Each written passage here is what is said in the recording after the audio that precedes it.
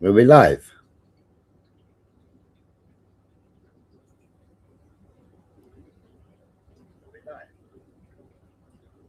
Hey up, Lindsay. Hey up, Michael. Oh, why? Is my mic all right?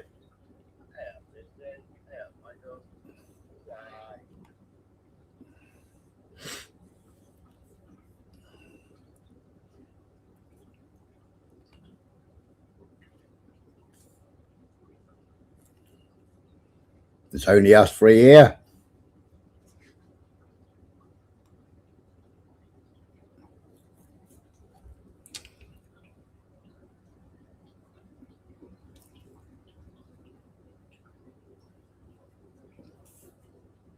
Yep, you're live.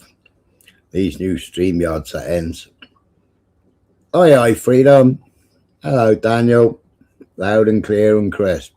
Oi, oi, Spike.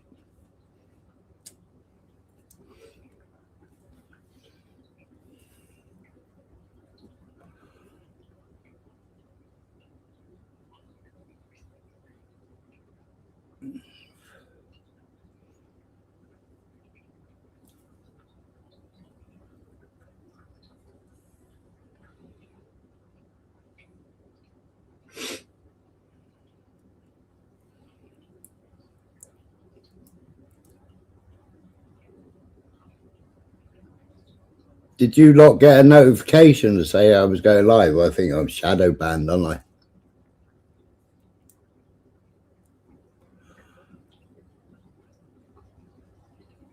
It doesn't even give me a notification to say I'm fucking live. Oh, you did, Spike.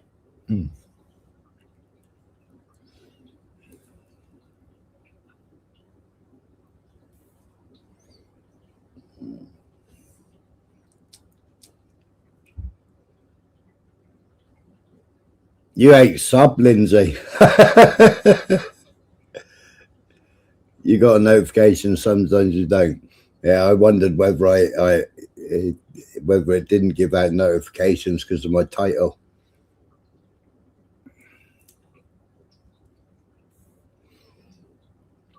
I did wonder whether it was because of my title.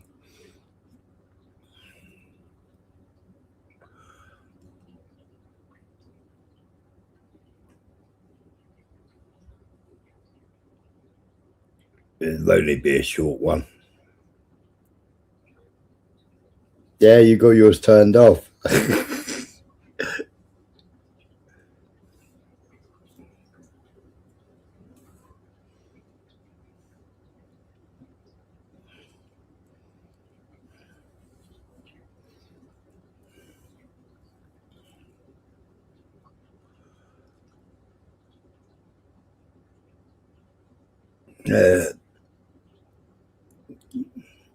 Why people think I'm a Jew hater, I don't know. I get called a Jew hater. I use the words that the Jewish people are using.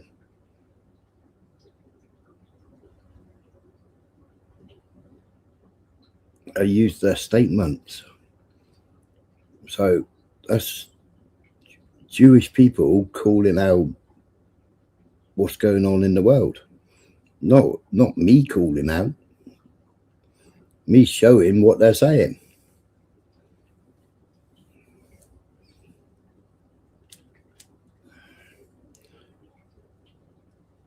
A few people, Linz, a few people.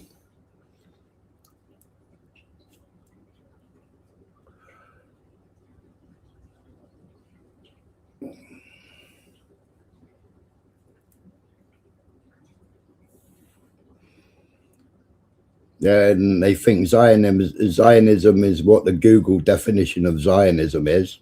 They don't understand Zionism, full stop. So they punch into Google what Zionism is. And they think, yeah, whoopee, we support Zionism because they should have a Jewish state. But then the Jews say Israel doesn't represent us. Zionism isn't Judaism.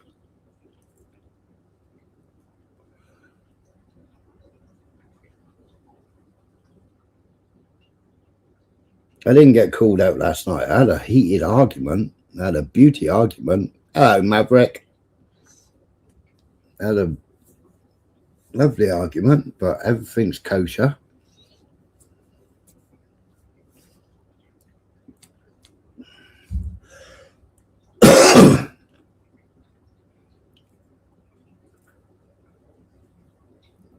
That was a good video earlier on, Maverick. Although it threw me because it went black for fucking ages. And I thought it finished, and then I realised it was 17 minutes long.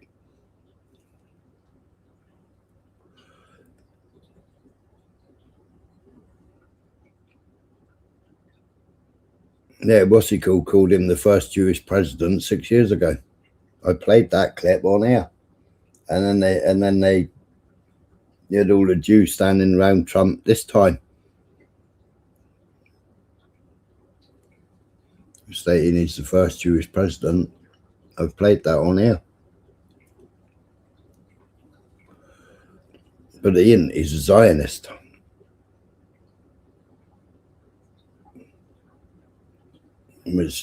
Zionism is destruction of Jews, and always has been.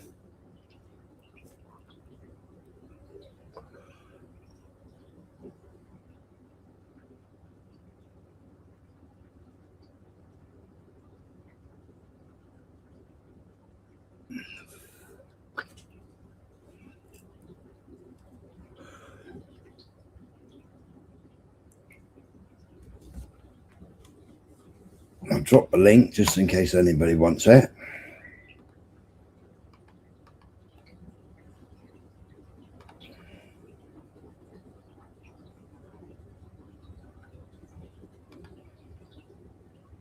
Hey, Jay. Right, I'll play some clips, shall I?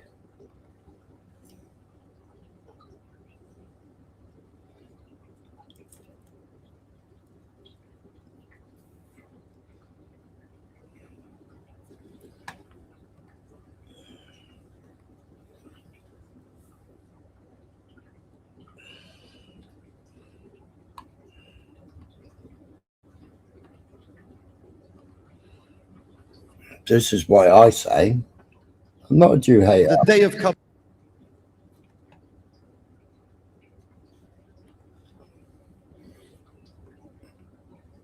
This was a big rabbi conference.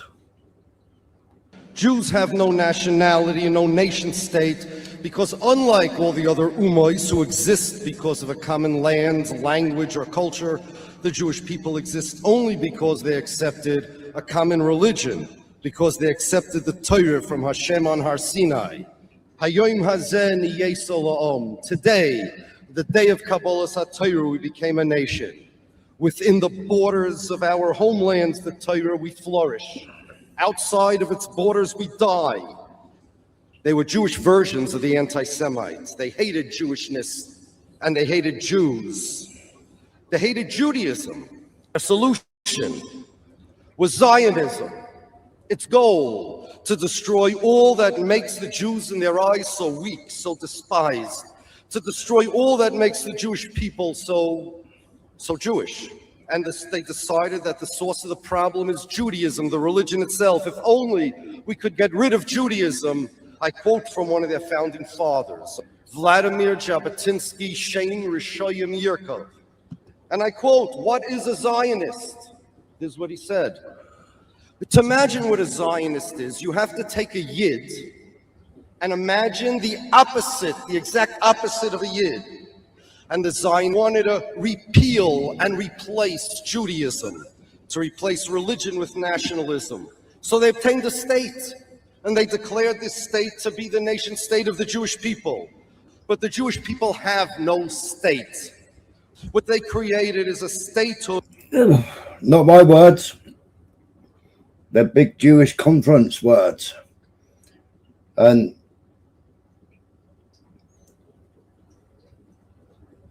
you got Jabotinsky, or whatever his name is, Zebi, calling them Yids because they were Yiddish.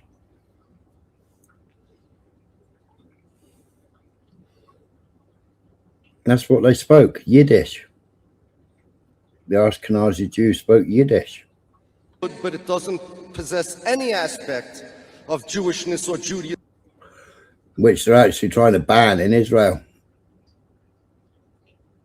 They want to ban Yiddish in Israel. Yiddish is like...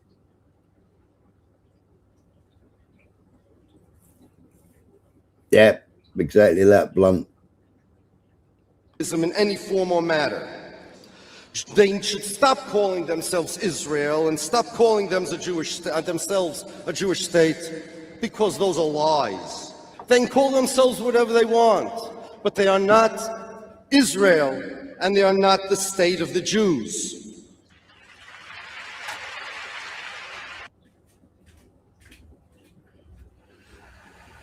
I didn't say it, did I?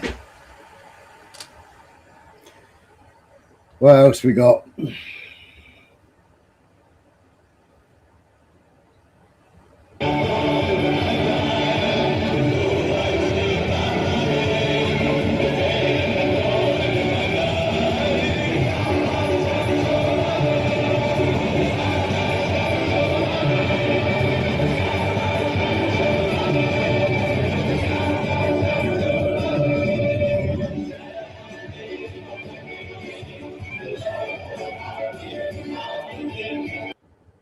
So that's Jews burning the Israeli flag, like I said. But I can put video of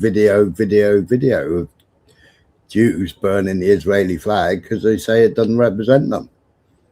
But I get called a Jew hater because I state what the Jews are saying. And the Jews are saying Israel is causing the anti-Semitism. Israel is causing the problem for the Jews. You know, Keir Starmer, what did Keir Starmer announce today in Parliament? 28 million for Jewish protection. He's given the Jewish community in London 28 million for security. For, I don't know, more Shomron police in London, is it? I don't know. 28 million. What about our girls and our women, where they've got open border policies? What protection are they getting? We're paying how many? What is it? Is it, how much is it a day now for housing? All these invaders in hotels. Hey, Tyke. Sorry, mate, you're off to bed.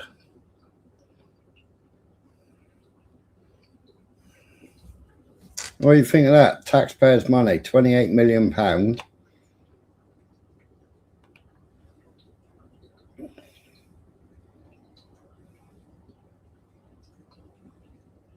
It is a great danger to the Jewish people to say that Zionists are its leaders. All the nations therefore mistakenly think that they speak in the name of the Jewish people, and because of this they turn into anti-Semites. Satmar Rabbi Raviel Title Bomb. Oh, I've played Title Bomb's videos before, haven't I? Not permit us to occupy. They are lying. The Torah does not permit us to kill or steal. The Torah does not permit us to occupy. They are liars. They are thieves. They are scoundrels. They are murderers. And it is not acceptable according to the Jewish teaching. Never was, never is, and never will be. We will not be silent. We dare not be silent. This is genocide. They are the anti-Semites. Jews and Muslims live for hundreds and hundreds of years and literally thousands of years in Arab countries.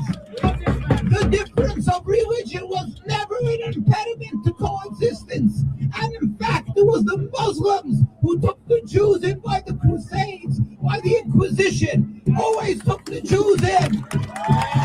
Throughout that occupation, throughout Zionism, we can live again. We can live again in peace. God will help with his compassion and mercy.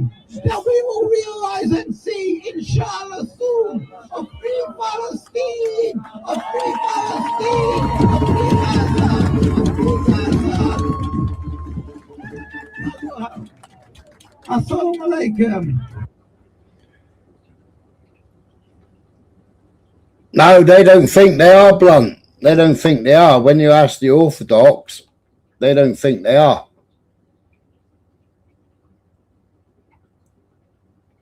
The Jewish Voice, Israeli government, shame on you. Israel is not a Jewish state. Jews are not a nationality. Judaism is an ancient religious collective. Zionism can never represent the Jews. The current current Zionist state of Israel is not a safe haven for Jews, but a country hostile to Jews. And it's always been hostile to Jews. Right from the inception, it's been hostile.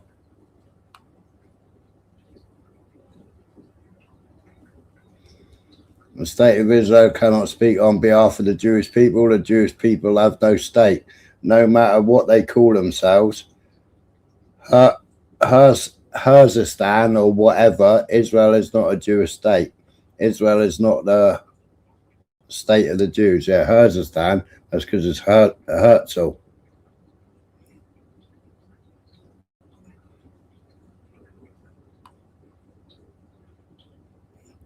Zionism, the irony of becoming what you hated. Zionism is nationalism or Nazism. Zionism is not Judaism. Israel is not a Jewish state. The Zionist state of Israel is today's Nazi state. Israel does not represent the Jewish people. That's Torah Judaism.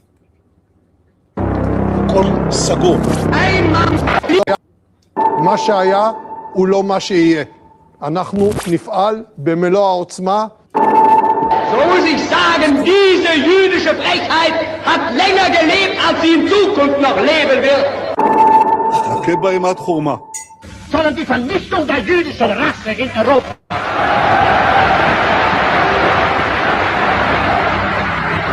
אין חשמל, אין מזון, אין מים, אין דלק. הכל סגור. Einmal wird unsere Geduld zu Ende sein und dann wird den Juden das freche Lügenmaul gestopft werden. אנחנו נלחמים בחיות אדם ואנחנו נוהגים בהתאם. אז זה לא תחזור להיות, חלק חמאס לא יהיה.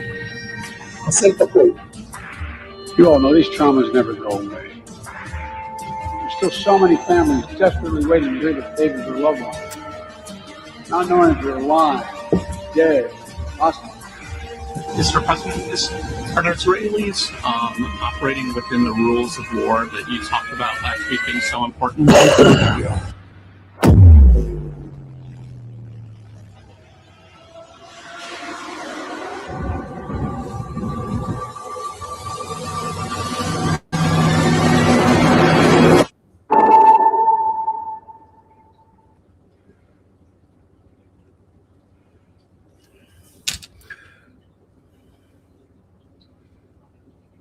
Yeah, Israel can be a fascist state, but we can't.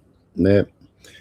Well, we got a bar prospectus plan, and we got a multiculturalism. Well, why was Belfast Council allowed to fly a Palestinian flag while no one flew an Israeli flag on October the 7th? Well, Richard Hawkins, that question answers yourself. Right, Netanyahu paid for the invasion on October the 7th. They knew months and months before the invasion, right? They knew the plan. They watched the exercises. They watched them planning it all, yeah. And what did they do the day on October the 7th in the middle of the night? They all stood down. They all stood down. Even Charlie Kirk called it out. You know, they stood down for 6 hours in some places and longer in other places. It takes 45 minutes. But they stood all the military down. They left girls manning the computers on the fences with no contact. All the contacts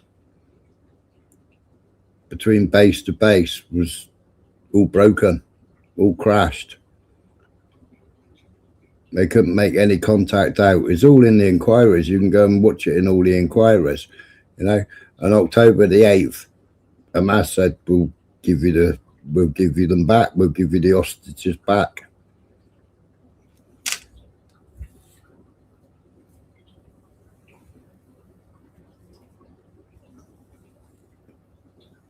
And what do they estimate? They estimate that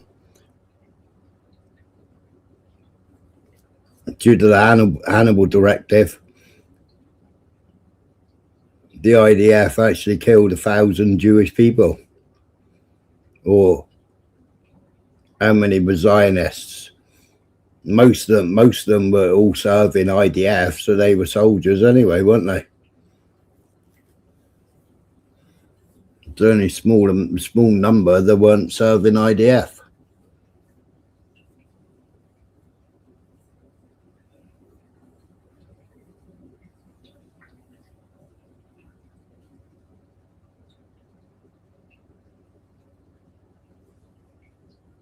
Yeah, that's right. Tight knows his biblical passage, and I can show it in all of it.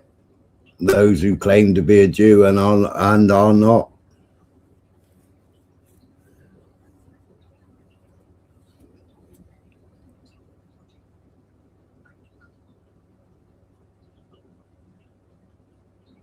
Yeah, Babylonian Talmud. Keep saying subscribers mode, but I'm a subscriber and some kind E. What does it say? Subscribers mode only, does it? Does it? Hang on.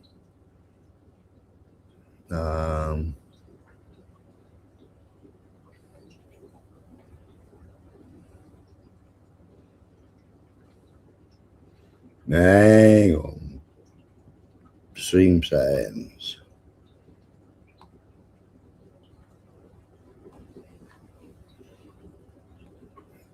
Dashboard. Content live. Hey up, November man.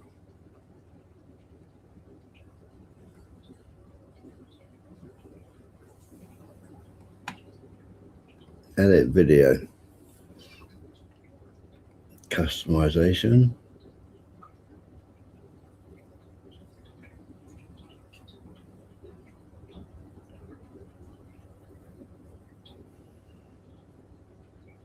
Oh no, I've got it set on subscribers for 5 minutes. So it keeps the trolls out. They can subscribe for 5 minutes, troll me, and then they can bug off again and unsubscribe. Oh.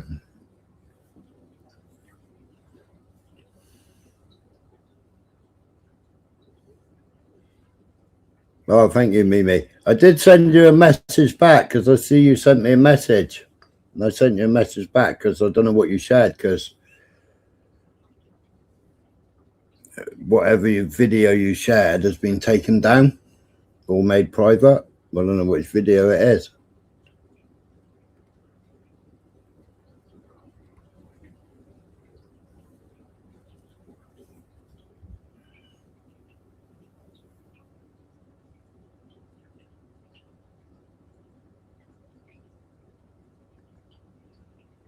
You see that video you played the other day of the shooting? I didn't notice the people in the background pointing at the cameraman and letting the shooter know he turned around to look at them.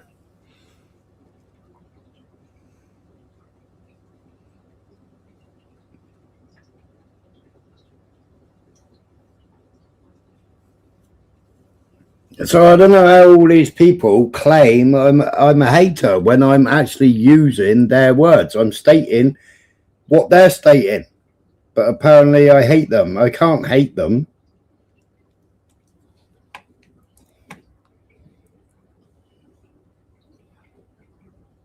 The state of Israel does not represent the world Jewry. Israel cannot speak on behalf of the Jews. Not all Jews are Zionists. Zionists insist on equating Judaism with Zionism, but it's far from the truth. What's been just dropping back. Backstage bandit, eh? Are you a backstage ass bandit, are you?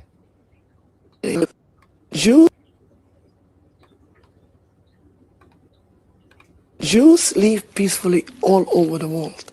The most dangerous place is the state of Israel. How they can justify themselves? They say, I want to bring a safe haven for Jewish people. They bring any safeness. They're only bringing bloodshed after bloodshed after bloodshed. And I'm speaking for Jewish people, not for Palestinians.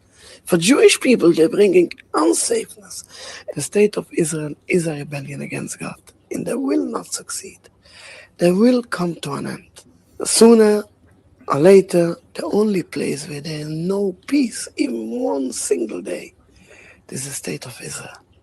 We hope and pray for a peaceful end, but they will come to an end. In today's day, where is the most dangerous place for Jewish people? Living for Jewish people. Go all around the world. All the world, you will come to one point, the middle of the world. It's the state of Israel. Jews live peacefully here in England. Jews have a good life today in England, in the USA, and I will tell you more. Not only in the Western war, in the Western land. Jews live peacefully even in the Muslim world. Everybody knows a bit the history. They're knowing we have a golden life in the Muslim countries. We were persecuted in many places in the world, and the Muslim saves us. They give us a golden place to live there.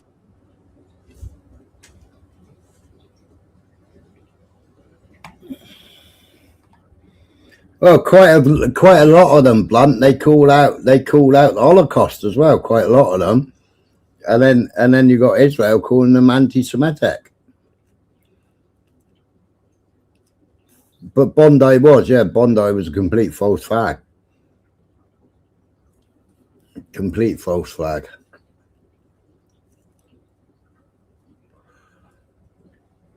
The video recordings of a court where a living man produced birth certificate in court to show what's really going on, as I only say fact and prove it unless telling jokes or trying to be funny. Ah, right, okay.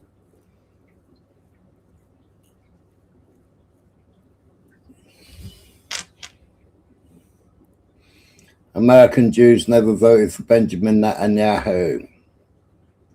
Israel is the only country claiming to be a homeland for Jews or of other nationalities. Observe, the state of Israel does not represent the Jewish people. Zionism is not Judaism. Stop using our name, hashtag anti-Semitism, hashtag Israel. People must know that the state of Israel does not represent the Jewish people. Jews should not be associated with the actions of the Israeli government. Of course, violence against anyone is never accepted. However, if the Zionists do care for the safety of Jews, they should stop calling themselves a Jewish state. This sets the false and dangerous impression that Jews are somehow extensions of Israel. It's wrong, dangerous, and must be stopped. For more information, follow at Torah Jews. People must know that the state of Israel does not represent the Jewish people. Hello, Mr. Dunser.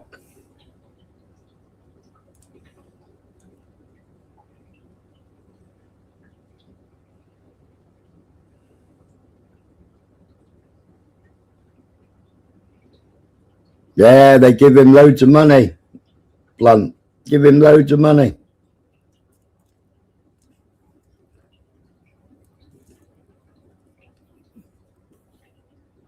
But then you got the Zionists that stand next to him with these Orthodox Jews.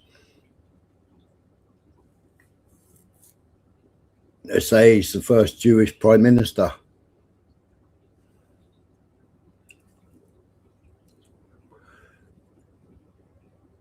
Tell that to the inhabitants of Jericho, you thick old git. Go on, explain more, Tyke.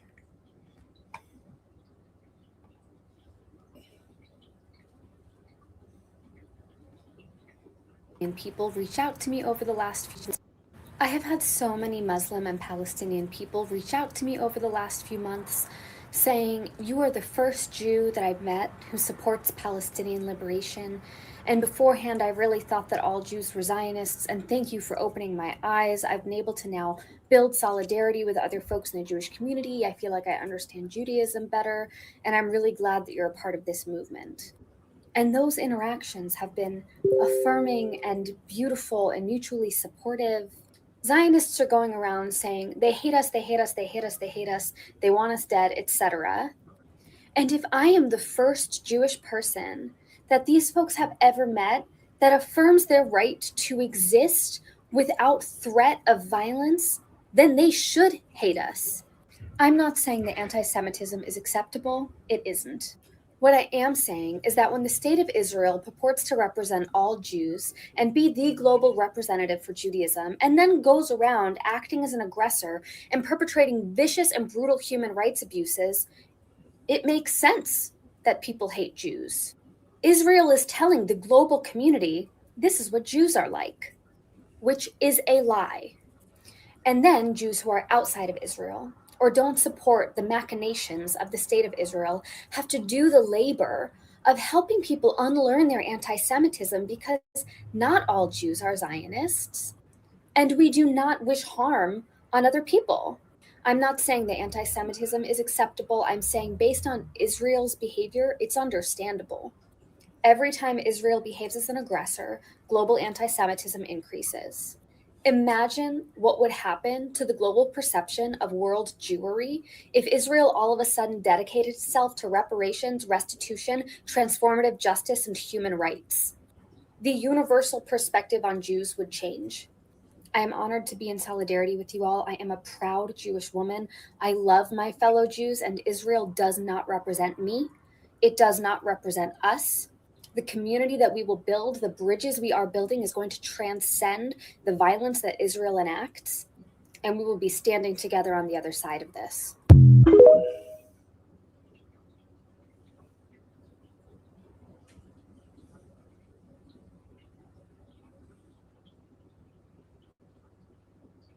Violence is not acceptable. The Israelites were told to march around Jericho 7 times blowing trumpets, yeah. And the walls fell down. They had to genocide everyone in the city, babies and all, yeah. Well, that was the sacrifice, wasn't it?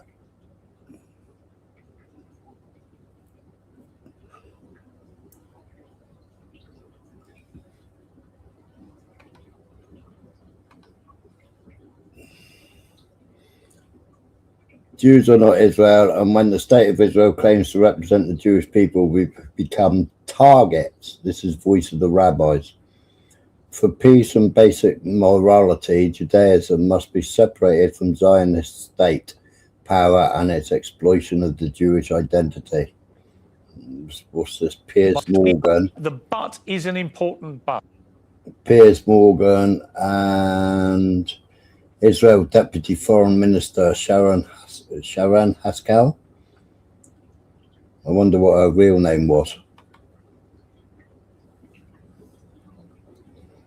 Why does Israel sell so much suntan cream? If they were Semitic, why would they buy so much suntan cream? Because the Semitic people don't use suntan cream, do they?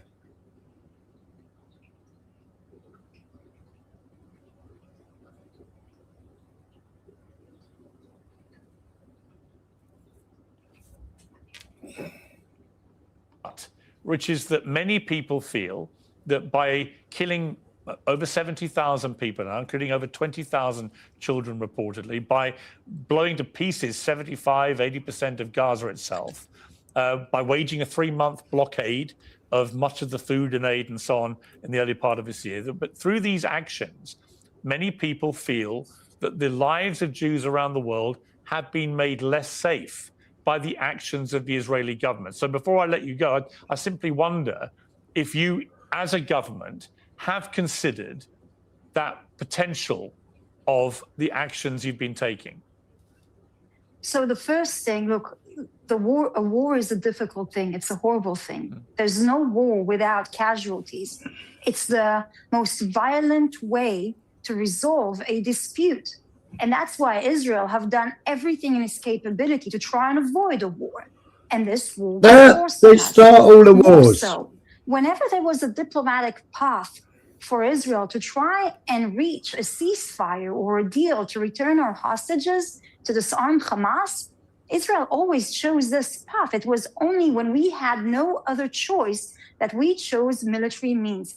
And if you want to tell me there is any war in the world, whether the UK can conduct it or America or Pakistan, I don't know, that they can conduct a war without any casualties, I tell you it's impossible. You know the difference. The difference I would say. Look, you're talking to somebody who opposed. I led the campaign against the Iraq War in the UK, running one of the papers here. So I disagree with what my own government has done in warfare from time to time, and I've simultaneously agreed with them about other things. But I feel that I've been increasingly concerned about the safety of Jewish people around the world, and I feel. Well, I'm very glad, put it this way, that there is a ceasefire now. And there is no ceasefire. They're still killing people every day. They're allergic to olives. Yeah, that's weird, isn't it? They're allergic to olives. And they cut all the olive trees down. Because that's how the indigenous earn their money, selling olives. They're that thick. But they don't even sell the olives. They steal the olives or destroy the olives.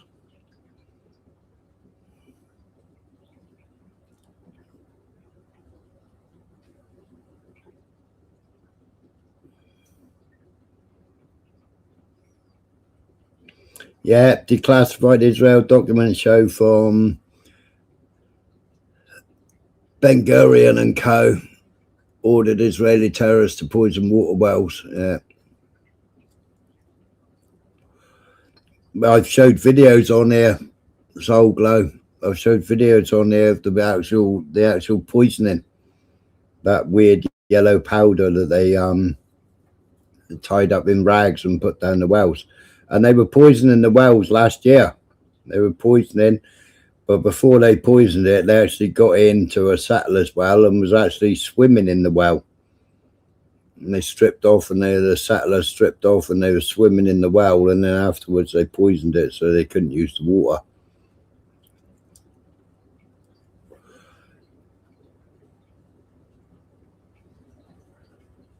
Hello, Triller. Bloody hell, long time no see.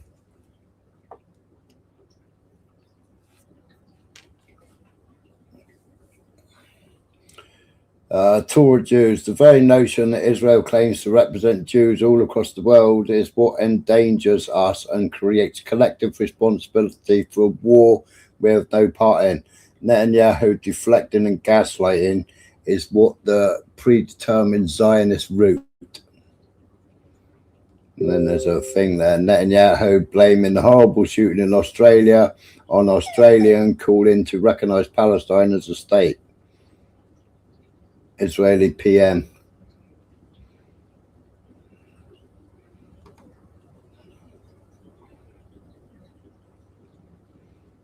The link didn't take me, did it?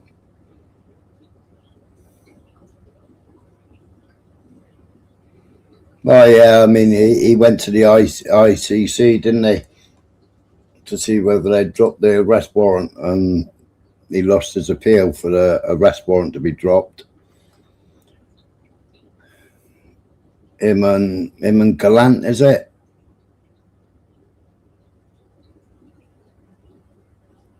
That's biological warfare. Yep. Well, same as the pagers, wasn't it? You know, but our government has given Palantir all these big contracts for all the AI and everything else. The police forces using Palantirs.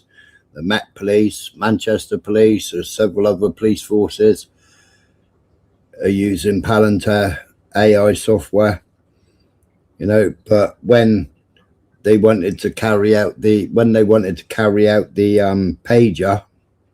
pager explosives, they all had to fly out from London. The experts had to fly out to London so they could activate what was in the pages. Yeah, exactly that blunt. There's another, I think there's another video come out today, I think, about poisoning wells and poisoning water. I'll have a look for it in a minute. Let's have a look.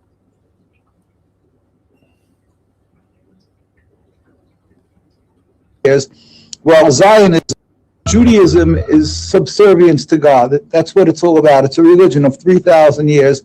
Well, Zionism is a mere 150 years. It's a transformation to nationalism, to have a piece of land.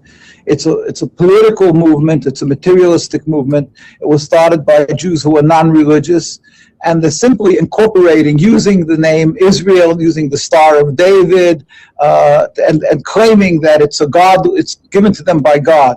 And we who are following the Torah, who are true to the Torah, stand up adamantly refuting what they're saying. The Jewish community had been living together with the Muslim community and the Christian community, and since this movement started, and since they gained hold in the land and eventually got rule over the land, there's been endless bloodshed. There's hate that has grown thousandfold. It's a wedge driven between the Jews and the Muslims, and it's brought death and suffering to the Palestinian people in the majority, but to the Jewish populace also.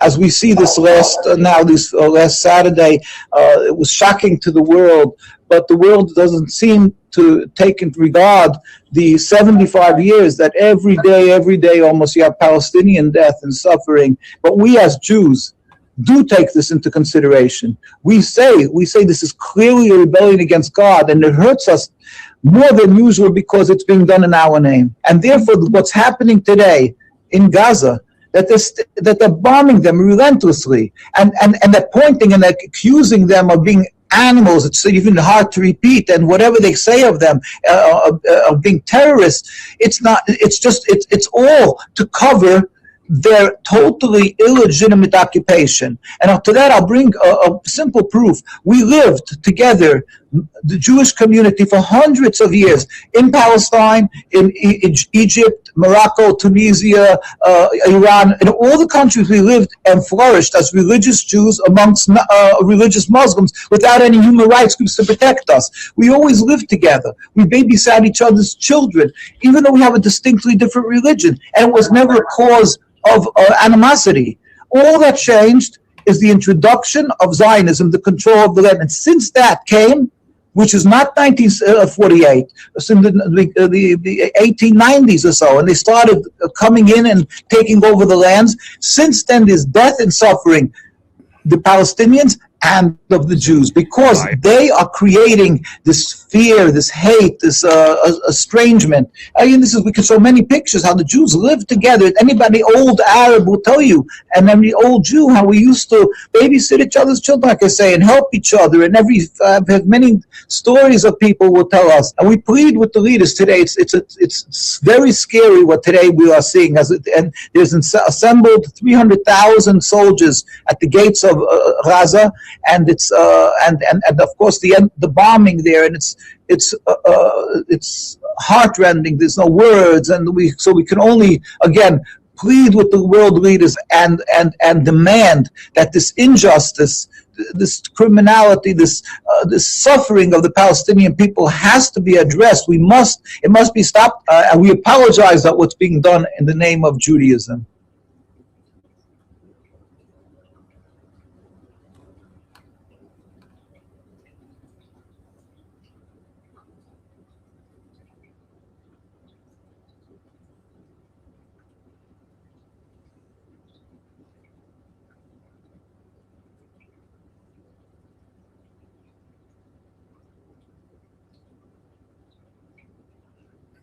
Get on, Triller. Yeah, don't forget the microplastics.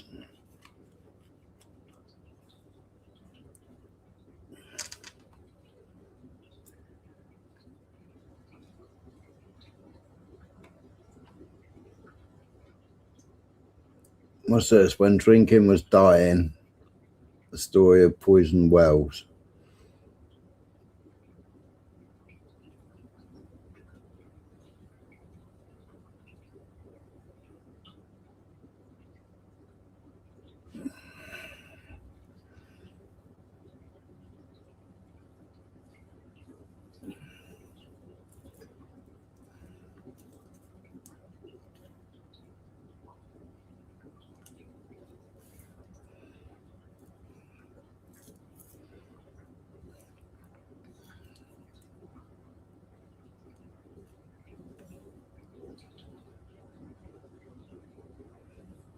Hey up, Black Caller.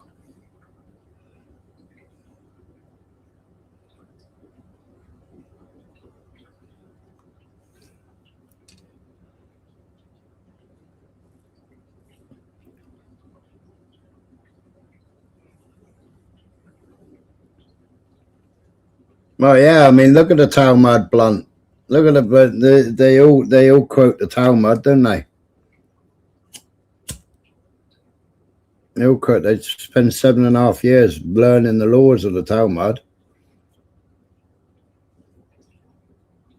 5 years to read it, and then another 2.5 years to go over it again. I think it is in the Talmudic schools. Remember when Iran was bombing Israel, it bombed the Talmudic, one of the Talmudic schools, and all the hill and everything was on fire, and they couldn't put it out.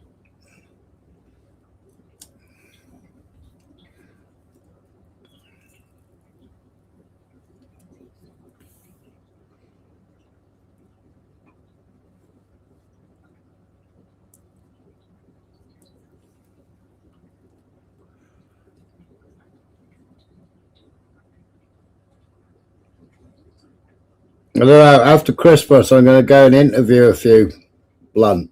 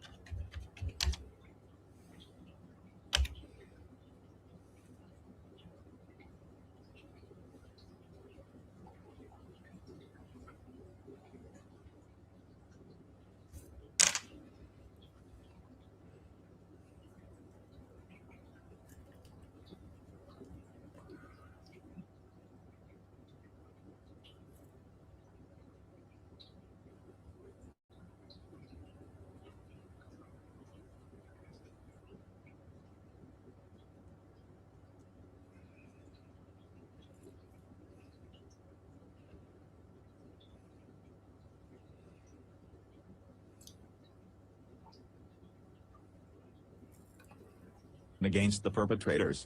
The city received 11 replies.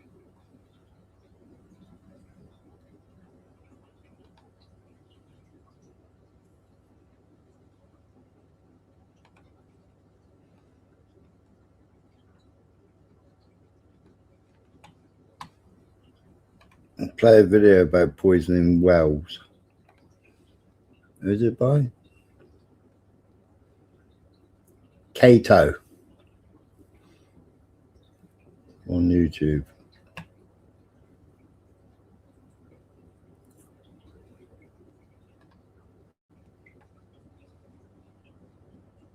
Move that.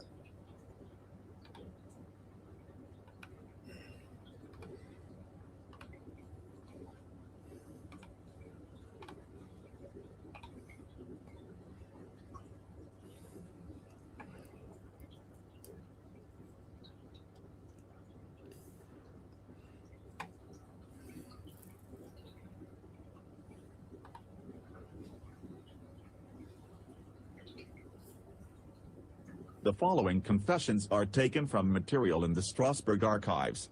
The city wrote around to neighboring cities inquiring whether they had evidence that Jews were poisoning wells and what steps were being taken against the perpetrators. The city received 11 replies in all. The formal courtesies have been omitted at the beginning and end of the letters. One reads, Rodolphe Doran, Knight Lord of Artils, Bailiff of Lausanne, and Michael de Vevey, Esquire, Saudier of Lausanne on behalf of the citizens of Lausanne, to Conrad van Winterther, the Burgermeister of Strasbourg, and the city councillors. Lausanne, the Saturday after St. Martin and Winter. November 15, 1348.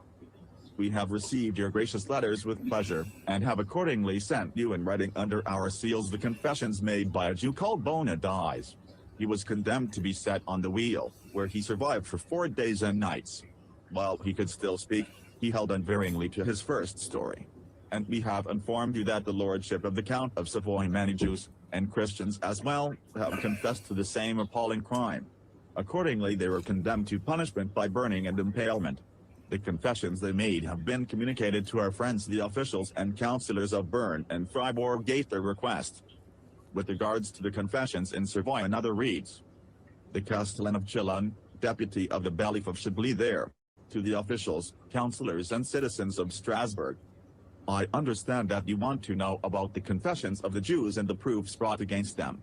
I am writing to tell you that the people of Bern have a copy of the Inquisition and confessions of the Jews dwelling in their neighborhood, who were involved in putting poison into the wells there and in several other places, and that copy contains a detailed account of the truth of the matter.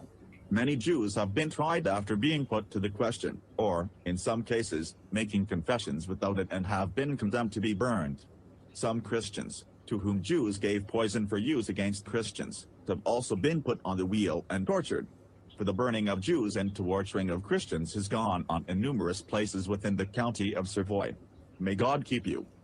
The confession made on the September 15, 1348, in the castle of Chillon, by the Jews of Villeneuve prison there on the charge of poisoning the wells, springs and other places, and putting poison into food in order to destroy and wipe out the entire Christian religion. Bondi, a Jewish surgeon who lived with Donan, was arrested at Chillon after being found in the neighborhood. He was briefly put to the question and, when it was over, he confessed, after a long interval that about 10 weeks earlier, the Rabbi Jacob... Yeah, it does sound like the Nuremberg trials, doesn't it, Blunt? Since Easter, sent him, by a Jewish put on the wheel for 4 days. About the size of an egg, in the form of a powder, enclosed in a leather bag, accompanied by a letter, commanding him on pain of excommunication and by the obedience he owed the Jewish law, to put the poison into larger drinking wells of the town, the ones most commonly used, in order to poison the people using them, and not to tell anybody at all. The letter also said that rabbis have given orders for the same thing to be done in various other places. That was like the story of that bread, wasn't it? Because they were poisoning the food. Which is where the that's where the bagel came from, wasn't it? Was that where the bagel came from, or where some kosher bread came from? Because they knew if they bought that because it was kosher, they knew it didn't have poison in it, but the other bread had poison in it. Yeah, Francesca Albanese's accounts have been frozen because of the ICC, yeah, and because of what she's been saying. Yeah, she's having to borrow credit cards off of other people, and when she books in her own name, bookings get cancelled. There was somebody out there, the ICC, Great Britain went against the ICC and imposed sanctions on the head of the ICC that carried on with the arrest warrants. America have sanctioned him as well, and yeah, he booked to go somewhere on holiday or something, and all his booking got cancelled.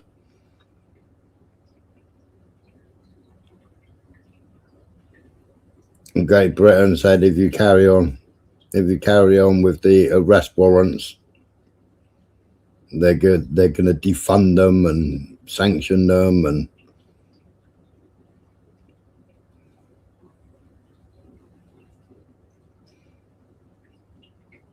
yeah, I can see it all going on, November man. You seeing it all as well, are you, about Venezuela? What about Somalia? Have you seen the Somalia stuff?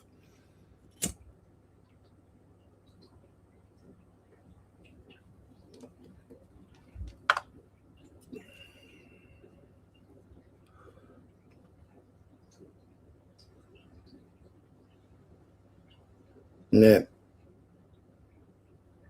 Where Americans are training the Somalians, and they just went into that village and completely shot up a load of civilians. Over 100 civilians. I think 60 of them were children, they said.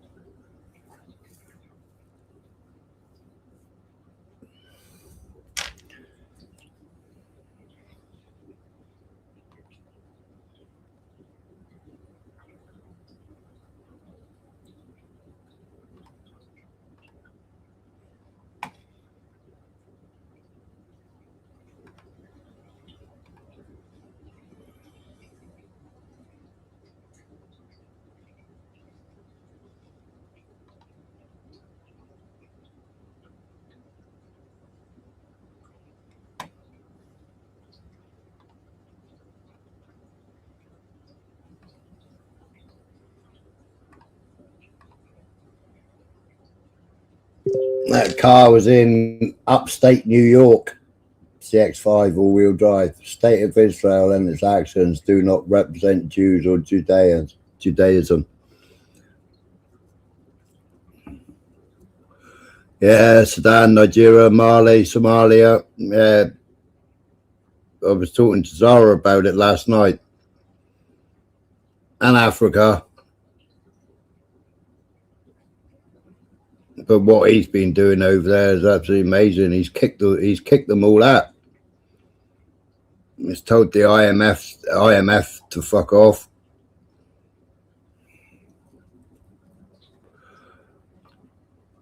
I can never say his name.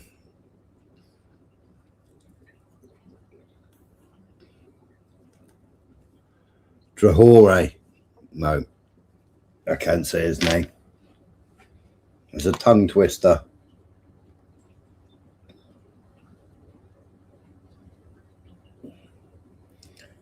Jewish voice. The Jewish people have no state. Jews don't have an army. Judaism is a religion, not a nationality.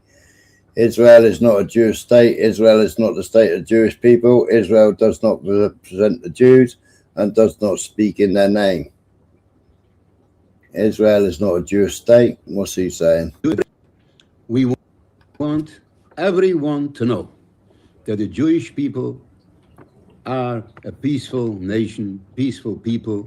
The Rebbe cried over the dangers of Zionism. He said that not even one Jewish soul should be sacrificed for the state of Israel. And I want to let you all know that it's our greatest desire to live in peace with all our Muslim neighbors. Israel does not represent Jews. May God release all the hostages and bring peace to all innocent people. We want everyone to know that the Jewish people are a peaceful nation, peaceful people. The Rebbe cried over the dangers of Zionism. He said that not even one Jewish soul should be sacrificed for the state of Israel. And I want to let you all know that it's our greatest desire to live in peace with all our Muslim neighbors. Israel does not represent Jews. May God release all the hostages and bring peace to all innocent people. We want everyone to know that the Jewish people are a peaceful nation, peaceful people. The Rebbe cried over the dangers of Zionism. He said that not even one Jewish soul should be sacrificed for the state of Israel. And I want to let you all know that it's our greatest desire to live in peace with all our Muslim neighbors. Israel does not represent Jews. May God release all the hostages and bring peace to all innocent people. We want everyone to know that the Jewish people are a peaceful nation, peaceful people. The Rebbe cried over the dangers of Zionism. He said that not even one Jewish soul should be sacrificed for the state of Israel. And I want to let you all know that it's our greatest desire to live in peace with all our Muslim neighbors. Israel does not represent Jews. May God release all the hostages and bring peace to all innocent people. We want. Didn't realise I started replaying. What about the Christians? Why aren't they mentioning the Christians? What about the Christians?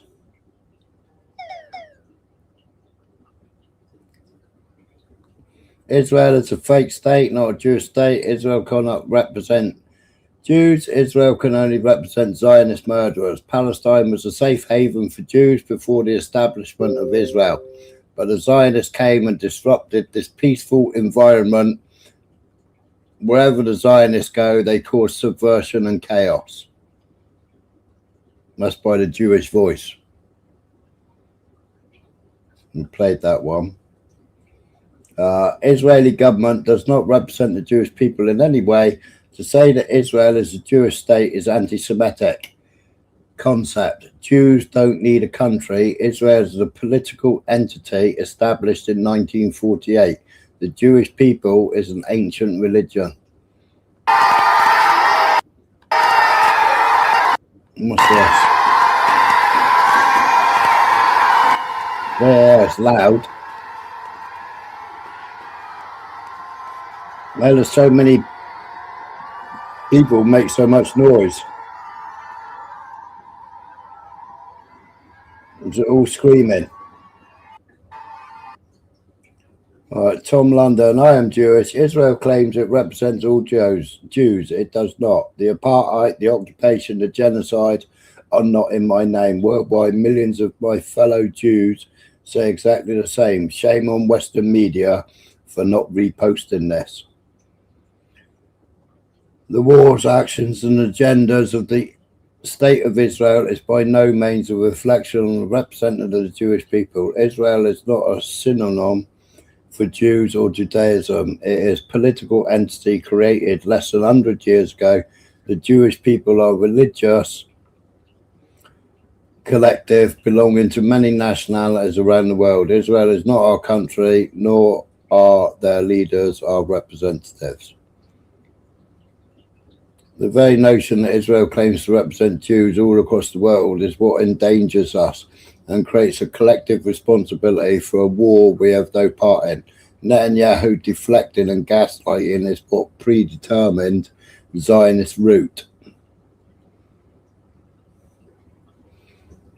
Israel does not represent the Jewish people. Judaism is a faith, not a flag, not a government, not a nation state. Israel is not a Jewish state. You can't just take an ancient religious collective and transform it into a nationality because it's convenient for the Zionists. Yes, Jews live in Israel and we pray for their safety. But that doesn't make Israel the country. Does anybody wonder whether he was one of the New York, where was it, in New York? Where they had the tunnels? I showed the tunnels the other day. Where they put a slit in somebody's throat and they release the blood because they want to try and bring that person back. Remember I showed that the other day? Of all Jews of all nationalities, combining Judaism and Zionism is the key in creating more anti-Semitism.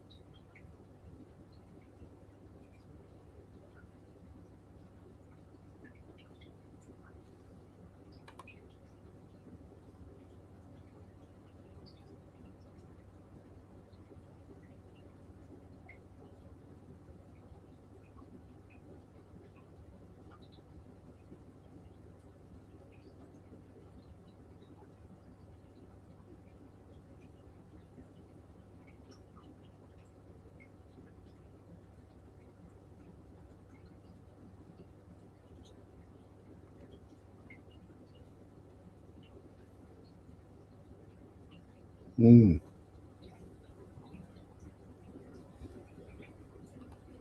else we got?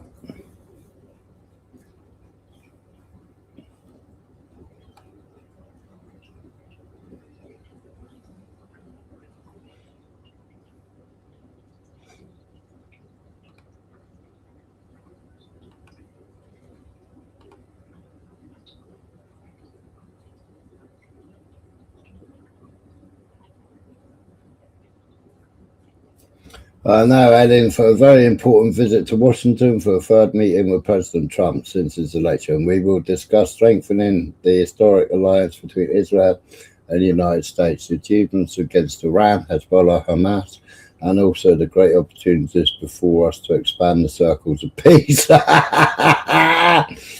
saying that with a clear commitment to return all the hostages, to eliminate Hamas rule and capability. Fuck it, he's been giving them 15 million a month.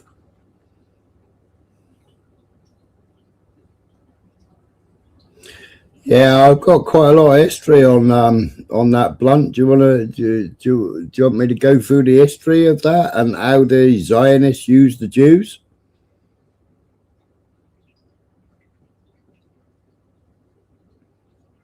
Yeah, see Modi.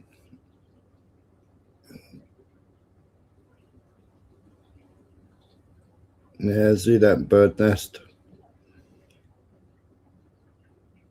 Do you want me to go through the Zionist doctrine, Blunt? How the Zionists backed Hitler.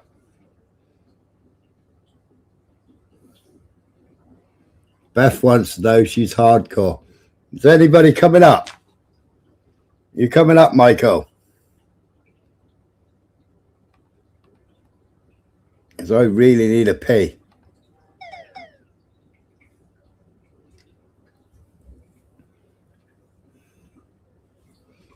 What can I put on while I have a pee?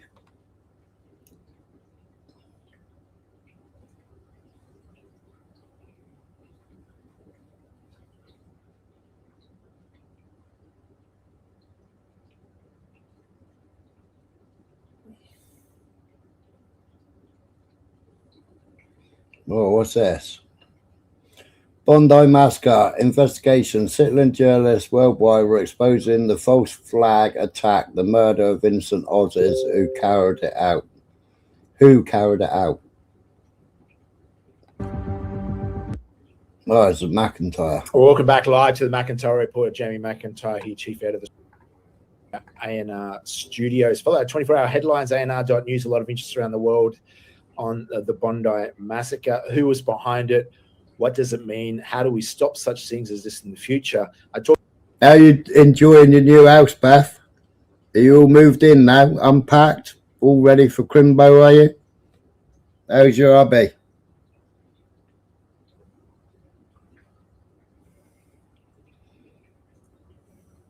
Talked about that on the Redacted also on their show this morning. That's now up and live. You can see that.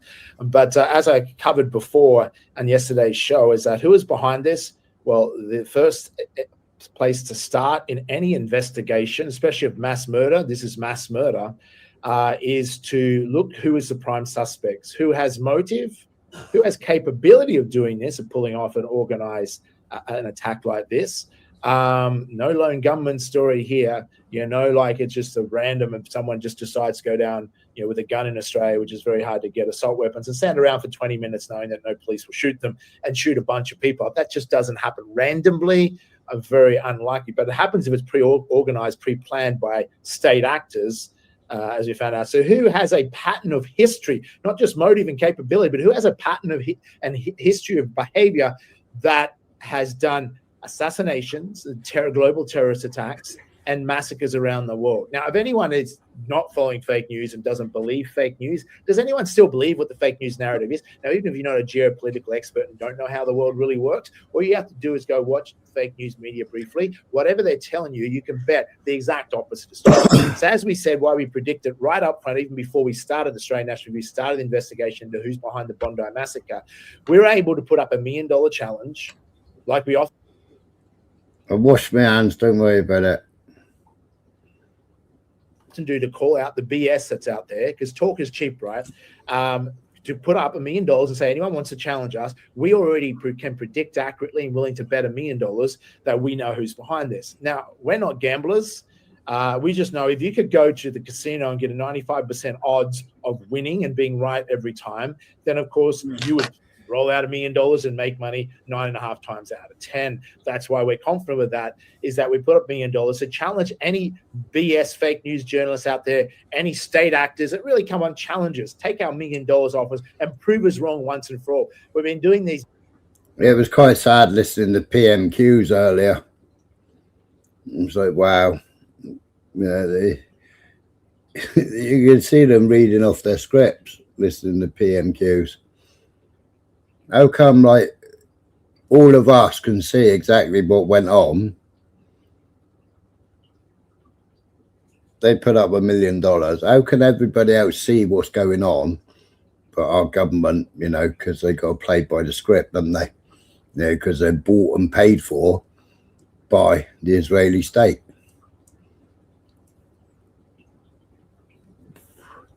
I was called out on the Maccabee. But you got 4 or 5 of them, wasn't it? 5 of them in that Maccabee inquiry, all bought and paid for by Israel. The Speaker in the House, bought and paid for by Israel. Why have we got the Speaker of the House that, you know, supposed to conduct everything in the House of Commons, is Israeli bought and paid for? Why is that?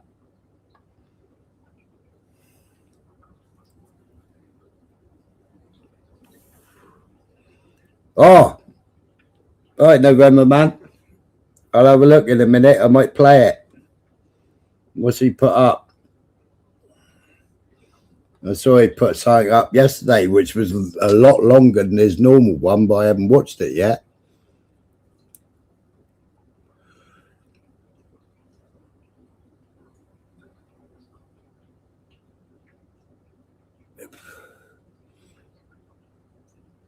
You sure that he is live?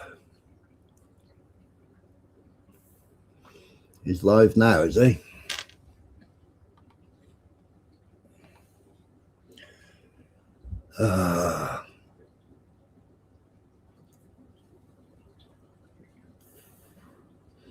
What time did he go live?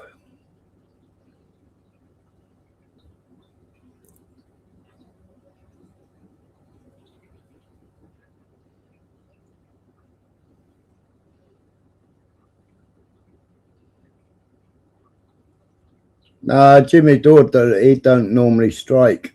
As long as you credit him, he don't normally strike. He's on Rumble live now, is he? Oh, why are you on Bing? What is going on, Bing?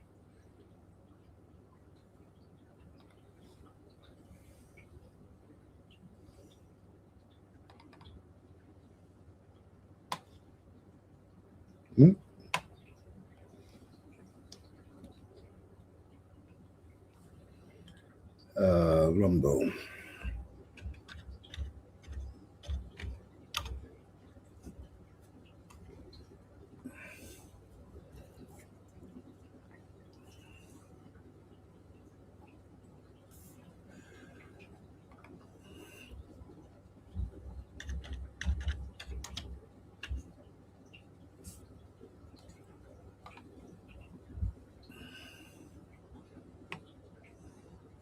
Oh, it's because he's not. Trump's announcing the war, Venezuelan war. Twas the fight before Christmas, when all through Dubai, just one stadium. Doctors shocked. Apple cider vinegar trick shrinks a swollen prostate. Taking the piss out of Cash Patel. Vinegar trick buried inside a cloud. Yeah, I think so.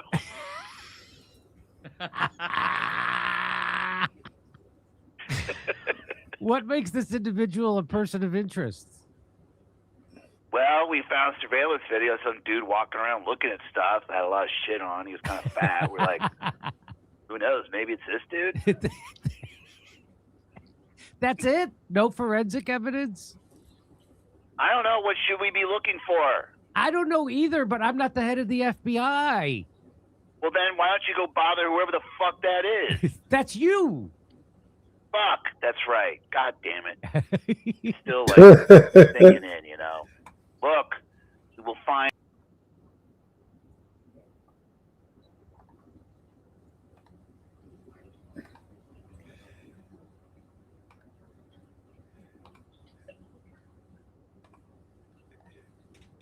He is And what if fucking you bring him in hilarious, and isn't he's he? not the shooter? The real shooter will have had a week or more head start on you. What then? I don't know. We would podcast. No, sir, not a good idea. A mass shooter like this completely getting away with his crime is almost unprecedented. Can you really afford to have that happen on your watch? We won't let that happen, dude. We'll pull out all the stops. We will appeal directly to the public for help. We'll go on every podcast. Enough with the podcast. We'll go on. But I like them. It's a good hang. Yeah. I could go on a comedy podcast and roast the shooter. Maybe that would help somehow in some way. Okay, well, I wanted to get a sense of where the investigation stands, and I think my question has been answered. What the fuck is that supposed to mean, dude? Why are you being a sarcastic bitch all of a sudden? Are you talking shit right now, right to my face? Yes, FBI Director Patel, I am indeed talking shit right to your face. What are you going to do about it? Nothing. Probably nothing. Okay then. Director Patel, thanks for your time. All right, thanks for your assistance in getting the word out, Jimmy. Oh, and when this vid drops, be sure to tag me so I can cross-post on all my platforms. Cool, dog. Thanks. K-Patty out. He is such a clown. He is such a clown. I haven't got a clue what he reminds Shout me out of. to Randy and them. What's he say about Trump earlier? Those are the guys who were actually doing the investigation and cash. Video released by the FBI? Oh, and the video released by the FBI? Park t-shirt today, everybody. I just want you to know I'm wearing my Bidham Park t-shirt. I got it from Steve Bullock. Thank you, Steve Bullock. No, why wouldn't it Bidham Park rewind?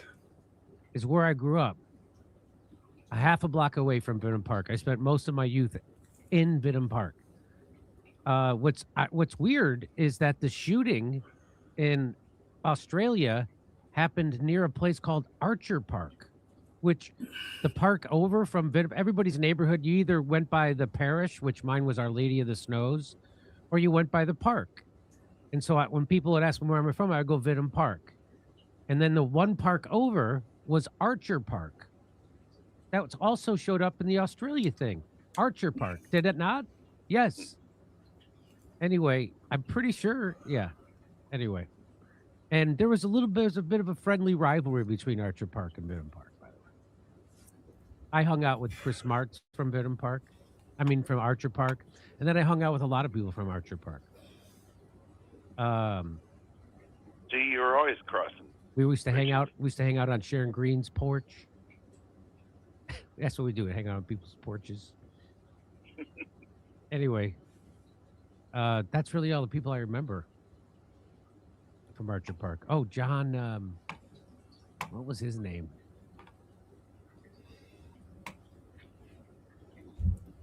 Have you seen the thing? I spoke about it, didn't I? That they consider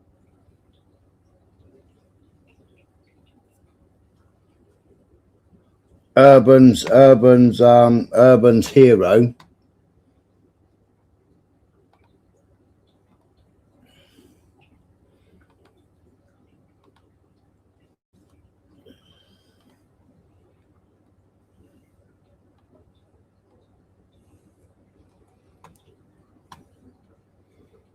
This is Wally Rashid. Shocking US bill to police Europe's Israel critics. So I suppose I'm going to get attacked now.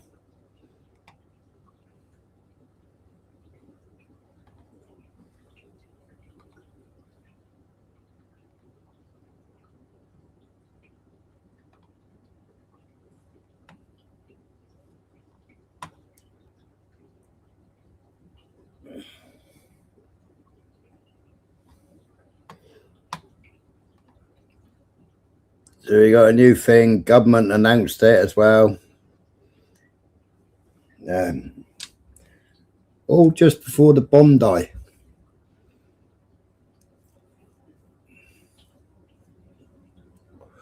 Yeah, I don't know why November, man. I can't rewind it back. Well, whether there's some sort of lag in it, but when I rewind it back, it just goes back to Cash Patel.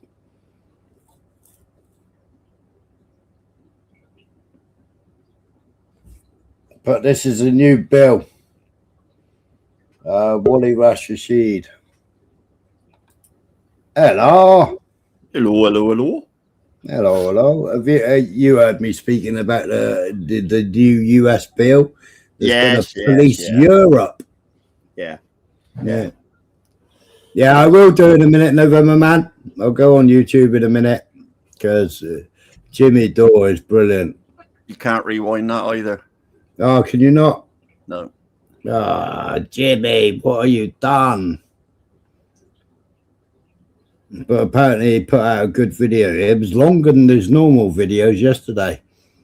But Redacted have done a couple more videos about Bondi as well.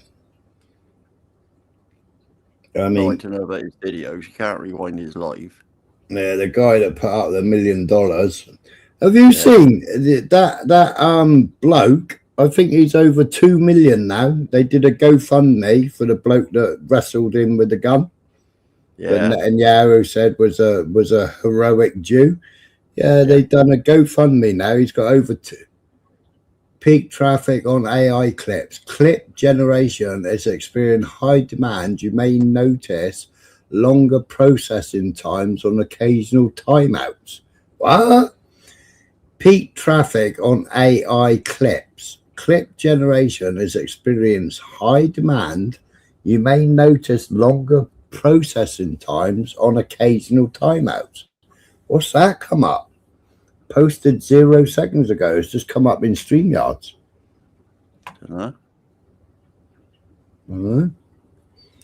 But Wally Rashid, he's going to speak about that bill. Now the United States is focusing on tone policing and making sure that European countries, which are U.S. allies, continue to love Israel and don't pass anti-Israel legislation that they consider would be anti-Semitic. So this was introduced today in Congress, of course, by none other than pro-Israel Zionist Randy Fine. He introduced this today. Take a listen to this absolutely ridiculous speech he gave, and let's discuss it. Of anti-Semitism, to make clear to our European allies that the conduct that they have allowed to take place within their countries is simply unacceptable. After this assessment, the Assistant Secretary for European and Eurasian Affairs will engage with those countries that are identified as countries of apparent concern and ask for their cooperation in countering this rising anti-Semitism. And it will require those individuals to provide a briefing to both our committee and our Senate counterpart to make sure we are up to date on what these European countries are doing. But make no mistake, and let me say this loudly and clearly, what these European countries have allowed to take place in their countries is unacceptable. And we should be warned that where anti-Semitism rears its ugly head, societal calamity soon comes thereafter. That's what we've seen in 3,000 years of anti-Semitism around the world. So I again want to thank the chairman for bringing this bill up, for making it a priority for a Australia isn't European, from what I know, but Netanyahu threatened them, didn't they? This was 12 days ago. This was 12 days ago. This was when he put this out. Wally Rashid. allowing us to say to our friends in Europe that what they have allowed is simply unacceptable and that we in the United States will be watching. And with that, Mr. Chairman, I yield back. There we go, guys. There we go. The United States clearly did not have enough of policing the entire world. Apparently, American policing countries, we just haven't gotten enough of that. We have to do more. And this time, instead of building military bases everywhere, we're going to put legislation forward to make sure that they love our greatest ally in the world, the project in the Middle East called Israel. That's the state of America today. That's what we're going to do. And it's going to solve the problem, of course, Of course it's going to solve the problem. Now nobody's going to be hateful when we have European countries reporting to Daddy America to see what's going on and how critical they are of our daddy Israel, which basically controls our country. Then that's going to really solve everything.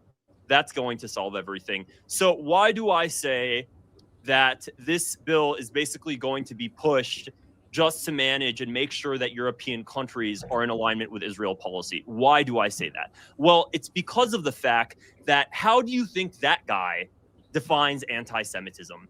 Do you think he's defining anti-Semitism in a way that actually targets and is hateful towards Jewish people, which I don't condone? I don't think hate speech, truly just hateful rhetoric towards any group of people for things that they innately can't control, that's wrong. That's wrong. But all of a sudden, when anti-Semitism now becomes conflated with... But it's nuts, isn't it?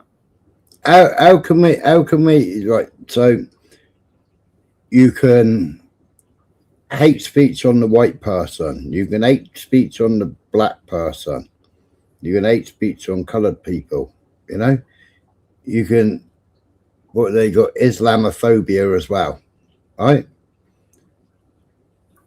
You can hate speech on Christians. The Torah hate speeches, the Talmud hate speeches on Christians.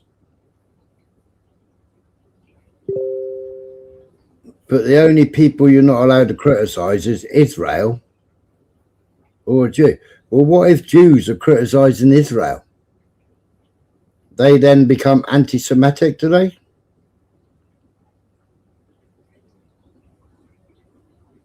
The Bible, they've already classed the Bible as anti-Semitic, and they wrote the freaking Bible.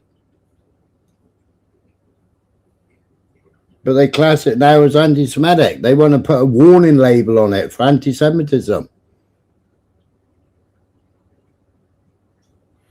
Just can't write it, can you? Mm. So America wants to police Europe. You know, Netanyahu wanted to police Australia. It is going to be funny what comes out of that investigation, though. You know, will they call it out as they called all the other false flag attacks out? Will they call it out as a false flag attack again, like they've called all the other false flag attacks out? Yeah, the fake caravan bombing, etc., etc. Yeah, he threatened them. Yeah, so I got the speeches. But how can America police Europe?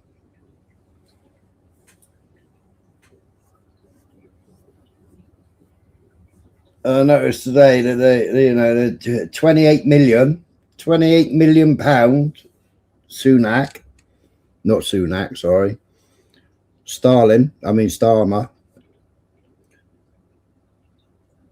is given for protection of Jews.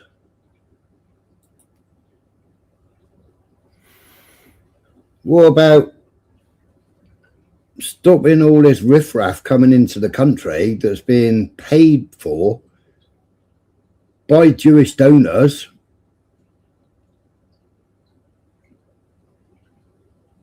and allowing them to assault children, allowing them to rape women?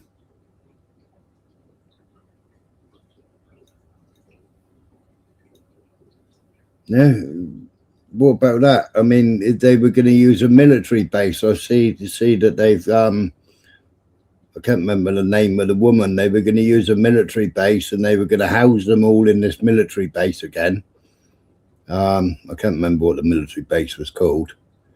You know, but why aren't they housing them in disused military bases?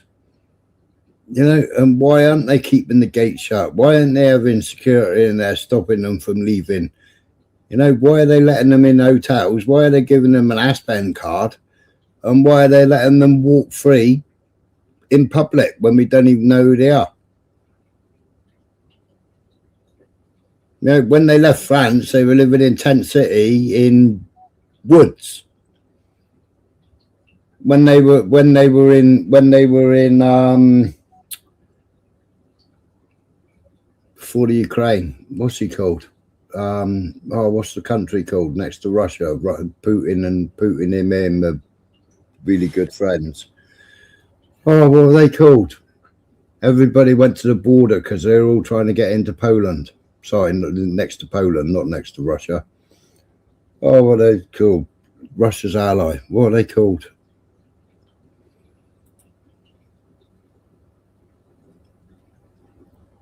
And they all turned up in Ireland. They got coached out of there. I can't remember what the bloody country's called now.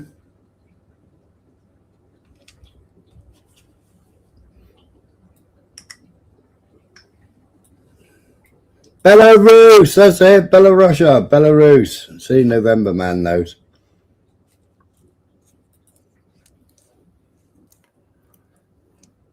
So they were living in tent. They were living in tent cities there.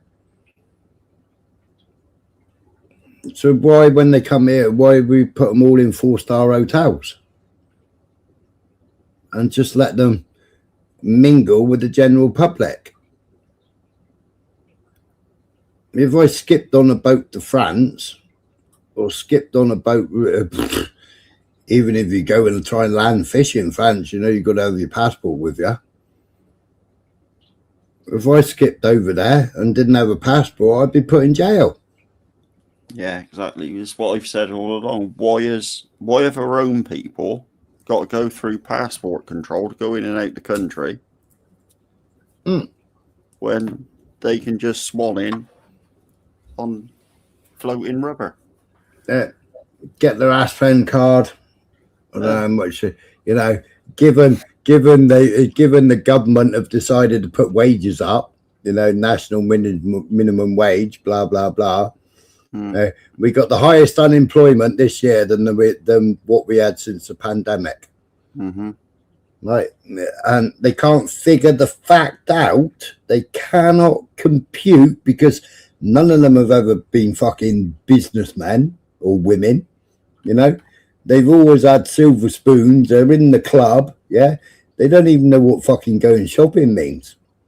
If you ask, I mean, what did they asked Starmer, didn't they, a couple of years ago? How much is a loaf of bread? How much is a pint of milk? You know, when he was stood at the petrol station. Yeah. You know, and he couldn't even fucking answer the questions, right? But when they put national minimum wage up, right? When you own a business, that means one employee has got to go.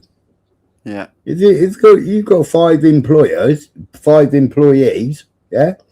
When they put up that national minimum wage, one person's going to get sacked.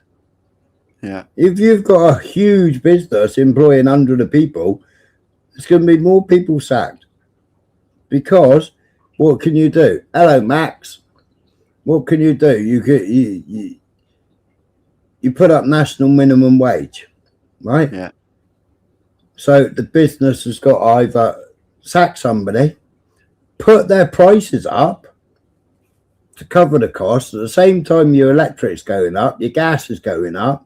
Not only at home, but also your business as well, because business always pays more. Your business rates are going up. Pub business rates are going up by 15%. Yeah. 15% pub business rates are going up by, because they were frozen through the pandemic, and now that's come to an end. So pubs are going to be charged 15% more on business rates. Well, we keep hearing they got nowhere to put them. But they let 700 in Saturday, and 500 come in today. Yeah. Yeah, I saw a video last night. I saw somebody, in the chat, somebody last night saying, I'm just looking at the, what's it called? Marine traffic. Yeah. Yeah, and there was more, and there was more people coming last night, wasn't there? Because they brought one person in that was in trouble or something. They don't know whether he was dead hypothermic or what, but they ferried him and the rest of them. And I mean, that lifeboat that they picked him up with was full of migrants from bow to stern. Yeah. Absolutely chock-a-block. Well, they got their Christmas present, didn't they? Yeah. 500, they reckon, come in today, according to the Daily Express. Mm. Hey, Max. I got you, mate. How you doing? Good. How you doing? Yeah, Hello, all Max. good, good. Hi, Michael. All right, Max. Good to see you. So that's 1,200. That's 1,200 that we know about this week. Well, just the weekend and today. Yeah. 1,200. However many come over yesterday and fucking Monday, I don't know. Oh, Dan Bongino's resigned, has he? Wow. He did say he was going to resign.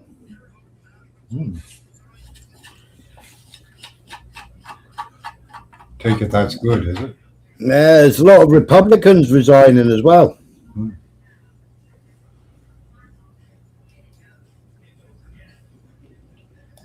A lot of Republicans are resigning as well.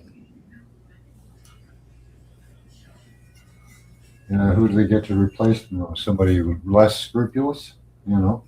Well, they just put in another one of those blue stars, weren't they? Yeah, right.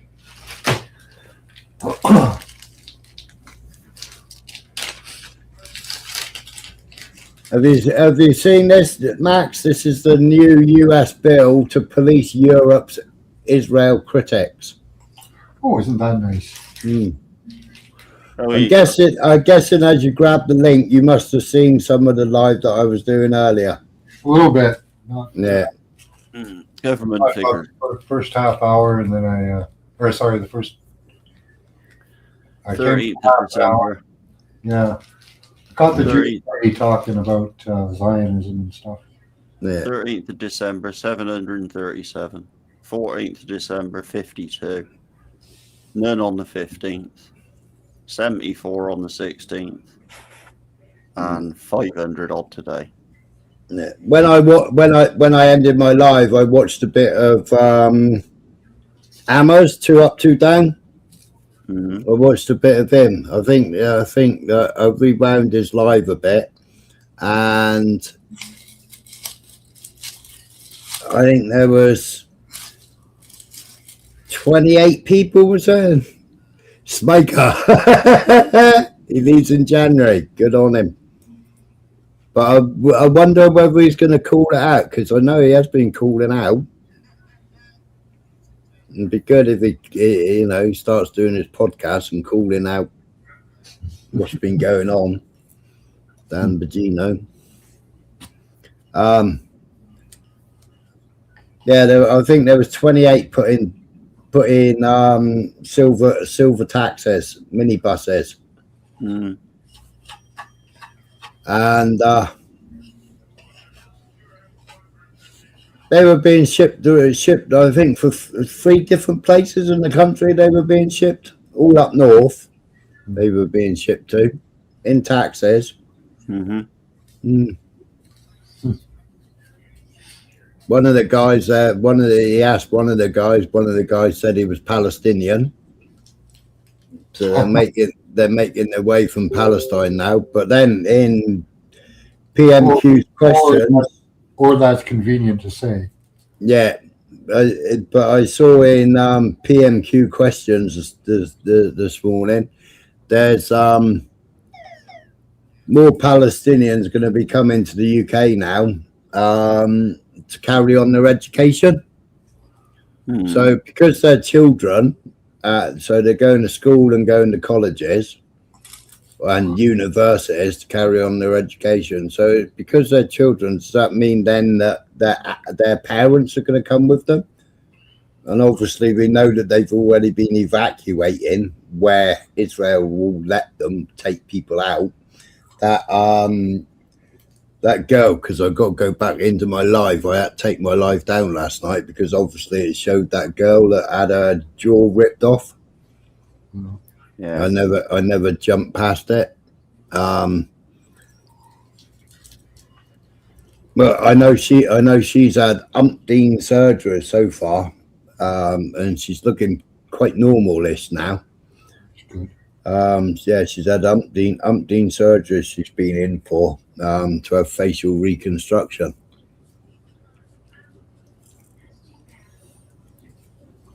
So yeah, they announced that today. They're putting more money out for the Palestinians to come over to here to carry on schooling and blah blah blah. Yeah, you'll probably get the parents with them for sure. Yeah, yeah. The parents take care of the grandparents, their cousins, and yeah. But it's like the Chinese. It's like the Chinese. When the Chinese come over here, they come over here with the uncles, aunties, brothers, sisters, cousins, mothers, and the grandparents. They all come together. Yeah, they just opened up our work visas to chain migration. So if you're over here on a temporary visa, you can bring your whole damn family. Yeah, chain migration, isn't it? Yeah, I saw that. Oh, they're offering to kill maid to prisoners now too. People in prison. All right. So instead of serving your time, you can kill yourself instead. Pretty much, yeah.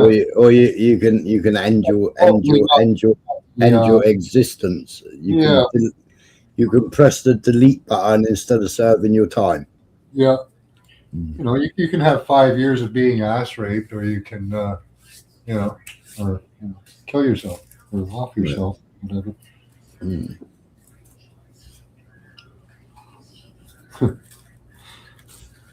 Yeah, they'll get those bodies anywhere they can. Rich people love their organs. Yeah.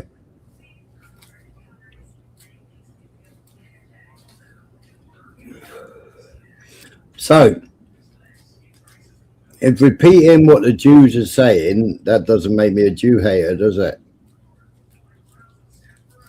When you're repeating exactly what they're saying, how does that repeat you? And I've shown multiple video clips, read out Torah Jews, etc., all repeating the same script. They're all on the same page. And after we get Christmas out of the way, I mean, I should be sorting my health out, but hey, after we get, then I'll go and find some of the Jewish and some of the others, and I'll see what they're saying. I mean, quite a few of them are talking about, being friendly with Muslims and how they all live together, but they don't mention the Christians. So I want to know what they think about the Christians. I know the Christians, the Muslims, and the Jews all live together. Yeah, they did. So they're all calling out Israel. They're all saying that they want to be friends with the Muslims, and they always have been. But why aren't they mentioning Christians? No, that's a question that Tommy Ten Name should be asking, isn't it? Well, there is kind of a war on Christianity because it does promote generally freedom wherever it goes. Yeah, Christendom, they don't like it, do they? Yeah. There's no slavery in the New Testament, so Oh, Bongino's seen the Epstein files and realised who the deep state was. Ah, right, no wonder. Oh. But then Bongino saw them long time ago. He saw them when we all started seeing this leaked documents, didn't they? I don't know, did he say he did, or? Yeah, they had them first, didn't they? And then because they weren't releasing them, the Epstein estate started releasing them. Yeah. And started leaking them. And when they had that silly little celebration where Trump gave them all the files, it's only what we'd seen that had been released by the Epstein estate, when all these silly little YouTubers and TikTokers and what have you what you call it? What you call them all? You know, where they've all got millions of subscribers and they're all doing a job for the government. Influencers, that's the one. The influencers. So you got all these influencers got given those little folders, didn't they? Paid disruptors, I call them. Some of them. Yeah. But those influencers, you know, the ones who are on $7 grand a month from Israel, doing the Asbara. Yeah.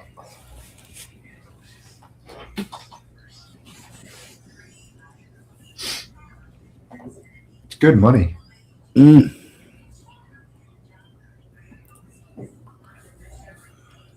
But how much did they offer your wife to go on a demonstration? Was it $200 or something? Yeah, 200 a day. Yeah, 200 a day to go on a demonstration. Yeah. Wow. If you're a supervisor or like a team leader, they give you 1,500. Wow. You can get like really good money out of it. Yeah. Mm. If you're an agitator, you get more money if you cause trouble. Mm.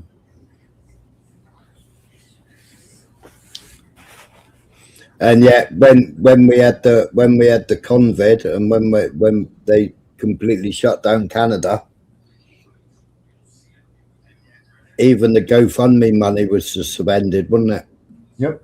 Yeah. You know, so they was having collections on the streets and going around giving all the truck drivers diesel so they could keep running their heating. And then they were going to go and take the kids off of the lorry driver families. They were going to go and take the kids off of them, social services, take the kids away. But I used to tune in just to watch the hockey games on the street because they were absolutely fantastic. Yeah. All the bouncy castles, barbecues. It was great. Yeah, and then they tried to stop them from getting fuel. So people were walking around with empty jerry cans all over the place to trick them. What's this bird nest? Yeah, words have consequences. Yeah, I mean it's all been put out by Trump. And Wise, that's the video that I've got up on screen at the moment. I'll carry on playing it a bit. Shout pause when you want to say something, and or just shout. I'll throw the kettle on. All right. And then I'll go and find your video, Bird Nest. With a political ideology called Zionism and the state of Israel, that's a problem. And guess what? The definition of anti-Semitism that this dude and many others like Mike Lawler, who co-sponsored this bill, is the IHRA definition of anti-Semitism. It's a working definition of anti-Semitism. Nowhere. It's very, very problematic. Very problematic when you have U.S. legislation using and referencing a working definition, which means that it's subject to change, and the bills that pass through Congress that include the IHRA definition of anti-Semitism include a link to a website that consistently updates. So these are bills that are being passed that just consistently update over time based on the organization that defines what anti-Semitism is, which now includes conflation of Israel and critics of Israel. That's where we're at. So I actually have the bill pulled up because I do want to show you guys exactly what we're looking at over here. Let me go ahead and share my screen here. Should be able to see it clearly now. There we go. So it's HR 6297, and to require the Department of State to provide briefings on anti-Semitism in Europe, be it enacted by the Senate and House of Representatives of the United States of America in Congress assembled. Short title, this act may be cited as protecting Europe from anti-Semitic crime and extremism, or the Peace Act, as they like to call it. Briefing on anti-Semitism in Europe. The Assistant Secretary for European and Eurasian Affairs, in consultation with other relevant officials of the State Department, should assess the persistent and growing threat of anti-Semitism and acts of international terrorism in Europe as a matter of importance to the foreign policy of the United States, and under the Secretary for Political Affairs, acting through the Assistant Secretary for European and Eurasian Affairs, should diplomatically engage governments of countries of apparent concern on efforts for transatlantic cooperation to counter and address anti-Semitism and acts of international terrorism that may threaten transatlantic stability, the safety and security of the United States citizens and institutions abroad. No later than 180 days after the date of the enactment of this act and annually thereafter for 2 years, the Assistant Secretary for European and Eurasian Affairs shall provide a briefing to the appropriate congressional committees on the matter described in subsection A, which I just stated. In this section, the term appropriate congressional committee means the Committee on Foreign Affairs of the House of Representatives and the Committee on Foreign Relations of the Senate. So that's the entire bill. Nowhere in this bill do you see that anti-Semitism is actually defined. Nowhere. So now, who is the definition of anti-Semitism? Who's in charge of defining that? Randy Fine? Is that who we're gonna leave in charge of defining anti-Semitism? Or how about, better yet, why not Jonathan Greenblatt at the ADL? Is that a better option? Who else do you want to define anti-Semitism? Okay, that is the issue with this bill. Is now, if you criticize the government of Israel, it's really up to whoever's in Congress or an organization that works for the foreign interests of Israel. It's really up to them now to define what that means. So you might remember just months ago. So that means it's on a rolling scale or rolling whatever, so they can define what anti-Semitism is and then change it daily.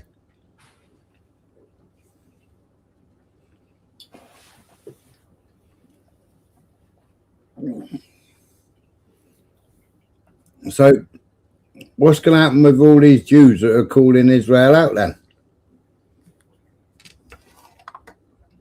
And saying Israel don't represent them. Hey up, Urban.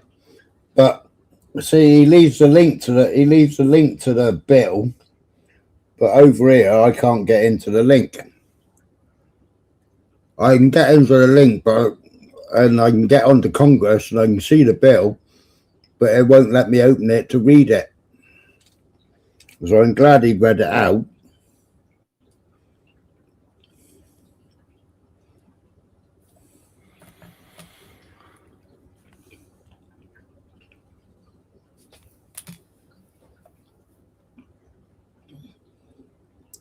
They're urban, but the only ones they carry out is the anti-Semitism laws. They don't carry out any other laws. What's the law that they passed today as well? Or was it yesterday they passed it? Birdnest would be able to say. Or Triller if he's still here. Bills like these are decided by the judges, so on who pays them, I guess, right? There's what was it called? I can't remember what it was. It's something about the brotherhood or something about people on Tommy's things, Tommy's demonstrations. Something to do with the Muslim Brotherhood and Tommy? Yeah, Muslim Brotherhood, something like that. Something about calling them out or something as now illegal. Oh. Right. Yeah. I mean, during some of the London protests, you had kids and people that were with the marches. Yeah. They were all shouting Alan snack bar out. Oh yeah. But using the proper words. Yeah. Yeah. But doesn't that mean God is great? Yeah. So I don't understand why they were shouting it unless they mean it, God is great. That's apparently what they mean. I don't know. Unless they mean something else by it.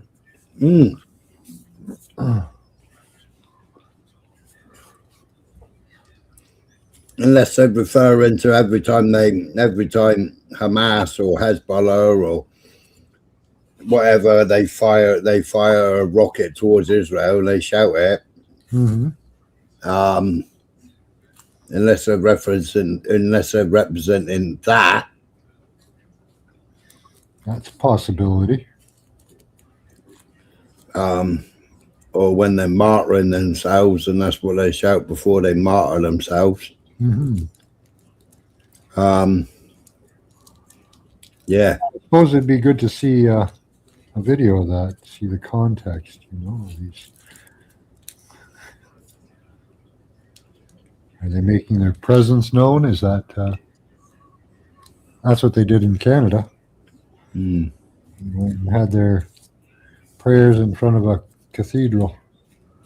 Mm. No, but I ain't being funny, bird nest. They're building super mosques. Yeah. They've got plenty of mosques, but why do they need to go on the streets, block up the streets, get away with praying in front of Westminster on the grass, blah blah blah? Why did it? Because when they do that, they're only making enemies of everybody else. Because, you know, I mean, a Christian preacher standing in Manchester preaching the Bible, and he's done it for years and years and years and years. He's gone down the streets and preached the Bible and given out free Bibles. Yeah. He gets arrested by the police. Yeah. Mm-hmm. 25 feet behind him. Yeah. They've got a Muslim stall. Yeah. And they're giving out free Qurans. And they got, you know, and they got Muslim prayer playing in the background. Yeah. Yeah. They don't get arrested. Though both of them have both got street peddler licenses. What they used to call the old street peddler licenses. So you go, like to do that, you've got to apply to the council. Yeah. You've got to pay for a license, and then you can go and do it. You can collect donations, whatever. You know, the same as the ones that play music on the streets. Yeah. The guitarists and the singers and what have you. They got to have street peddling licenses. My mate's got one. She goes to St. Ives every year, and she does face painting and hair braiding and stuff like that. Yeah. You know, and you know, another mate does all that aerosol spraying. Yeah. But he's moved to Spain now because you get more money in Spain.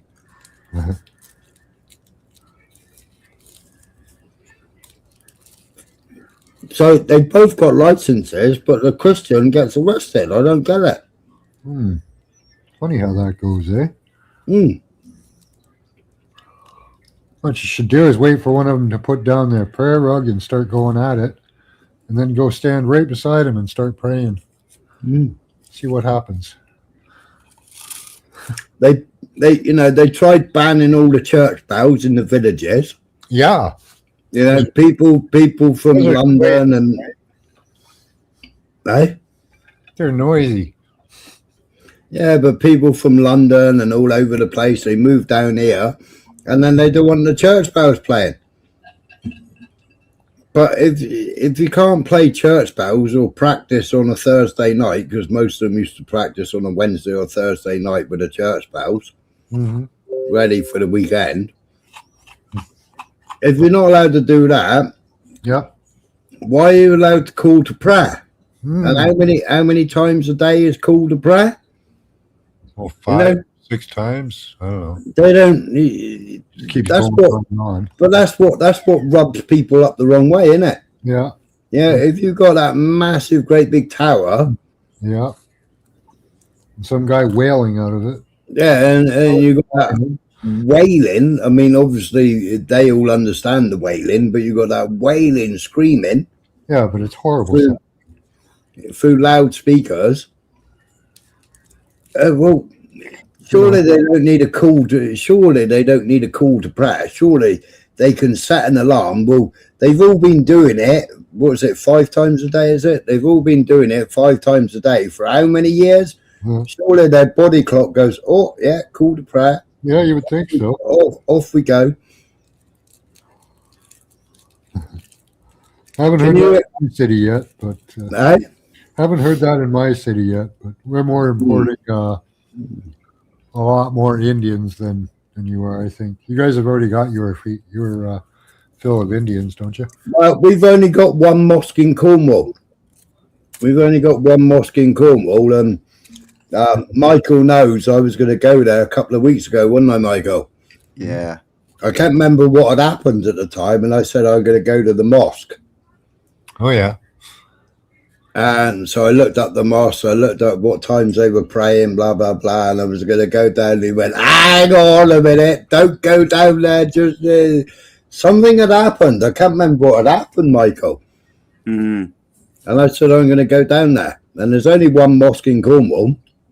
I was going to go down there and interview them and speak to them. Yeah. But they don't have no call to prayer on that mosque. Oh, that's nice. It's in a tiny little village. Yeah. In Truro. Give it time. Oh yeah, November man. Yeah, Candace met Erica. She did a live about it yesterday, didn't she? Have you not seen it? No, I heard about it. I heard this is all okay now. Yeah, quite a people have turned their backs on Candace. Oh. Quite a lot of her followers have turned her back because obviously what she's been pushing and what she's been investigating. And she meets up with Erica and just turned. Yeah. Yeah. But the pair of them seem to be on a similar sort of hymn sheet, but not on the same hymn sheet. Yeah. It's a bit strange, it was. I was watching some of it, but I was falling asleep. Jimmy is on about it now. It's funny as fuck.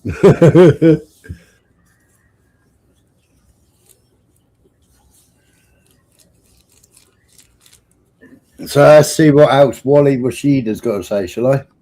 Months ago, when Ireland passed legislation to criminalize Irish citizens and organizations in Ireland that engage in financial transactions with illegal Israeli settlements in the occupied. Oh yeah, I mean, what's he called? Asked me a question in the what's he called? Farmer? Somebody Farmer? He used to be on Jamie's all the time, didn't they? He asked me about Ireland and why they were flying the Palestinian flag. Well, Ireland feel that they've been persecuted. They feel that the Palestinians have been persecuted. They feel that Africans have been persecuted. So Ireland has stood up against the genocide in Gaza, haven't they? Yeah. You know, and they were showing solidarity. And he's just explaining, explaining that Ireland are criminalising anybody that's like funding the illegal Israeli settlements. You know, and it's like you got the what's that silly bloke called? I got a video of him speaking. I can't remember his name. The one that went walking up in London, walking up against all the Palestinian protesters with his little shawl and his bag, with his Torah in his bag, with a Jewish symbol on it, or the Star of Remphan on it. I can't remember his stupid name now. He's got a stupid name.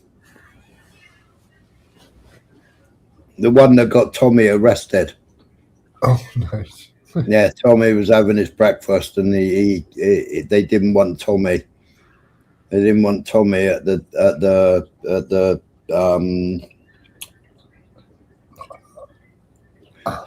Zionist demonstration, so they had him arrested while he was over. That was when he got pepper sprayed in the face, wasn't it? No. Yeah, he got arrested in the cafe, and he's standing there going, and what's he called from Ireland? He's a Zionist. He's a Zionist. What are you arrested? He's a Zionist, and he'd already been pepper sprayed. Crazy. Oh. Yeah, he's a Zionist supporting Israel, but all these sheeple get behind him. West Bank or occupied Palestinian territories.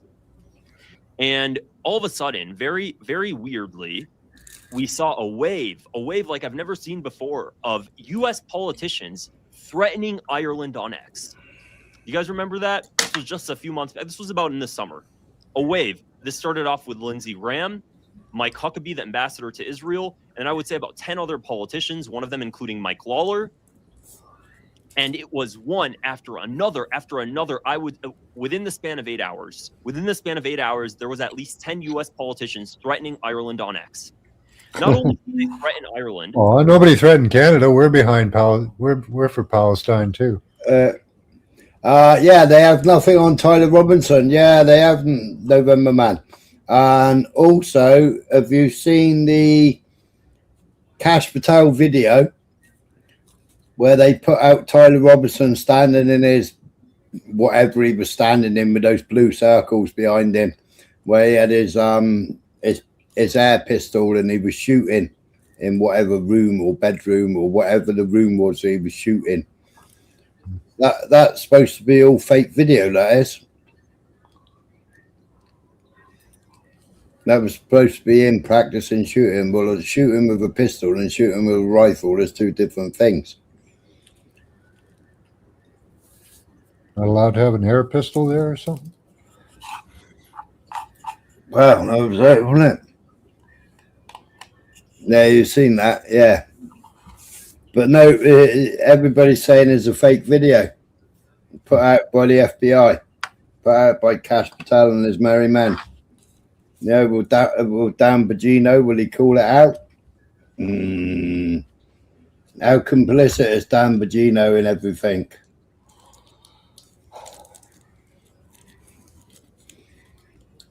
That made it illegal to engage in financial transactions with settlements, not with the state of Israel, with illegal settlements in Palestinian territories.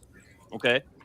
Not only did they threaten Ireland, they sent a letter to the State Department telling the State Department that they should review the relationship. They, as in the United States, should review the relationship with Ireland and consider implementing international sanctions on Ireland for deciding to pass legislation.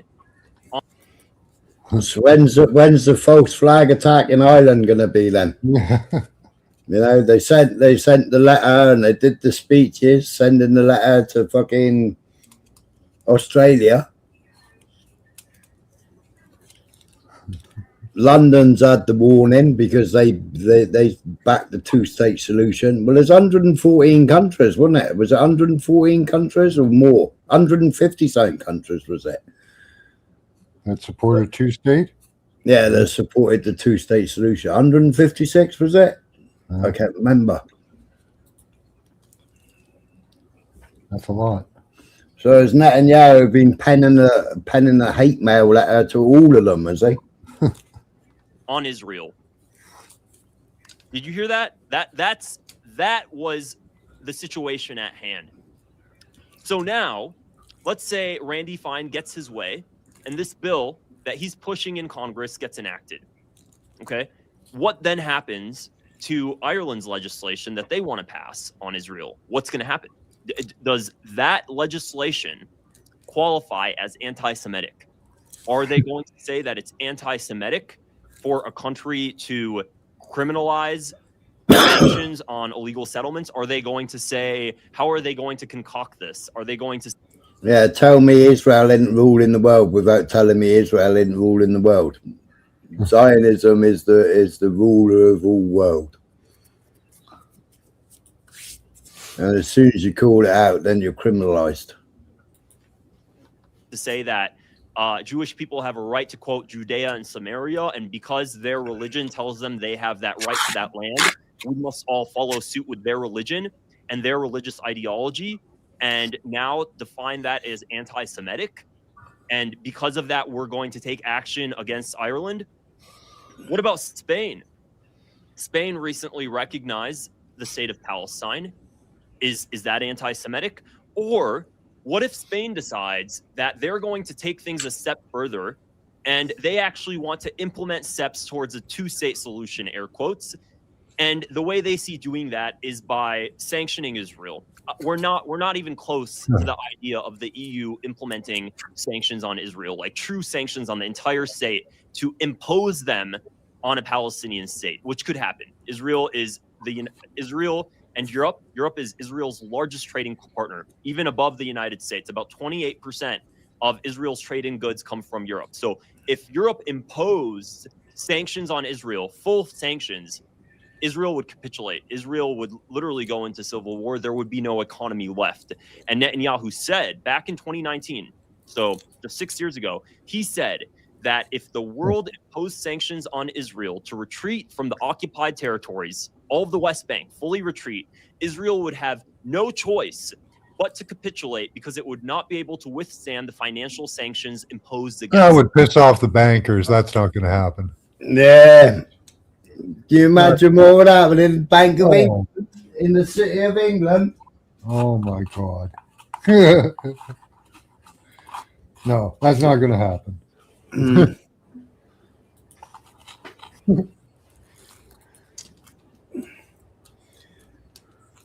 They're all scared. Yeah. You know, when they hold the purse string, what was that famous saying? The one that controls the money controls the world, wasn't it? Yeah. That was I care not who makes the laws. I care who controls the money or whatever. yeah, wasn't that Henry Ford, wasn't it? I thought it was Rockefeller or Morgan. I don't know. I don't know. I think Henry Ford was calling them out because Henry Ford was obviously building his cars. Yeah. Yeah, And they were trying to shut him down and get him out, weren't they? Yeah, he was paying his employees too much. Yeah. He wasn't being a right, proper crony capitalist.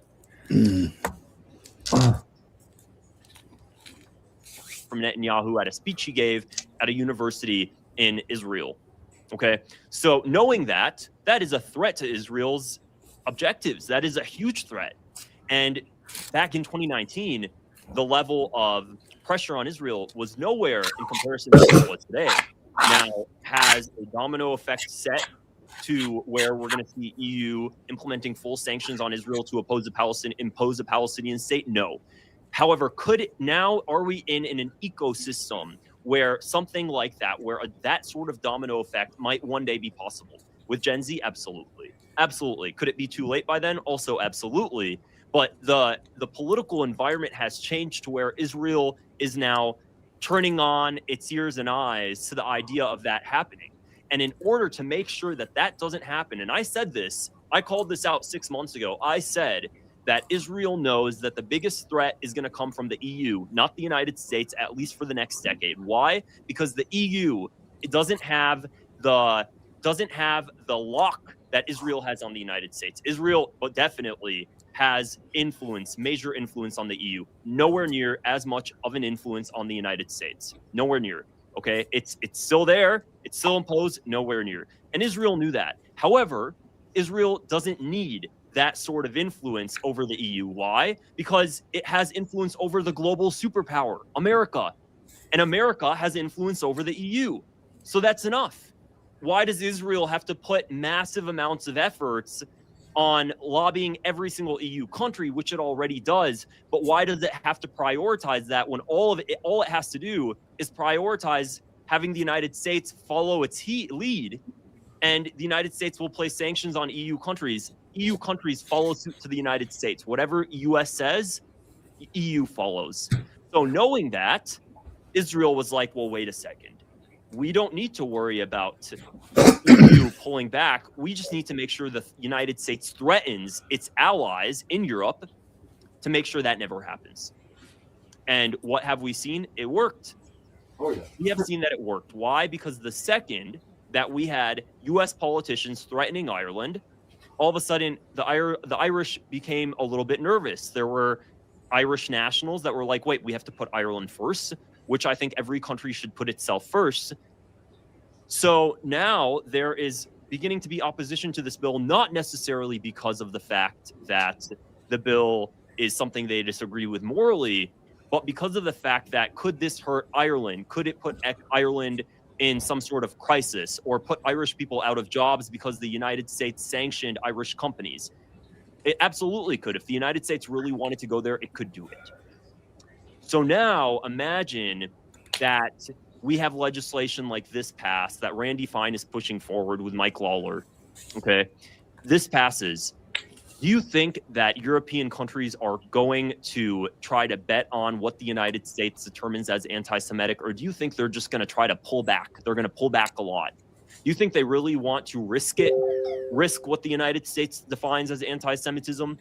Do you think that if there was a bill that imposed sanctions on engaging in transactions with settlements, do you think that EU countries are even going to want to push legislation like that forward? Or do you think an EU politician, okay, do you think a European politician that is nervous to US action is going to second guess the idea of bringing that sort of legislation forward in their government? Well, EU don't give a shit. I mean, EU took George Soros's money. What did that other video show? It showed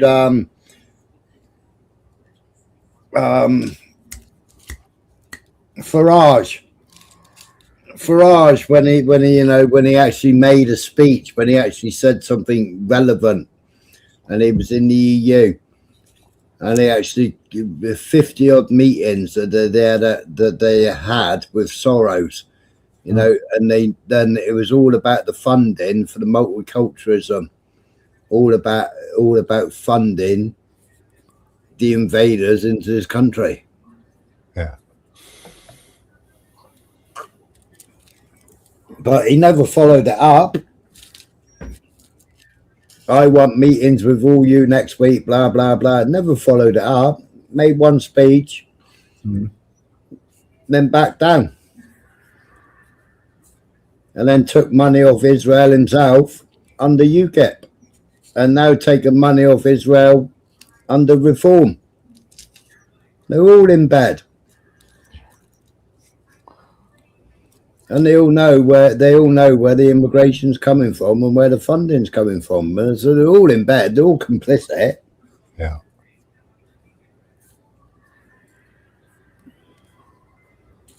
Craziness. Yeah. Oh, there's a boat. Quick. Put some diesel in the lifeboat. Go and collect them. We'll pay for your diesel. Don't worry about that yacht that's sinking. Don't worry about that surfer that's been blown off the beach. Don't worry about him. Just get out and get that boat. We'll try and send another lifeboat from somewhere else to go and rescue him. Even though you're closest, we won't bother rescuing that yacht because we got to go and save that dinghy. That person should have been charged. That happened in the summer, that did, twice. Or twice that was reported on. Yeah.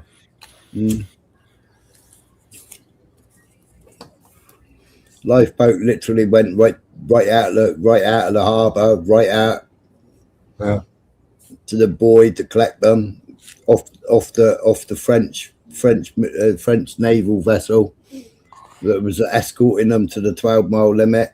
Yeah. Make sure they're safe until they get to the 12-mile limit.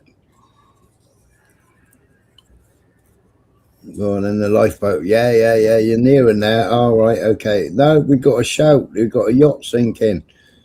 No, we can't go to the yacht. We got to go and collect a dinghy because, you know, the French, they can't sit there at the 12-mile limit with a dinghy forever.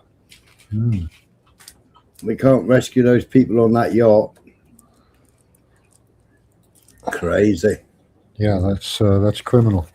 Yeah.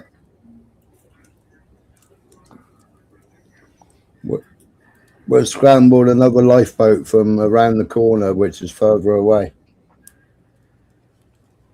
Well, that breaks all maritime law. It does. Breaks all maritime law. Yeah. First on scene, you're responsible. Yep. You can't pass by to wait for another ship. That's not how it works. It's in breach of all maritime law. That coxswain should have been sacked. Yeah. And held accountable.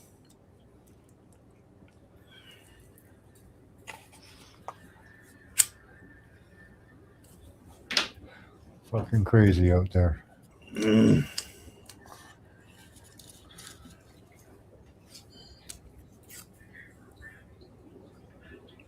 Hello again, Urban.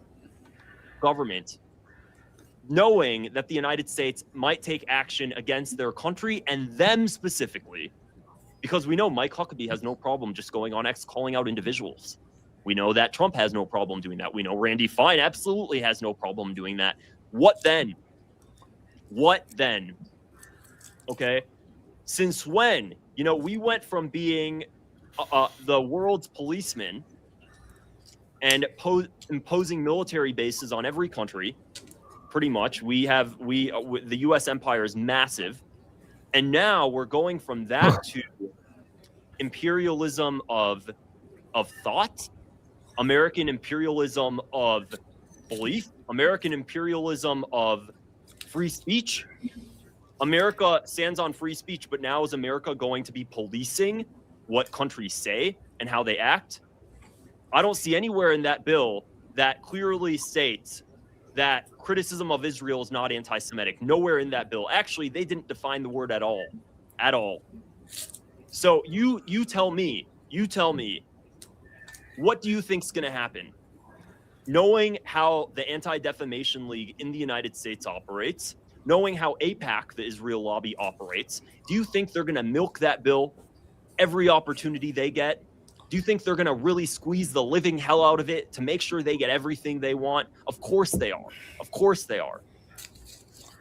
You see how that opens up a massive can of worms. Now, also, it's the same as Laura Loomer, isn't it? Laura Loomer wants the terrorism registration of JDL, Jewish Defense League, you know, so that they can have around the world, so that they can have armed Jewish Defense League personnel on the streets. Oh, yeah, that's what Laura Loomer wants. Well, that's cool. She wants the designation. She wants the designation of the JDL as terrorism. She wants that taken away. Interesting. Yeah, they're the JDL. They're the ones that are dressed up as the Nazis and marched down through Philadelphia. Yeah. It was Mordecai Levi, but he gave a false name, and then when he got to the police station, they found out he was Mordecai Levi. You know. So they then prescribed JDL as a terrorist organization. Well, JDL were allowed to be carrying weapons. But now that Laura Loomer is pushing now to get the JDL, to get them taken off the terrorist list and to get them on the streets. But to get them on the streets worldwide. Oh, that's fantastic. Yeah. I mean, we've already got the Shomron police in London. Right, eh? So would that include Islamic countries? Oh, I don't know. We don't have any anti-Semitic speech there? No. Oh, well. Worldwide, that's pretty conclusive of a fucking statement, you know? Man. That's Laura Loomer.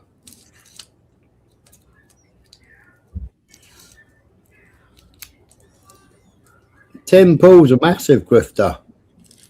He always has been. I've watched Tim Pool for years, but you see where he switched when he switched.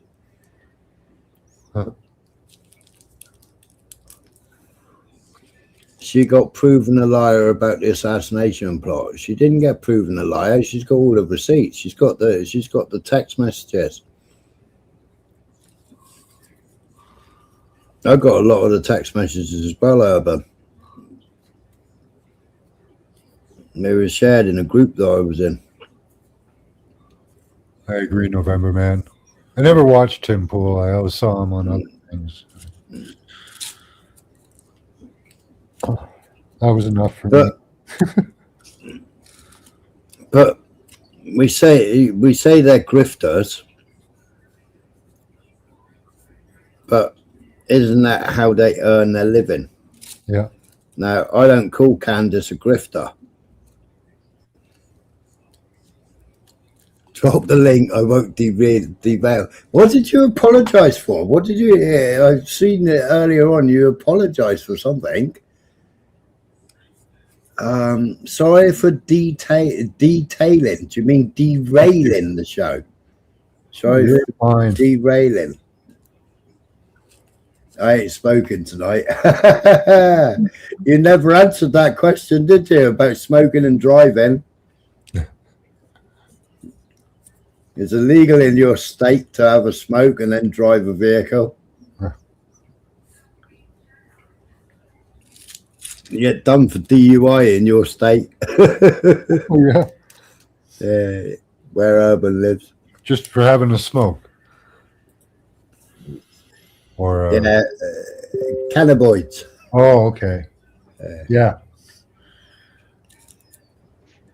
Hello. Is that you? Hello. That's me. Can you hear me? Hold on. Yeah, yeah. Oh, you can hear me? Yeah, I can. Second, Yeah. I'll come. Wait 1 second, man. Otherwise my phone will be lagging. Can you hear me now? Yeah. Hold up 1 sec. Let me drop off and come back on. All right. Yeah. So. I suppose Candace is all right. I don't watch her either, so. I watched loads of her stuff. I've been a good fan for about, I don't know, 12 years, I suppose.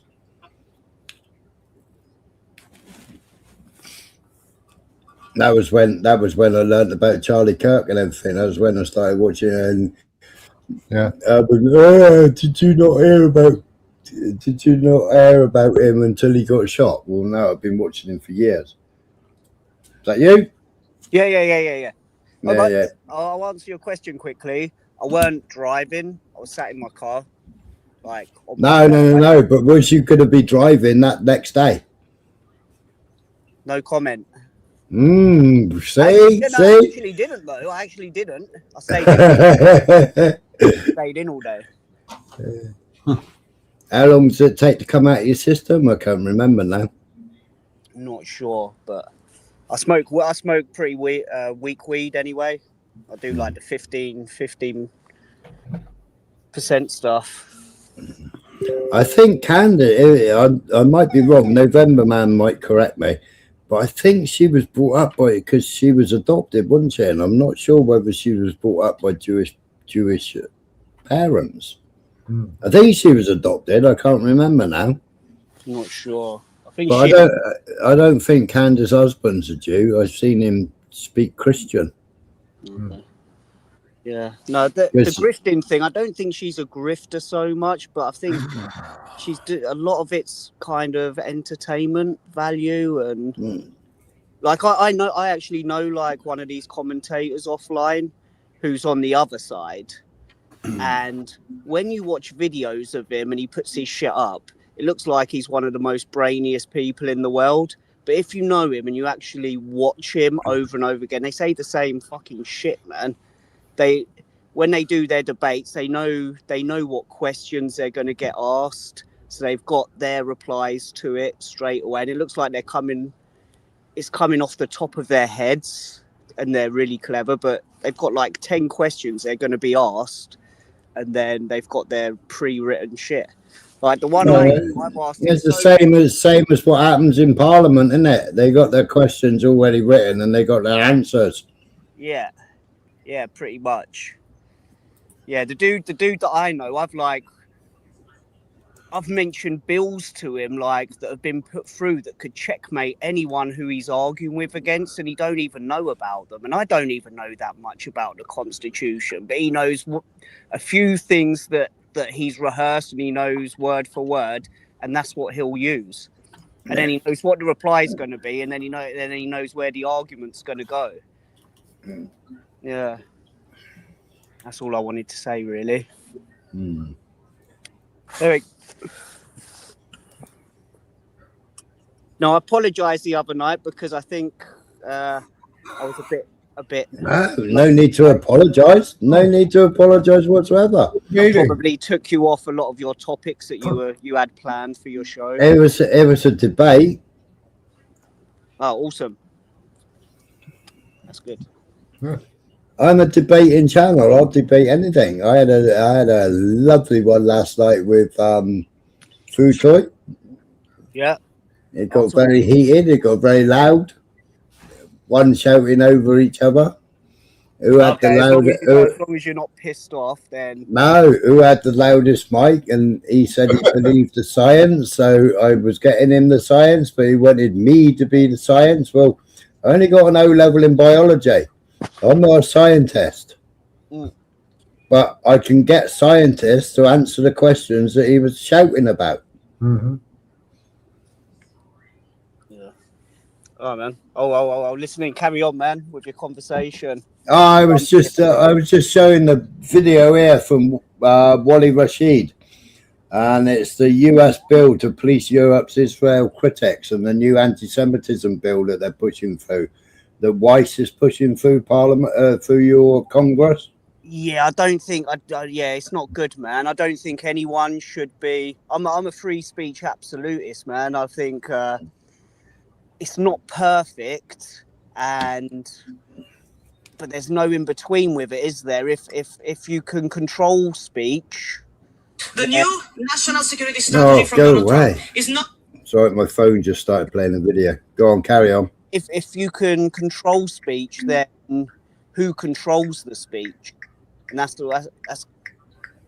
what's led to the problem that we've got in. That's the problem we've got in the UK, right? Yeah, well, that's what America wants to impose on the whole of Europe. People are getting put in prison for certain Facebook posts. 12,000, over 12,000 arrests just on social media posts this year. Yeah. So this is the way I feel about it. Like, I don't like to see flags getting burnt. I don't like to see poppies getting burnt and stuff like that. But if the other option, if the other extremity is people getting locked up for Facebook posts for right-wing leaning views on immigration, then I'll suffer a few people who burning English flags, even though I don't like it. I think free speech should just be what it is. Everyone gets to say what they want. SR, Candace Owens' husband, George Farmer, he's a Catholic convert, having embraced Catholicism and being influenced by his relationship with Candace Owens, though he was previously a devout Christian with Anglican roots. And they share a Christian faith, leading to Owens' own conversion to Catholicism later. George Farmer's family background is Christian. He described being less active in faith until meeting Candace, with a pivotal moment leading him to Catholicism. Their shared spiritual path has been a significant aspect of their marriage, culminating in Owens' own public conversion to Catholicism in 2024. Here's a question for you. Do you think like anti-Semitism laws actually helps the Jewish plea, their plea? I don't think it helps them that much. And I don't think I'm in a couple of Discord groups that are like pro-Israeli groups, and most of them are dead against like the overuse of the word anti-Semitism and anti-Semitism laws. I don't think. No, well, I've shown earlier on in the beginning of my live about 20 videos, because people say I hate Jews when I'm only repeating what Jews are saying, and they're all saying that Israel doesn't represent them, blah blah blah. Oh, I disagree with that. That doesn't make you a Jew hater because of that. No, so people are calling me that. It doesn't make me in the same sense. It doesn't make me an Islamophobe because I don't like the fact that in like a lot of the hadiths it says that a certain prophet slept with a 9-year-old. So yeah, but then see, some scholars debunk that. Some scholars carry on saying it was true, you know, but back in that day, every single person was sleeping with children. Yeah, even monarchs, even monarchs and kings and dukes and lords. You know, and even the priesthoods.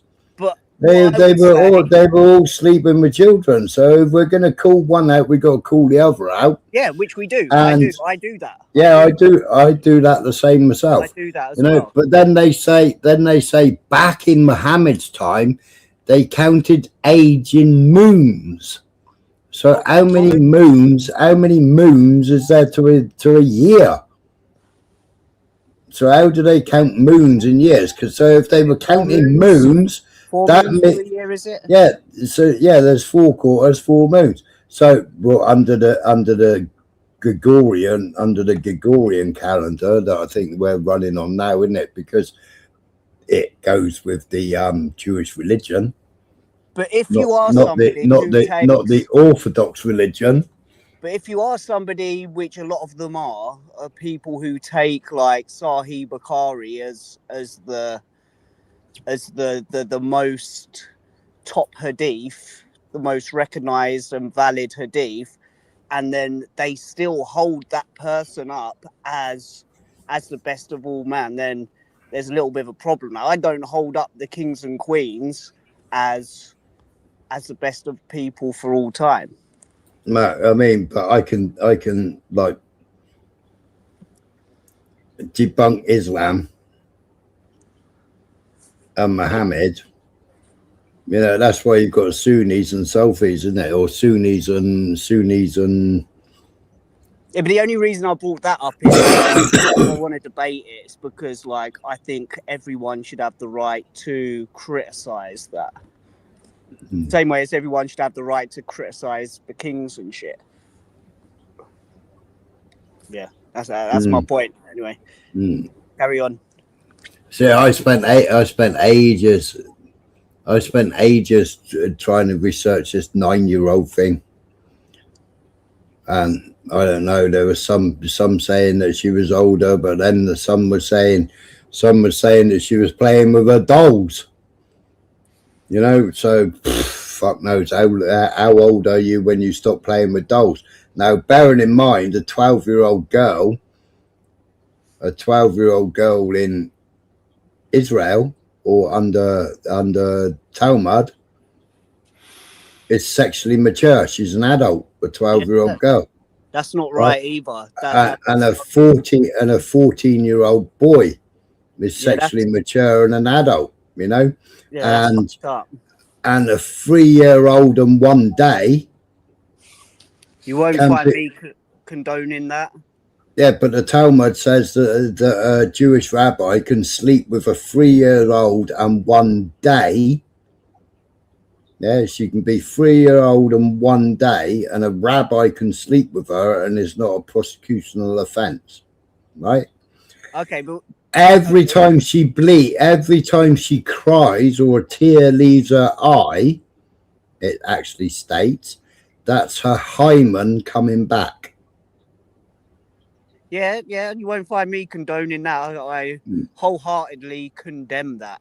And I bought I think it's in Sanhedrin. I think it's in, and I bought the Sanhedrin up. I bought the Torah up. I bought it up, and they say 3 years old and 1 year, 1 day, and they also say they can bugger a boy. Yeah, that's but no good. The boy, I can't remember what the boy's age is.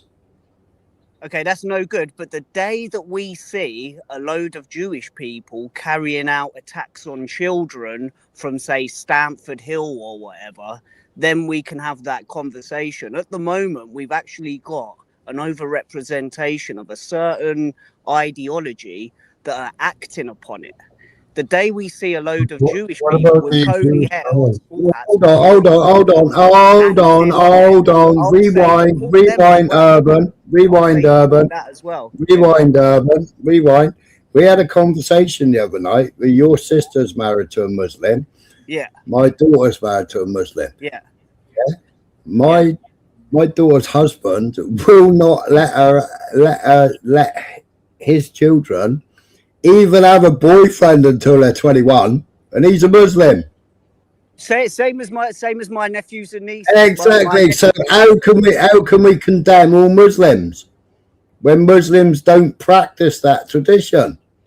It's only a certain sect or a certain sick twat that wants to practice that tradition, that wants to, but not only are they having child bride marriages and cousin marriages, right? But they're also getting boys to dance for them, yeah. And then they have some weird, I don't know how they bid on them, but they've got these young boys dancing for the imams or whatever they call themselves. What do they call themselves in Islamic State? Bachubazi? I don't know, but they have these young boys dancing for them, and then the old if they're imams or what are they? I can't remember what they're called. An imam would be close to a priest. Okay, so Right, I think what you're so they choose the boy that they're going to take home with them. Yeah, but okay, respectfully, right? I've played the videos on here before, haven't I, Michael? Yeah, let me just answer a minute.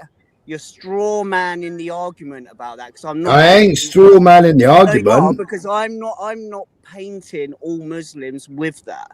I'm just saying yeah, but an overrepresentation, then we got to speak about that. If 2 or 3 rotten apples spoil the whole bag of apples, then then there's a bit of a problem there. When there's only half an apple from another, and also with like my sister being married to a Muslim and his kids they're brought up really strictly. They all study super fucking hard. They're not allowed boyfriends and girlfriends. They're not even allowed on. They're allowed on the internet, but like restricted and stuff, which I respect that element of it. But I can't use that anecdotal experience to prove a point that there isn't an overrepresentation when it comes to certain parts of Islam. Right, I used to go on the channel, Speaker's Corner channel. There was a lot of Muslims on that, right? Bird Nest knows me from that one, yeah. They don't agree with that. They don't agree with that ideology, yeah. But there are very respected speakers who do agree with it, and no one seems to want to call them out for what they say. I've called them out all the time, and every time. Yeah, I wanted Ali Dawa to come on a panel with me, but he refused. Yeah, not you. I'm not talking about you. I'm talking about the majority. Ali Dawa's now gone into his MMA, and he's got his little minion doing his work for him now. Is he going to have a fight with Paul Golding? Well, apparently so. Who do you reckon's going to win that? Ali Dawa. Ali Dawa, no, Muhammad Ijab. Muhammad Ijab, yeah. Because he's bigger, right? He's a fucking monster. Well, he's won every fight that he's had so far, but he is a fucking huge bloke. Yeah, I don't know if he's that good a fighter, but I think size-wise, he'll probably win it. Anyway, I don't want to derail your show, man. Let's Yeah, exactly. Yeah, nobody talks about India. Nobody talks about Pakistan. Well, we talk about Pakistani grooming gangs.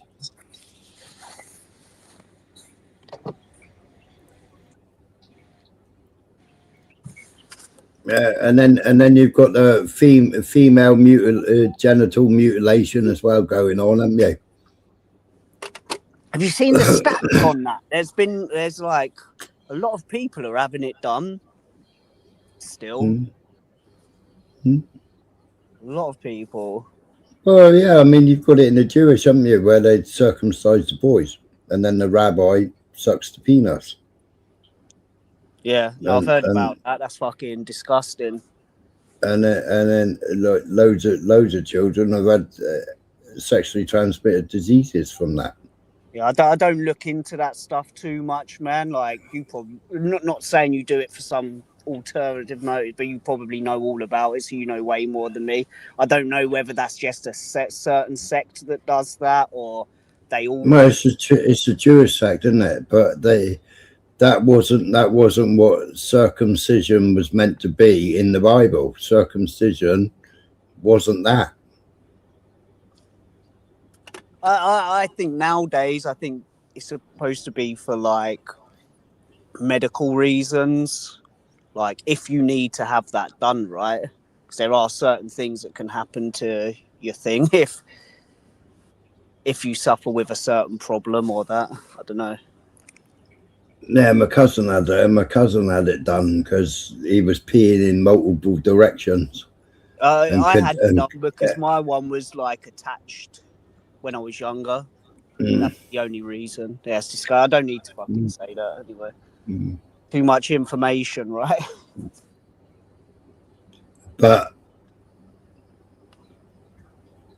my cousin, who's Jewish and got 2 Jewish children, or they were born to a Christian woman, but they followed the Jewish faith.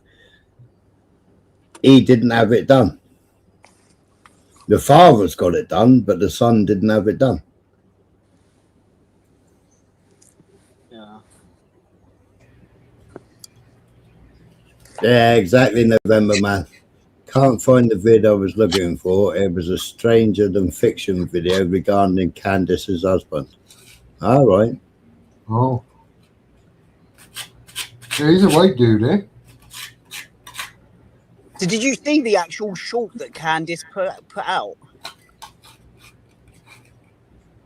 Well, about meeting Erica, yeah, I watched it. Yes, really I watched it yesterday. interesting to see what comes out about that, because I've got a feeling they're all just fucking not grifters, but you know. Well, they can. Erica Kirk has earned £140 million since Charlie died. Here's a theory that I've thought of, right? £140 million. That guy that jumped on that guy on Bondi Beach, he's got a GoFundMe going, and he's got over £2 million in that GoFundMe. Wow.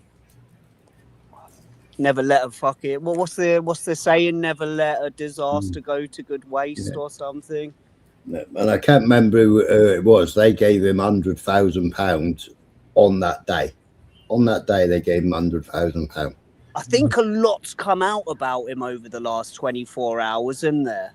Like, he definitely was a bit of an extremist, like a Muslim extremist. Oh, the Syrian guy? No, the Pakistani dude.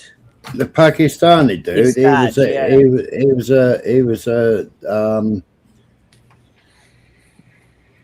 Well, the Pakistani guy wasn't. His dad wasn't, or he wouldn't have got all his certificates, because he got all his certificates in 2024, didn't he? Yeah, what for gun ownership? Yeah.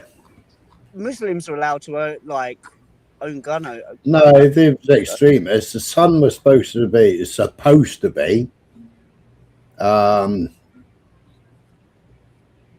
No, I get what you're saying. I definitely get what you're saying. The son was supposed to be IDF. No, over the last 24 hours, there's been loads of his previous posts come out where he's been saying like pretty extreme shit. But again, you don't know what's true and what's not true in this fucking age, do you? But I've seen a few videos where there's a lot of like TikTok videos of him and stuff saying some pretty fucking extreme stuff. So I think he's pretty much banged to rights. But I do get what you're saying about if there was any signs of him being an extremist, he wouldn't be allowed to own guns, right? Maybe, but it's not beyond the realms of possibility that maybe that was just the Australian authorities being lax. Maybe even being in fear of being called Islamophobes or something. You never know. Do they have no-go zones in Australia too?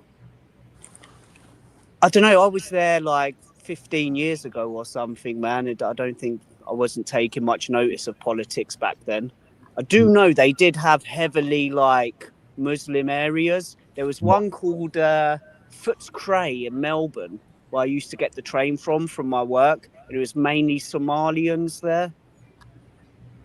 There's loads of like Somalian restaurants, and it's like little Somalia. They definitely had it when I was living there, but I think over the last 10 years, it's got like a lot not worse, but you know, a lot more Muslim immigration or immigration from Islamic countries. Yeah.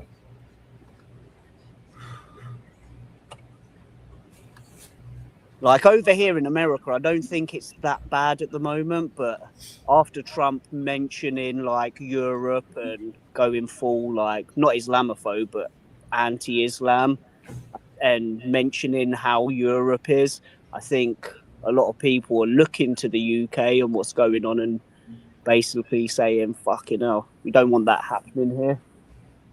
Yeah. But the other thing is, in America, you've got Mexicans, you've got a massive Mexican community that put out more babies than anyone. So I don't think, and they're all Catholics. So I think there'll always be more Catholics here or Christians anyway. Yeah, maybe.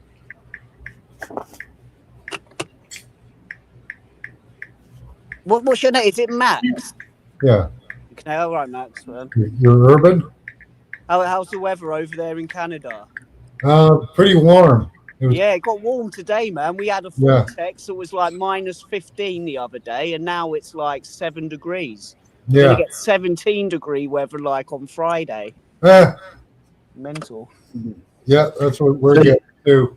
Swings of highs and lows. It's because of weather modification.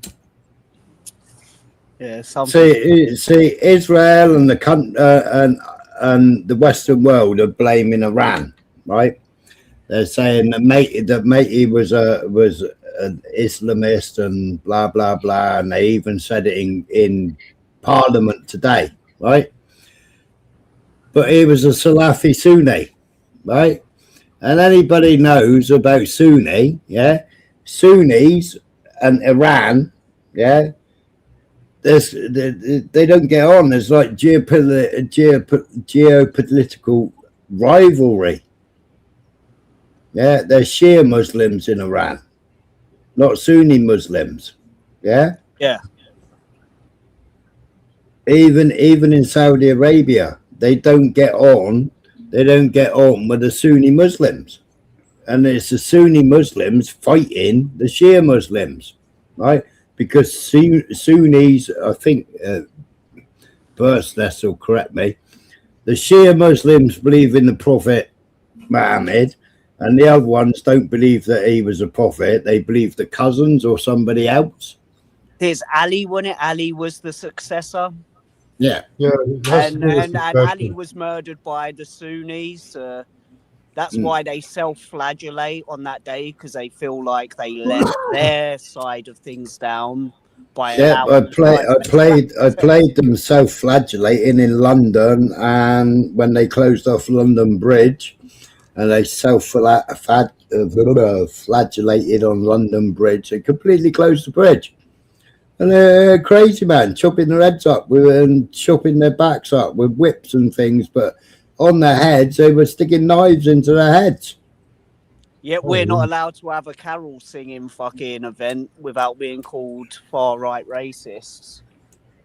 Only in England. Only in England, yeah. All around the rest of the world, you want to see how Turkey's celebrating Christmas at the moment? Yeah, I believe it, man. Russia, they're probably not. Fucking, probably in Russia, they're probably having a decent Russia's pretty much Orthodox Christian. Yeah. And Jewish. Yeah, they're celebrating Christmas for sure.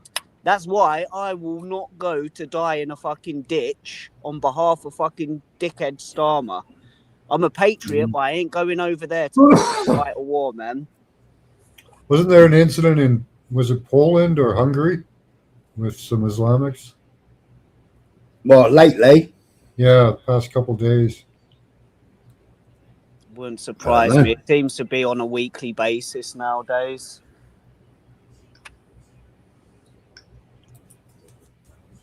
Yeah, a festival or something got hit. So I've got a quick question before you carry on with your video. Does me not wanting to go to die on behalf of fucking Starmer make me not patriotic? No. Starmer's Stalin. He's a communist. I'll be He shouldn't fucked. he shouldn't even be in power. He was in the Communist Party when he was younger. He shouldn't even be in power. Nah. Agreed. Yeah, I'm not going to die in a ditch in fucking Ukraine, man. Get Right, fucked. so it was a teenager 11 hours ago. Polish security services have detained a 19-year-old man, accusing him of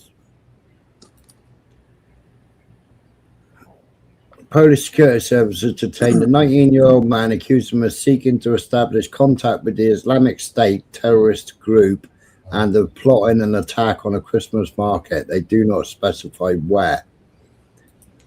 Oh, right, yeah.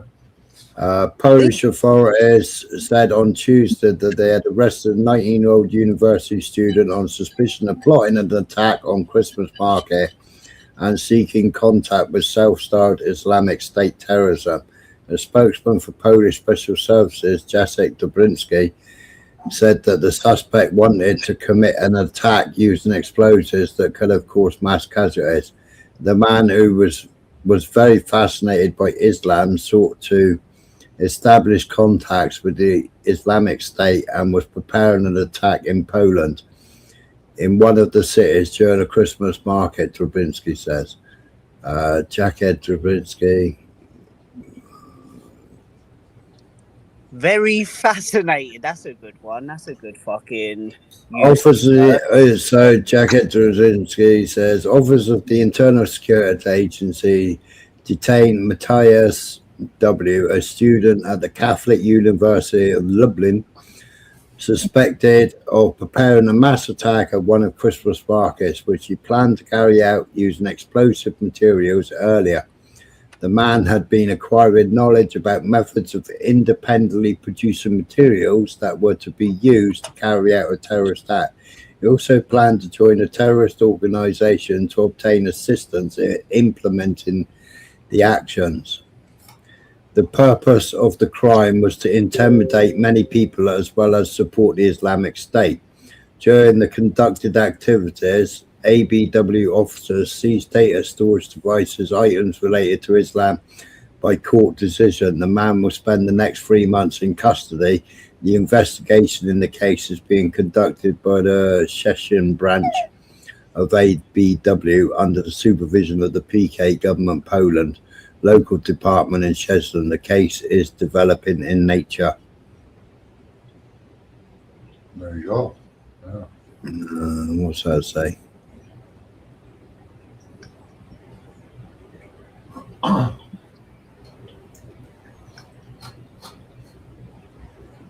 glad they maybe caught it. Yeah.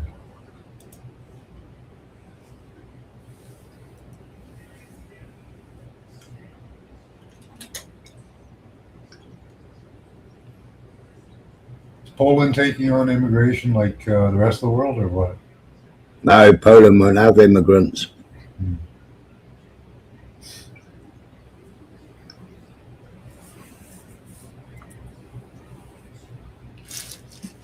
I think Trump's trying his best, to be honest with you, but he's coming up against a lot of fucking kickback. And the problem is, how do you remove people? How do you remove, and when it's the criminals, like, how do you remove them? You can only put so much money into it, like with the ICE thing. And then when they go into neighborhoods and try to extract them, and then they just get fucking kick the shit out of by 100 fucking lefties and 50 locals. Like, Right, where's SR's video? What is it about? Well, Trump's a technocrat, so.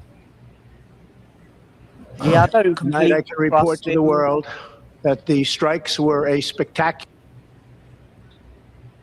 Yeah, that's funny. A spectacular attack, and then he goes, "Oh fuck, we didn't do enough damage." What on? I didn't hear it all. Hang on. Share the screen. I don't know how much this this is SR's video. I don't know whether this takes the mickey out of him or what. Who else is on the panel? Who's the other person on the panel? So this is if news were honest, stranger than fiction. I'll put the link in again. And, who's the other person on Michael? The panel? Me. You right, Michael? Yeah, not bad, you. Yeah, not too bad, man. Tonight, I can report to the world that the strikes were a spectacular military success. Iran's key nuclear enrichment facilities have been completely and totally obliterated. No, they weren't, because 2 weeks beforehand, you had lorry after lorry after lorry moving them out, and we saw it all on satellite. Right, we saw it all on satellite, and we know for a fact now, it's like, we fucked up, we haven't done any damage. We fucked up, we haven't done any damage. But let's see what he says if news was honest. They're 2 weeks away from bully of the Middle East. Hey? They're 2 weeks from having enriched uranium. Yeah, they've been saying that for how many years? I did it, didn't I? I played Netanyahu from like fucking age 19 or whatever, all the way up into the current day. Yeah, I think you'll find it. 80s on. I think you'll find he's been singing off the same fucking sheet for the last 22 years. Yeah, I had Netanyahu in America at a conference, but he wasn't called Netanyahu. He wasn't called his real name, his fucking, before he went to Israel. They called him something else. He was running by a name of something else, which was his CIA name because he was a CIA operative. You all sound pretty excited at the fact of Iran having nuclear weaponry capability. And I don't give a fuck if Iran wanted nuclear capability, they let them have it. They've never had weapons of mass destruction. We should never have fucking invaded them because they've never had weapons of mass destruction. When did we invade Iran? Iraq, sorry. Oh, Iraq, yeah. Yeah, no one could deal with them motherfuckers like Saddam could. Better to have him in power, keeping him on a fucking leash. Yeah, exactly, Bird's Nest. Everybody. Well, he made a mistake of his own money, too. Go on, Michael. He used the name Ben Nittay. That's it, Ben Nittay. Yeah, that was a CIA name, wasn't it? Yeah. All right, let's have a listen. East must now make peace. If they do not, future attacks will be far greater and a lot easier. Go to 2 minutes 50.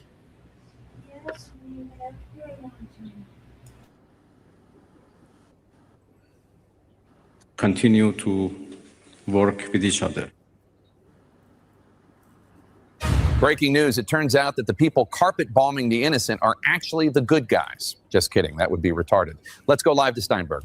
So you're saying they have weapons of mass destruction again? Exactly. It's the same excuse we've used since the towers fell. Not much has changed. Here's what we're gonna do. We're gonna get PTSD from hurting the innocent, then we die for the chosen people. Yeah. Let's go, we shouldn't be here. This non-chosen sand person lost his home and family just hours ago. But Israeli military officials say this is God's plan and questioning it is antiseptic. Please stop! I hear they're building a new restaurant in Tel Aviv. The chef prepares an amazing foreskin salad. This is where I will cook my foreskins.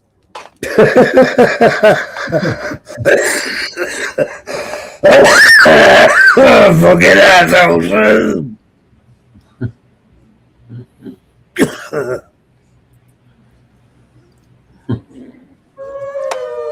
Imported directly from the adrenochrome factory. I've never tried the foreskin salad. Sounds satanic. Right, probably part of their...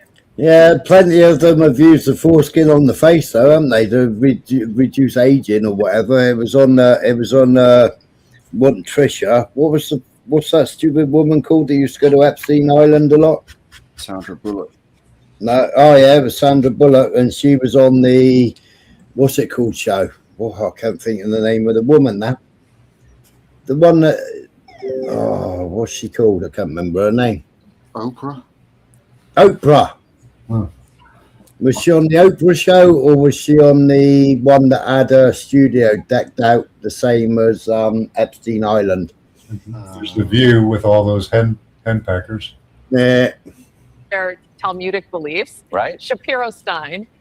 I miss 2001, back when we all blamed the same people. Today, everybody notices. This is why we do false flags. We go live to the dancing Israelis. These people really know how to dance, but the real dancers are on the roof. We're following these guys up to the top floor. No clue what's going on, but they're moving fast. Yo, check. We are God's chosen people. Breaking news out of Times Square. Officials say they found a Muslim passport in the debris. It was the Jews. Sir, are you okay? I'm sending my son off to Iran tonight. You saw it from your apartment? Yeah, right over there. They were just dancing. It didn't look right. Wow. You better go fund that. Right? It feels good. I played that genuine video, the dancing Israelis. I played that on here. Yeah. When they Can I got interject arrested. quickly, Smiler? Just a quick point. Yeah. Right? We're not allowed, apparently, we're not allowed to speak about Jews, yet here we are playing a fucking video. How many views has it got? Well, it's satire. But how many views? It's got 600. It's got 615,000 subscribers, and it's got 41,000 views. Exactly. So that. And I'm going to subscribe. I'm going to subscribe. Yeah, okay. Yeah, I've subscribed. But the narrative of you're not allowed Yeah, to speak against the Jews kind of goes out the window with videos like this, doesn't it? Like if a Christian made a video like this about Muslims, you'd get your door kicked in. Yeah. Oh, yeah. So there's an inversion of reality going on here where people from your side kind of believe that you're not allowed to speak about Jews in a derogatory way, but this kind of gives proof that that's bullshit. You know what I'm saying? It's arbitrary. It's different in different countries. Okay, but you're watching this in the UK. Oh no, sorry, Smiler's playing this from the UK. Yeah. So, Yeah. The narrative isn't quite true, is it? Yeah. Well, that is. He can't talk about any graping gangs. Yeah, on the other hand, you've got a dude. Do you remember that video we played, Smiler, of a dude saying he didn't want his taxes being spent on illegal immigrants coming into the fucking country who got locked up? It got 3 years, yeah. Yeah. So which one is true? You're not allowed to speak about Jews, or you're not allowed to speak about Islamic invasion? Well, see, I'm in Canada, so I'm allowed to speak about Jews. So I can say anything pretty much, except for Holocaust denying. That'll get you thrown in jail. God damn it, I'm a plastic African, so I'm okay. I got freedom of expression. If they want to arrest me, then I'll go not guilty, and then I'll use the ECHR. The same as Tommy Robinson used the ECHR. Same as what's she called? Tommy's best buddy. I can't remember her name. The point being is like the narrative that you're not allowed to speak about Jews, which everyone says, you're not allowed to speak about Jews. Like this is an American YouTube channel, and America have just introduced a new anti-Semitism bill, hasn't it? So yeah, I don't agree with that. I think there's a saying, man. Like I've forgotten what it is. Like free speech is the bell above the jester's head, and the crown above the wise. Well, we haven't got free speech in the UK. We've got freedom of expression. Yeah, that's what we have in Canada.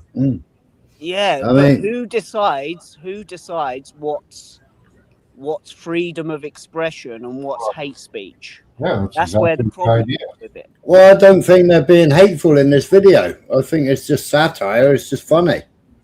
Yeah. Well, I don't find it funny myself, but you should be allowed to play videos like this. This just exposes like what you say is wrong.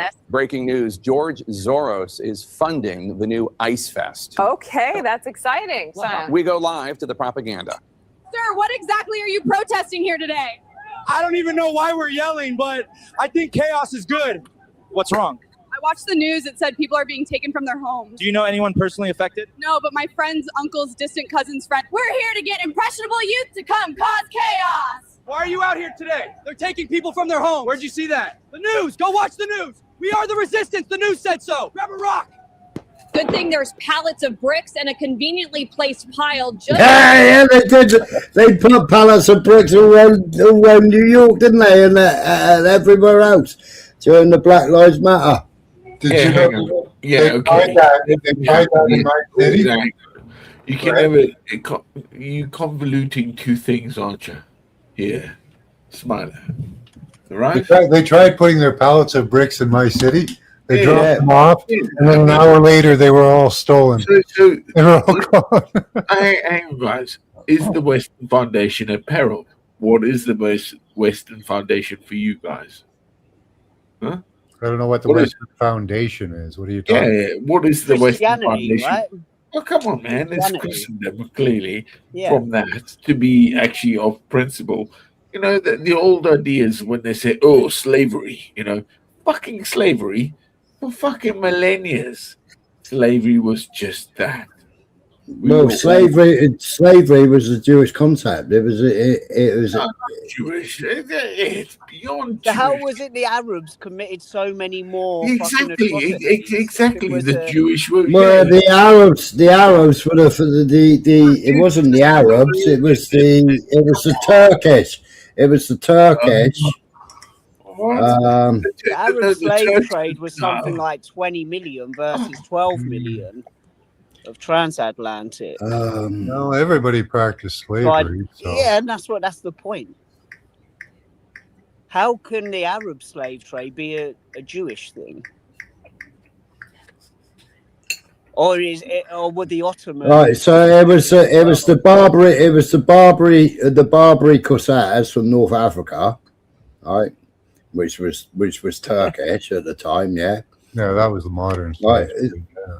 they were the first ones to take Cornish people from Cornish coastlines and Cornish Yeah, villages. that's facts. That's facts. Yeah, and they took them back to the Ottoman markets. You know, so you guys know about Attila the Hun, right?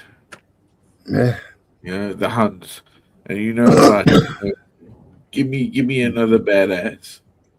Tell me who you think was a badass. You could say Hitler, because people think Hitler every day was a badass. But well, Hitler wasn't a badass. No, exactly. Yeah, no. I mean, he was Vlad a the soldier. Impaler, maybe. Vlad the Impaler. Benjamin Netanyahu, the biggest murderer, maybe. the biggest murderer of the 20th century. No, Vlad wasn't that. No, I would say Attila the Hun, rather than Genghis Khan. The Khans are different to the Huns. To where you. How many people died World War II? Who instigated World War II? Judaism. Judea declared war on Germany. Dude. Oh. I mean, if you're going to go down that route, then we're waiting for their king. That's what they wait for, right? Yeah, it's never coming because it's already Yeah. been. No.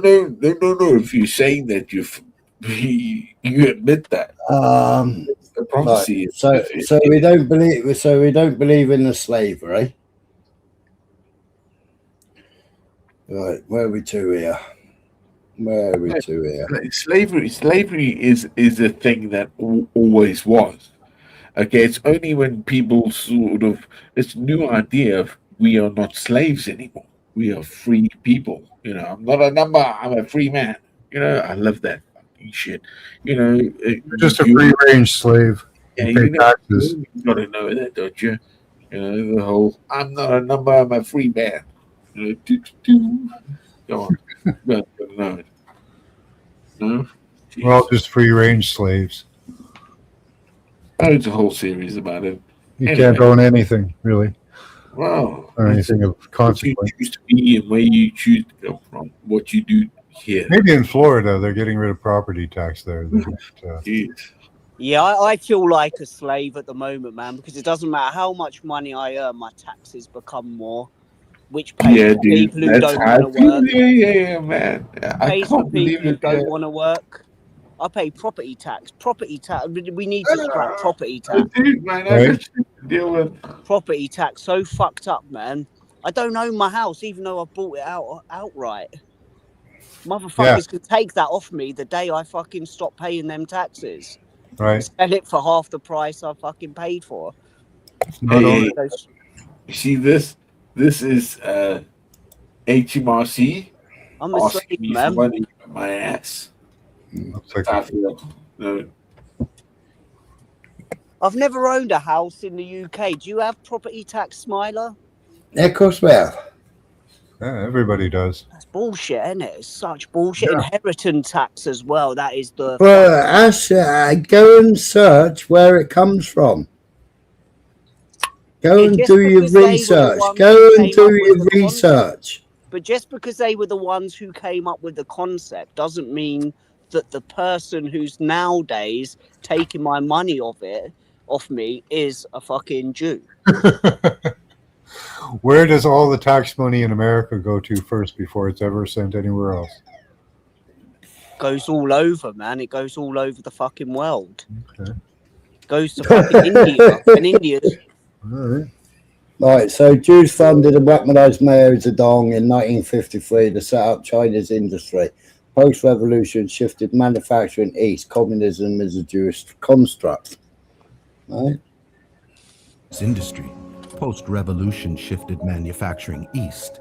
Communism is a Jewish construct. Cheap labor by subjugating the Chinese people while destroying Western manufacturing. Killing two birds with one stone. Greatest generation back from the war, fighting those evil Nazis. They had no Pause a minute, There's a Smiler. Just while I got this point on the tip of my tongue. Just wait till you find out. Okay. So the reason why they may have funded Mao Zedong is because Mao Zedong was a Marxist. And at the time, I don't know, was it a Marxist who was running, who had Marxist ideals at the time?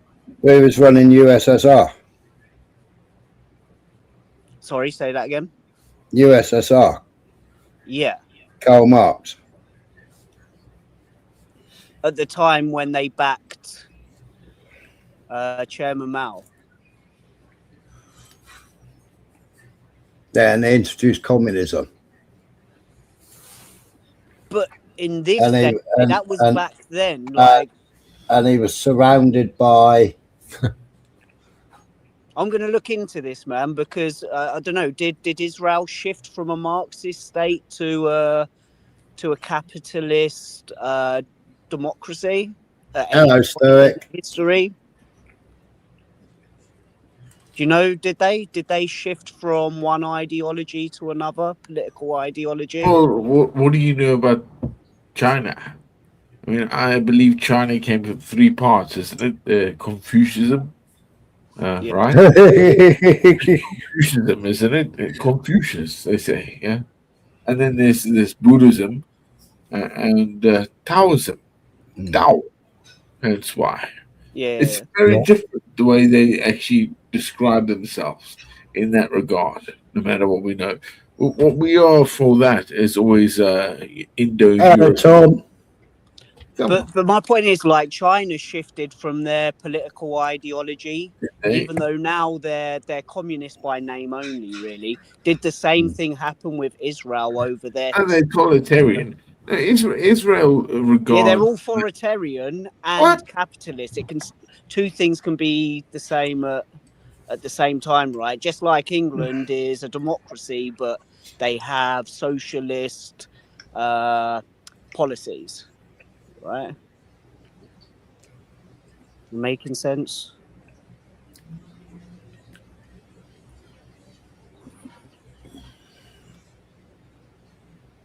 Are you taking the piss?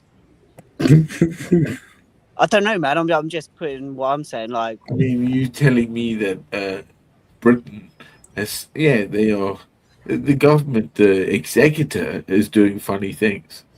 That's the bigger problem, right? Huh? Right.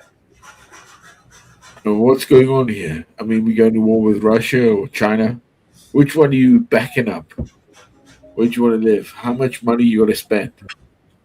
What, at the moment? Who am I backing up at the moment? I don't know.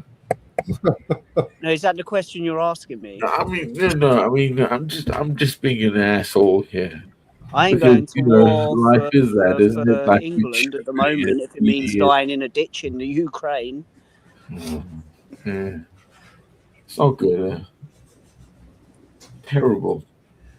It's a horrible thing. I understand. Mean, if America tomorrow says we're going to liberate the UK from the fucking the tyranny at the moment, I might just back America over England as long as English. Yeah, I would too, man. As long as English people stand down and I don't have to kill English people. Oh, yeah, we're gonna be fine for that. Go Christian. Yeah, same as me, November man. Fucking A, man. You know this. I'd back Russia as well. Oh yeah, I mean, this is why it's so fucked up because the West moving there. Putin has never called me a fucking far-right racist for being outraged about 3 girls getting fucking killed by an immigrant. And I don't think he would. So I'll stand down. Why was that immigrant born in Wales? Why was he born in Wales? Right? Because his father and his family worked for the Rwandan government. And the Great British Empire decided to send pallets and pallets and pallets of machetes over to the Rwandans, and then they all had that big choppy festival, yeah. And then he decided that he wanted asylum in the UK. So the government don't make things up, please. That isn't made up. Rudy Buchanan, father. I know. Yeah, his father and his family. Dude, man, I've come on. shown it on here from the first, haven't I, Michael? From the first time his name was brought out, I showed all his father, I showed all his relations, I showed his limited company being paid by the British government, the money being paid. The bloke has never worked a day in his life and he's been having asylum and asylum payments from the British government, and he carried on his career as a judo expert. Yeah, sir. And he came from Rwanda. He was the member of one of the gangs that was doing the fighting, and Urban will tell you the name of the 2 gangs doing the fighting. Don't get me wrong. I mean, I grew up in Africa, right? Sub-Sahara, as a white man. All right? You understand? I'm not, seriously, hence plastic African. So I understand these things. I understand these foundations in some way, you know? Yeah, the Prime Minister signed off on his asylum. I showed all that. 2-3 days after the son carried out those atrocities. I showed it on here. Listen to me. One of my friends in school, when I was there, she kind of had a little hit with a German boy, and he actually took her to Germany and then sold her into slavery. Yeah, and she was only found 7 to 12 years later. Jeez. She was how old? She was about 16, 17, and went to Germany, and then she was found at about 28. Yeah. Crack, I mean, fuck. I'm not joking. From Botswana, from a German white guy did that to a black girl. And I went to school with her. Can I just say something? The exploitation of things, and you guys think, no, it's the same thing. The principles that are happening now. Can I just say something before you go on, right? While it's on the tip of my tongue about this oncoming fucking war that fucking Starmer wants to try to fucking instigate. Putin, does anyone remember the theatre attack by Muslims in Russia? I've forgotten where it was. They chopped the ears off of them fucking cunts.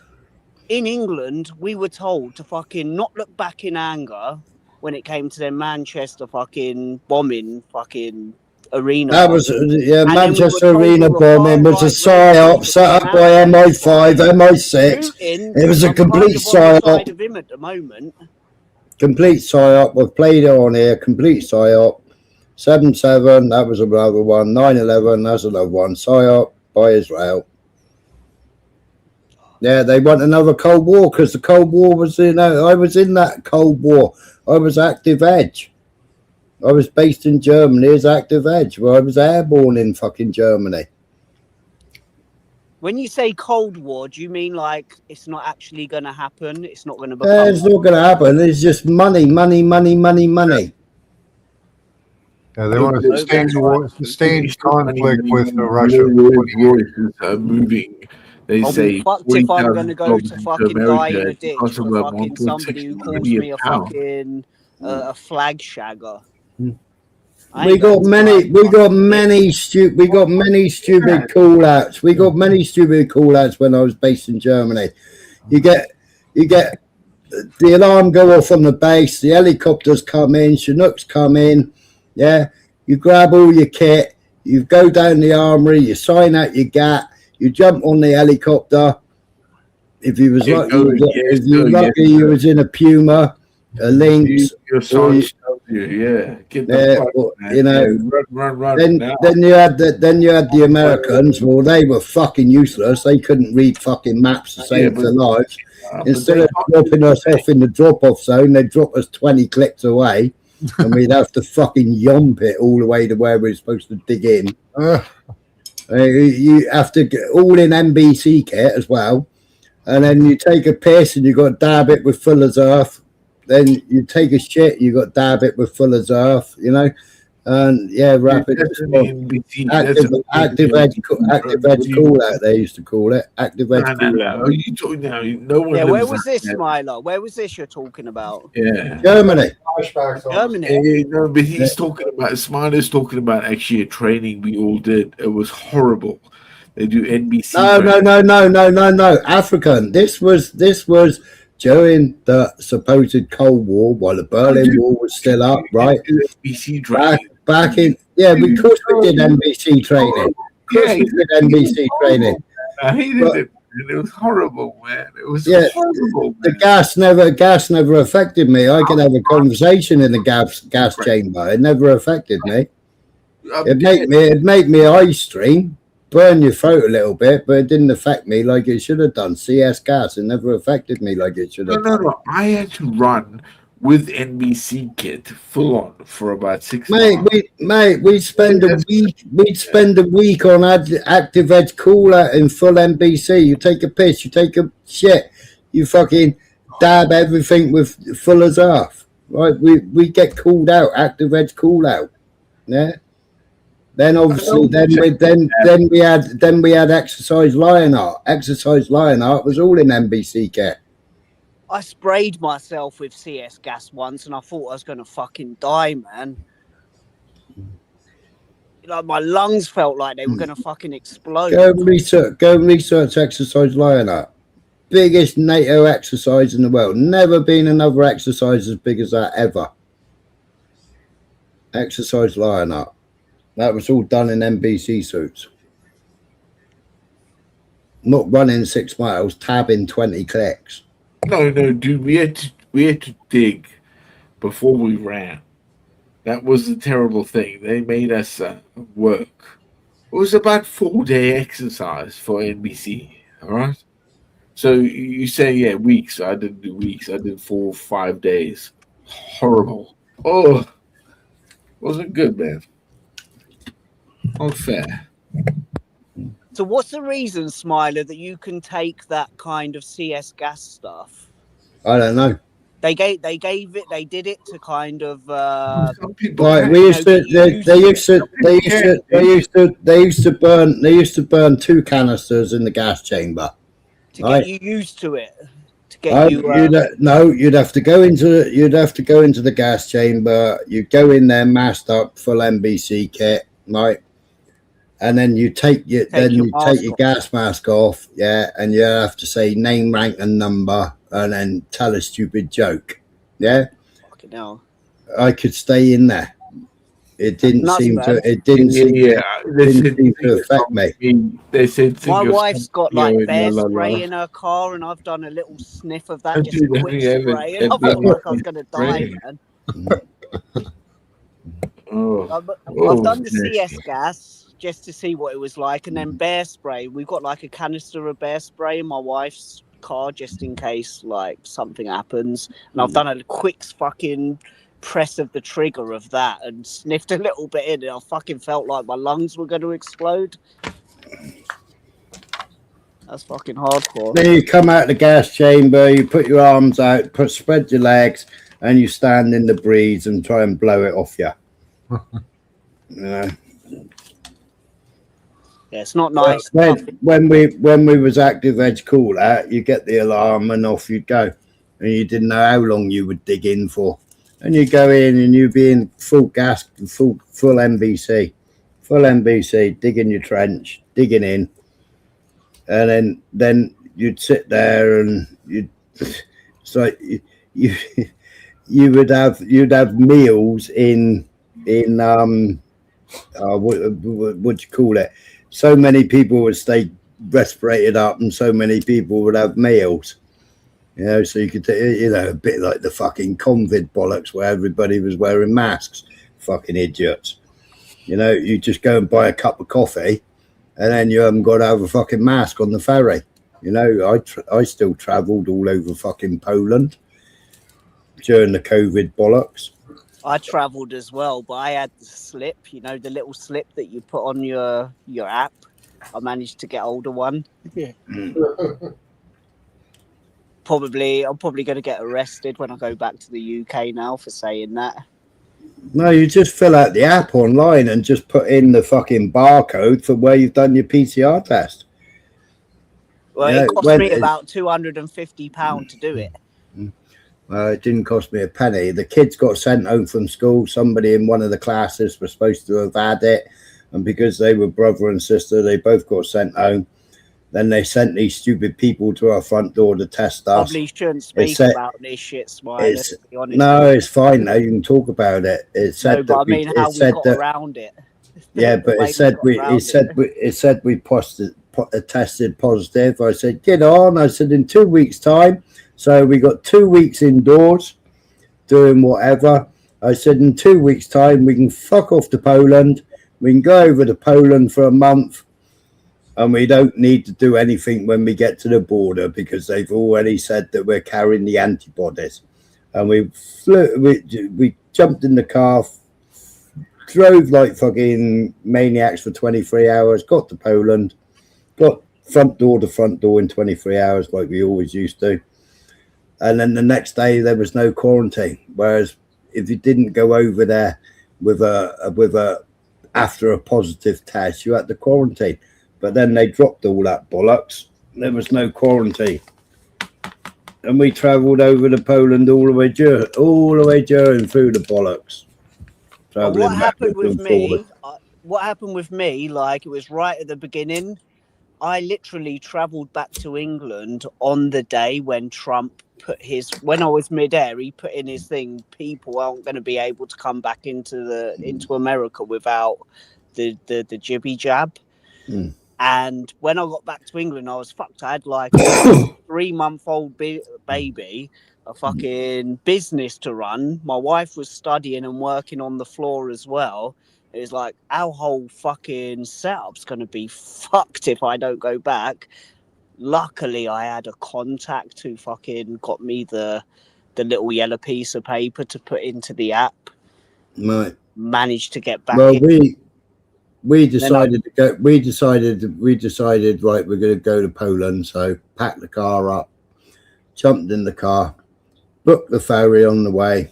Right. So we was on the way to the ferry. Don't listen to mainstream radio.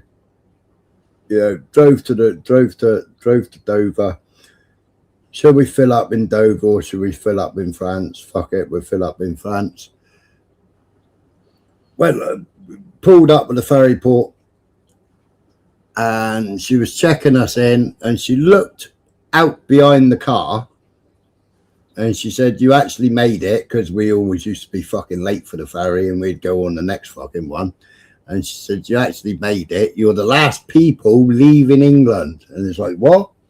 She said, "You're the last people leaving England. I'm going home in a minute. As soon as I finish checking you in, I'm going home." She said, "Yep, England's in lockdown. You've just escaped England lockdown." And we got on the ferry, went and got our drinks, fucking sat down, went to Poland, pulled up in France, filled up with diesel, and then we carried on driving, got to Poland. Nothing, no lockdown, no quarantine, no nothing. Everything they were showing on the TV was absolute load of bollocks. Complete load of bollocks. COVID didn't affect my life in one possibility, like at all. Walmarts weren't open 24 hours. That was the only thing that affected us, because we like to do our fucking shopping at about 1 o'clock in the morning. Well, other than that, and being able to go to restaurants and we shut down, didn't affect my life at all. Well, we moved workshops in the middle of that, and there was a little shop, and the woman in there, I used to smoke Royals, and a little woman in there, she decided to start buying Royals in so that I could stop in there in the morning, pick up my gallon of milk and pick up my fags. That was the only time I ever put on a mask, was because they stipulated, "Could you please put on a mask when you come in the shop, because they're going to get in trouble, blah blah blah." Hey, so I knew a guy. He was a bodybuilder, huge, massive. He owned his own shop. COVID got to him, and they gave him £50,000. No job. He killed himself, man. Right, but every business, when the COVID come along, every business got the furlough pay for the staff, and every business got 40 grand off the government. That's what I'm trying to say. All of a sudden, he didn't have to work for anything anymore. Yeah, we didn't get the 40 grand, and we worked all the way through it, because we was RAC Garage, and we worked all the way through the COVID shit. What do you think the reason for the furlough shit was? Do you think it was just an attempt to like crash economies? To crash the economy? I don't know. All my mates were on furlough, carried on working. A short-term loss to put prices up and have a reason to put prices up for the long-term game that they would never come down again, and put interest rates up. Well, also as a social experiment, wasn't it? They put everybody in their houses, all receiving money. So what have you got now? You've got more people on universal credit now since COVID than you've ever had in any history. There was also the biggest wealth transfer from the bottom to the top. Yeah. It's almost like a bait, isn't it? Yeah. Why did it happen? Because where did the money go? My mate's business was going bankrupt, and he had a contract cleaning business, and he was going bankrupt. When COVID come in, it turned him into a millionaire. He bought a Ferrari and he bought a Bentley. He turned up at a garage with a Bentley. My business was actually really good during COVID as well. To be honest with you, it didn't do me any harm, but that's just an anecdotal case because of my line of business. But it did fuck a lot of people up. I'm wondering, like, the theory I have was like this reset, this reset fair theory where they've got interest rates went up, prices of goods in the corporations went up a certain amount, and then they can blame COVID. Them prices post fucking COVID are never going to come down to what they were pre-COVID, resetting the fucking banks. Well, at the same time, we got rid of all the gas reserves in the UK. sold all the gas to Oh yeah, France. it's multifaceted, isn't it? Renewed the Russian leases. See how people would react like sheep as well. See if people are really... Well, it's coming again very, very soon. What do they call it? They're calling it the gold crash, isn't it? Because you even got paper gold now, and they're calling it the gold crash. Yeah, I've seen that. Justin Trudeau said the COVID was a good practice for climate lockdowns. So yeah. That gold stuff you're talking about, though, you're not physically holding gold. They're just telling you own a piece of gold online. Is that what you're talking about? Yeah. What, you don't own gold? Jeez. No, you've only got a there's certificate. companies doing it, man. I've seen it on both. Like people are advertising it on both the left and right, like influencer websites. Yeah, they're doing it the same. They're doing it the same as cryptocurrency. Yeah. You think about all these people that have got the CIA cryptocurrency, because it was invented by CIA, right? So when they switch the internet off, which is highly probable because they've switched it off in many countries, just recently as well, they switched it off in many countries. Right, Israel don't want information coming out of Palestine and keep cutting the internet. Right, so when they switch the internet off, how's all these people that have got their cryptocurrencies, how are they going to get their cryptocurrency? They ain't, all their money's fucking gone. All their money's gone because they've got to get it. Who do you think owns the internet? What do you think the internet and money is to what we can have across the world? Plastic African here. Come on. You know, we can own anything. That's what makes us brilliant, doesn't it? Really? I mean, we don't have to go with one thing or the other. Just gamble it. Right? The only thing you own is the clothes on your back. Well, not necessarily. It's what the authority above you says you're allowed. You don't even own your car. Well, I don't own shit, man. My life. But you don't even own your car. DVLA own your car. You've only got a certificate of registration. You definitely don't own your property, man. You don't own your property. That's become very fucking clear to me since I've bought my property. You don't own it. They'll take that shit away from you the day you fucking stop paying. The only thing you own is the clothes on your back. But do you know what? Like, the interesting thing is, in countries like the UAE, you do own it, and you don't get taxed. Who are the thieves? Is it the Emiratis or is it our fucking treacherous governments? I know. When if I leave my shit to my son, I've paid tax on this shit, income tax, then property tax, and then they want to fucking take a piece of that as well when it comes to inheritance tax. Right, so when I was running my garage, we had 250 grand's worth of tools and equipment. Right, if I had £100,000 worth of snap-on tools and I bought another tool, say for 150 quid, right? Until I paid that 150 quid off, because it's on what's called a rollover. Yeah, so you pay £10 in the 100. So every week you pay £10 in the 100. So 15 weeks you pay for it, right? But it was good for VAT, because when you bought the tool, you got your VAT receipt straight away. So you could put the VAT claim straight in. Yeah. So every time you looked at your VAT and how much you were going to pay VAT, you just bought tools and just bought fucking supplies for the garage, because you always got the VAT receipt. All right, so you would have deals. You'd have deals with your suppliers where they bill you in a quarter.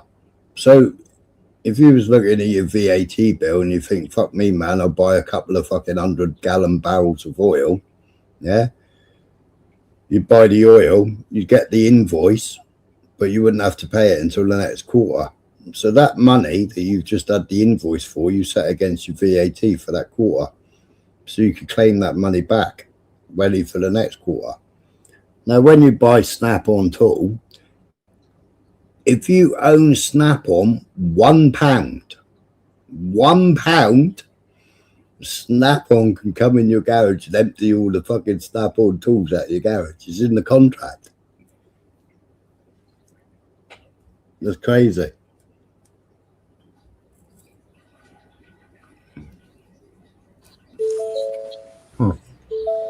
They have a good return policy. Yeah.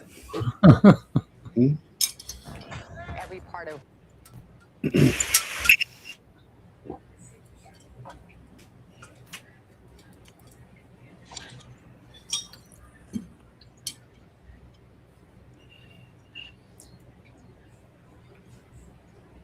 We was talking about slavery just now. Went on all the time, every day. Whether Griff's words were reported correctly or not, the resulting media storm required swift action from the band's leader, Chuck D. I remember being around at that time, you know, and how tough that decision was. To act to save his group, he released From Africa to America in the holds of ships. Who own the insurance companies? Who own responsible? If you talk Henry Ford's books, hell, I was. Chuck had to act to save his group. He released a statement, apologized, and sacked Griff. I used to travel with suitcases full of books. Hell, I was a minister of information. So I came with 20, 30 books, and we was just kind of going over some of the information in the books. I think I had Henry Ford's book, The International Jew, Octopus. So if you're talking about world wars, then who was responsible? If you're talking about the Civil War and you're talking about black people being brought over from Africa to America in the holds of ships, who owned the insurance companies? Who owned the ships? And that's the kind of discussion we were having. Because the information that I gave in the interview wasn't from Griff. It was from Jewish scholars. I didn't write it. So it's like, wow, okay. And who were the owners of these slave ships? Who were the biggest slavers in the 16th century? The Ashkenazi were the biggest slavers in the 16th and 17th century, going into the 18th century. You see, Ashkenazi slaving was huge. This is from... I don't think it was as large as the Arab slave trade, though. Jewish sources, right? Because you just trod on a bunch of toes. So yeah, I mean, the slave trade was a slave trade, wasn't it? Yeah, it was business, wasn't Yeah, it? exactly. Black, white, whatever, man. Well, there were peaks of marketability depending on how much territory you had. All that, yeah, whatever, man. Yeah. To be careful when I say this, so my sources, it's always best to go with Jewish sources, right? Because you just trod on a bunch of toes. So we'll go with the Jewish sources. There's a ton of sources out there. I'll stick with the Jewish ones because that's just safer. The Jewish scholar Jonathan Shorshak says this: Jewish merchants routinely possessed enormous numbers of slaves temporarily before selling them off. If a slave auction fell on a Jewish festival, it was postponed due to lack of buyers and sellers. The Jews of Suriname gave their slave plantations Hebrew names such as Machanaim, Nachamu, and Goshen. Rabbi Herbert Bloom adds that the slave trade was one of the most important Jewish activities. In 1694, Jews owned 9,000 African Shemites. Jewish slaving is in fact confirmed by the Jewish Encyclopedia. From the Jewish Encyclopedia, quote, the cotton plantations in many parts of the South were wholly in the hands of the Jews, and as a consequence, slavery found its advocates among them. In the days that we live, there's nothing more important than this Melchizedek message to the true Shemites. Because this Melchizedek message of the true Shemites is the solution. It is the solution to the Palestinian problem. It is the solution to the Black Lives Matter that is being fomented by the synagogue of Satan. It is the solution to racial tensions, segregation that is all part of the synagogue of Satan's plot for Yahweh's people to fight Cheers for coming in, dude. based upon the color of our skin. That is ridiculous, but that is what they want so that we keep our minds off of them as the true slavers. The Holocaust is big business because Germany so far has given the Jews, I think, at least $200 billion. So it's big business. And some of you are still getting $1,000 a month. And a lot of people don't know this. Can we just pause a minute? People don't realize who brought the slaves to America. They were Jewish ships. I don't think the argument of the Jews ran the slave trade is an argument to die on, man. And I think the argument of, like, when it comes to political equity, I think this guy, Black American dude, like, benefits way more from the equity of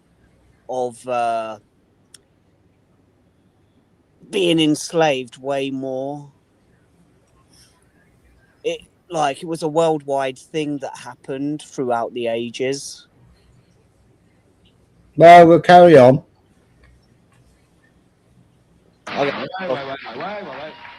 On the plane on the way here a couple of days ago, I was rereading a dissertation, a PhD dissertation from 1977 by a man called Harold D. Brackman, who is a functionary of the Simon Wiesenthal Center of all places.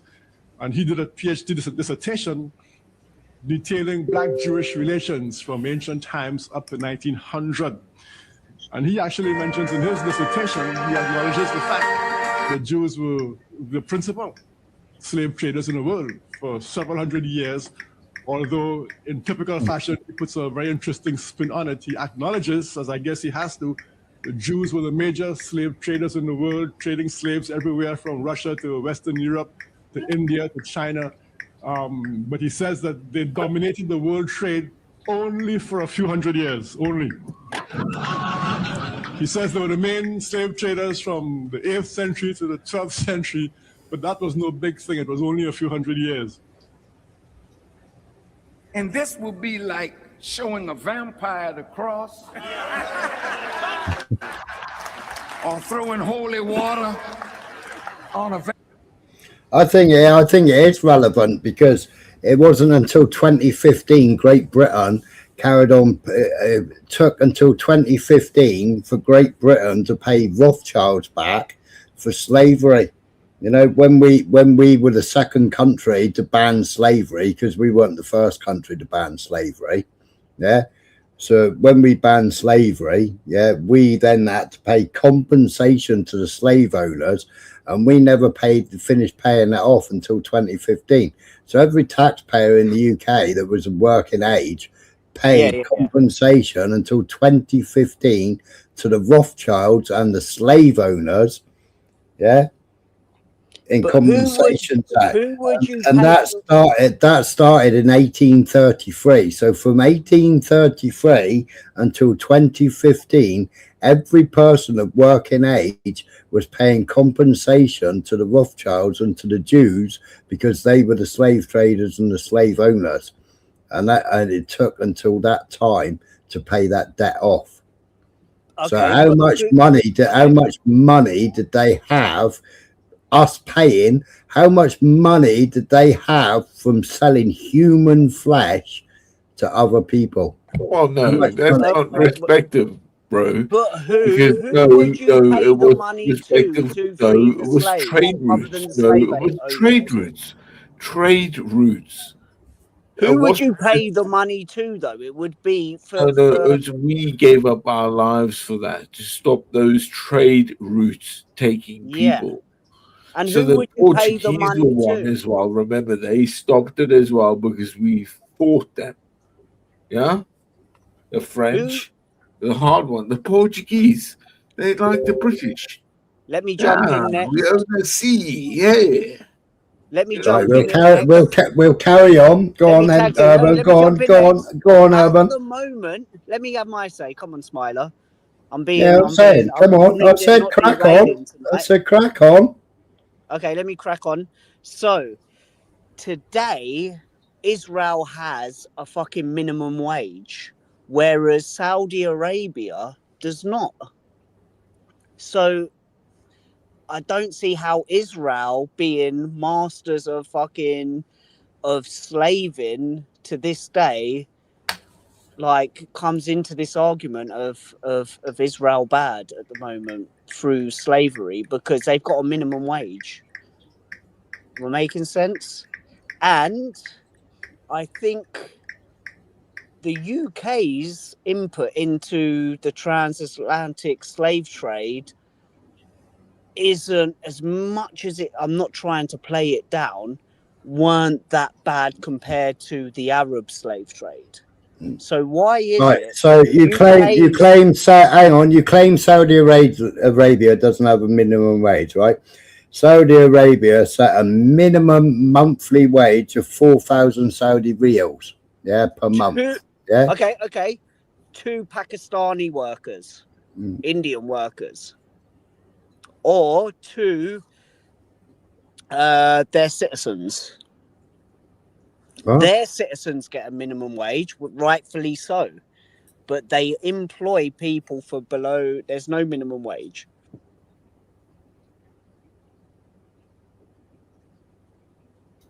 But you said there was no minimum wage. There is a minimum wage. What does the source say? Eh? What does the source say that you're looking at? It's 4,000 Saudi riyals, right? And then it goes in different scales. What does that compute to? What does that compute to, though? Like, what does that calculate to? I don't know how much a riyal is. How much is a Saudi riyal? Yeah.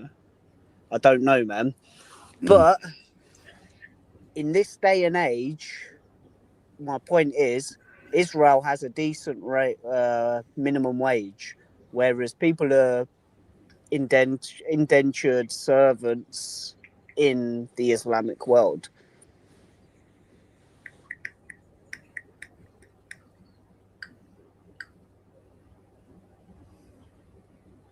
If we're talking about nowadays or 80 years ago, then it's 2 different things.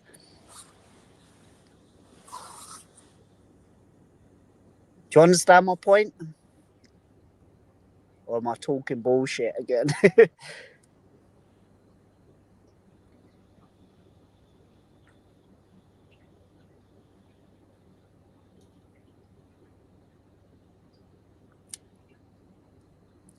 Like, I've been through my family tree, and a lot of my family were like dock workers, basically indentured servants.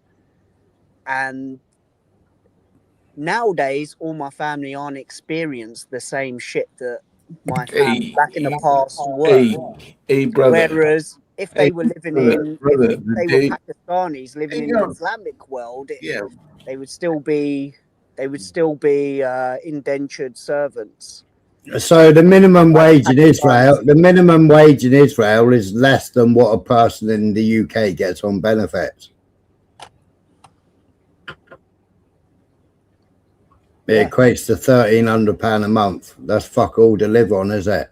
I couldn't survive on £1,300 a month. Oh, really? No way, man. 1,300, just that? Who knows what they could give? Huh? What's that to anyone? Or what's that to, like you say, slavery? I don't know. The deity of the Christ. What was that? That we're all free, right? Oh, Jesus. Jesus! We're all free. Take from me the blessing, eat of the flesh of life. Pretty damn disgusting if you think about it. I mean, those Vikings looked at that and thought like, "Holy shit, man! Their god is dead. What the fuck's that about?" Could you see it? Did you see it? Do you see it? Slavery only seemed to be bad when it came to white Christians doing it. When the rest of the world did it. Going on in Europe, especially when it came to comes to England, where we were the ones who sent fucking, like you said, Smiler, we sent out boats to protect fucking shit, and the UK population, you yourself, carried on paying that until 2015. Yeah, we were the only country to pay it. Yeah, exactly. Right. So but what these are pointing out, yeah, is because you got all these ones now claiming for reparations. Yeah, my family were brought here to America or brought here to the UK or brought blah blah blah as slaves. They were part of the slave trade, and they want reparations off the UK. Who was brought to the UK as a slave, though? I don't think anyone was. Yeah, there was. Who? Most slaves came to the UK as slaves. There were slaves in the UK. Yes. No, they did not. No, they did not. No, they did not come to the UK at all. No, that is a fallacy. They did not. Yeah, the transatlantic slave trade took them to the Caribbean and then on to America.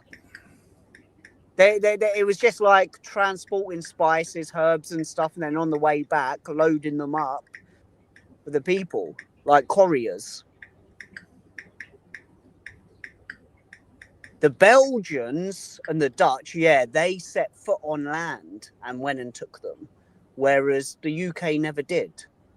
But the UK are the worst of the worst in the eyes. There was around 3.1 million people, relatively few, brought directly to Britain itself. Estimates suggest around 10,000 to 15,000 enslaved people lived in Britain.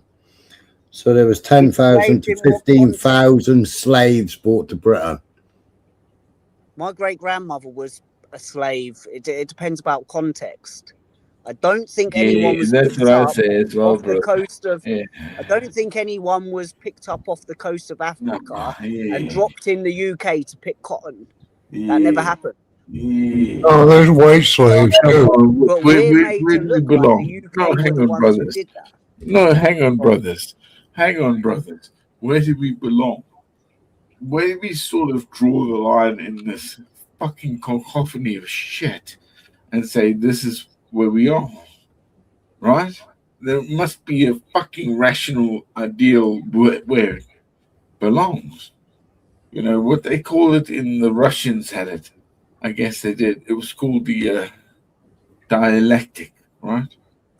And where is that dialectic these days? You tell me. In the 18th century, there was nearly 20,000 black slaves in the UK. Yeah, but it's not slavery in that regard. Oh my God.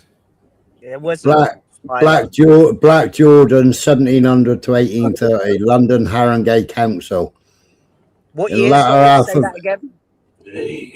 1700 to 1830, London Haringey Council. In the latter half of the 18th century, England had a black population of around 15,000 people, which were black slaves. That's historicengland.org.uk. Right, so I'll watch a little bit more while you're going. Do an AI search on that, and I'm pretty much sure it will come back very different. I've just searched it. That's where I've just read the information out to you from. Okay. So we'll carry on watching a little bit more. Empire. See, because the worst thing that a deceiver wants is for the people deceived to find the truth. Black folk picking cotton. Listen good now. cotton was then what oil is now. The largest producer of oil in the world are the rich ones, and the strategic interests of America means in order for them to rule, they have to link with where the oil is coming from and take it or maneuver to get it, but they must have oil. In the time of slavery, it was cotton. UK's cotton came from Egypt. And it's interesting that the cotton would come down the Mississippi, New Orleans to the Gulf, from Biloxi, Mississippi, and from Mobile, Alabama, and the cotton would come down and go up to New York, where the brethren of the Jewish people in the South, in the North, were the masters of the needle trades. And they had their brothers also in the South taking the lint from the cotton and producing cloth through weaving. But these were Jewish people owning the land. They were the majority. They were the merchants. They were the traders. They knew how to hook up with their brethren in the North, and they would send raw cotton to the mills in Wasn't Columbus Jewish? Manchester. Yeah, it was, yeah. Bristol, and the British would turn Was it Michael Jackson fucking Jewish? and then sell it all over the world. No, I don't think so. The Rothschilds became rich. Columbus was a fucking Catholic. Dude. He was Jewish. He was Jewish. Catholic. No, He was he Jewish. was from Spain, and they were kicking them out. Yep. Catholic. No, he's No, I wasn't go and research it. No, he's Jewish. Lehman Brothers became rich from cotton in Alabama, then moved to New York and Wall Street. I know the truth, and somebody gotta tell it or die trying.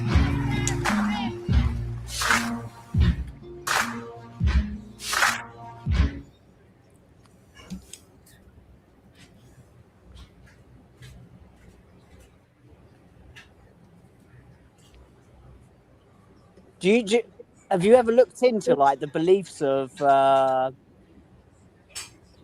Nation of Islam? Yeah.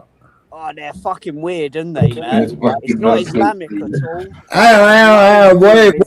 Why are we jumping into that subject? But at the moment we're talking about the slavery. No, you said during the peak. Islam, his words don't bear any fucking relevance to like an actual. What does the Talmud say about slavery? Yeah. Right. During the peak of the slave trade and the subsequent industrial boom in Britain, most of UK's raw cotton came from plantations in the United States, the Caribbean, South America, especially Brazil and Guyana, where it was cultivated and harvested by enslaved African people. Early period of the 17th century, before the Industrial Revolution in Britain, cotton was imported from the Middle East and India by the East India Company. Who was the East India Company? As British manufacturing. Yeah, the East India Company was a faction of people that became the first sort of allegory to, if you will, corporation.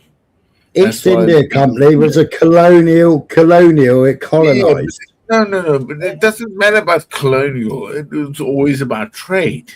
If there's anything better, it's trade rather than war, right? But let me give my point of view on that, because this is a very specific question that rings hard with me. Oh, come on. Trade is better than fucking war. India pulled out of that shit.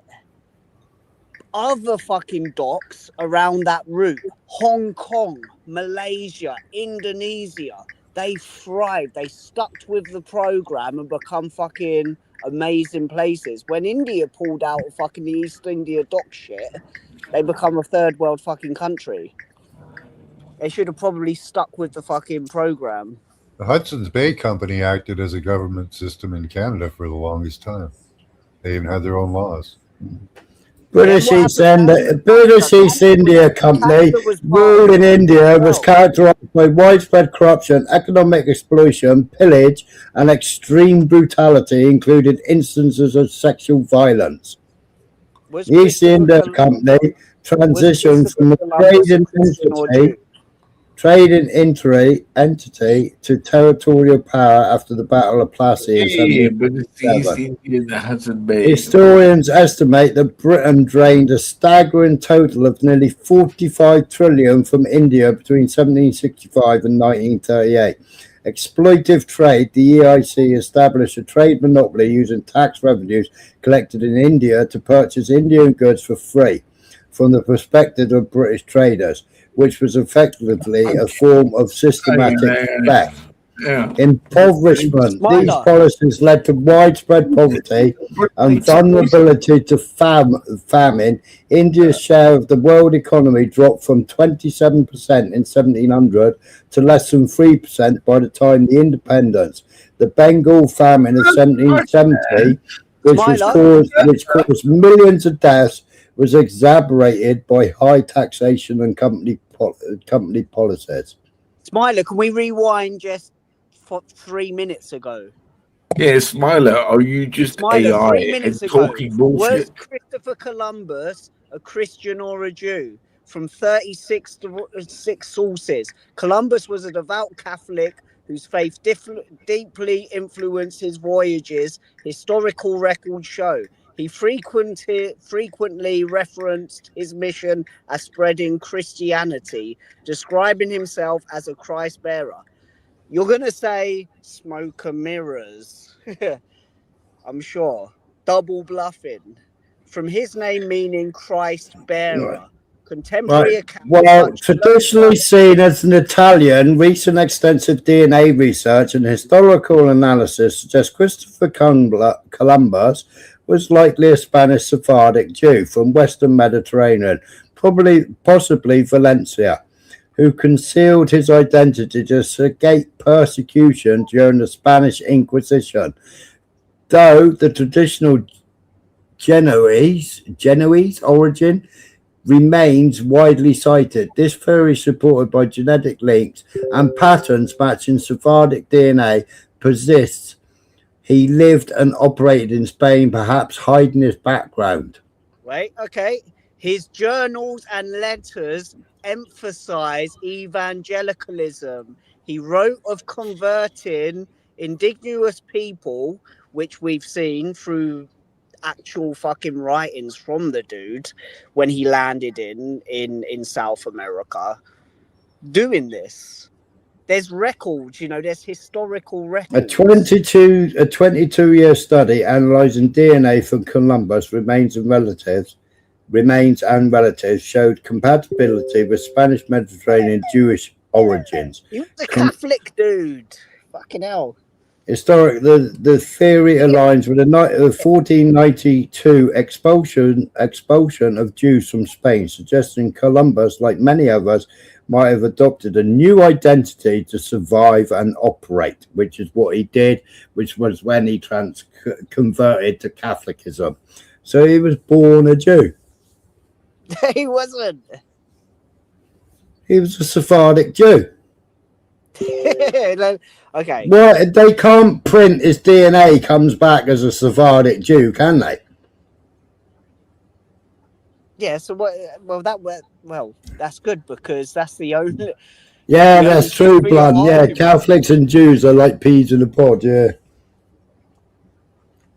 Okay, but I was born in my DNA goes back to what once was. And linguistic clues. Some researchers point to specific words and phrases in his writings as potential indicators of his Jewish background. Based on what?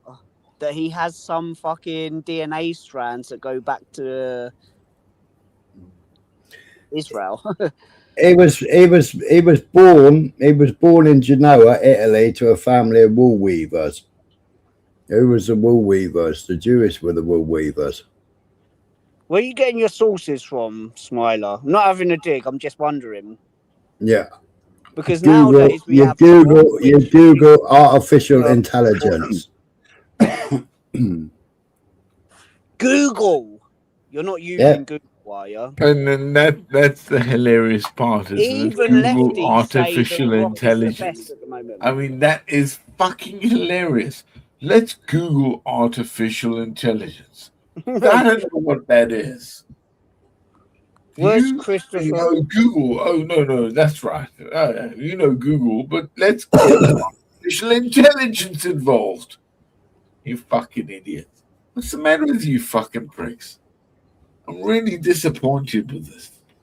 You know, I really am. Okay, so we'll go with you guys are gonna be like, holy shit! What's the name of the South African? I'm on my phone. I can't see who's the name of the South African dude. What's your name, dude? Michael. No, on your screen name. Plastic African. A plastic African. So are you saying that the AI disproves that he wasn't a Christian or a Catholic? Do you think Christopher Columbus was a Catholic or a born Jew? What? No. What? That can't be a question to my knowledge. Why would I say that? What? Because you might have more knowledge than me. Was Christopher Columbus a Jew or a Catholic? You will be a Catholic, yeah. Thank you. Okay. You would. I'm sure whether you was calling me a dickhead for listening to right.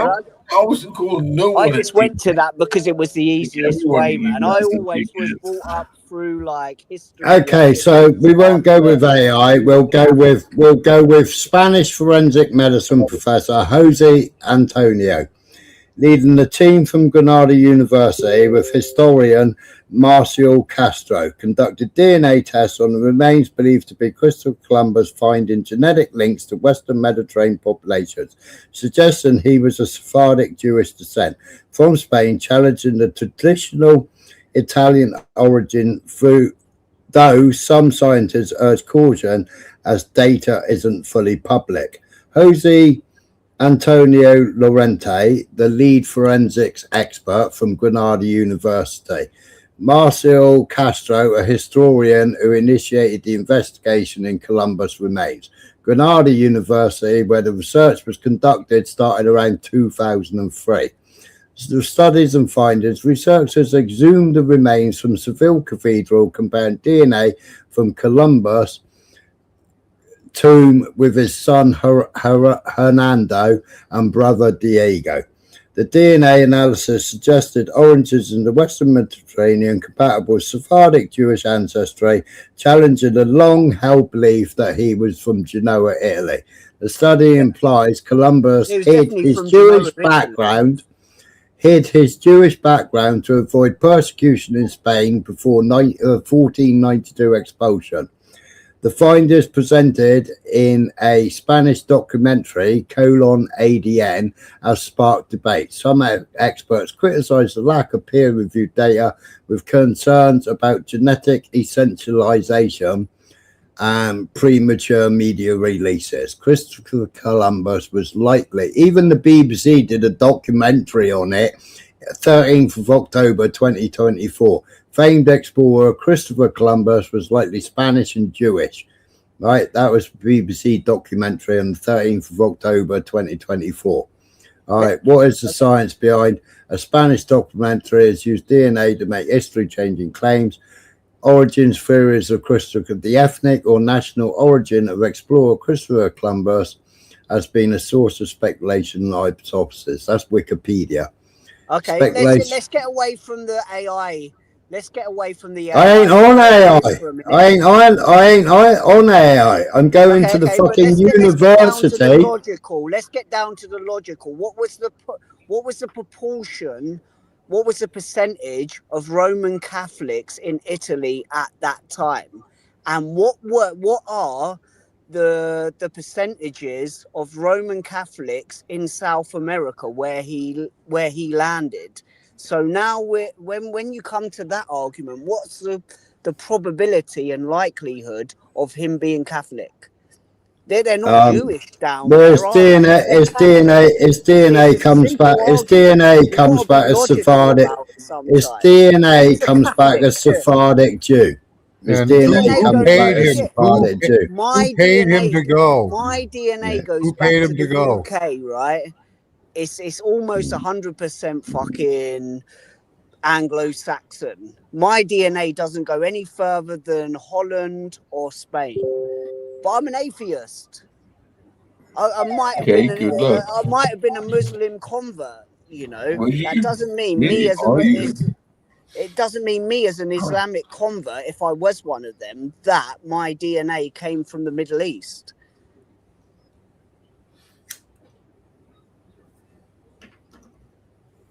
He landed on the shores of fucking South America, and most of them are like heavily Catholic now. He came from a place that was, at that time, I'm guessing. Yeah, and he was paid to go there. He got the money to go there. Yeah, from but the by Catholic the Church. Jews. you weren't though, man. Don't be fucking playing down that shit. Right. They actually spent 21 years of DNA research to prove it. Right. And it's proven all these theories, including the more widely accepted ones. Columbus DNA, the true origin, a documentary in which aired on Spanish television early this month. He was actually a Sephardic Jew from Western Europe. Right, and there was a documentary that played in Spain. Studies of Columbus DNA started in 2003. The year of his remains were exhumed in the catacombs of Seville Cathedral by Granada University forensic medicine professor Jose Antonio Lorento.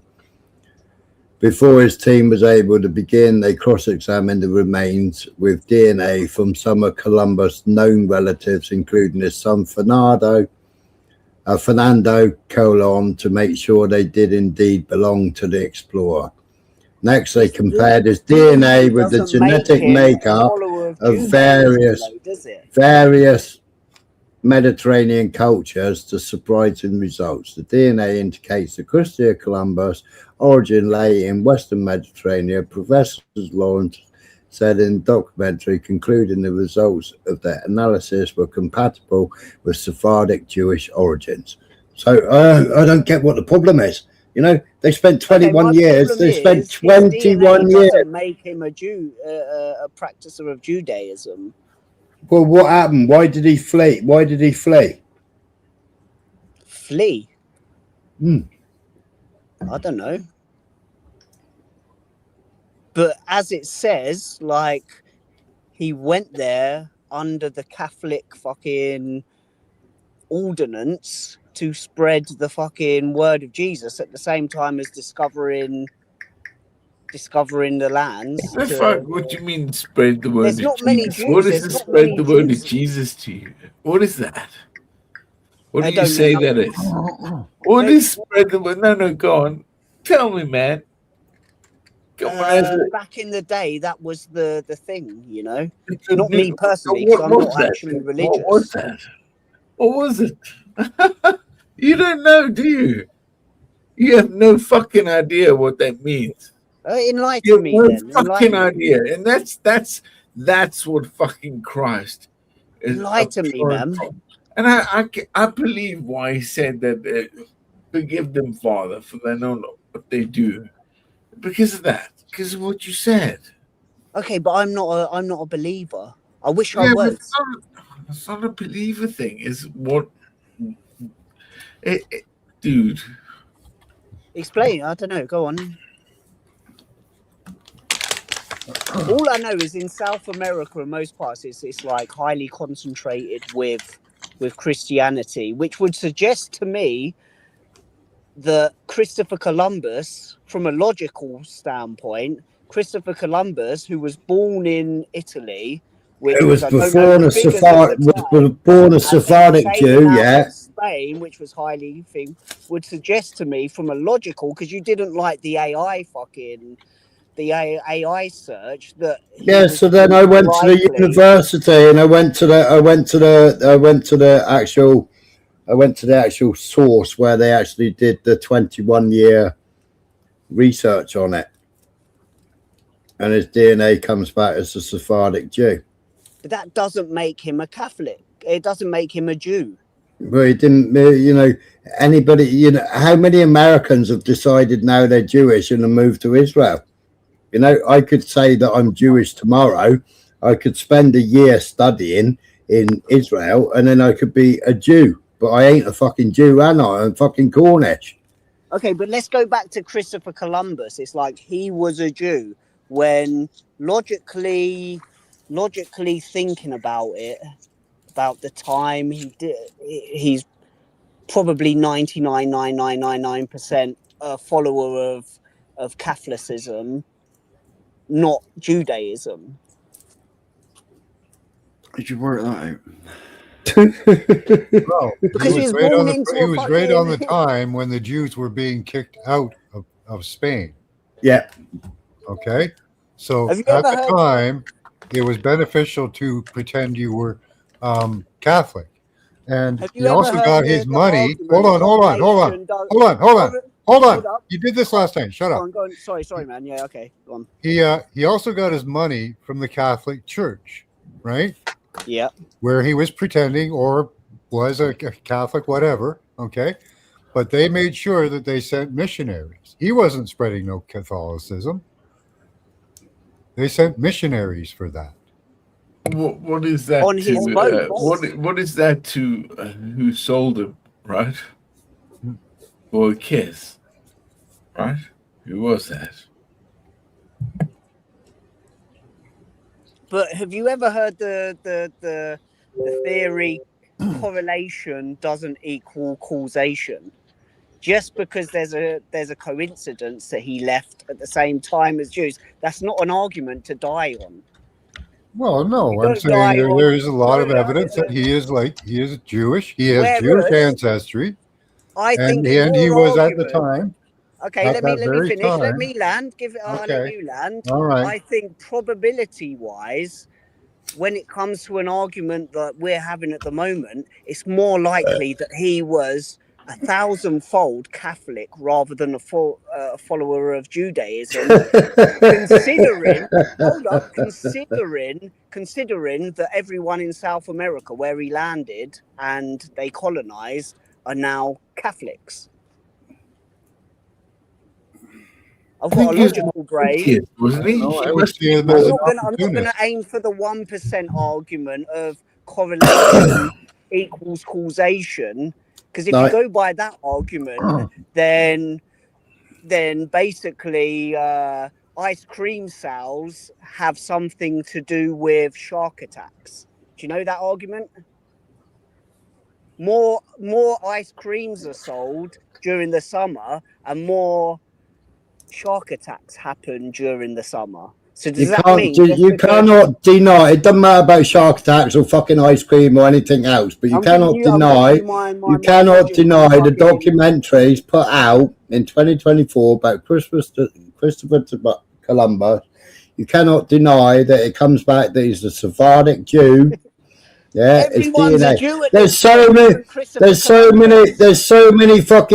so many people that claim to be fucking Jewish that would fucking love to have fucking Jewish DNA that haven't even got Jewish DNA, but claim they're fucking Jews and they haven't even got Jewish DNA. Hang on. Let's talk about somebody called in Britain. Come on. Yeah, got you. Stop it. Say what? You understand my argument of correlation doesn't equal causation.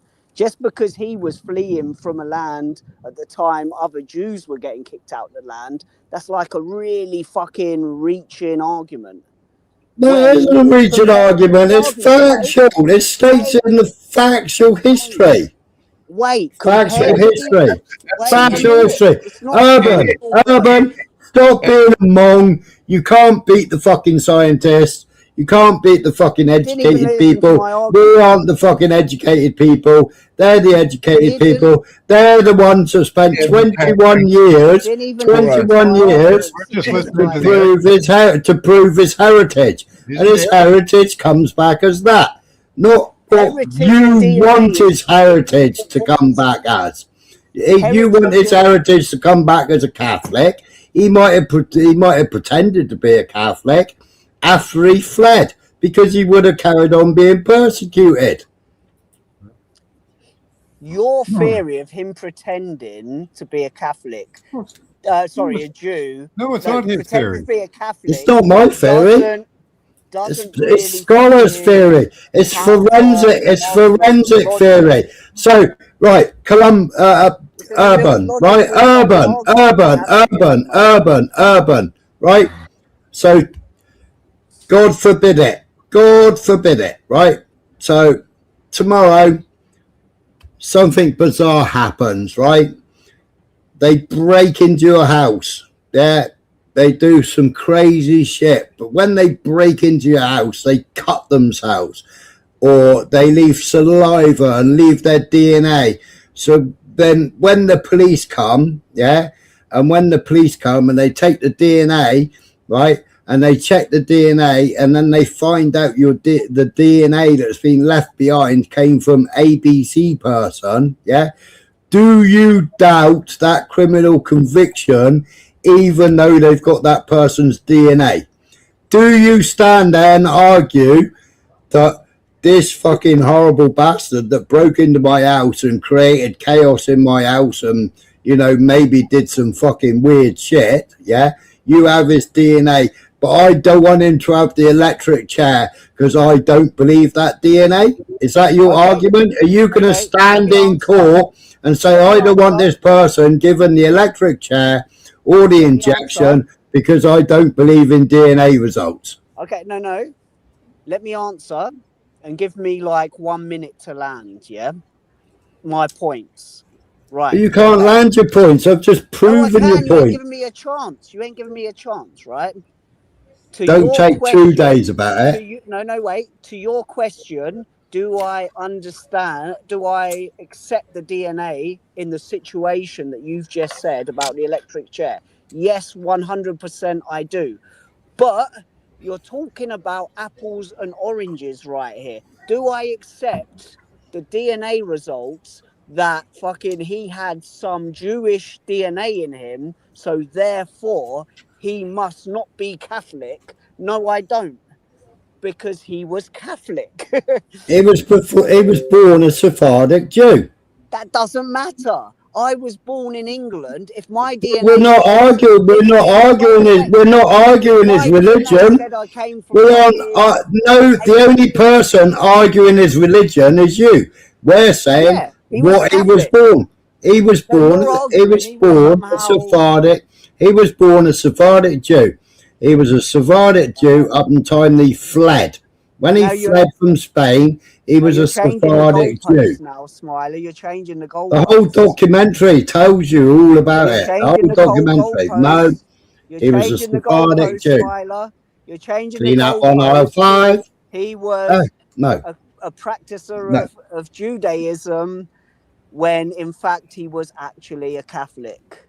Just because I could be born in England and have 100% Middle East fucking Arab doesn't mean I am a Muslim. He was a Catholic. No, he wasn't. He was a Sephardic He was a Jew. Jew. Hang on. So why isn't 90% of the fucking South America and Central America Jews now? He was a Sephardic Jew who converted to Catholicism only to escape persecution in Spain, and he wasn't fucking born in Italy. Joke.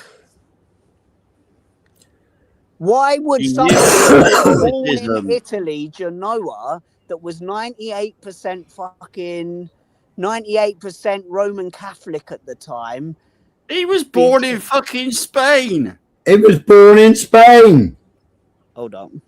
He was born in Spain. Go and fucking Google it, grok it, whatever you want to fucking do it. Christopher Columbus was most likely born in Genoa, in the Republic of Genoa, now part of modern Italy.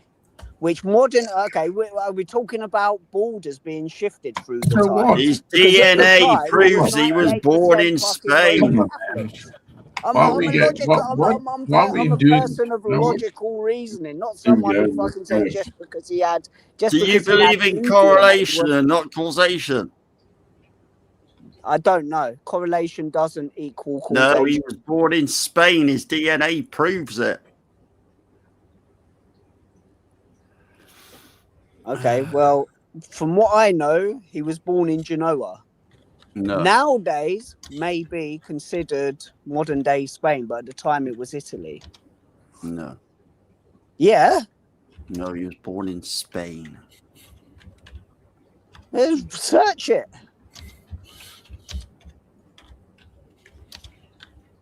Do that from Canada.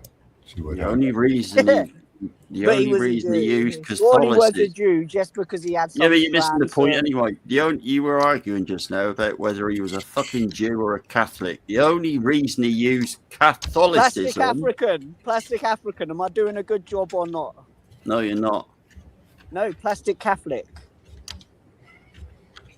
Plastic Catholic. Can you hear me?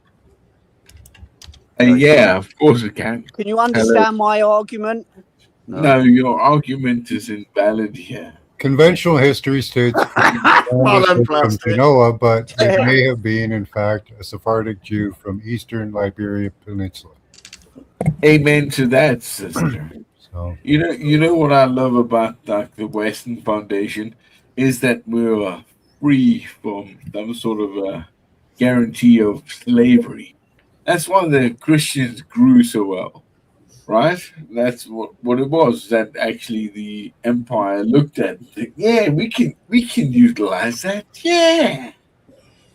I have to combat that point, man. We grew so well because of the fucking industrial revolution. Our souls did. The industrial yeah, and then World War II. World War II bankrupted us. World War II bankrupted us.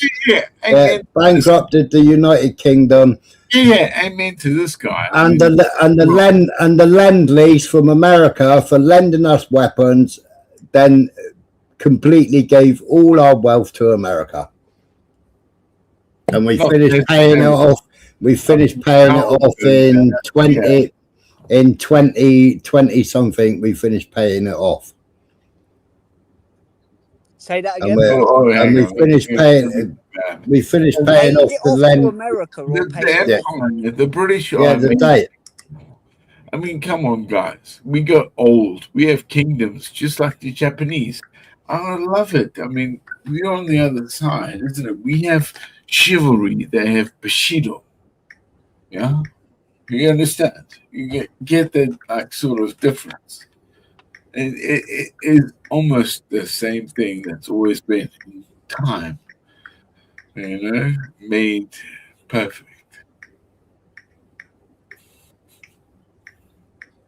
So yeah, in Bushido, of course, it is the honor system.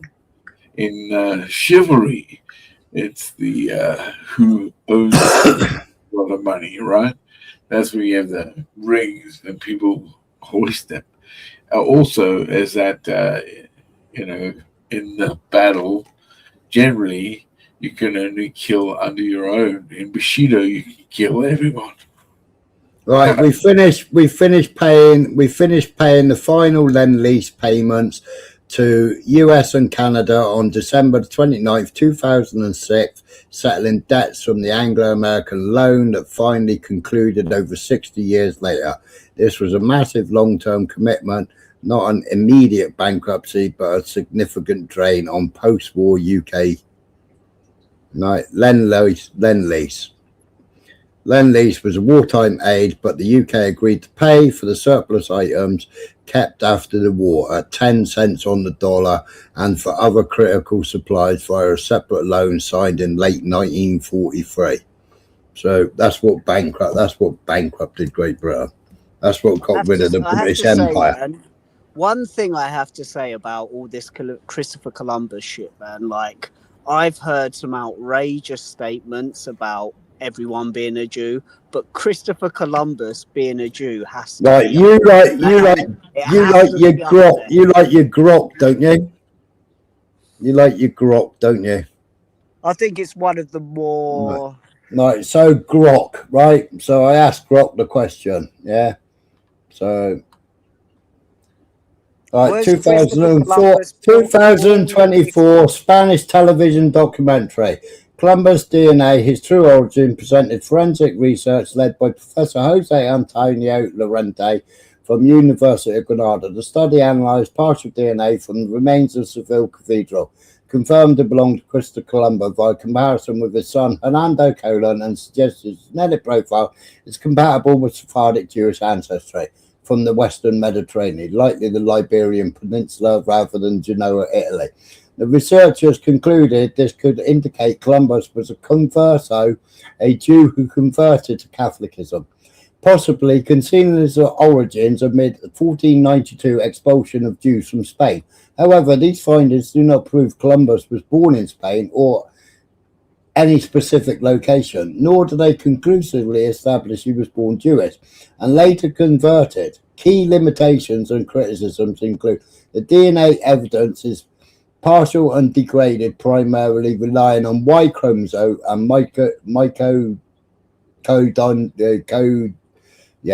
whatever the fucking word is, I can't even say it, markers from his son, with very limited recovery from Columbus' own remains. No unique Sephardic Jewish genetic marker exists. The result shows only compatibility with Jewish ancestry, but not definitive proof. DNA cannot pinpoint birthplace or nationality, as genetic traits are shared across broad regions. The study has been published in peer-reviewed scientific journal after over 20 years of work. It was revealed only via the documentary without detailed data. Methods of raw sequences of independent verification. Multiple geneticists. Well, no, I'm giving you the Grok version. The traditional historical consensus that Columbus was born in Genoa to a Christian has long been debated based on linguistic and documentary clues, with the alternative theories, e.g. Spanish, Portuguese or Catalanian origins, existing for centuries. The 2024 study adds a genetic angle supporting a non-Italian possible Jewish-linked origin, but it remains controversial and far from settled proof due to the method concerns raised by experts. Yeah. Okay. Say Right, my DNA had links to the Middle East or Saudi Arabia. Would that make me not a Christian if I was a Christian? Put in a search. Was Christopher Columbus born a Jew? Yeah. No, he wasn't. No, Christopher Columbus was not born a Jew. He was born into Christian family and raised as a Catholic. So if he was a Christian, you fucking idiot, right? If he was a fucking Christian, Christ was a Jew. You fucking idiot, yeah? Who was it that was kicking them out of fucking Spain in 1490, whatever it was? Who was it that was expelling them from Spain? Why would he run away from Spain, yeah, if he was a fucking Christian? Because it was the Christians that were fucking expelling them from Spain. I'll tell you why. Because like I said before, correlation equals causation is a fucking illogical logical fallacy. No, he was clearly a fucking he was clearly a Catholic. I'll tell you Hence why no one no. in South America and Central America are not Jews. They're all Catholic at the moment. He was born in a country that was 99.9% Roman Catholic. No. Well, if he was Roman Catholic, he would have stayed in Spain and not run away. Wait, your whole argument is hanging on a correlation. Fucking stop using the fucking C words. Is that all you got? Correlation, fucking constipation. Yeah, because you're saying at the time when they were kicking Jews out, that means like he must be a Jew because he left. No, when they were kicking that's the like Jews, a weak argument. And then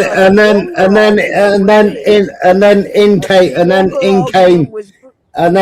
came the Ottoman Empire, Turkey, Greece, and the Balkans, and then they said, "Well, you can all fucking get out." we're talking about fucking apples and oranges here. If man. you listen Like, to this explanation, right, without butting in for a minute, he so say converted to Catholicism to avoid persecution as a Jew, meaning his parents were likely Catholic conversos or hidden Jews. In other words, they did the fucking same. regardless of that point, whether it's true or not, which I don't believe it is true, when he actually fled Spain, he was a Catholic. No. He Yes, he used was. the Catholic shield to stop persecution from him. That's a reach. That's such a fucking reach. I don't know, like, respectfully, man, I don't know if you understand logical fucking reasoning or not. Well, I could ask you the same.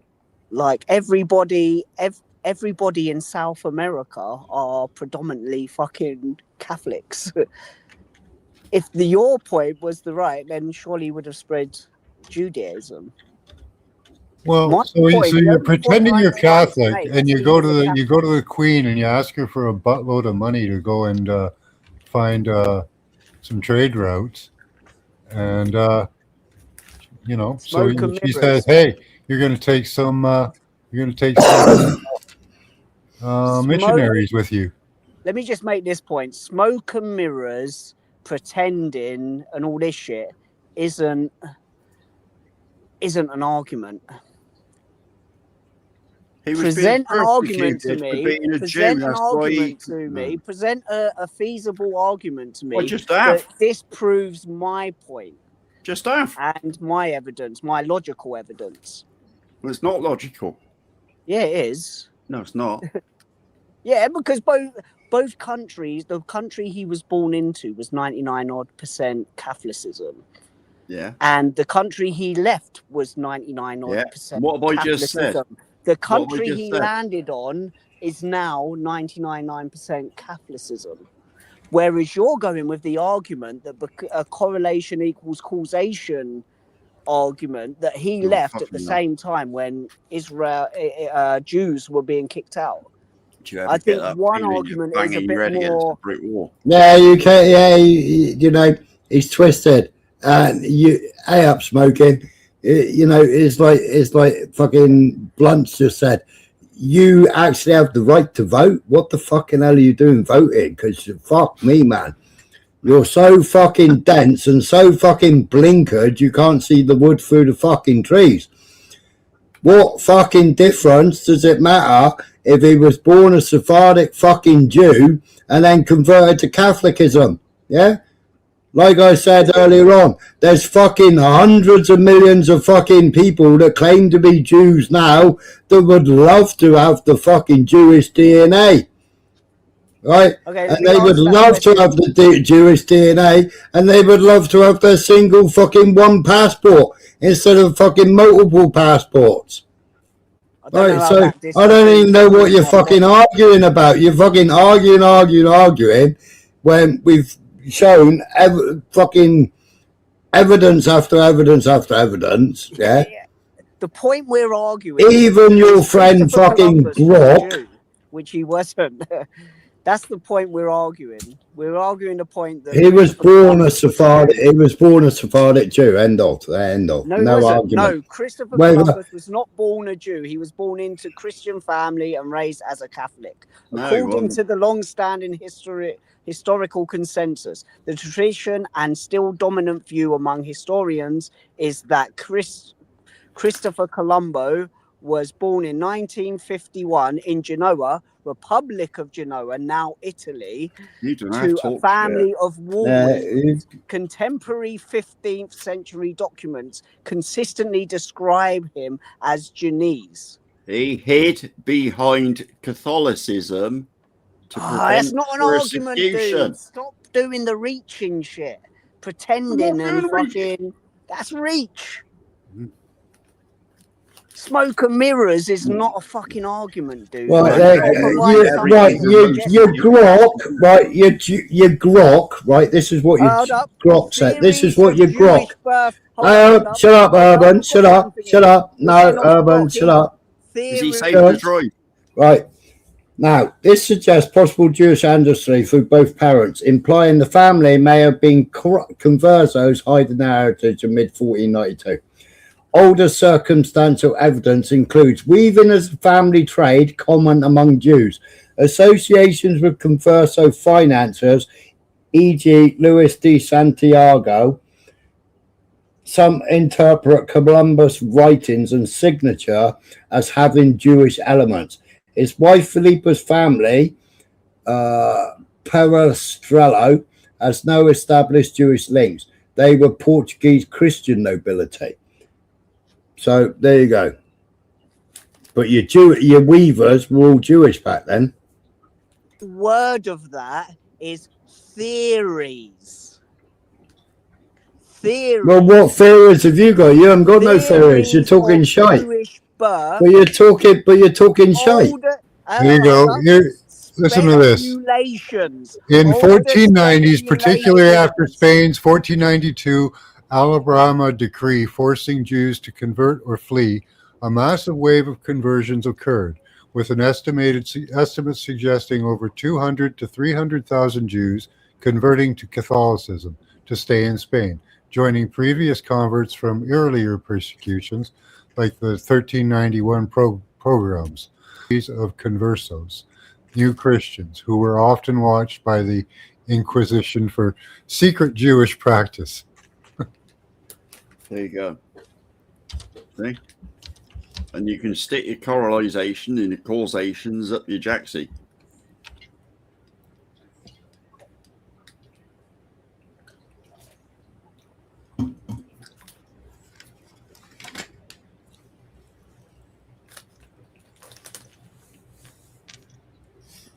I'm sorry, is that a tumbleweed moment?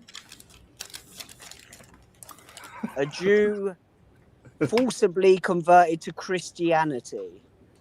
Theories being the operative word. Whereas let's say under historical writings by himself would presume that Christopher Columbus was Christian. Have you read his autobiography? Catholic. I haven't. No. Does he have an autobiography? So Christopher Columbus, some theories including recent DNA research suggested he was a Sephardic Jew, origin from Spain, potentially fleeing the Inquisition, which would tie the name to Jewish history. Marano families, the name was used by Marano, Jewish converts to Christianity. Families and some historians link Columbus to such a background. Jewish scholars figure like Rabbi Joseph Colon existed, indicating Jewish use of the name. In summary, his name isn't exclusively Jewish, but its most famous bearer is part of theories linking it to Sephardic heritage alongside actual Jewish families who bore the name. So his name actually links him to Sephardic heritage who bore the same name. Though, does it? Right, so we've got two. We're not saying he was a Jew. We're saying he was born a Jew. We're saying his family were born Jewish and changed their names. The same as fucking Netanyahu was called. You're changing the goalposts. You were saying he was a Jew. If I'm born Cornish, I ain't a fucking Cockney, am I? I was born Cornish. I'm not a fucking Cockney. Isn't it? No, but I'm not a fucking Cockney, am I? I was born Cornish. No, but that's not what the argument African was born, plastic African was born fucking English. Yeah, but that he doesn't. He sounds South African. He doesn't sound fucking English, does he? But he was born fucking English. Changing the goalposts, Smiler. Your No. argument was he led No. the slave trade based off of Jewish fucking influence, which clearly wasn't the case. So we've got two conflicting arguments here with two conflicting pieces of information. So therefore, we go on to logic. He was born in a predominantly fucking Roman Catholic place. He left from a predominantly Catholic place. Urban, you're beating your head. You're beating your head against a fucking brick wall. You can't argue with science. Shut up. Shut up. Shut up. Your argument isn't. You got fucking 5 people. 1, 2, 3, 4, 5. 5 people. Four say the same fucking thing. You're the only fucking person arguing, you fucking mongo. The fucking chat all goes with the fucking same thing as well. You're the only person fucking arguing. I'm the only one with opposing opinions. That's why.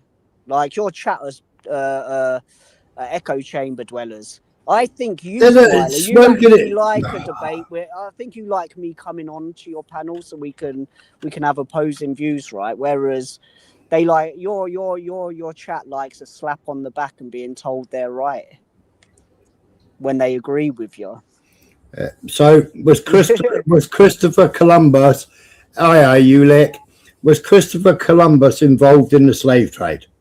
I think Plastic African's probably the only one who can understand where I'm coming Was from. Christopher Columbus involved in slave trade? Yeah, he was. Of course he was. It was business at the time. Doesn't mean he was a Jew. He was a Catholic. So henceforth, what's the problem here? Huh? The original argument started over the slave trade, and Christopher Columbus was involved in the slave trade. That wasn't. You're changing the goalpost. You said he was a Jew. You tried proving. No, I didn't actually say. Max said, "Hey, wasn't Christopher Columbus fucking Jewish?" Oh, gosh. So there you go. That's what. Yeah. It's not a contentual point, but it's like trying to conflate every person as a Jew. Learning history in an echo chamber. Get the fuck out of here. Urban, you might have fucking qualifications to teach fucking primary children, but you can't fucking teach history, and you can't teach fucking scientists. You can't fucking teach forensic scientists with your bullshit. You can't teach forensic scientists. Go and take up the argument with fucking Jose, yeah, and see if Jose proves you wrong, which I think he will run fucking rings around you. No, Jose would be on my side, man. He's a Catholic. Jose's a Catholic. Well, Jose is the one that carried out the fucking DNA studies. Jose is the one that fucking put the peer-reviewed paperwork together and made the documentary. I think Jose and Diaz, they would totally agree with me, even though they trace their links back to Aztecs mixed with a bit of this and that. They would agree with me that Catholicism, even though they're Catholic now, was spread by a man called Christopher Columbus. Yeah, go back to Spain, though, Smiler. Why were the Jews being expelled from Spain? Was it because Jews are nice people? But that's not an argument, though, is it? What you No, it was. Yeah, but why would you flee from Spain? Why would you, if you was Christian, why would you be fleeing from Spain? The only problem they had was with the Jews. The Jews were being expelled when he fled. Wait, again, it's the correlation equals causation argument. He might have been fleeing Spain because he's getting a shit ton of money for going out and navigating the world and going and finding gold and shit to bring back to Spain. That would be like a more logical argument to me than because some DNA strands link him back to modern day Israel. Yeah, the Catholic the Catholic Church at the time was sponsoring him to go out and spread the word of fucking Catholicism, bring back gold as bounty, do a little bit of fucking slave trading at the time. That might Hang on, the Catholic Church at the time. See, you guys are all fucking thinking about the wrong thing here. Okay, it was always said that the church will be the fall of the world. Or, you know, it was always meant to be. It was always meant to be this way because the devil couldn't handle the fact that this individual, the Christ, became, you know, the saint of the world. You know, literally. I mean, this is the beautiful thing is what they say is that we're all part of that. I'm saved and you are through his sacrifice. You just got to believe it, brothers. You know, it could be true. I'm open to that. no. It's your choice, and you carry that on the cross. He takes you to God, and that's the way it is. They can't stop on that.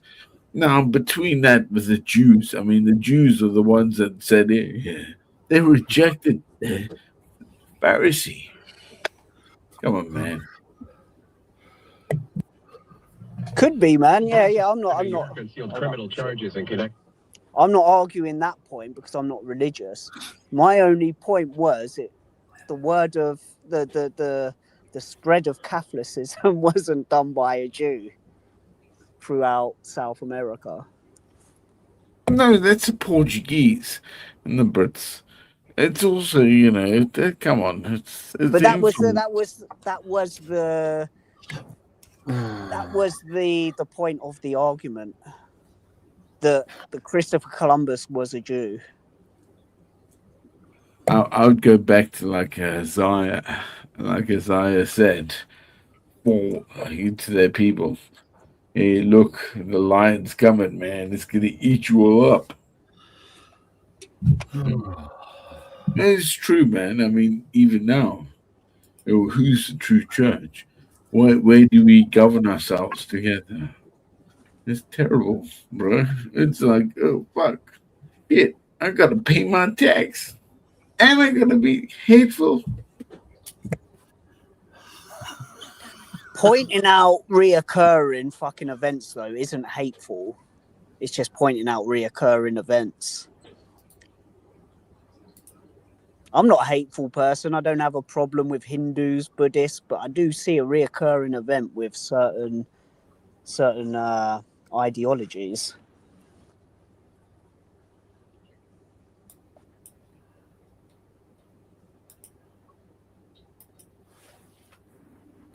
And that's what it seems to always come back to with me when we get into these arguments. I don't like the shit that's going on today. Then somebody holds up history from back in the day, a contentious argument that is hanging on a correlation equals causation argument, where actual history and shit to this day points that argument out to be false. Get what I'm saying? Plastic African. I think you're the only one who might understand because you're not fucking. Yeah, of course. Accountability. You're not. Accountability. I really, really, really believe this. Okay, accountability is a huge thing in my heart for what I've gone through in my life and people that have taken it away. You know, accountability. You know, like if there is God in my life that I have to go and die for, you know, it is this that I will see those men that failed accountable to their failure. Yeah. And that doesn't mean like I should like give them virtue, you know, like the old Christians or the new Christians or whatever the fucking thing that they fucking playing to today. Whether he be Catholic, whether he be fucking Catholic, or whether he be fucking Jewish, he was a barbaric fucking animal, yeah, that should have been fucking undrawn and quartered back in the day. He was a barbaric animal.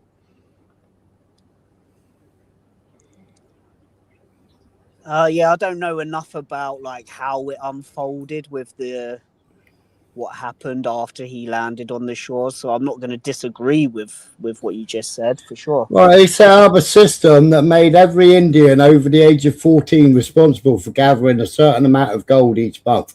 They received copper tokens to hang around their necks if they succeeded. If an Indian was caught without a token, the Spanish cut off their hands and let them bleed to death. Such murder and torture occurred frequently because the Spanish wildly overestimated how much gold existed on the island. Gathering enough gold to satisfy the Spanish conquest was an impossible task. Do you reckon our navies need to enforce that to Britain? Well, you have to correlate and causate it, wouldn't you? Yeah, I mean, why ain't we enforcing it? You know, it'd be the better thing. Yeah, Michael, you're being a fucking snide there, having a dig, man. But my causation and correlation argument did fucking have a point on the shit we were saying at the time. But away from that, like, I'm not going to condoning what Columbus did. That weren't the point of the argument, though, was it? Sexual slavery was widespread among the settlers. In 1500, Columbus wrote 100 castellanos are as easily obtained for a woman as for a farm, and it is very general, and there are plenty of dealers who go about looking for girls. Those from 9 to 10 are now in demand.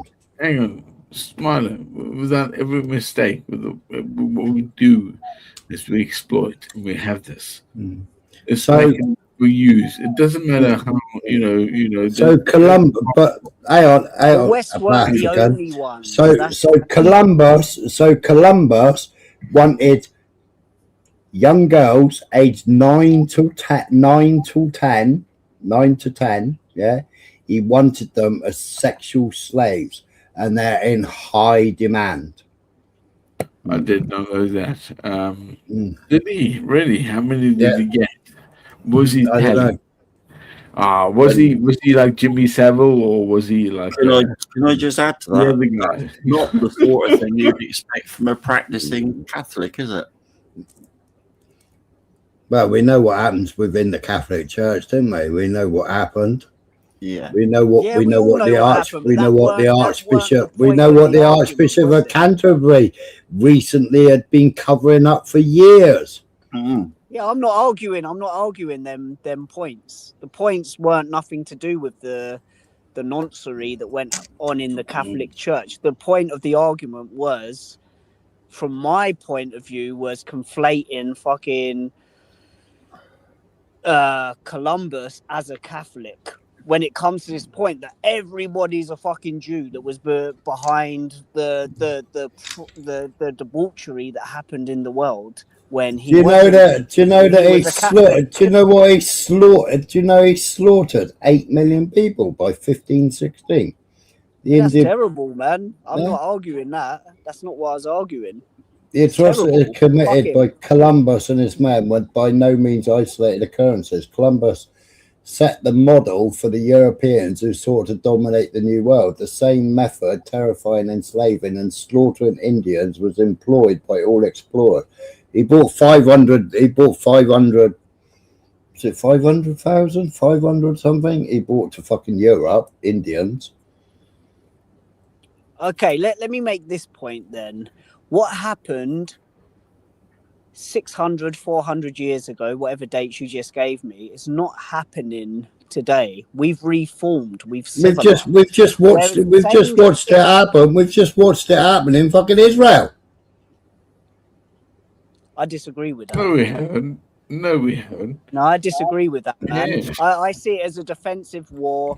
I think Israel have done stuff to spare lives that no other army has ever done in the world, in history. You may watch Absolute videos bollocks. of them bulldoze. No, you may watch videos of them bulldozing shit, but you know what they're bulldozing?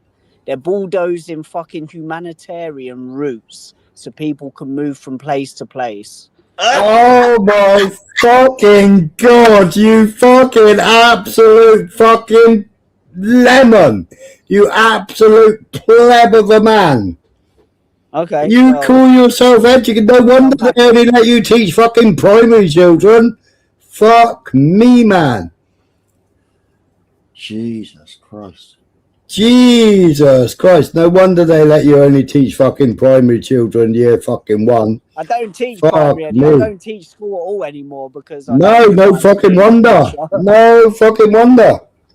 Fuck No, me, no. man. Wait a minute.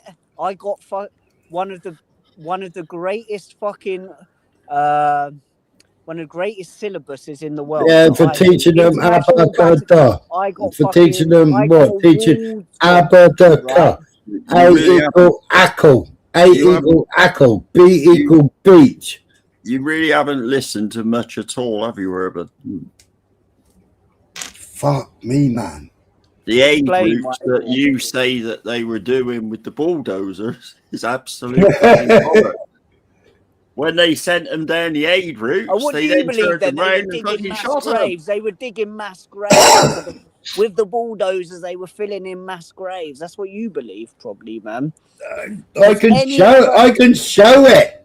I can show it. Has any other army in the world been expected to drop leaflets to fucking give away what they plan to do? Yeah, Germany did it during World War II. They did it for fucking months while they were being bombed. They dropped leaflets. Yeah. Chamberlain came back with a doctrine or whatever you want to call it, saying Hitler didn't want war with the Even though UK. they did that, did civilian areas still get bombed? Well, England was blew it up mass most. casualties or civilians England blew up most of his own fucking country during World War II because the bombs went up and had to fucking come back down again. Answer that question for me, Smiler. Right? Even if I don't know if that's true, but even if he did warn people to get out, did people still die in the Blitz? Civilians? Yeah, by their own bombs. Yeah. No, what? So every bomb that was dropped on London was from England. No, not every bomb, but most of the barrages that came from England dropped on fucking England, didn't they?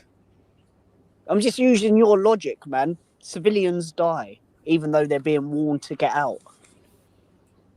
Not when we specifically target civilians. We're specifically targeting civilians right now. Israel has got the most high tech there, Palantir, all the other fucking AI, Google AI. They use a lot of Google AI. Most of Google fucking staff walked out because they were supplying the artificial intelligence for the fucking towers and everything else. And most of Google, you can research it, most of they went on strike and they walked out from Google. Yeah, they stopped working for Google because of what they were doing, what the Israelis were doing. Yeah, the tech that they were supplying. Yeah, because every single bit of tech, every single Palestinian living in Palestine is on biometrics. Every single mobile telephone, yeah, is recorded by Israel. Yeah, so every single mobile phone that is used in Israel can pinpoint a Palestinian or a Palestinian family. And you can see time and time and time again, bombing civilians, bombing civilians, bombing civilians, bombing civilians, bombing civilians. I've not because seen they that. Because they use biometric data. They use biometric data. Well, you haven't seen it. I'm telling you it. No, wait. I've seen videos of refugee camps who have been moved to the outlines of the war zone and then a bomb landing about half a mile away, and all you fucking Jewspiracy said, look how they're fucking bombing fucking I was the first person on here to point out fucking no. I was the first person on here. I was the first person on here. Wait a minute. Urban, shut up. No. Wait a minute. Urban, shut up. Right. I was the first person. I was the first person on here. Right. And Michael will back me up. Right. To point out that Al Jazeera were making a fucking documentary saying Israel's doing fucking this, Israel's doing that. And they're shooting all these people on the fucking beach. Right. And I'm going, you got one pack over there fucking running for their lives, and you got the other pack there fucking next to them. They're fucking just walking along like fucking willy-nilly, like nothing's fucking happening. Exactly. Right? And also, I researched how many. Now you know what a cadaver is, don't you? You know what a fucking human body cadaver is, don't you? Like one of these fucking sex dolls, yeah? Right? Yeah. I was the first person to start fucking researching because I was looking at these casualties, yeah? I was looking at these casualties and I was going, are they fucking human? Because obviously, you know, I'm 58 years old. I've been to plenty of funerals. I've been to seen plenty of fucking dead bodies, yeah? Right? I've been in the fucking army, right? You've seen dead fucking bodies, right? And I'm looking at these fucking bodies and I'm going, are these fucking rubber cadavers or whatever? And I started researching, yeah, how many fucking cadavers were being sold to Israel and fucking Palestine at the time to see whether these were really fucking human or really fucking dolls or fucking real life, yeah? And also, another thing I did, right, is I pointed out that, yeah, they had fucking a man there holding his fucking child, crying his eyes out, saying that the fucking child was brown bread, yeah?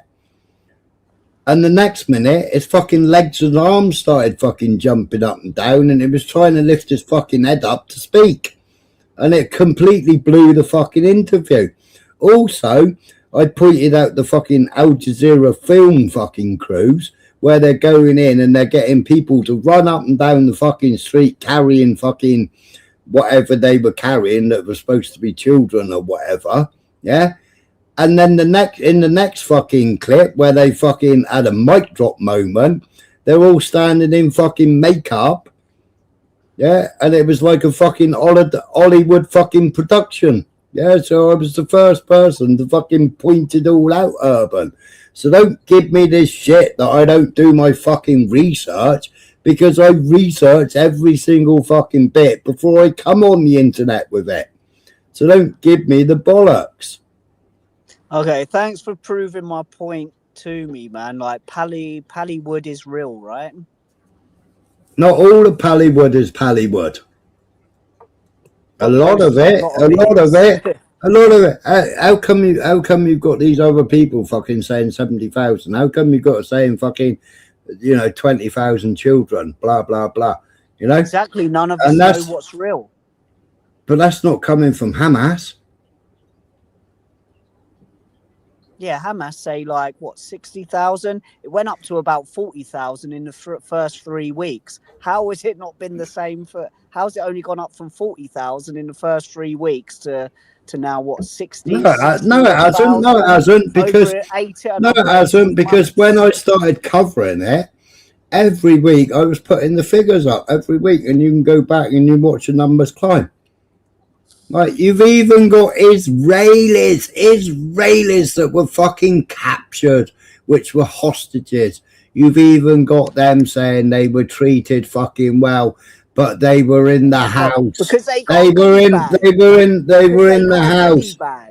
No, because Netanyahu has now persecuted them.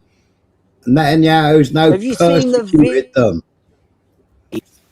Their faces stamped upon. What? Have you seen the videos of that woman in the back, that German Israeli woman in the back of the truck, where they were all hitting her over the fucking head? Have you seen the Bieber's fucking return of their coffins when 10,000 people turned out to cheer it on? I didn't see anything coming out of Israel with that. I see a couple of weddings when they cheered. Have you seen where they go to the, have you seen where they go to the mountain on a daily? On a daily, the Israelis go to a mountain on a daily where they've got telescopes set up and viewing points set up, where they go and they watch the IDF blow stuff up. Have you seen how many IDF and blow what shit up though? How much of the infrastructure has been blown up at this point? No, go with me, man. I'm going too. Go on, you carry on. Go on, run with it. One step at a time. Run with your narrative. Go on, run with it. No, wait. Go on, run with it. Run with it. Run with your television. Wait. What percentage of infrastructure? No, go on, carry on. You carry on. You carry on. Go on, carry on. Hang yourself. Go on, carry on. Carry on. That's my first. Go on, carry on. Carry on. How much? No, you carry on. You carry on. You tell me. You tell me. You tell me. What I'm looking at, maybe from what I see online, which I can't confirm, but even if it was like 60%. You think 60%? All right, carry on. What do you think? Throw it out there, a number, just off what you know. I'm giving a rough. Well, you know, you're talking about Gaza. Or you're talking about Jabala? Are you talking about the outskirts? You're talking about the? No, just Gaza. I'd say more. How much would you say? I don't know. I'd just say more. More than 60. More than 60, right? Yeah.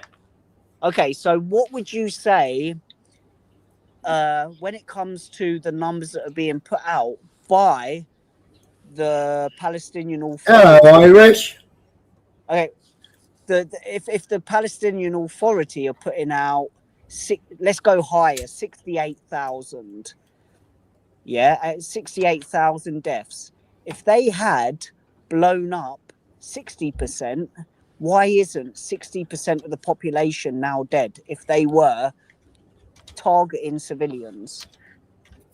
Can you comprehend that argument?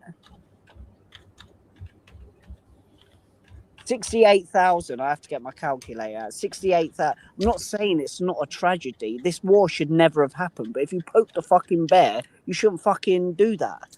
It wasn't poking the bear. It was Netanyahu's war. Netanyahu needed the war. Netanyahu paid £15 million a month to have the war.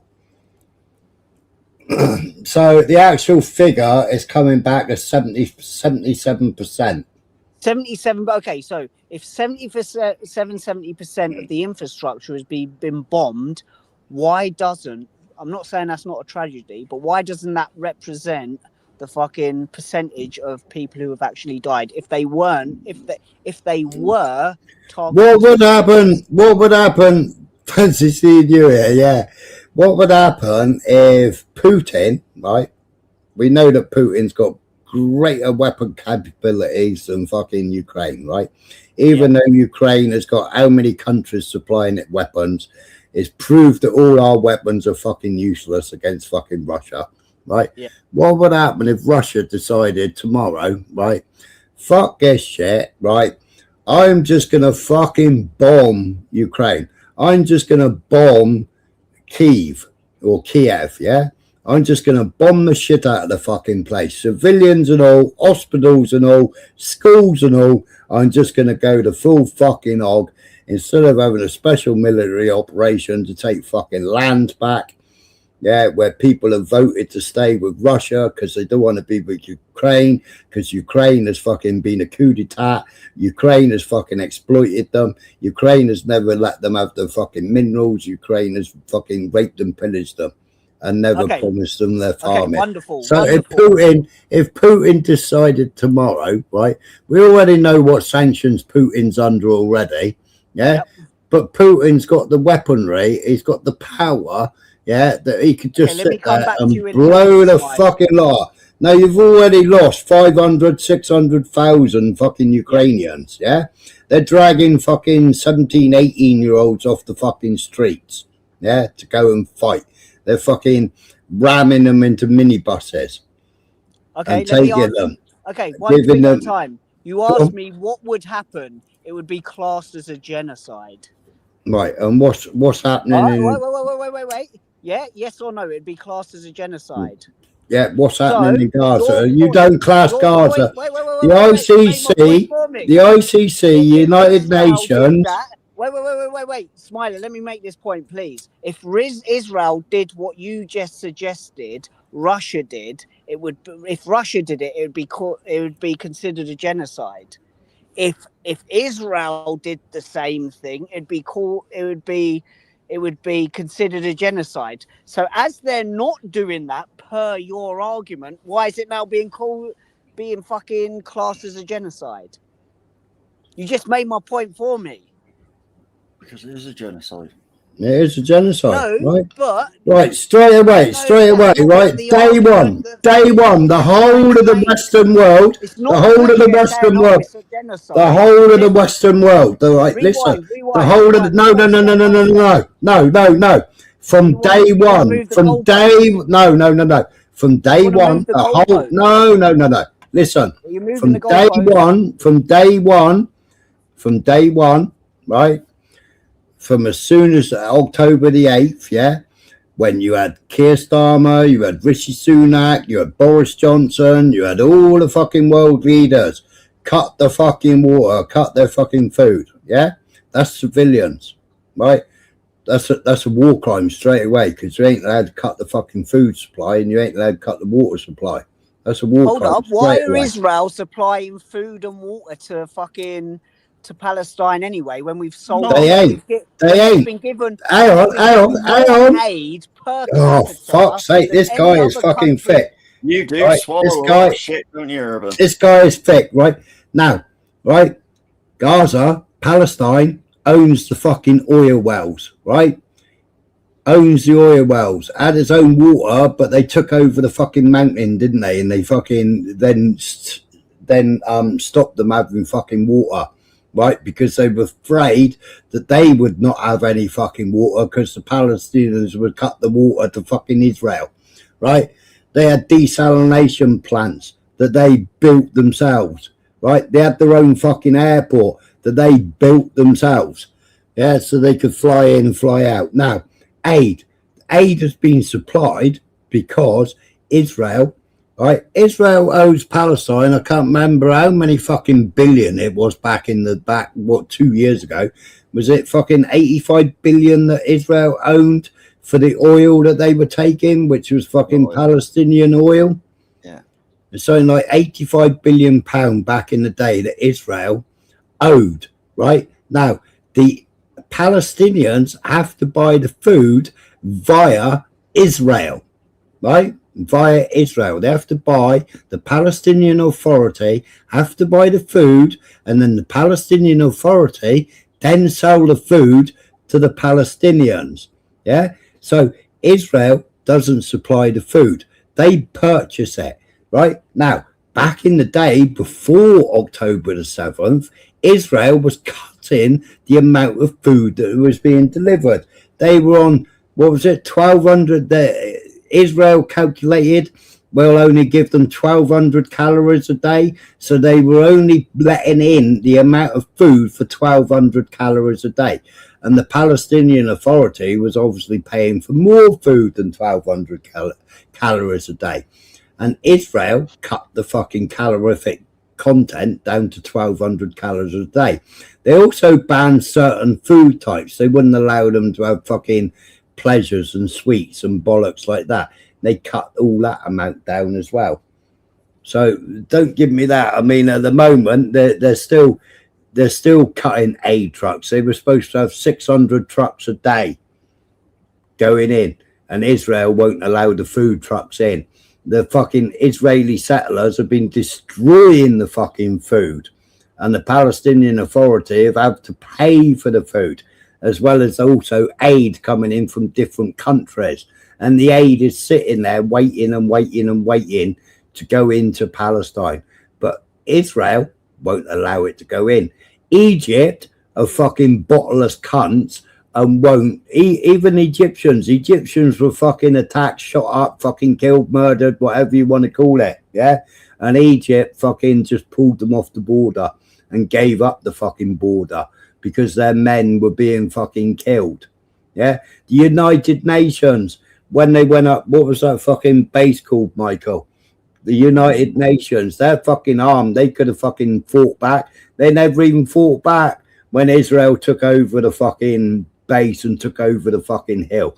You're fucking thicker than fuck, Urban, and you listen to your fucking BBC propaganda, and that's the end of it. You don't fucking do any other research other than fucking BBC and television that you're fucking fed. I can show you footage after footage after footage. In a minute, you're going to tell me fucking Hitler was a fucking wrong one as well.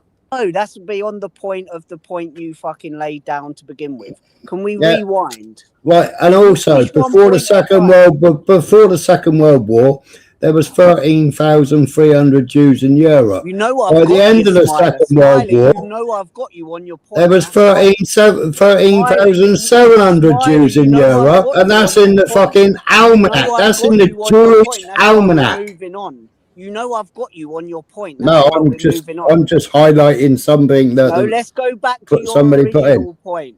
Let's go back to the original point before we start moving on. So the question you asked me was, what would happen if fucking Russia carpet bombed fucking Ukraine? What would that be considered by the international fucking community? And you agreed, until now you've seen my point I'm trying to make, you agreed that would be considered genocide. So Israel haven't done that. So by your logic, your argument, they've dropped more bombs. They've dropped more bombs. They've dropped more tonnage of bombs that was ever dropped in World War II. You fucking idiot. That's irrelevant. And they shot at fucking 8 lorries.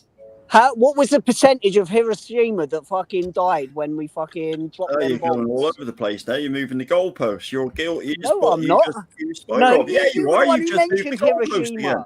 You were the one who mentioned Hiroshima. How many people survived from Hiroshima bombings in Hiroshima prefective? About fucking 5% of the population. How many have survived from the fucking state of Israel? It's like 0.2% have died. We're comparing apples and oranges here. Oh, he's back on the fruit again. Right, so we'll compare apples and oranges, right? Palestinian reserves. So Israel does not own Palestine's oil reserves. Argument. Let's go backwards. No. Shut up. I'll mute you again, right?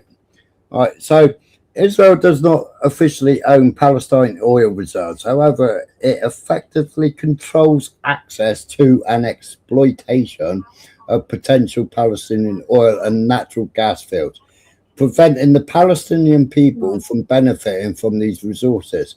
This situation is widely viewed by the UN and other international bodies as part of the economic cost of the Israeli occupation. Palestinian reserves, a 2019 UN report estimated the occupied Palestinian territories hold significant unrealized oil and natural gas potential valued at hundreds of billions of dollars, approximately 524 billion. Gaza Marine gas field, a major natural gas field, was discovered offshore of Gaza in 2000, estimated to contain over 1 trillion cubic feet of gas. Plans for its development by Palestinian Authority have been consistently stalled due to security and political obstacles imposed by Israel, which has blocked any deal that would allow revenue to reach the PA, Palestinian Authority. Now, what happened? Oh, I'll tell you what happened. Infosys, Rishi Sunak's wife and her father's company, Infosys, they then went over and they bought up the oil fields. Infosys, Rishi Sunak's wife, so they're now in control of it with, is it BP or was it Shell? I can't remember, right? And they're going to be selling it to who? Oh, Yankee Doodle fucking Poodle. Donald Trump. Why is Donald Trump invading fucking Venezuela? Oh, because he wants the fucking oil. Nothing to do with fucking fentanyl. That's about 20 points. Can we go back to the original argument that you presented to me and like do that one first? Can we do that? Which one? Because there's been so many, and it's gone in fucking rabbit Yeah, hole here. because no. The original argument was what would happen to Putin if he carpet bombed Ukraine? It would be considered a genocide. And what has it been considered of Israel? It's been considered. It's been They also. haven't carpet bombed the shit, man. Yes, they have. Yeah, and how many? What's the population that has died? What is 68? That's conflated by my conflation of conflating Palestinian authorities. I think it's 60,000. What's 60,000? What's 2 million divided by 60,000? I think it's 0.2% or 2. No, maybe 2%. How can 2% be considered a genocide when you've taken out 70% of the infrastructure? It doesn't add up. It's nothing to do. It's nothing to do. It's nothing. A genocide is decided on factors, not on how many people have died. You fucking mongo. Okay. Wait a minute. So that's the UN fucking thing. So by them standards, No, the genocide factors. Every war has been a genocide. Then by that. Yeah, it has. Read it. No. If you want to know what genocide is, go and Google something like the Holodomors. That's genocide. That's where you starve the people so as they cannot possibly fucking fight back. And who's starving Gaza? Israel. Yeah. Are they? Yeah. You still believe that? You still believe that? You still believe there's a ceasefire, don't you? What about Egypt? How's Egypt starving them? Egypt share a border as well. How's Egypt? No, Israel have taken over. Israel took over that border. They shot the fucking troops that was on that border. Alright, whatever, man. But it's funny how you presented that argument of Russia aren't genociding them because it would be seen as genocide if Russia did that. But then your argument was that Israel ain't doing that. Why ain't Israel doing it? Because your point was Israel ain't doing it for the same reasons that Russia ain't doing it. Hasn't the ICC accused them of genocide? Who gives a shit about ICC? ICC is a fucking dickhead organization. How the fuck can fucking someone like Cyril fucking whatever his name is in fucking against fucking Israel? It's a joke. Right, so October the 2nd, 2023. October the 2nd, 2023. IDF crossed over the Egypt-Israel border, the Israel territory, shooting 3 Israel. That was shooting the Israeli soldiers and 2 others before it. Who heads the ICC? Who heads the ICC? Who heads the ICC? Yeah, who heads the ICC at the moment? God, well, you've looked it up. Oh, hold up, I'll do it.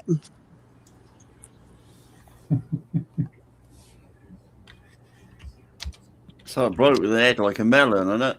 Yeah. ICC.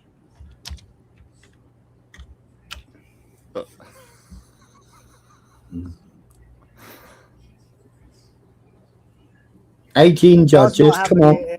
A single head in traditional sense. Judge Tomoko Akane, Japan.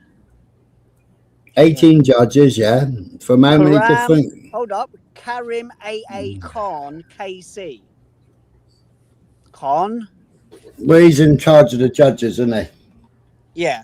Where's he come from? Go on, tell me. Hold up, let me have a look. United Kingdom. Okay. Okay, Yeah, but, and so your point okay, is. so that's it. It's not exactly. So your point John is, Smith, so it's not you exactly shot John you Smith. shot yourself. You thought he was going to be Islamic or Chinese or fucking Indian or something, didn't you? Yes, that a bunch of judges says that they committed they're Christian name is accused of war crimes. Harry Khan is not a fucking. This just proves my point of how fucking the UK has fallen. Karim Khan is not a British name, is it? Well, What is Khan? What name is Khan? No. You can't say that. You can't say Go. that. Have a good night. Of course, they're against. All right, Max. I'll take it easy, mate. Sorry, Max. Night, Max. Hey, Michael. Have a good one, man. No offense calls tonight. No, I had fun. Yeah, big up yourself, man. Yeah, you better watch out. Urban Zara's coming up to sort you out. Oh shit! Get my ass spanked.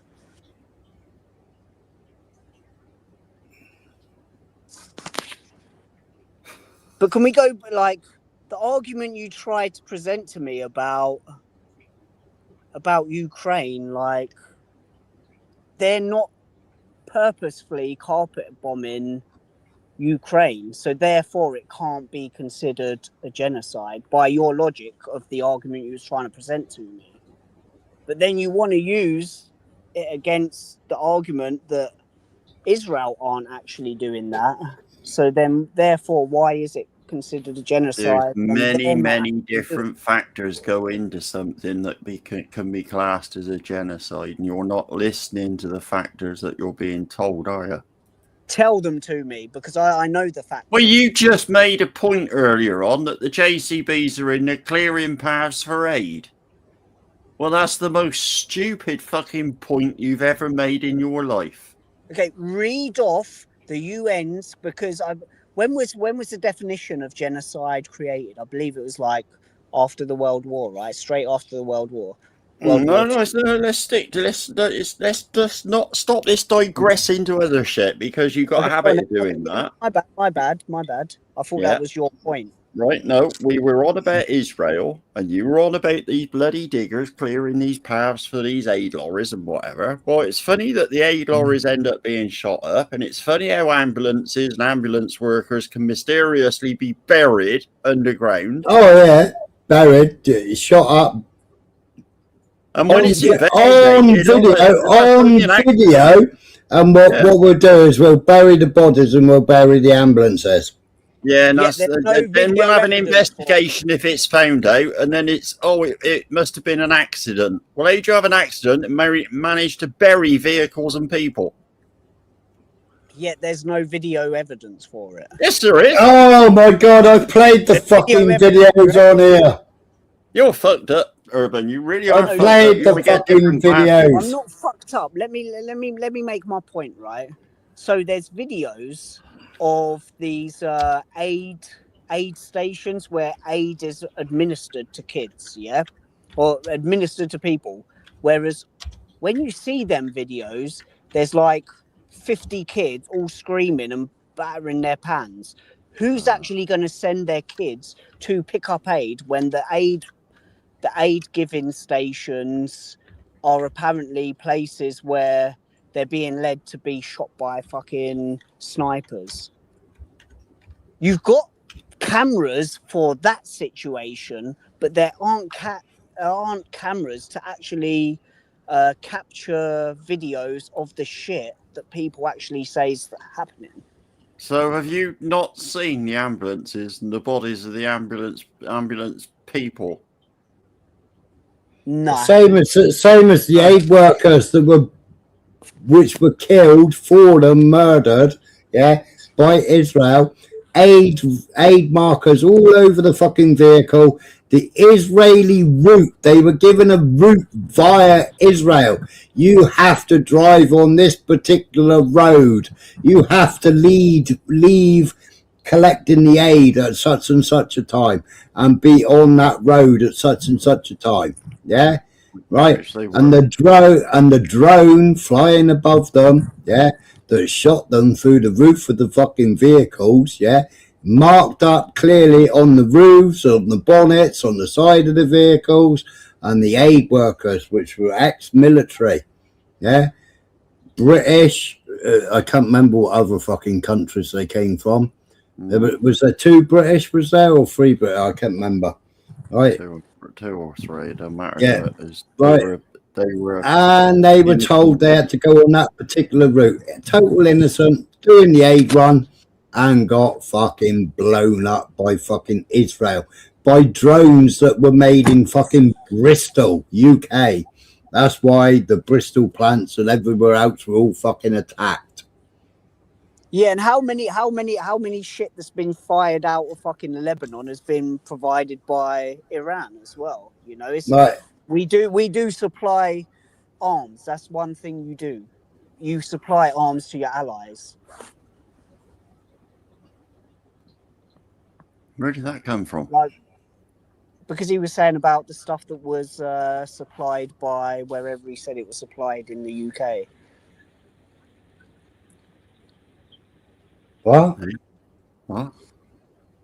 You said some kind of bomb was supplied by No, somewhere. we said that there was aid workers. No, after that. What?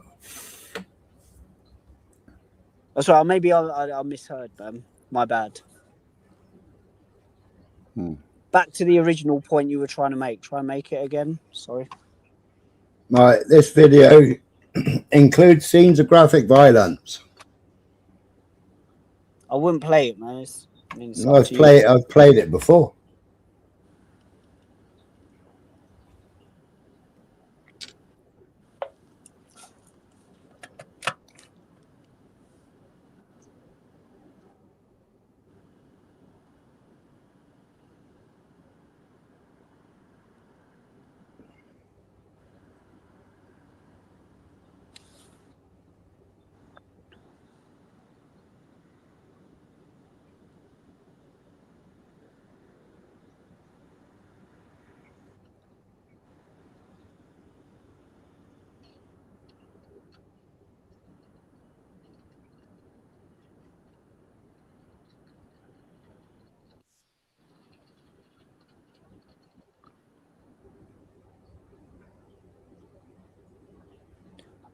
I'm not sure what I'm looking at there, to be honest. Can you give me some context to it, like a preface?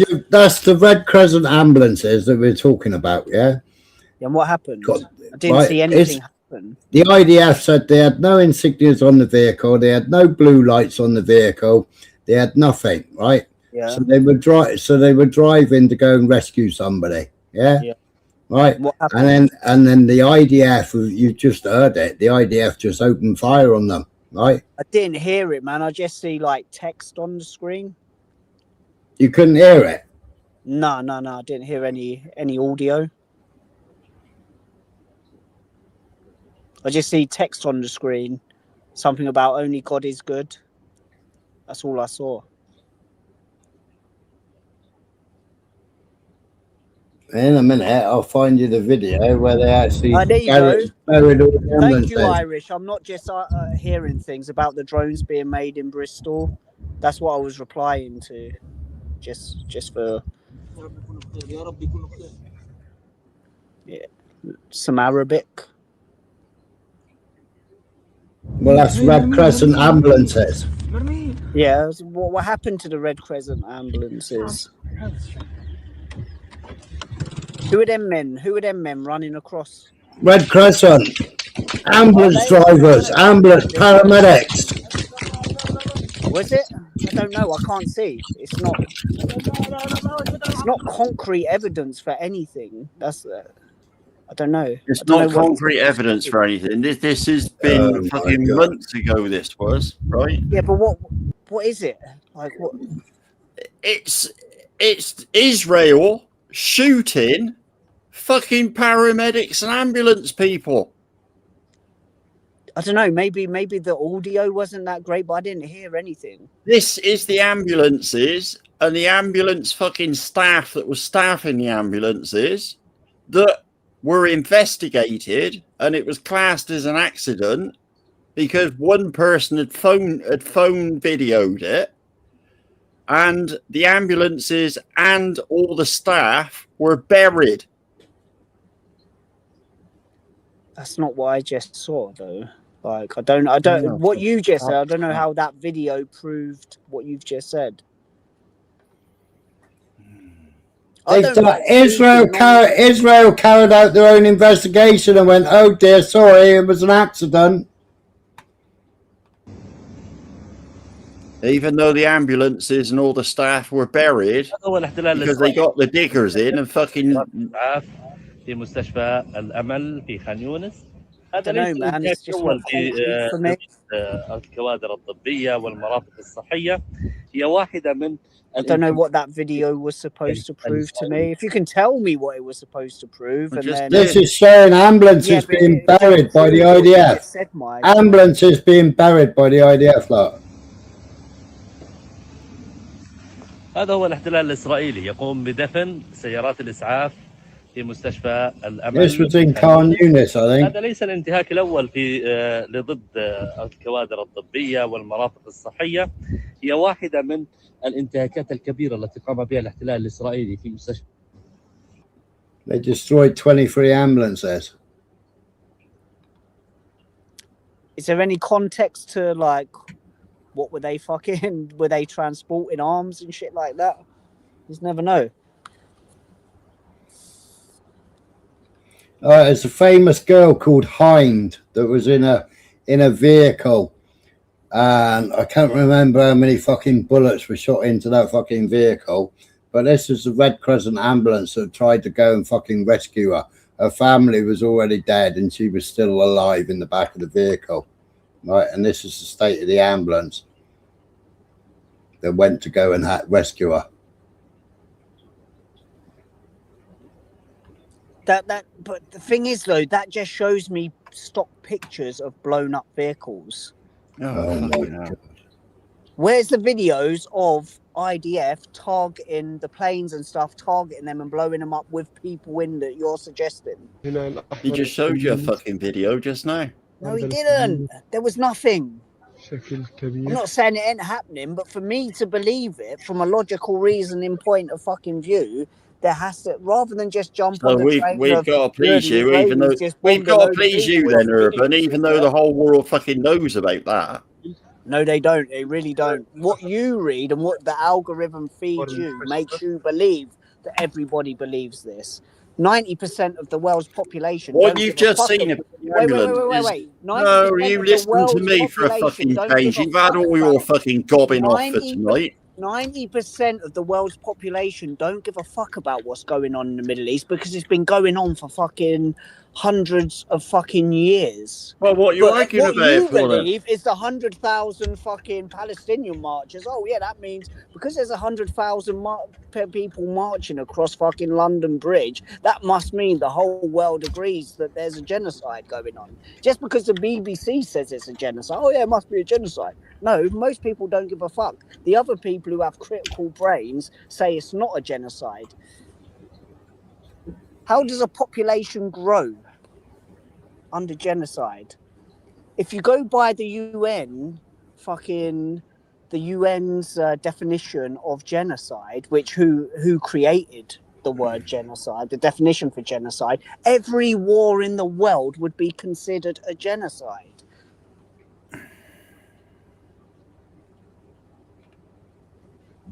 If you want to go on logical fucking shit, like genociding is like... All right, Palestinian Red Crescent says Israeli reporting to Gaza medics killing, full of lies. BBC. Right.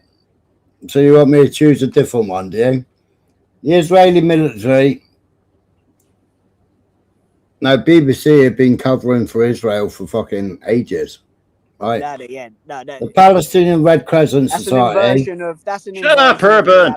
Has described an Israeli military report into a deadly attack on its paramedics as full of lies. The Israeli military said in its report that the professional failures led to the killing of 15 workers in Gaza. It dismissed the deputy commander of the unit involved. A spokesman for the PRCS said the report was invalid as it justifies and shifts the responsibility to a personal error in the field command when the truth is quite different. 14 emergency workers and a UN worker were killed on the 23rd of March after a convoy of PRCS ambulances, a United Nations car, and a fire truck came under fire by Israeli military. The UN's humanitarian chief in Gaza suggested the investigation did not go far enough. A lack of real accountability undermines international law and makes the world a more dangerous place. That was Jonathan Whittle. Without accountability, we risk continuing to watch atrocities unfolding and the norms designed to protect us all eroding. The Red Crescent and several other international organizations have previously called for an independent investigation into the incident. The Israeli Defense Forces investigation was carried out by its fact-finding mechanism, which it describes as impartial. The IDF report said the incident took place in what it called a hostile and dangerous combat zone, and the commander on the ground perceived an immediate and tangible threat after vehicles approached rapidly. It blamed poor night visibility. Well, we've just seen a video. There was no poor night visibility. Can I just stop you there? Which the IDF said meant the commander did not identify the vehicles as ambulances. They had fucking flashing lights on the fucking roofs going blee blah blee blah blee blah. Yeah. But it later said that the account was mistaken after a video found on mobile phone of a medic who was killed showed the vehicles with their lights on and their emergency signals flashing. The footage shows the vehicles pulling up on the road when shooting begins just before dawn. The video continues for more than 5 minutes, with paramedics saying his last prayers before the voices of Israeli soldiers are heard approaching the vehicles. It also shows the vehicles were clearly marked and the paramedics wearing reflective high-vis uniform. The bodies of 15 dead workers were buried in sand. The report said this was done to prevent further harm, and the decision to do so was reasonable under circumstances. They were not recovered until a week after the incident because international agencies, including the UN, could not organise safe passage to the area or locate the spot. Journalists invited to an Israeli military briefing on Sunday were shown aerial footage shot in the early hours of 23rd of March, which showed the series of attacks. It also showed that several other vehicles, including an ambulance, passed by in an hour or so between the first and second Israeli attack without being shot at. Israeli officials said this proved that troops in Gaza did not open fire on medical vehicles unless they felt threatened. The IDF also confirmed it was holding PRCS medic it had detained following the incident. They did not confirm his name, but International Committee of the Red Cross has previously named him as Assad Nasrallah. Israel launched its campaign to destroy Hamas in response to an unprecedented cross-border attack 7th of October 2023. Okay, right. So, as per that article being read, there was a lot of words mean things. They can't be held accountable if that's wrong, the BBC. So there was many words in that the perceived video. Anything they state after that, if it becomes wrong that they're talking about, they're not going to be held accountable for that. As a longer video. Oh God, I don't. You say I don't listen. I listen to everything you read, but you. Right. So can you see flashing lights and can you see poor visibility? Because I don't see poor visibility. So unless these retarded IDF soldiers have been sitting there with their torches on, reading fucking books and having wanks with their fucking torches on.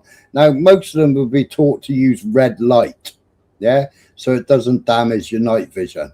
So you've got vehicles driving, flashing lights. But what happened to them video? What happened in that video that you showed? There's the fire engine there, look. There's the fire engine there, look, with flashing lights on it. Can't see anything, Smiler. Oh. Yeah, can't see anything, mate. Can you see it now? Yeah, but what happened? Like this video, what actually happened? New cell phone video is shedding light on a deadly attack in Gaza. Where's It the shows deadly clearly attack, marked though? emergency vehicles with lights flashing, becoming the target of Israeli gunfire. The Palestine Red Crescent Society says it was taken from inside of an ambulance by an aid worker who was killed. Where's Munther the Abed deadly is the attack, only one man? who survived. وما سمعتش من زمايلي نهائيا ولا I didn't hear a thing from my colleagues, not a sound, except their final breaths, he says. The group of humanitarian workers went missing on March 23rd as they were on their way to the southern Gaza city of Rafah. These ambulances have been buried on the sand. Days later, 15 bodies were found buried in a mass grave. One person is still missing. Israel originally said its troops opened fire because the convoy approached suspiciously in darkness without headlights or flashing lights. Now a military official says what we understand currently is the person who gives the initial account is mistaken. We're trying to understand why. Aid organizations say that's not good enough. Accountability should never require video evidence. It should not take a global outrage for the truth to be acknowledged. The truth was always there. They were driving ambulances that were clearly marked and all emergency lights were on. The Israel Defense Forces insists at least 6 of the dead were linked to Hamas, but hasn't provided any evidence. The UN says it's appalled by the killings. It's an absolute horror. What has happened here? This should never happen. Healthcare workers should never be a target. The UN and the Palestine Red Crescent Society have demanded an independent inquiry into what was the single most deadly attack on Red Cross and Red Crescent workers anywhere in the world in nearly a decade. Vanessa Lee, CBC News, Montreal. Now you're going to justify it. I'm not going to justify it. I think it's terrible if that did happen, but you're presenting something given to me. Hold up, 1 minute. Hold up. The thing is, though, Smiler, 1 minute you're telling me, like, I watch BBC, this, that, and the other. Then you're presenting me BBC evidence from BBC. So which is it? It can't be too. I can't be wrong because I watch BBC when I actually don't watch BBC. Then present me a BBC fucking. More than a dozen of his colleagues. They were I on their ain't way seeing to no help actual the attack here. I'm in seeing someone units fall and to the earlier ground. Israeli I find it hard. مرمي يعني أساس طواقمنا كانت رايحة تنقذ سيارة إسعاف هلال الأحمر تم استهدافها. By the way, Zara, you'd be blessed to have me as your kid's fucking teacher. Grave. His phone, with the footage detailing the last minutes of his life, was still in his pocket. And that footage has blown up the IDF's initial narrative about the killings. Alongside I'd have Rifat's your kid learning fucking not Chinese like within a but year. also the crushed wreckage of the emergency vehicles they were traveling in. So many questions we are asking the interviewees. Why they were wearing negatives. The lights were on. The world wants answers. What exactly happened here? And will anyone be held accountable? We have nothing to hide whatsoever. Using visual evidence, audio analysis, satellite imagery, and our interviews with family members, a survivor, colleagues, doctors, and forensic specialists, we've pieced together a detailed timeline of what happened on the morning of March 23rd. From 3:52 when the first ambulance was dispatched, onto 5:08 when the attack began, and then 7:25 when the last of the communication with first responders was lost. It all builds a clearer picture of the Israeli military's targeting and burial of what was clearly marked. Can we just pause a minute, Smiler? Just quickly, mate. Let me react to your chat. Chat lives matter. Right, so let me just reply to this. I think his point is even the BBC, who avidly cover for Israel, can't cover this one. The same BBC who fucking Trump's taken to court for fucking clipping and fucking putting words into Donald Trump's mouth about January 6th. That BBC, is that who we're talking about? Yeah, that BBC that's been covering. What we're talking about here. That BBC that's been covering. BBC's going to be gone once Trump's done with them. Up Israel. Is that who we're supposed to fucking believe? Atrocities from the start. BBC, who literally posted a video of Trump saying, go down to the fucking White House and fucking fight. That BBC. What you've just seen, if BBC you is just care to about to keep get your fucked. fucking gob shut for a minute, what you've just seen is multiple news agencies reporting this, and it was back in fucking March. And why you don't know about it, fuck knows why. Because the BBC never I don't showed watch him. mainstream media, but I keep getting accused of being brainwashed by mainstream media. This When I isn't don't all watch it, and you're mainstream suggesting media. mainstream It was media. all over the fucking place. It was Yeah, worldwide. mainstream media. Al This Jazeera, is BBC, Sky. This is Sky News filming it now. Both things can't be fucking true at the This same is Sky time. News filming it now. Do I follow BBC, or am I a brainwashed BBC follower, or am I I? don't know. How many Well, where do you actually get your information from then, Urban? You know, like Zara said, Trump is a fucking broken record. Fuck me, man. But what am I? Trump has tried to sue that many fucking people. Yeah, he still hasn't paid all the money that he got fucking sued. Getting sued to fuck. Trump still hasn't paid all the money that he's been sued and fucking lost. My point is. And then when Trump was losing his fucking buildings and everything else, who did he go cap in hand to beg money off of? And who did he owe all the money to? Yeah, when he was losing his whole fucking empire. Wait a minute, man. Let's just go back to. Who did he go cap in hand to when he was begging money, when he was going bankrupt? How many times has Trump gone bankrupt? You know, he's as bad as Tommy fucking Robinson. Tommy Robinson owns fucking millions and can't pay a young lad. Decided to fucking transfer his assets, go bankrupt, and then take up Spanish residency. Okay, now they're fucking onto him. Now they're onto him, and they're gonna fucking take him. Man. First of all, it was Christopher Columbus. Well, no, you brought up. You said Chat Lives Matter. You brought up Chat Lives Matter. You lost the argument on Christopher Columbus. Now you're losing the argument on this. No, I'm not. Now I'm gonna mute you because you wanted to distract, and I'm gonna fucking carry on playing this until you fucking get it into your stupid 1-year-old brain teaching capability. Year fucking 1 of primary school brain teaching capabilities. That's all you got. Okay. A, B, C, D. A equals apple. B equals gin. Mate, my students were learning fucking pre-calculus by the time they fucking got to grade 3. Whatever.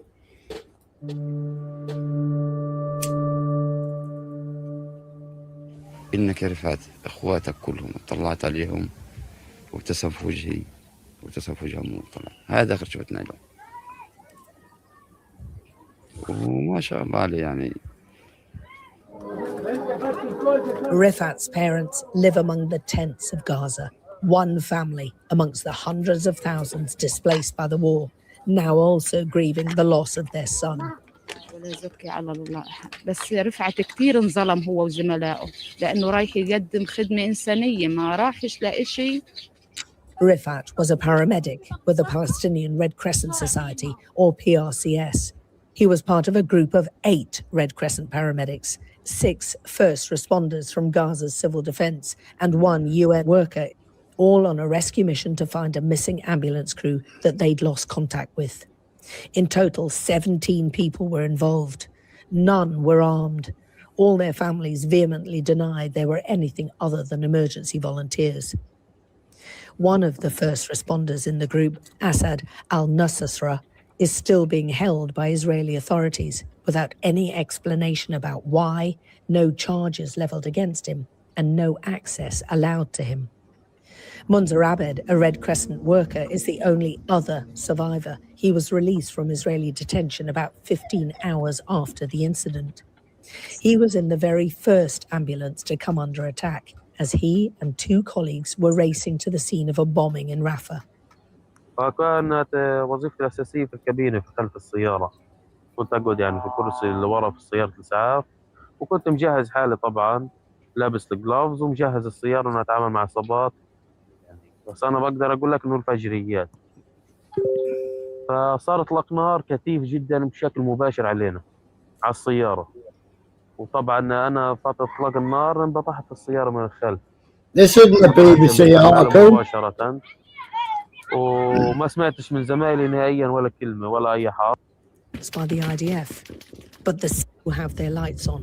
The vehicles are marked with internationally recognized humanitarian signs, and the crews are wearing reflective gear. It seems inconceivable that How can you miss a fucking great fire engine?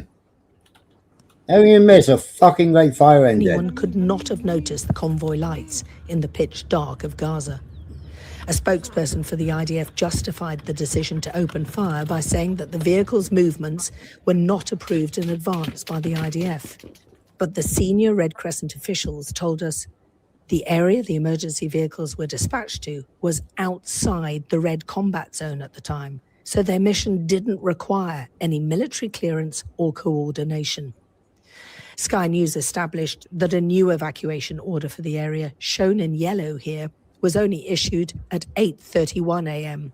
This is the map provided by the IDF themselves, almost 3.5 hours after the attack on Rifat's convoy.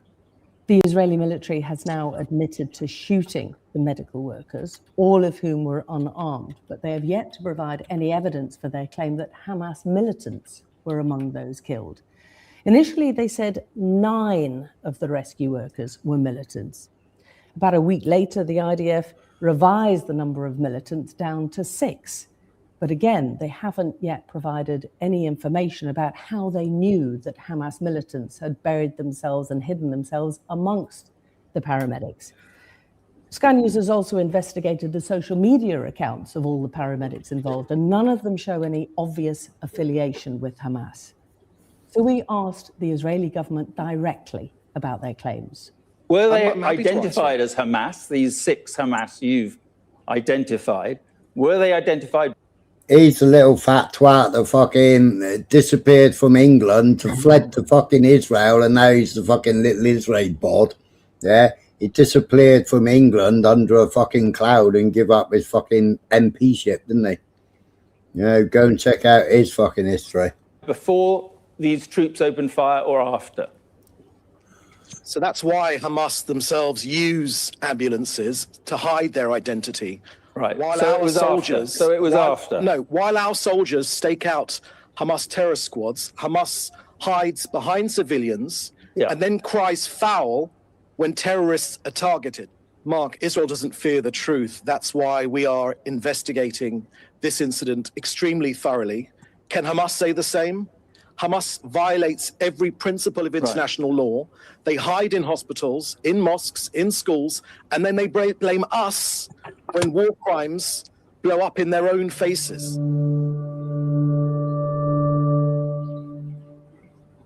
The IDF has said that their initial investigation showed that there was no firing from close distance during the incident, but our audio analysis paints a starkly different picture. We worked with independent audio forensic experts to analyze the gunfire in the video. Using the time lag between the sound of the bullet and the gun firing, they were able to calculate that the initial gunshots were fired from approximately 50 meters away. The Israeli military has not said any of their forces came under any return fire. By the end of the recording, the analysis tells us that the gunshots were fired from as close as 12 to 18 meters, which suggests the IDF soldiers were closing in. Altogether, the shooting lasted more than 5 minutes. The audio experts confirmed to Sky News that well over 100 rounds were fired in that time. Doctors who reviewed the dead bodies after the attack told us that some individuals had more than 20 gunshot wounds, many to the upper body and head.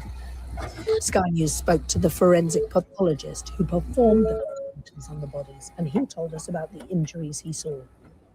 بالنسبة للإصابات تتراوح ما بين إصابات بأعير نارية وإصابات نتيجة شظايا. So it's well documented. Israel even sacked the person who was in charge. Slip fish done. Can I address your statements regarding Bondi beach attack, PSYOP, 16 dead, including 10-year child, including my cousin's friend. Yeah, you may do. Yeah.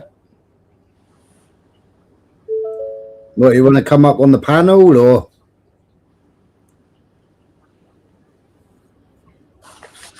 Let's go, man. Because you were 2 days ago, Smiler, like arguing that them two guys were fucking false flags. It's been more than proven now that they had a fucking, well, the son at least carried out what he had been saying he was going to carry out for the last fucking few years. This is real life, man, and I really I feel scummy talking about it. So what's the word, like it's entertainment to us, you know, to come up with these fucking, can you hear me? Yeah. With these conspiracies and stuff, but it's basically bang to rights, man. Like, it was a jihadi attack, and these jihadi attacks are happening on a weekly basis now.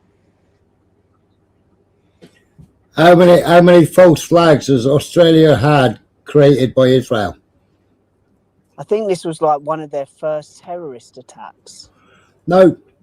Look up the caravan bombings. Who was that carried out by? I don't know about it. Enlighten me. Well, look it up. Okay. What now? I'll give you a video. No, there are definitely bear terrorists that happen that aren't Muslim. Bear with. I'll give you a full breakdown. Queen, and to blame everything on the Jews just doesn't do your side any favors, because it doesn't matter what happened, automatically it's a Jewspiracy, which doesn't Jewspiracy. Yeah, it doesn't support your argument, because it could be true, your argument, but just blaming everything constantly when some atrocity happens on the Jews just makes your side look mental. Same way as Candice just looks mental, you know? She might have had a point with one or two things, but then when it comes to every single thing that's happened, it's automatically the Jews. It doesn't do your argument any favors. Maybe there are like a few. Are you Jewish? No, I'm not. I'm fucking Anglo-Saxon. I'm a religion. I'm a fucking. I have no fucking allegiance to Israel in the world. I just see through the bullshit. Why when I can produce factual evidence, and factual evidence spanning 100 years, because I don't take your evidence as factual evidence. Whose evidence do you take then? You don't even take scientific evidence. I take my own logical fucking theory.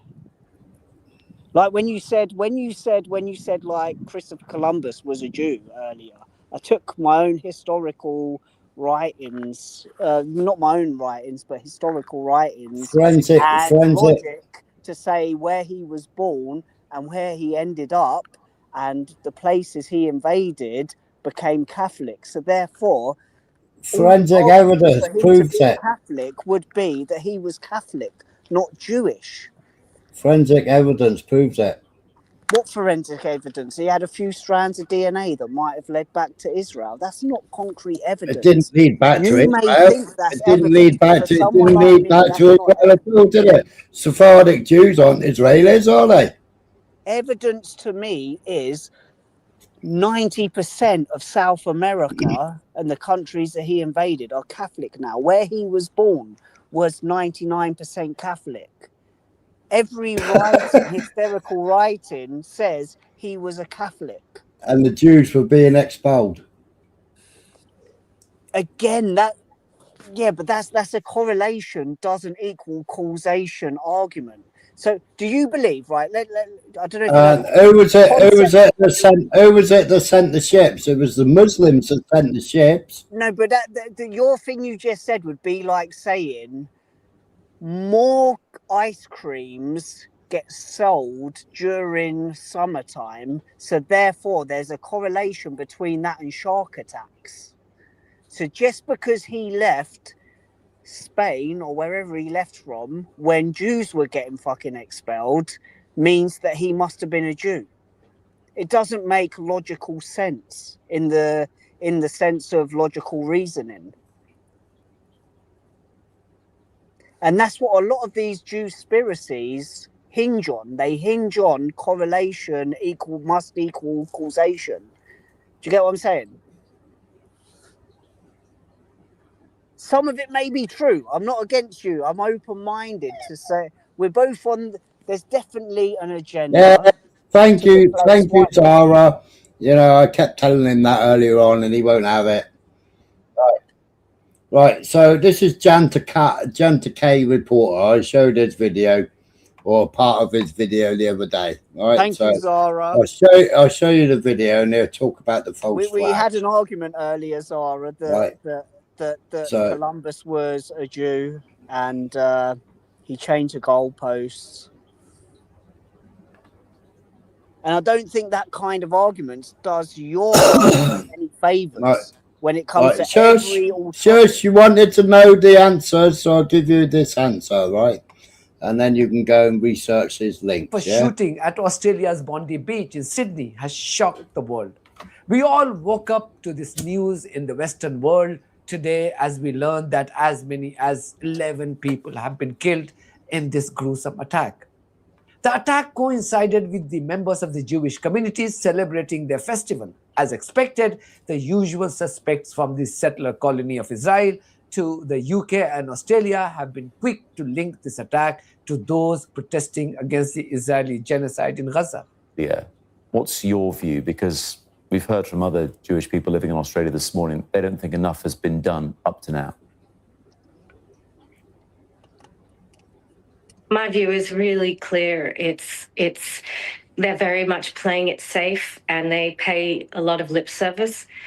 And I've been told that the actual police who are witnessing death threats and chants at, like I have to call it what it is, pro-Palestinian rallies, when they hear death to Jews, gas the Jews, and from the river to the sea, which is a clear directive of kill Jews worldwide. Globalize the Intifada means...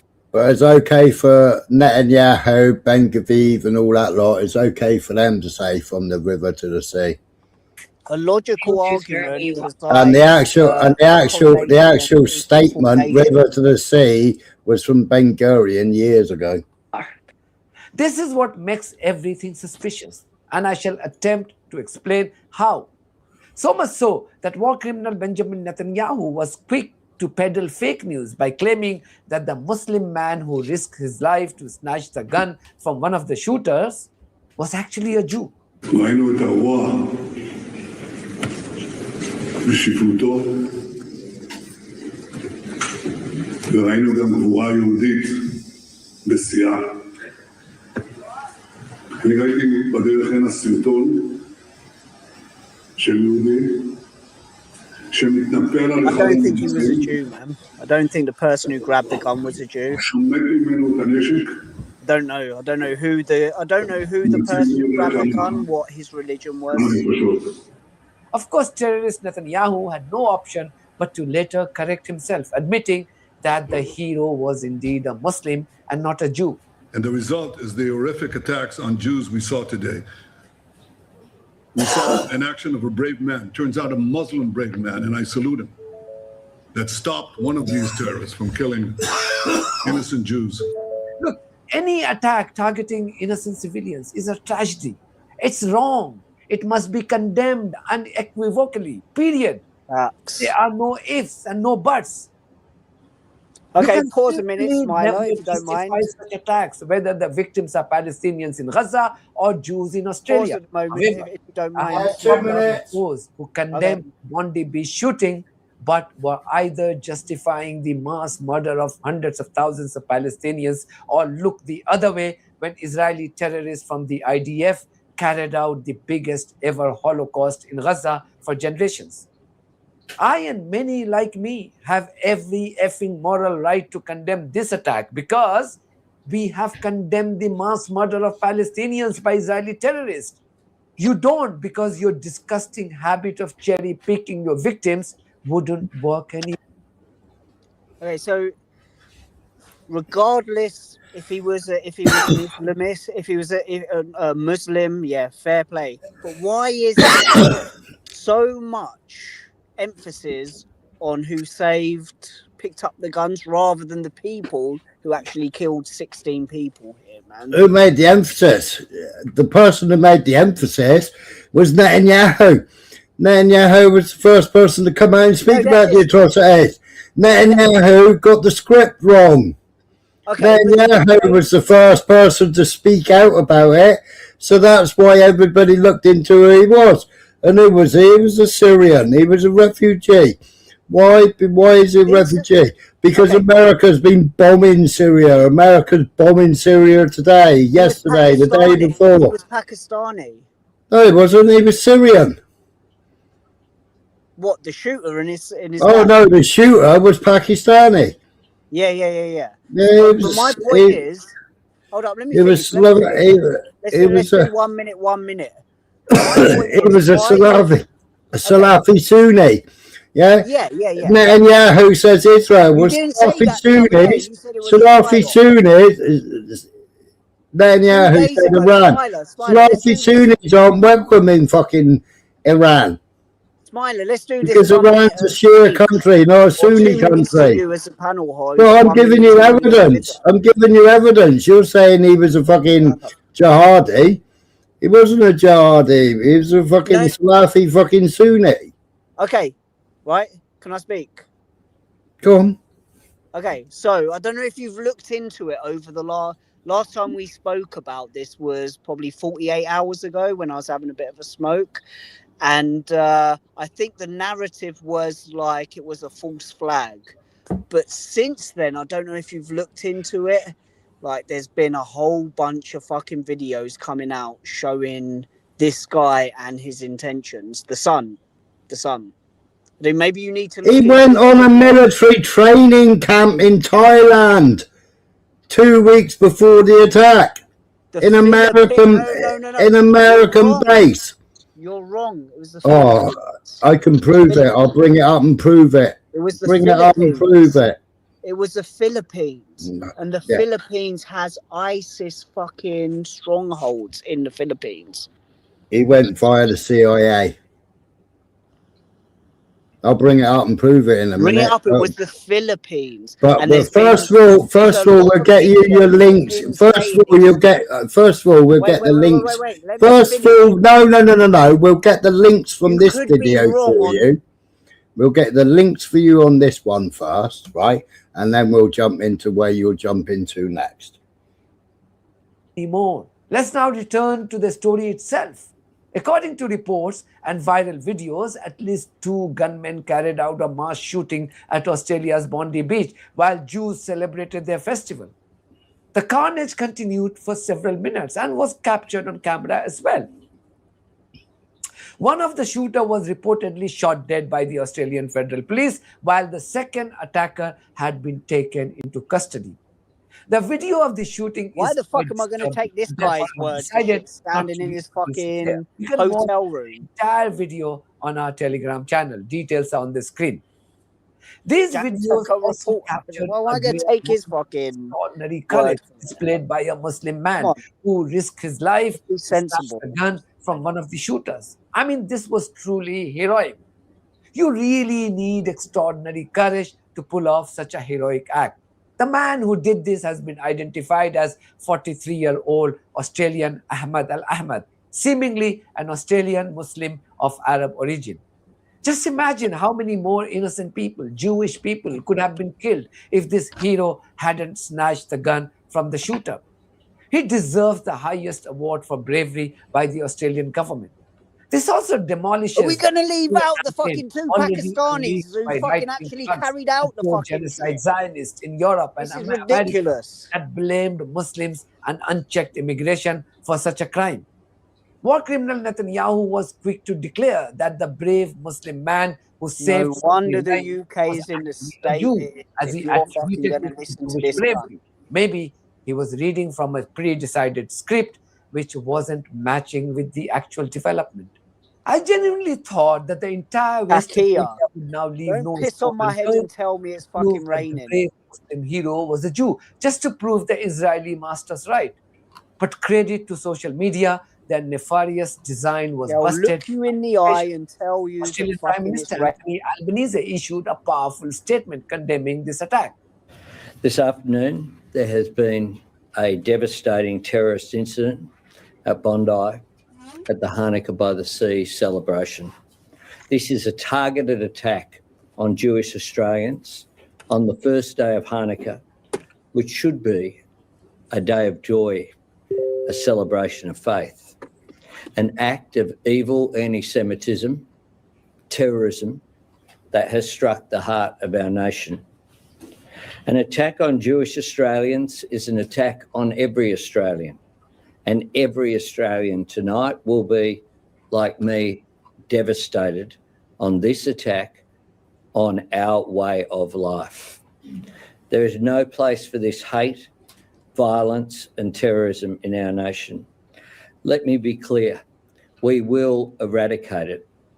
Amidst this vile act of violence and hate will emerge a moment of national unity where Australians across the board will embrace their fellow Australians of Jewish faith at this dark moment for our nation.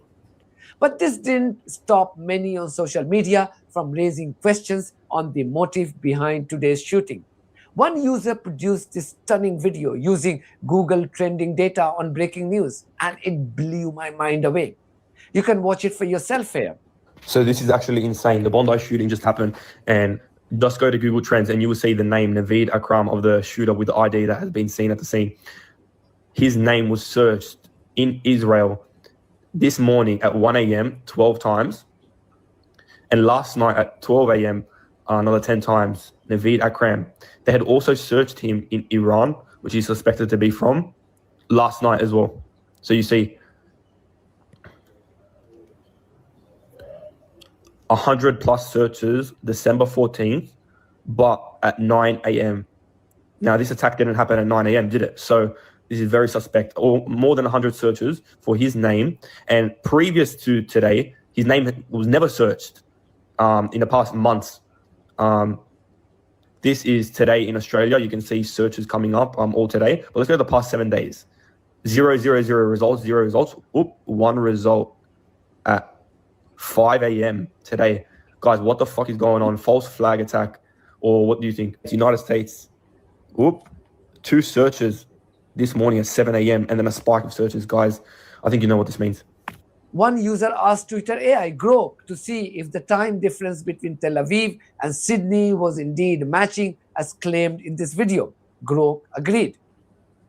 The user then asked Grok further to be specific as he wrote this, and I quote, "Damn, so if people search the name of the shooter at 9 a.m. in Tel Aviv, what time was it in Sydney, Australia? How could have searched the shooter's name before it happened?" End quote. Grok replied, and I quote, 9 a.m. in Tel Aviv is 6 p.m. in Sydney, about 47 minutes before the Bondi Beach shooting at 6:47 p.m. local time. Then it went That's on to been debunked as well, by the way, man. Supplier searches for shooter Naveed Akram in Tel Aviv. If true, it could be a data glitch, leak, or coincidence. Claims like this often stem from unverified trends. End quote. UTC Australia plus. has had a history of false Go flags back, when it comes UTC to plus attacking 2. That's fucking false. And if you UTC is false. if you actually That's not the time difference. if the you time actually difference, the time difference that people are saying that thing that he's talking about that just happened has been debunked. Fuck me. right. And yeah, fucking Naveed Akram Yeah. Where was he This born? was Where was out and Naveed out Akram? Where was fucking Naveed? Where was Islamic Naveed terrorism. Akram? Where was Naveed Akram born? I don't know. Australia. Yeah, but what was his ideology? What? There's been about 10 Salafi Sunni. Stop gaslighting the public. So you're trying to gaslight me. Like, this was It was a Salafi fucking- Sunni. And yeah. Right, so what did you say? What did you Salafi and say? What did Sunni you are say two has been different debunked? sects.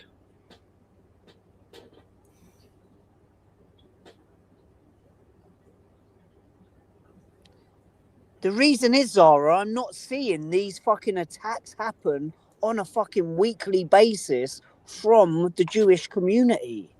I'm not seeing it happen from the Hindu community. I'm not seeing it happen from the Buddhist community. I'm not seeing it happen from the Christian community.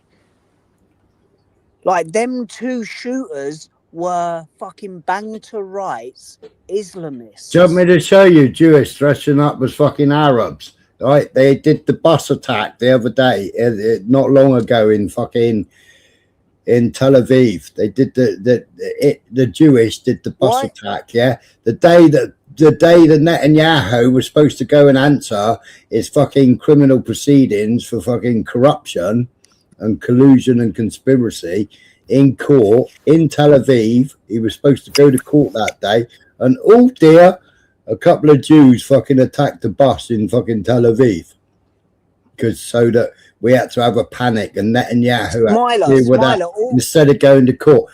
Do you know how many times the Zionists have sacrificed Jews? You don't understand how many times Zionists have sacrificed Jews. Smiler, all that aside. No. You're saying you don't see it from the Jews. Let me get my words out. How many Christian markets around Europe are now protected because of Islamic? We showed one earlier on in this live, where in Poland, shut up, a 19-year-old boy in Poland, a Polish lad, yeah, had got hold of Islamic research and gone down the Islamic ideology and wanted to blow up a Christmas market, and he was arrested in Poland. Exactly. Yeah, while he was researching how to make a fucking bomb. What was the common denominator there? What was the common denominator of that instance you've just given? But we can show you hundreds of times where Jews have been sacrificed by Zionists. Where's it playing out? I can show you fucking World War II. I can show you World War II where the Zionists sacrificed thousands. Well, actually, if you call it 6 million Jews, if you call it 6 million Jews, the Zionists sacrificed those 6 million Jews. And I can show you proof that the Zionists sacrificed those 6 million Jews. Right? They also blew up 2 ships which were taking Jews from Germany. One was called the Patricia or the Patricia or something.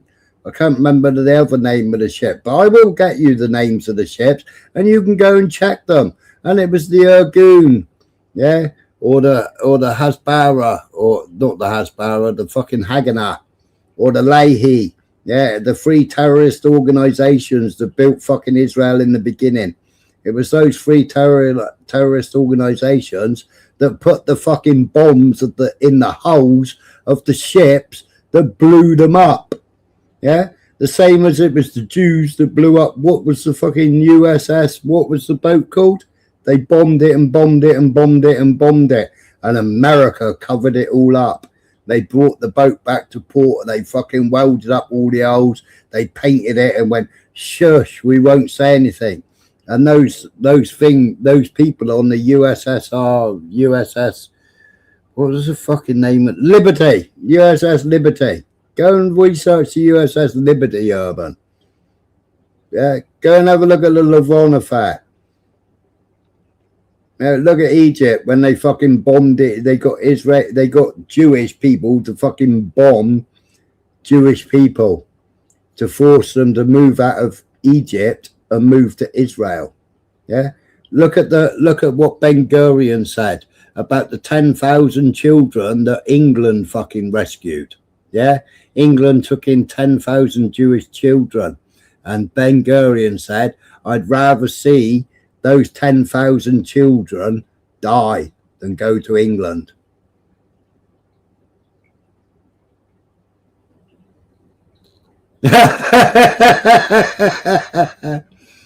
Well, Vincent, I'm you know, at the beginning of the video, I only showed all the Jewish saying Israel doesn't represent them, but Urban's pissy about that. Shit, you muted me, you cunt. You muted me. I was just shouting to myself. Where is it playing out on the streets of Europe and the UK, though? All this Talmud stuff that you speak of, where's it playing out? All the terrorist attacks are coming on a weekly basis from Islamic extremists, dude. And who's funding those fucking retrobates to come to Europe? Who's funding it? Their ideology, dude. Who's funding them? Who's funding them? Right? Even fucking Sikh fucking king fucking prince, whatever his name is, yeah, did a television interview, and he said, "We've emptied our prisons, and you Europeans and British, like fools, are taking in our rubbish. We don't want them in our prisons. We don't want them in our country. And you fools are taking them." Smiler, Yeah. can I reply to your chat 1 minute? Yeah, go on. Urban, you'll probably like this argument. Urban, let's see you argue for Israel against the ICC. You a lawyer too, I suppose. Right. We just went through this. Who heads the fucking ICC? We went through this as an Englishman, but what's his name? What's his surname? Khan. Yeah, and he was born in Scotland. Yeah, but he's a Khan. That's not fucking. But he was Smith. born. He That's was not born Smith. in. He was That's born in not Scotland. McDonald. That's Right, not your McDonald. wife is a fucking immigrant. Your wife is a fucking immigrant in America. Your children are born to fucking immigrants in America. You're a fucking immigrant. You're an immigrant. You're an immigrant living in a fucking America. You're an immigrant living in America, and your children are born to two fucking immigrants living in America. So you can't call yourself. Smiler, Yeah, as a valued viewer, could I Yeah. please make a request? You can. Could we at least balance the volume between you and Urban? Urban's wrapping you up here in knots, and I want to hear it clearly. Thank you, Vega. First person to say that tonight. Do you know, He's up full volume, Vega. I want to make 2 points. The first point is, Urban, you know this anyway, you're on a hiding to nowhere here. Whilst you've got your die-hard Jew haters like Smiler, what you've also got... I proved earlier on, Vega. Hold on. Let me just make my point. I'm not die-hard Jew hater. What you're also contending with, Urban, is a lot of conspiratorial minds which just point towards the Jews at every single turn and opportunity. So it's a difficult point to argue from for you, which is why I think Smiler sort of benefits from that. But I'd like to make the second point. This is the point that Urban should have made about 5 minutes ago. If the Jews, if them sneaky Jews, are funding the Muslims to do terrible things to the Jews, to increase the Jews' profile, and to in some way make the Jews look like victims, how come every single action and sanction and every single law change only affects Christians in the end. Thank you. I don't disagree with that. I know you. Well, you wouldn't disagree with it, Urban. Like I said, I think I was making a point that you should have made. Can we just have a bit earlier. of moderation from Vega, like in between us at the moment? So earlier, Smiler was trying to convince me that Columbus was a Jew. It was born a Sephardic Jew. He was born a Sephardic Jew. So everything that I say towards Smiler, he was born a Sephardic Jew and he fled Spain. Every time he gets backed into the corner when it comes to a logical reasoning, There was no need for him to. If he was Christian, there would have been no reason for him to flee Spain in the first place.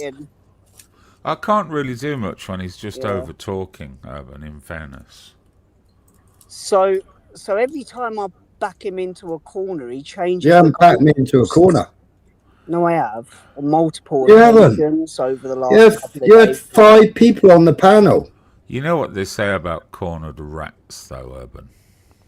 When I present a correlation, his correlation equals causation. Hang on, you wanted me to use Grok. I used Grok. Grok proved your argument wrong. In a corner where he can't say shit, he changes. You wanted me to use Grok. I used Grok, and Grok proved you fucking wrong, didn't it? You didn't. You said he wasn't born in Italy. He was born in fucking. Anyway, that aside. He was a Sephardic Jew. He was a Sephardic Jew. Every time Right. he presents a point to me, and Even Zara put the whole argument in the chat for you. Yeah, Zara's not a fucking. She's not a concrete source of evidence to me. Respectfully, Zara. Well, so we gave the scenario of the DNA test because somebody's just broke into your house and carried out a process. Let's get back to Vegas. No. So you didn't like the DNA. You didn't like the DNA forensic test from Jose. Right, you didn't like from Jose, whatever his name was, the fucking forensic scientist and the fucking university. DNA doesn't mean shit when it comes to religion. Well, why do so many idiots send away for a DNA test and go, oh, I'm so many percent this, I'm so many percent that, I'm so many percent that, right? His DNA came back saying that he was a Sephardic Jew. End of. Let's get vague. Right. Well, no, that's really vague. Vega weren't part of that argument. Yeah, it is vague, Vega, but I'm just coming up with the scientific evidence. It's really vague. It's really vague. It's not even. Theory. It's not. Yeah, it's a basic theory based on the fact that at that time, a lot of people in Spain would have either been Jewish or early Christian. So you had Constantine in Rome that came and his mother. Hold on. No. You've got to let me make my points, and then you come back. I'll be quiet. Go on. Constantine came along and ordered everyone be Catholic. So that was the start of the Catholic religion across Europe. For the obvious reasons, he wanted to shag some fucking bird, you know. And it's the same for Spain. Spain, they were forced to convert to Christianity. This is something that has happened multiple times across history. What I'm trying to think of is why, or the relevance of why Columbus being a Jew changes anything here. At that time, it wouldn't have been a Jew in the conventional way that you have it now. It would have been more from just a lineage point of view than an actual religion or sort of team, so to speak. Unless we've got some conspiracy theories about Columbus. The only conspiracy is that he was a Jew. But my point of this argument was Smiler's hanging his argument of Columbus being a Jew on a correlation equals causation argument where because he left at the same time when Jews were getting expelled from Spain, therefore he must have been a Jew. Versus my logical argument where Spain was 99% fucking Catholic at the time, where he was born in Genoa was 99% Catholic at the time, where he ended up and spreaded the word through South America is now Catholic. Why is his argument based on his causation versus fucking correlation over fucking powers my logical one and historical facts fucking one? Yeah. You know what I'm saying? A lot of people And everyone were on the panel Jewish. took me to fucking dogpiled me, saying I'm like some div when I was presenting a logical fucking. Yeah. What I can say. What did his mum do? What did his mum do as a living? She was a cleaner at McDonald's on Saturday mornings. No, she was a the woman. only point I'm that's what I'm up against here. Like She was a logical what? reasoning versus illogical fallacies. She was a what? Well, okay. Let me just say this. What I can say is, I mean, A wool spinner. I am. Who were all the wool spinners? Hold on, the wool spinners were Jewish. Okay. Well, that's not necessarily true. Don't be so ridiculous. So that's. I'm looking at sort of information here for Columbus. So it's really vague. They cannot even place where he was born or where his family came from. So that leaves it wide open. But what I can say, I mean, that's recent history, 1400s, 1300s. It's pretty recent history. Yeah. What I can say with confidence is if he was a Jew, it would have been recorded. Okay? I'm not saying he wasn't a Jew. Smiler, what I'm saying is if he was a Jew and open with it, it would have been recorded. So therefore it looks likely that he wasn't.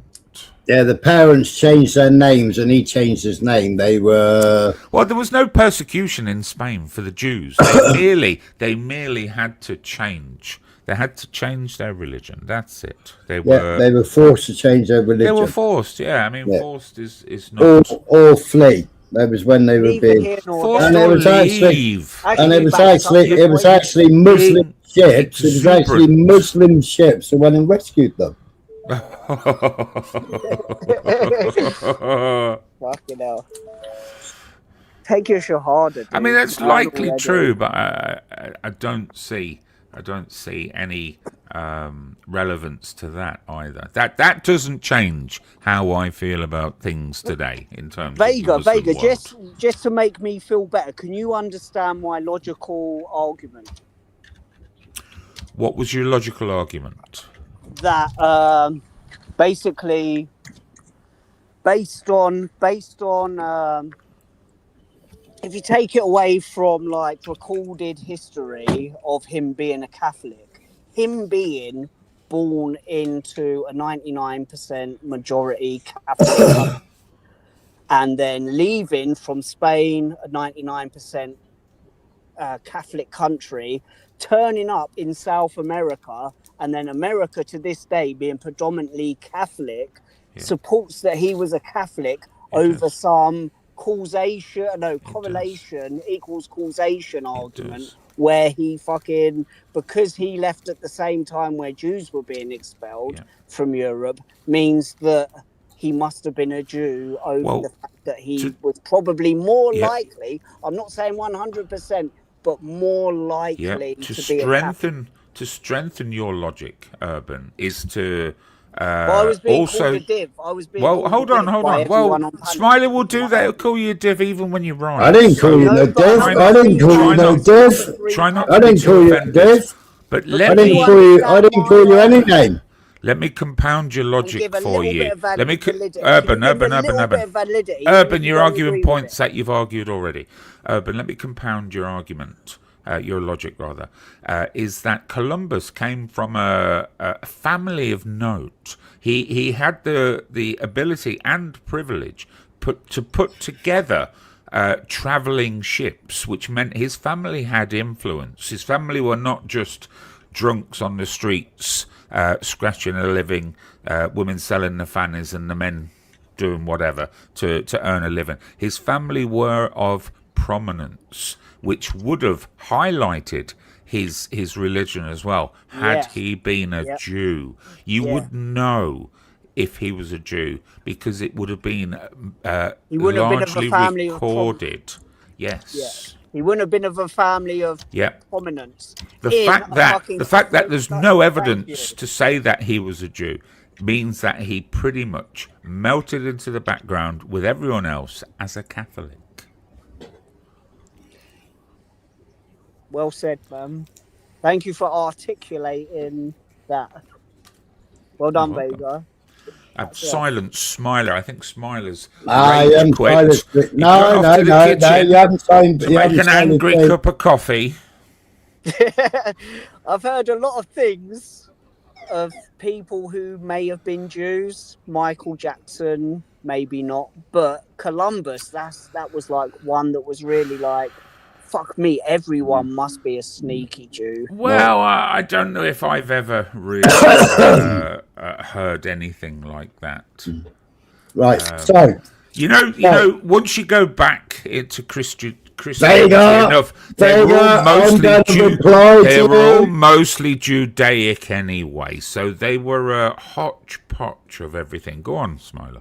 Right, background. Widely accepted traditional theory holds that Columbus, Cristoforo Colombo, was born in Genoa, Italy, to a family of wool weavers. However, several historians have questioned this and have proposed various alternative origin theories, with the Spanish Jewish theory being a prominent one: persecution and conversion.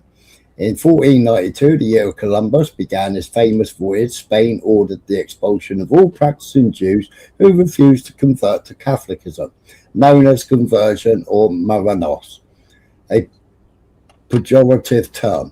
The Inquisition was established in 1478 to target those suspected of secretly continuing Jewish practices after converting, to avoid torture or being burned at the stake.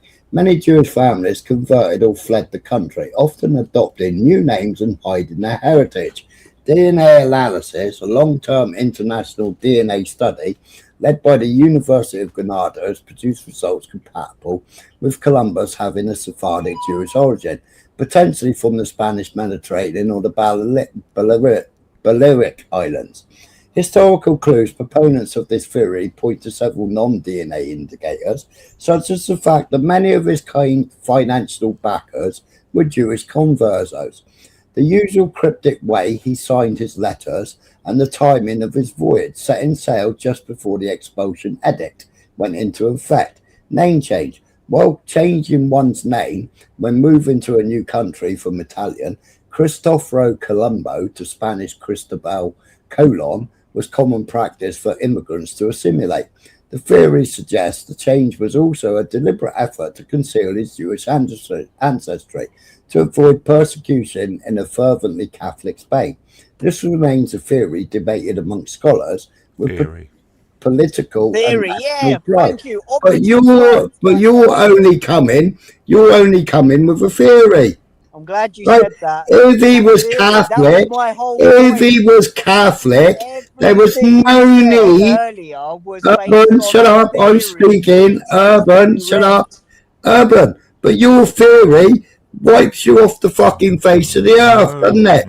Because if he was Catholic and they had to convert to Catholicism, why would he flee? Why would he flee if he was Catholic or even a Christian? Why would he flee? He was given money by the Catholic. Two things can be correct at the same time. Yes, they can. Smiler, don't run away with yourself. No, there was no suggestion in what you've just read out to us very nicely, I'd like to add, that he had to convert to Catholicism. There was no mention of that. You just added that for your own salacious need.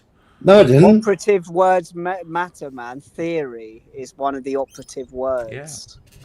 I mean, it can cut both ways. Jewish theory could be that he was Jewish. To conceal his Jewish ancestry. I can argue that one for you if you wish, Smiler. Persecution in a fervently Catholic Spain. So there was no need for him to flee a Catholic Spain if he was a Catholic. I'm not so sure he fled anywhere. I think he had an itch to travel anyway, didn't he, Smiley? Can I go next? Well, yeah, because he wanted to. Because he wanted to. What's he most famous for? Starting the transatlantic slave trade. Don't go upsetting Zara at 4 o'clock in the morning. Smiler, He's fervently famous for starting the transatlantic slave trade. Must have been a fucking Jew then. Definitely was a Jew. Killing how many million people? Urban, I've changed my mind. He was a fucking Jew. How many millions of people did he kill? I can't remember now. But was Smiler, it 8 million? Can I go? Columbus Smiler, do you know when ice cream sales go up? It's during the summer. Oh. When shark fucking attacks go up, it's during the summer as well. Doesn't mean that they're fucking the stats correlate, the facts correlate. It's kind of that he left at the same time, maybe when Israelis or Jewish were getting sent out, but he spread the. Let's go from what you've just said. What is South America? What is it predominantly in religions terms? And who were sponsoring his voyages? It wasn't Jews. It was the Catholic Church was sponsoring it. At the same time as bringing gold back to Catholic lands. What did I say about him? Chopping off people's hands if they didn't pick enough gold. The fact of a correlation equals causation argument, which is a fallacy. Weren't they the conquistadors? Yeah. Who raped and pillaged? Weren't they closely associated with the Jews? Very much like any other band of evil men through history, there's always seems to be a tenuous link towards the Jews, like the Nazis, for instance, the Ukraine.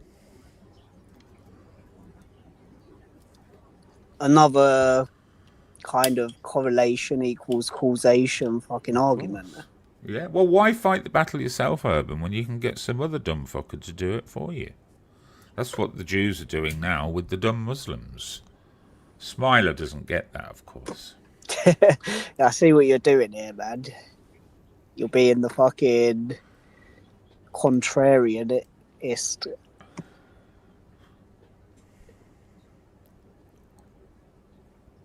I don't know. Smiler's researching now. Yeah, you can hear it. You can hear him tapping. I think as well, what we've learned, you have to go on what we know. It's better to sort of rest on what we know rather than what we don't know. And that's what I tend to do. If there's something I don't know, I'll quite happily say, I don't know. You know, because I think that's the most intelligent thing in the world to do, is to say, I don't know. Because you learn. Somebody else will tell you if they're smart. Yeah, that's what I've said already, Stoic. No, for sure. So, nothing's out of the realms of possibility, man. For me, nothing's out of the realms of possibility. I'm open to. I think if Columbus, Columbus had his own dark history as well. If Columbus was Jewish, it would have been hidden from us. It wouldn't be a theory. It would have been hidden from us. You know, like many other. Stalin. Stalin, for instance. Stalin was a fucking Jew who went on to starve to death. 80 million of his own people? It's estimated 120 million, but those numbers can't be verified.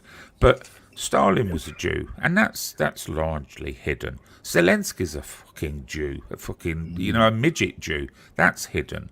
You know, they tend to put a little cover over the ones they don't want you to know, and I think that would be applicable with Columbus as well.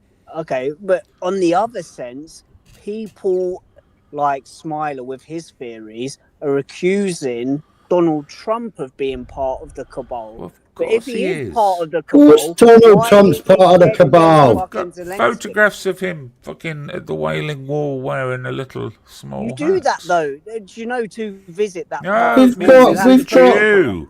Means he's a Jew. Me, man. Tommy Robinson's a Jew. He had a Mossad T-shirt on. He's a member of Mossad. Being facetious. Come on, Urban. You know how this. I've been to that part of the wall and I had to put a fucking kipper on as well. Same as when I went to the royal palaces in Thailand, I had to put a pair of fucking funny trousers on. You get what I'm saying, Vega? Yeah. When in Rome, that's what you're saying. That's what you do. If you want to visit that part of the wall as an explorer, then okay, putting a kipper on doesn't make me a Jew. Happy Hanukkah. And you know, this is the first time that I've ever brought up notes to make a speech for. We call them the Christmas dinners. I call them the Christmas Hanukkah dinners, if that's okay. I hope you don't mind. But I call them New Year's dinners too. But I've made about 20 of them so far. I never had any others. I brought this up. You know why? That's not even I've done so much for Israel That's not even that I have to read. Look, I got like pages. And I don't want to leave it. He's the best Jew in the world. I'll find the full video. He's also part of the Kalergi plan, apparently, even though he's telling fucking the whole of Europe. Who said he's part of the Kalergi plan? Nobody said he's part of the Kalergi plan. You did. I was on it once. You said he was part of the global. I've never said. He is part of the global cabal. You did. He sold his soul. He had to go cap in hand, didn't he, and beg money. You did. You said it was smoke and mirrors. He went cap in hand, didn't he? Over there to get your fucking pull your socks up and start deporting people en masse. That doesn't fit into your Kalergi plan, Trump being part of the cabal narrative. So now you're changing the goalpost again, saying that's not what you said. Same. I've had you on about 8 points over the last couple of days. And then you change the goalpost and then start fucking over-shouting me and going off in other directions. Urban, I've got to say something very important. Zara, Big Daddy Vega. Big Daddy Vega. Sorry, Urban, continue. No, good pause, man. Big Daddy Vega. But there's a lot of arguments you give, Smiler, conflict on previous arguments that you present to me. And then when I point them out, you start going off on all other fucking tangents. Like, no. Yeah, you bumped in with the other tangent. Here we go. Sure. It's not Trump's real voice.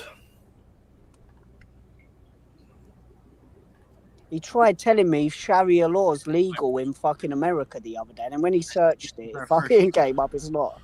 Well, it's not legal, but it Not has for there's no prerequisite for it to be legal in any country. It's an ideology. It's what did I say? A legal stance. What did I say? You said Sharia law was legal in fucking America, and then when you did a search, you said, "Oh, I'm wrong." Yeah, but they still got Sharia councils, haven't they? Well, they can practice. Wait. Then Sharia. Hold up, listen to this, Vega. We did a per capita fucking argument, and then when he did the Grok search, it was like white people were 30% over 75% per population, and then people who identify as Pakistani was like 3% of the population, who caused 40% of the fucking of the crimes that we were talking about. And he read it out like it was some win. It's hilarious. What? 2 nights ago. No. Yeah, you did. Your words were that more Pakistanis in England rape children. That was your words. No. You were shit-faced. I'm stone cold sober, right? You were shit-faced. You said that more Pakistanis commit rape to children in England. That's not what I said, right? League. That's not what I said. And then you said per capita, and you changed it to per capita. No, right? I didn't. Mr. Deegan called you Mr. Deegan. Then you said that children should have. Then you said children. No. Then you changed that. You lost that argument. You lost that argument. You lost that argument. I said I'll go and get the full ONS. I said I'll get the full ONS documentation. Right, I'm going to mute you, Urban. Right, I'm going to mute you. Right, I'm going to mute you. I'm going to mute you. Right. Oh, Then don't mute. Control, Smiler. Don't mute. well, no, I'm speaking.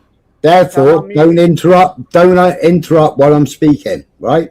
Okay. So then I said I'll go and get you the full ONS data, and I'll bring up all the full ONS data. Yeah, which shows per capita. Yeah, and then per capita, which ones? No, I've already played all this on Veles. Yeah, I already did all this on Veles. Vincent Vega knows very well. Oh, Christ. Right. The dumbest So black man I ever fucking came across. Right, so I already played all this on Veles, yeah? Which showed who the greatest were per capita, yeah? I didn't argue with you per capita. I argued with you over your statement. I didn't argue over per capita. I've already done this over on Veles, yeah? Because Valley was like white man crime.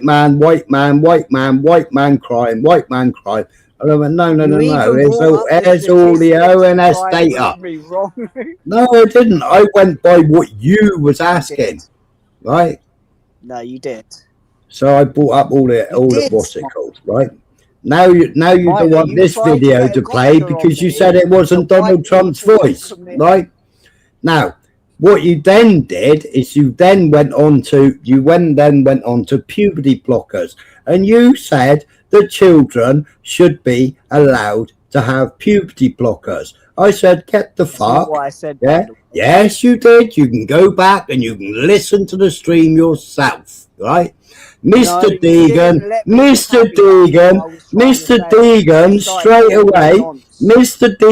straight away started calling you no, he didn't call you a nonce, he called you a paedophile.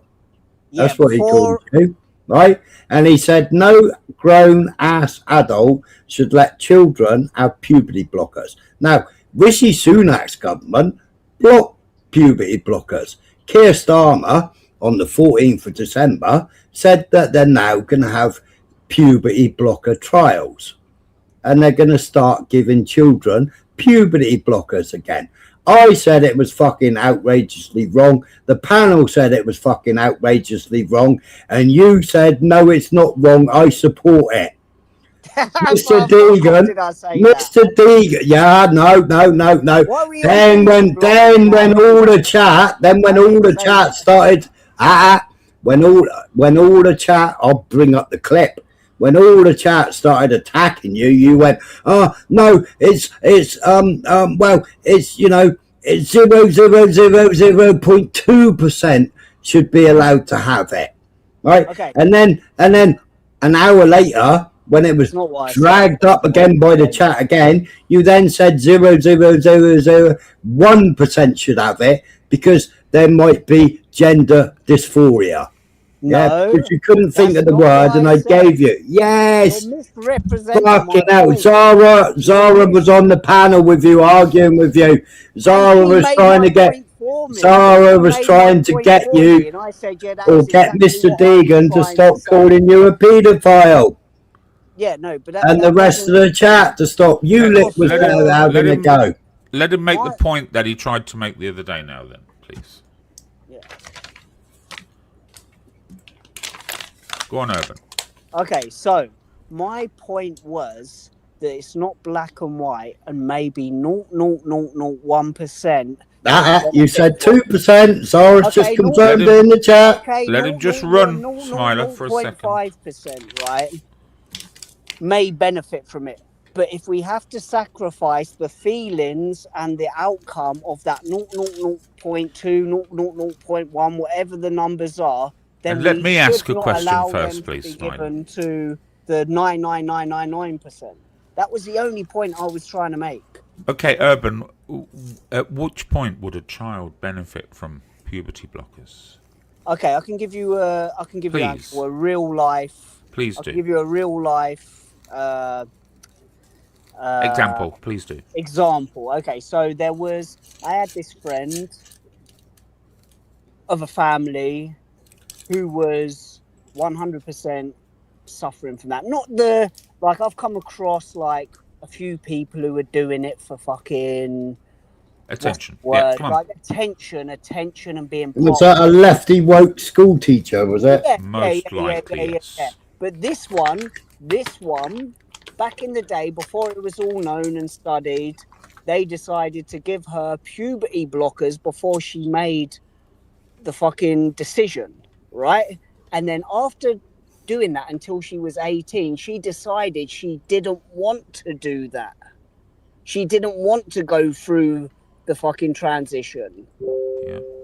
Which she lives her life happily as somebody who didn't go through the transition, as somebody who suffers gender dysmorphia, but she's more happy being in a female body than if she had have gone through the transition. So that example is like that 0.001%. Okay, so my question from that would be, how in any way is that a positive that she was allowed to progress that far down the road with puberty blockers? How can you see that still as a positive? I don't understand. Because she might have actually gone through the full transition had she not have taken puberty blockers. So do you understand? Okay, Urban, hold on. Well, no, pause it. You're going to make your point, but pause it. Do you understand?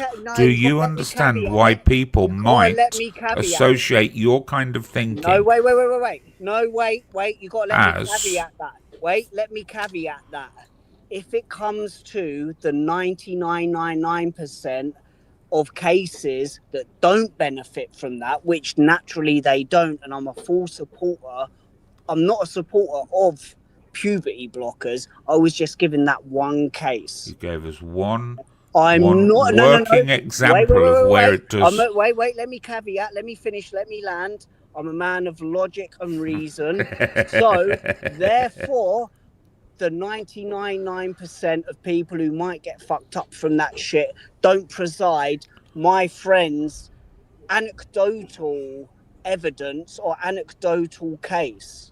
Yeah. So I'm with the anti-fucking puberty blocker. I got you. So, okay, so you see the result as her not going ahead with it, but you don't see the danger in allowing the organisation that was involved, taking her to the point where she nearly did go through with it. You don't see that danger?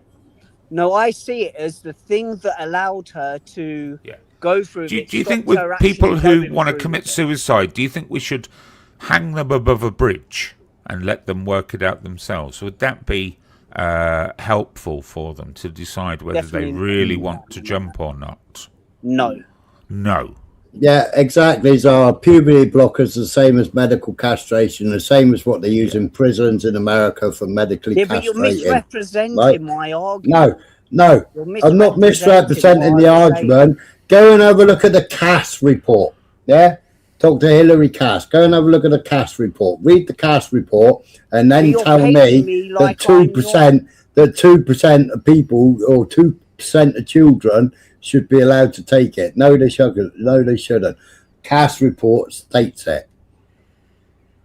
Right, that was why it was banned. The problem, Urban, is that you're still accepting that children can make these decisions. Children can make these decisions that they're not one I'm not. That's the gender, they're another. I was just and that's the crunch for us all here. We don't accept. That's the bit that we go at. You have happily gone along the journey and allowed them to get to the point and where they let some decide. Teacher, castrate it's out of the child's hands once that happens. Castrate their child, and it's actually dangerous to stop taking that medication once you start it. I know, and I agree with that shit. But the argument. But you agreed that she needed to take it. You're having a fucking bubble, or what? So you you agreed with it. Completely stunted that. Completely stunted that little girl's growth And that little girl's hormones. No, because it didn't go She that far. became a Smiler. fucking shot put. She became Yeah. a shot put thrower and a Yeah. fucking javelin thrower and an You see- MMA fucking queen. You know. You see, and what- chose like. You're Urban's telling you there's a happy misrepresenting what I ending to the was story. putting What Urban is making the mistake of is thinking that the process changed her mind. I would assume something else happened. Some happy accident happened during the process and she didn't go ahead with it. That's what I would assume. I don't think any organisation talked her out of it or felt it was not necessary. That's my feeling, is that no organisation involved would have put her off. She happily made the right choice all of her own volition. Yeah, 100%. Yeah, which is not a positive. I think 99.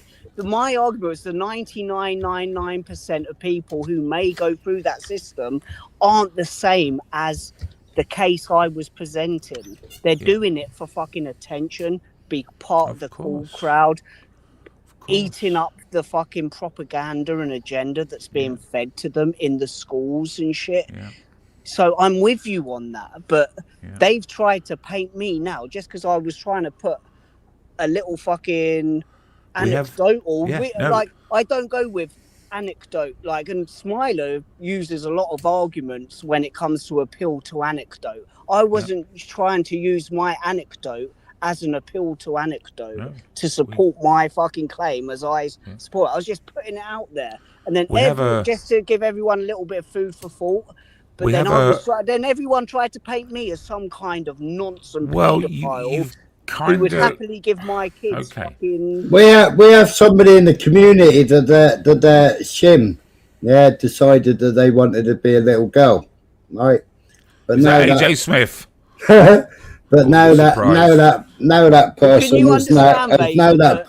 is now reversed, hasn't it? Everyone in his chat was trying to portray me as something that was not what I put out there just for a bit of food for thought wasn't what I was actually supporting. It's like everyone. No.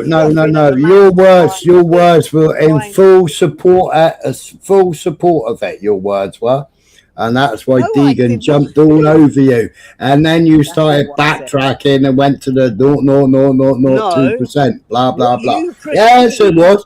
Everybody jumped on you. Lick jumped on you. Barn jumped on you. Frothing in your mouth in your side chat to portray someone as a nonce, which is weird behaviour, by the way.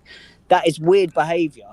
What I was trying They didn't jump on you and call you a nonce. Yeah, they did. Someone called me a paedophile, straight out paedophile. Well, a paedophile and a nonce is two different. A paedophile and a nonce is two different people. Fucking shit. Do you know how dangerous that is? I've been a fucking teacher for 10 years, man. I've got kids, you know. I'd never see a fucking hair harmed on a fucking kid's head. Anyone breathes in the wrong way towards. But you agreed to a child taking puberty blockers. That's Are you strange, joking isn't with it? me? Are you joking with me at the moment? No, it's just come out of your mouth, Urban. You agreed that the child should take puberty blockers. Are you trolling me or something? Can I ask you your words? Own your words. Urban, can I do a break in this? Can I just ask you a question? Man, please it's a rhetorical question, so you can choose to answer it or not, really. So if you were at work in a school, I know you don't work in a school, I know you work from home, but if you were at work in a school, in a teacher's sort of break room, having a cup of tea, and all of the other teachers were around, and one of them raised the subject of a child who was considering puberty blockers, how would that conversation go for you with them? Can I answer without Smiler butting in? Of course you can, yes. Okay, so every hour I spent teaching was in China, where sex education doesn't come into the equation. They're too busy becoming masters of the fucking universe. They're too busy learning pre-cal by the time they come to grade 3. They're too busy learning Pythagoras theorem in grade 1. That kind of shit doesn't come up. I've never been a teacher in the West, and I probably wouldn't based on... Try and go along with my example, though. Yeah. For you, in America, having to toe the line as a school teacher, how would that conversation have to go if I press that? I'd probably take my kid out of that school. Luckily, and this is right, hang on, because Urban, the whole reason why he said that he does it, no.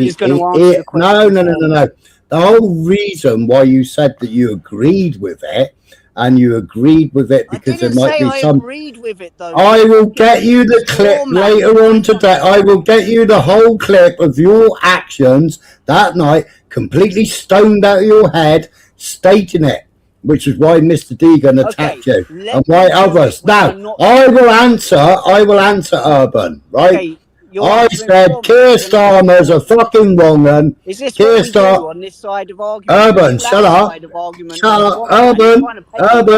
Urban. I've let you and Vincent talk without interrupting the pair of you. Now stop interrupting me while I'm speaking, right? Stop interrupting. Now, the whole reason that whole thing came up is because I said Keir Starmer's a fucking wrong un. He's just reversed what Rishi Sunak's government put in place on blocking puberty blockers. And now they're going to carry out experiments on children and they're going to start issuing puberty blockers again. And you went, well, that's a good thing. That's a good thing, you said. Because that will be beneficial. Yeah. I'll play you back your own fucking words later because I'll go back and I'll clip my own live and then I'll play back. I said to you, go back. I said to you, go back 5 minutes while you're arguing with the chat. Urban, no, I'm still speaking. I'm still speaking. I'm still speaking. I'm still speaking. Right? Still speaking. I said, go back on the live 5 minutes at a time. I said, listen to your own words. Why do you think the chat is attacking you? Then it went on, and then it went on. And I said, go back 10 minutes, go back 15 minutes. I will clip it. I will bring it back up. I will show you where you changed it from 2% to 1%, blah, blah, blah. And you kept getting it all muddled up on what you said originally. And I will play it all back to you, and then you can own your words. Just like you can own your words when you had the conversation with the woke teacher who wanted to use puberty blockers on their daughter. That was your word, and you agreed with it. That was your words 10 minutes ago. Now you can speak. It might be prudent for me to add. Can I just say something? No, Vega's just about to make a comment. No. To me though, you just spoke to me, so allow me to fucking speak. Yeah, right. Let me be honest with you here, Smiler. I come onto your panel because I think you don't have many people going against. You have a lot of fucking echo chamber dwellers who pat you on the back, and I think you enjoy me coming. That's not Urban. Okay, but take their words. I think you enjoy me coming up on your panel and having a debate with you with things. If your point is to take my words out of context and not allow me to finish my points and then say, take my first 3 sentences without allowing me to explain, then I just won't come on your panel, mate. If you want to try to paint me as something that I'm not, when I actually don't agree with puberty blockers, then I won't come on your panel anymore, mate. If you want to start clipping me and taking me out of context and putting videos up, do that. You call our side of the thing the swamp, but if you want to do that, or we can carry on the way we're going and take me as I fucking present myself to you without. I've got kids, mate. I've been a teacher. I've never been for puberty blockers. I was just giving one example. I couldn't give a flying fuck whether you've been a teacher or whether you've been a fucking astronaut. You probably played golf on the fucking moon. I couldn't give a flying fuck. Right? The fact is, adults should not be prescribing puberty blockers to fucking children, and the government should not be carrying out fucking experiments on fucking children. I don't agree with it. I agree with Most of my chat didn't agree with it, but you argued it was a good thing. No, and I will show you your own words. Not straw manning you. You argue with fucking Zara. No, you didn't. No, she confirmed what I was trying to say and said she understood what I was trying to say. And I said, yeah, that is exactly. But the thing is, you were willing to listen to her, whereas me, I got cut off mid-sentence every time I fucking tried to explain my point. The only point I was trying to make that night is it's kind of fucking ignorant to say that 0.01% doesn't exist. And if it means saving the 99% No, you said 2%. from the fucking effects of puberty blockers, then It's shocking. You say you taught maths at fucking year 1, and it's shocking that you can't even fucking 2% and 1%. Who said that? A lot in that, though. Who said that? In fairness. Who said that? Say that again, Vega. Who said what was the point you were going to make? 0.0001 and 0.0002. Yeah, but that's what he changed. That was what he changed his answer to after the whole fucking chat went at him. Give me a chance to finish my sentence before I got Because nobody agrees with the government. Nobody agrees with the government and experimenting on children. Yeah, I don't agree with it either, dude. Like, fucking what we doing here? You did agree with it. You did agree with it. Smiler, you did agree with it, and you agreed it with your fucking woke friend teacher doing it to their daughter. You've just stated that you agreed with your woke friend fucking teacher to do it to their daughter. Well, they didn't do it to the He daughter, wasn't a did teacher, they? he was a parent. That was the point I think he was making. No, she went on it and then stopped them, didn't she? No, he said she didn't go on to the puberty blockers. Did he? Yeah. Did you, Urban? That's what he saw as a positive. Maybe he made a poor point of sort of. Did you say that she went on them and then stopped them, and I said it was dangerous to stop them? She went on to them and then decided not to go through with it. No, so she did go on them, and you agreed that she should go on with it. No, I didn't. That's not the point. I was just giving an example, for fuck's sake. No, you said you agreed with it. You wrong. said, I'll give you a live living example. I'll give a live living example where I think it was the right thing to do. No. My friend, yeah, their daughter. No. That was your words. Go back and listen to your own words. Go back and listen. You're adding a couple of words in. Go back and listen. They were your words. You added the words, I think it was right. I don't think it was right. Are you suggesting Smiler is being disingenuous? Yes. And I think... Right, I'll go back. Shall I go back on the live and find the exact words, shall I? Smiler. I think you enjoy me coming into your panel to give you a bit of thing, but I think let's people go back. in your chat are chomping at the bit to paint people as fucking paedophiles. Like, that's a weird fucking concept, isn't it?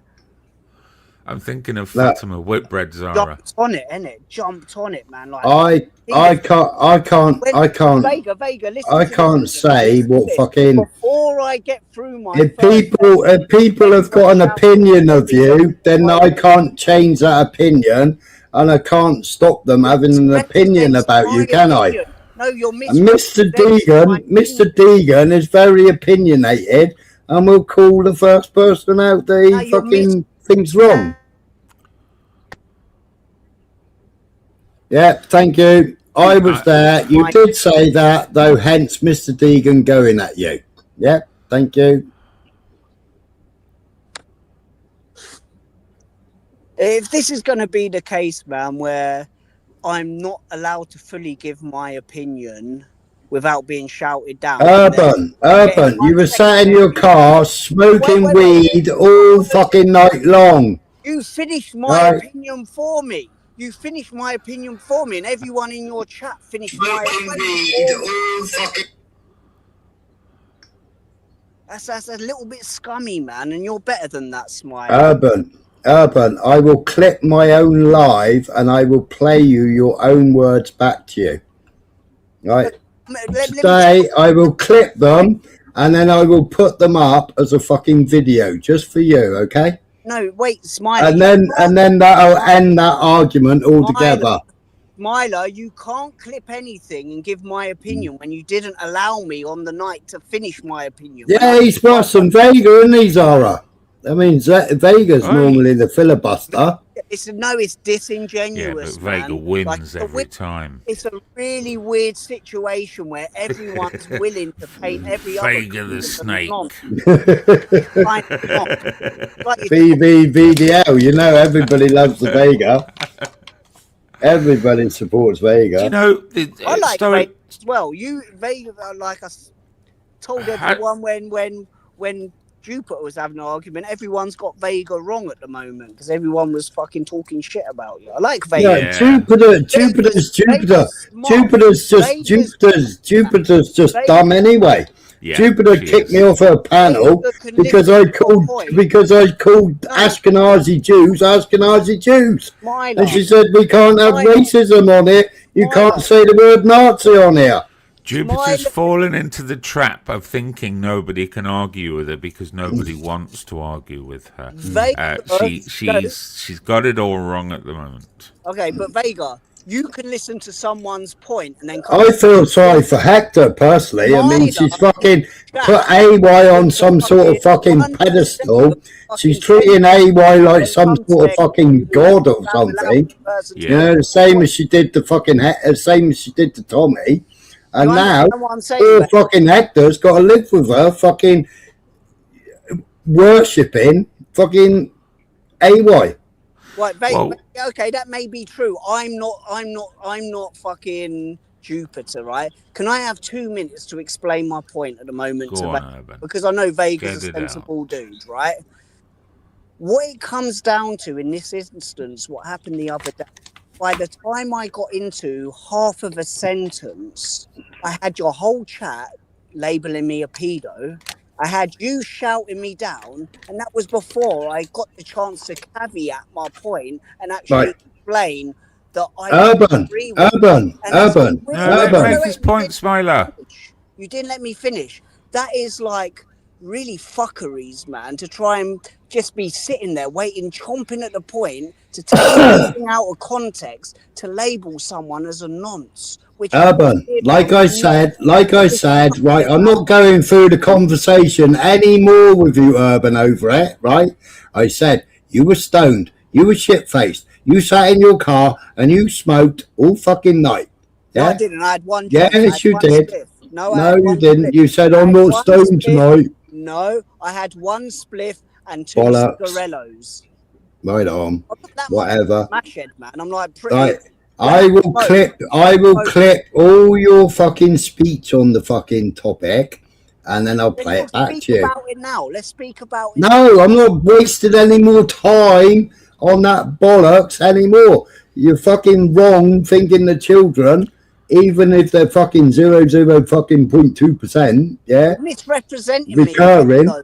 You're misrepresenting. No, I'm not misrepresenting. You're missing a me. crucial point here, Urban. I'm sorry to say, you're missing a crucial point. I'll support you, but you're missing a crucial point here. And the crucial point here is that you're in an environment where our thoughts on these things are pretty fixed. Nobody tends to go off piste with it. What you did was you came with an example of where puberty blockers may well have been useful. And whether you're right or wrong, Urban, just hold on. Whether you're right or wrong, or whether, because we don't know the whole story, whether she made the right choice before any damage was made, or her parents got in the way, or even somebody in the organisation felt that she wasn't right. We'll never know that. But the fact that your position was she being on that programme was the positive is where you're wrong, Urban. And you can't see that. You can't see that because you're too enveloped up in the fact that she got out of it. Okay. She shouldn't have been there in the first place. Let me respond to that. To just kind of make Zara, I already tried to explain it the other night and said, and I tried to explain it earlier and said you're a fucking primary school teacher of fucking year ones. Right? It doesn't matter how many fucking decimal points, how many zeros before a decimal point is. And you being a fucking teacher should know that. Okay, whatever, man. Like, we're talking online. You claim to be the fucking baccalaureate fucking winner. Is he overstating that, Urban? No. No. Apparently, he's got 2 baccalaureate awards, apparently, for teaching. But he doesn't know that the fucking zeros before decimal points don't make a fucking difference. Fucking hell, you're going to hold me on And then turned around, and said, how many did you leave school with an education, Smiler?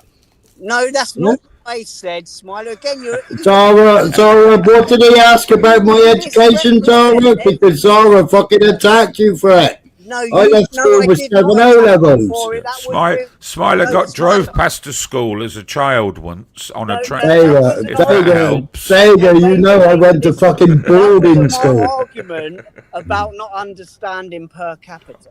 My mum was a rich bitch and sent me to fucking boarding school. Who, me? No, my mum. Yeah, my mum wasn't. No, my mum was. No, I can't. What went wrong then, Smiler? Because you don't sound. What went wrong? I joined the army, Vega. Like you have a good educational background. I left school, Vega. I'd already gone to Army Careers Office. I'd already signed up for the army. And my mum turned around and said, I've spent £6,000 a term educating you, right? And you're deciding to go into the army. And I went, yeah. And that's when it all went wrong. That's when I lost my plum in my mouth, and yeah. No, that's not what I was saying, right? Smiler, some of the dumbest people at university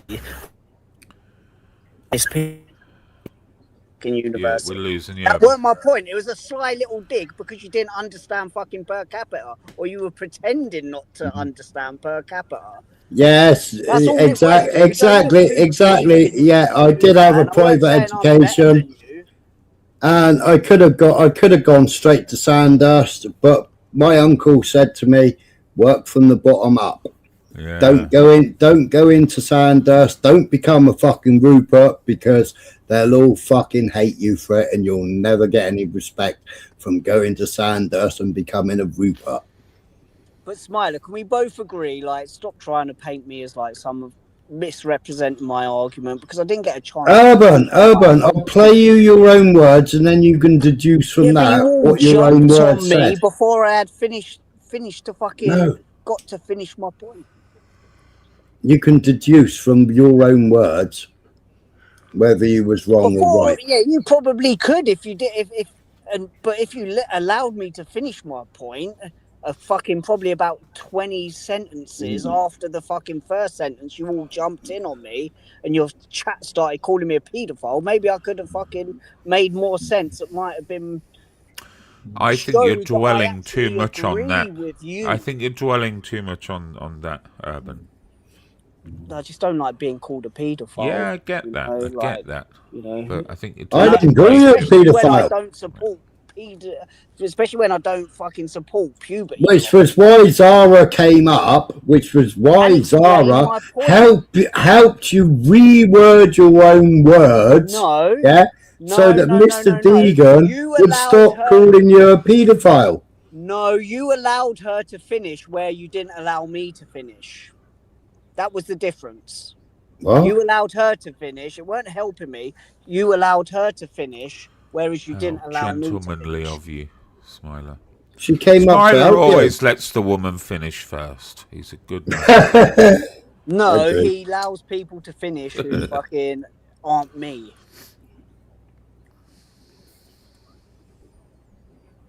Wow, that's what he did, Tom. He thought he could use his 2 little fucking baccalaureates. I didn't even know they did fucking baccalaureates in fucking China.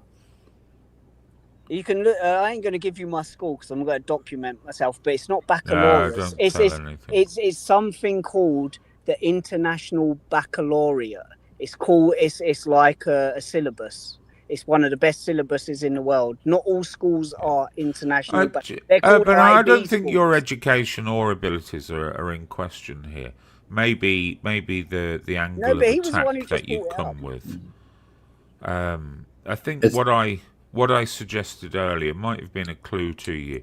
Is how I tend to see things here. You're coming from an angle which is slightly skewed to ours here in this community, and I think your background has a very large influence on that for you, and that's excusable. It is excusable, and there's no need for you to change it. But you shouldn't get offended when people say, "Well, you sound like a pedophile," when you have certain views. It's merely a term. Don't.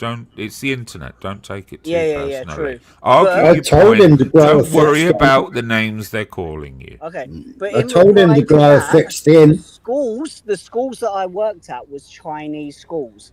They don't know the concept of what sex education, because they don't have it. They're too busy. They've got too much going on learning the Exactly, Zara.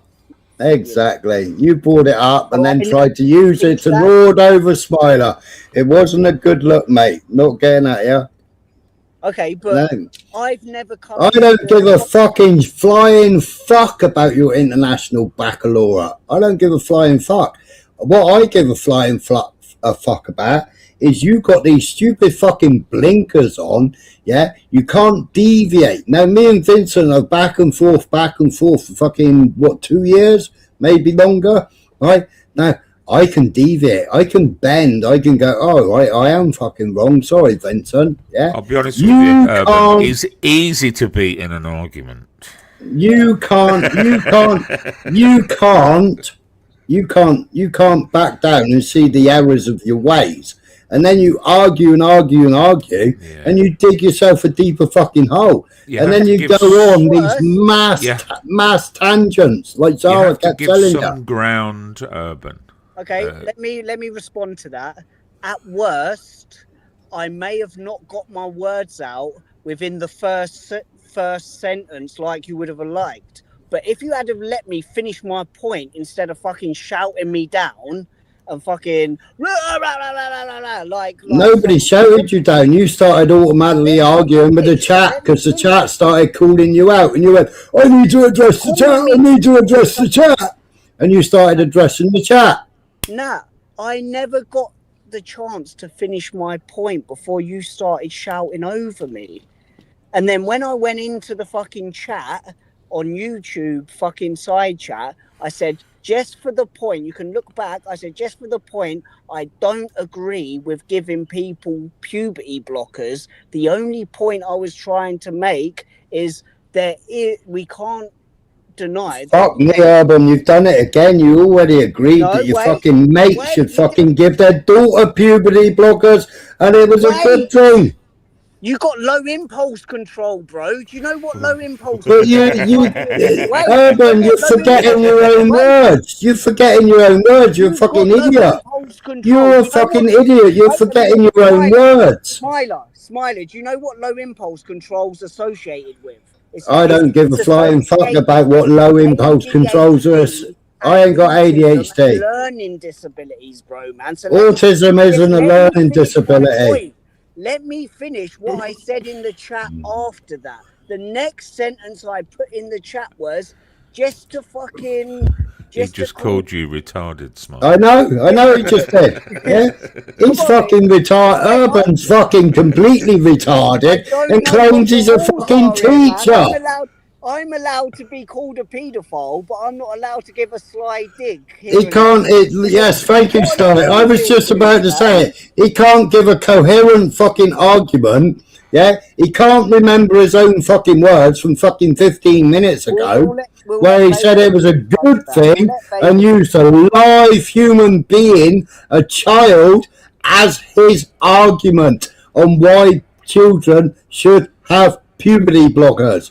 That was your argument. You're misrepresenting my argument, dude. Yeah, you are, Smiler. You're misrepresenting my argument, dude. What I heard from Urban was that it was a positive that she didn't go along with the puberty blockers. That's all I heard. No, I heard everything else that he said. Hold on. She I heard went everything along with else them. that he said, but she eventually didn't go along with the treatment, which was the positive. But That's she what he was started delivering. with them. That's She what he was started with delivering. them. Well, She started with them. And he supported that. Known whether she even started the treatment. He said that she started the treatment and then stopped it. The treatment starts as soon as you go to see a psychologist. And now she's got all that male hormone and turned herself into a shot putter. She was always like that, dude, man. Like, you're misrepresenting my fucking argument. Well, what he's doing is, with respect, Smiley, he's taken the opportunity to have a dig at you with what the early stuff that you said, as opposed to dealing with the result of what you said. It's a very basic debate strategy, but you fall for it by dwelling on that too much. What you need to do is move on from that and push your further points, not sort of just go, well, I'm not a pedo. Yeah, exactly, Zara. He said that she didn't go along with the full transition, so not the operation. They were his words. But she went ahead with the puberty blockers. Oh God, whatever, man. Like, if you're not willing to listen to, But you supported that. You thought it was a good thing that she went on the puberty blockers. Wait a minute, man. Let me just finish this. If it comes to the 99.9999.1%. Then she had the puberty blockers. Did she have the voice droppers as well? Did she? 9%. If that's good enough with the decibel points, to understand, I actually understand decimal points. Then in that case, I'm definitely for the 99.9% not being allowed to have them. There we go. And a mistake that you made, Urban, was to use one of the names in the chat. Is you didn't become stoic about your position. If you had, then they would have had less to use against you. You fell at the first hurdle and just, sort of admitted in a half sense that thinking that way is paedophilic. You shouldn't accept. If somebody puts you a pedo, do you know how many times people have put I'm a pedo in the chat? Happens every fucking day. But it means nothing to me. I'm new to coming on panels, and I know people go through it way worse, but I've never called anyone a pedo in the sky already. Well, it's a flyaway term. Yeah, that's true. But I wasn't allowed to finish my point on that night. It wasn't because I was stoned. When I had one spliff, man, I'm pretty fucking sober, man. Like I was smashed out of my head. Like I'd been doing bongs all night, nah. But that was my point. It's like a lot of people in the side chat are chomping at the bit to put the pedo label on people, which is kind of like a weird situation, isn't it? Not like, really. Call me a fucking Zionist. You're in the right place if you want to be called a pedo. I'll be honest with you. Yeah, You've true. come to the right fucking place. Call me a Zionist, man. Call me a fucking shill. Call me a Tommy. Call me a flag shagger. Whatever, man. I can take that. Tell me my fucking granddad was fucking fighting on the wrong side of the war when he fucking landed on fucking the beach of Normandy. That's what General Patton said. That pisses me off, but it's not going to piss beat the wrong enemy. Whatever, man. I don't know about that. I don't know. But if you fucking call me a paedophile when I've got a 6-month-old kid and I've been a teacher for fucking 10 years, a great teacher as well by that, man. Like, I've won awards. Being a teacher doesn't prove you're not a pedophile. You know that, don't you? I worked in China, innit? Having children is no evidence. It's like I said, I couldn't give a flying fuck where you worked or whether you was a fucking teacher or not, right? Addressing it's like you just called me an ADH, a fucking mong, and fucking everything else. A retard, yeah. Right? Well, I wasn't a retard when I took my fucking mechanical engineering degree, was I?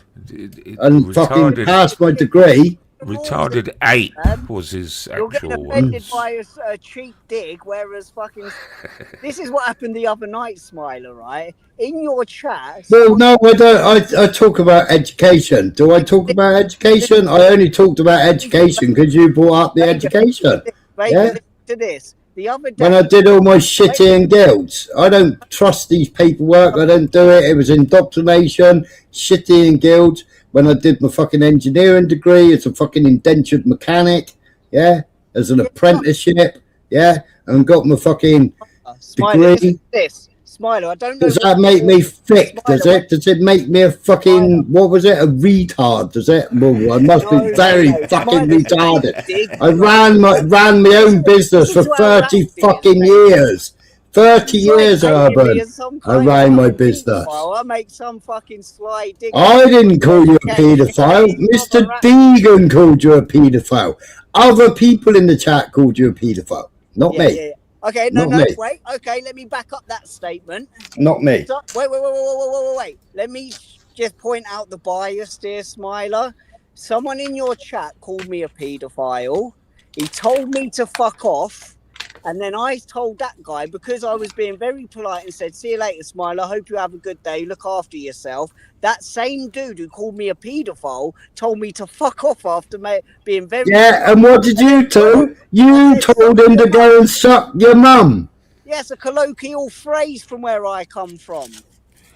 It's the maximum disrespect. And I said you must be listening to rats. Wait a minute, Smiler. When someone tells me I'm a paedophile and then I fucking... That's all right, but then I tell someone... Why can't you're a paedophile be a colloquial term then? Yeah. I don't know what the rules are, dude, man. On YouTube, the word nonce is a fucking colloquial. Yeah, okay. But then I used my colloquial, but that weren't okay. That was bad. And you said I got put in time out.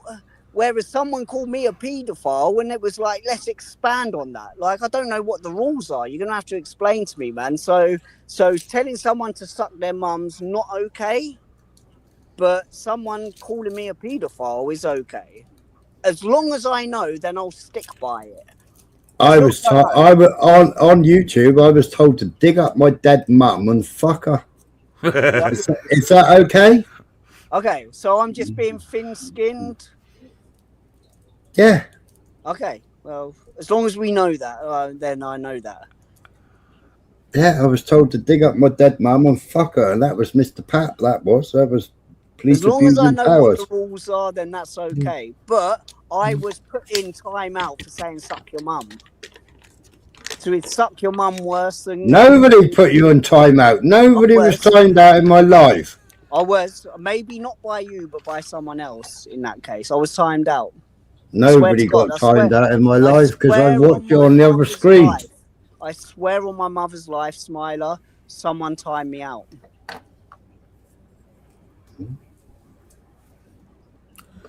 Do you think you'll tell that story again in the future?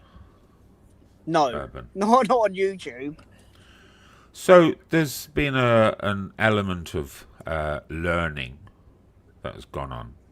But my point was misrepresented, Vega. That was the bit that I have the most problem with. Like, I wasn't given a chance to caveat what I was trying to say. I only got like 30% into my first fucking sentence. Surprised you got that far. Yeah. Fairness.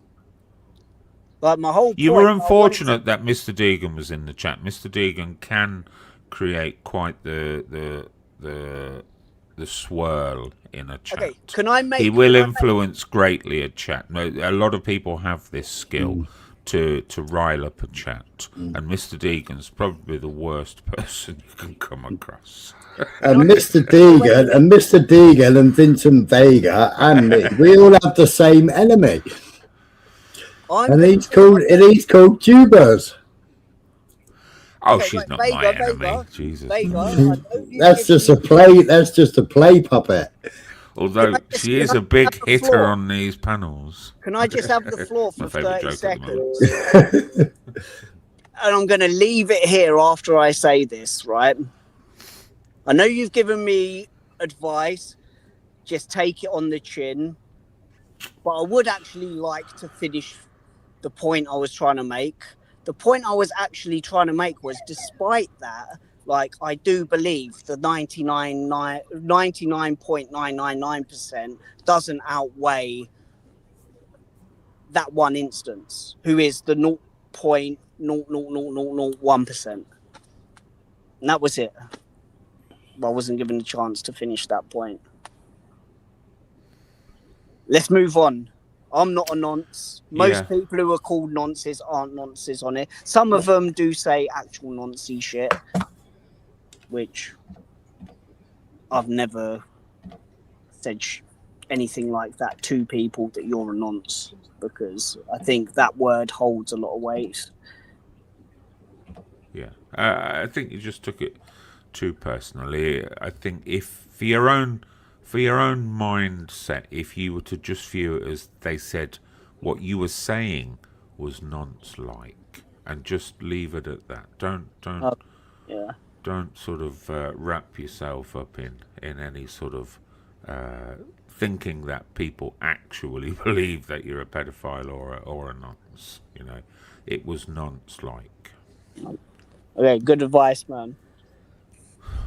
Take that on board. Yeah, well, I don't know if it's good advice, but it tends to be how I am. Zara spent the first 4 years calling me a nonce and a pedo. Oh.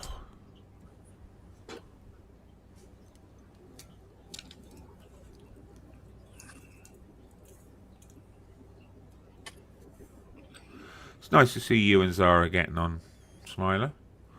You're not set up another fucking disparate group of rogues that are going to bring down the internet again, have you? But the thing is, Vincent, now for real. Vincent, the thing is, like, me and Zara never fell out. We might have had fucking words, but we never actually fell out. That's where everybody on fucking YouTube get it wrong. They say that we've fallen out. Well, we never actually fucking fell out. Do you still send the dick pics? No, never sent her a dick picture once. I only sent your dick picture to her.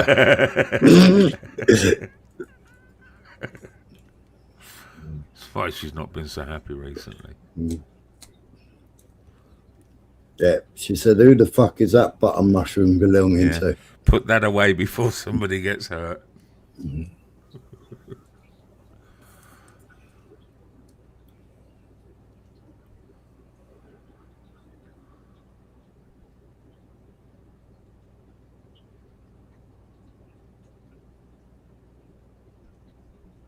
So, Alban, you said this wasn't Donald Trump's voice. Do you want to hear Donald Trump's voice?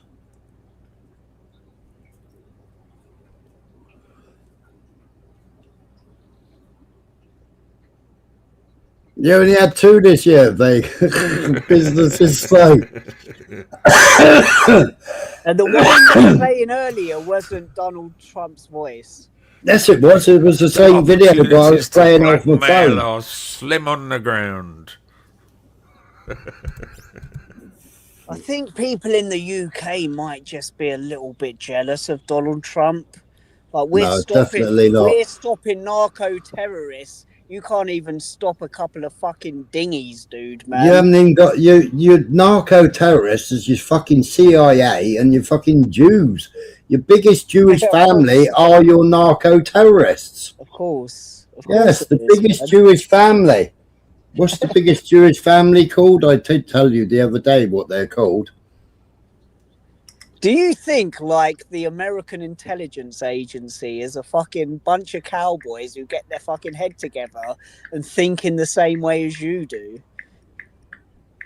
If America are committing war crimes, then the International Court of Justice should take them to court, innit? But they won't, because they know the intelligence agency over here they literally have satellite imagery of fucking people they've been following for fucking years, if not months, loading fucking drugs onto their boats. If other countries are using drugs as fucking what do you call it, like weapons of mass destruction, which they can be classed as, then America has every right to fucking blow them to smithereens. Is it morally right though? Ask for every victim. Ask all the family members of that one victim who are a slave to them drugs coming in, if it's morally correct. I would What say. America aren't identifying correctly is whether those boats are actually transporting drugs. Right, the Abigail crime family, a Moroccan Jewish criminal organisation from Israel, has been identified by US federal prosecutors and the State Department as one of the world's top 40 drug importers to the US. They were heavily involved in the global ecstasy trade and formed international networks for drug trafficking. Right, there's another big family. I can't remember what they were called now. Right, Hold up a minute. the Jewish family. They're the ones that caused all the zombies that fucking Kumo hid away when he got the state visit. Okay, can I answer Vincent's question quickly? The proof of whether they are cannot be released because it will blow the intelligence strategy and operation.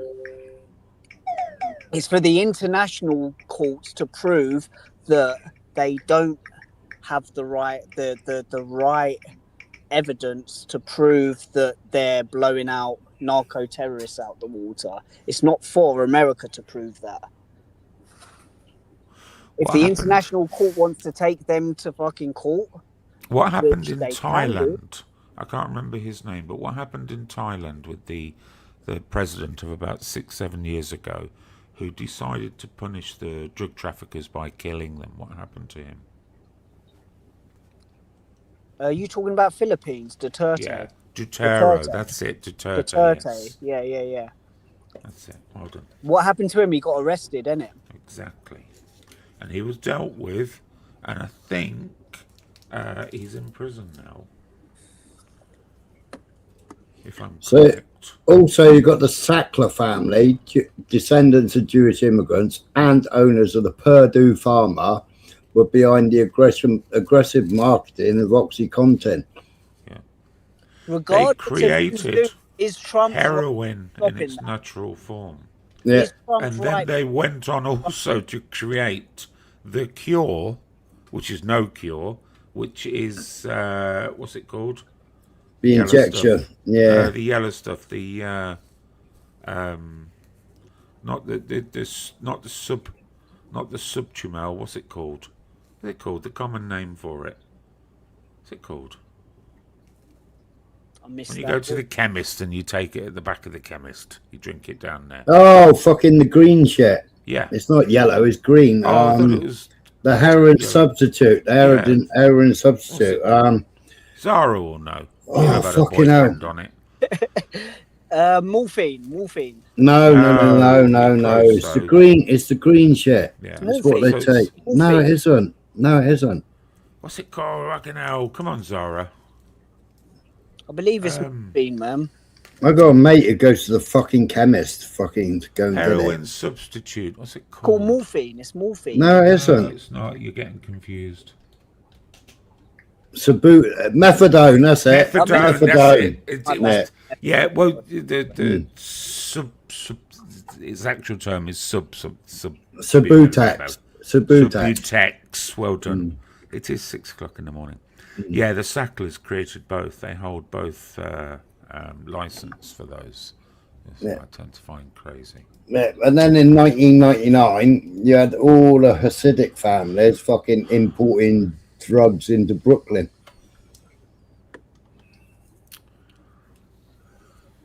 Subutex, methadone. And you've also got the CIA importing fucking drugs in. I mean, what about the opium trade? Nothing to the fentanyl trade. Right now. The way I see it, this is the way I view it, man. Like, we went through. Well, China went through the 100 years It's of impossible to come off humiliation. methadone, Zara. Almost. Listen to this. Listen to my theory, right?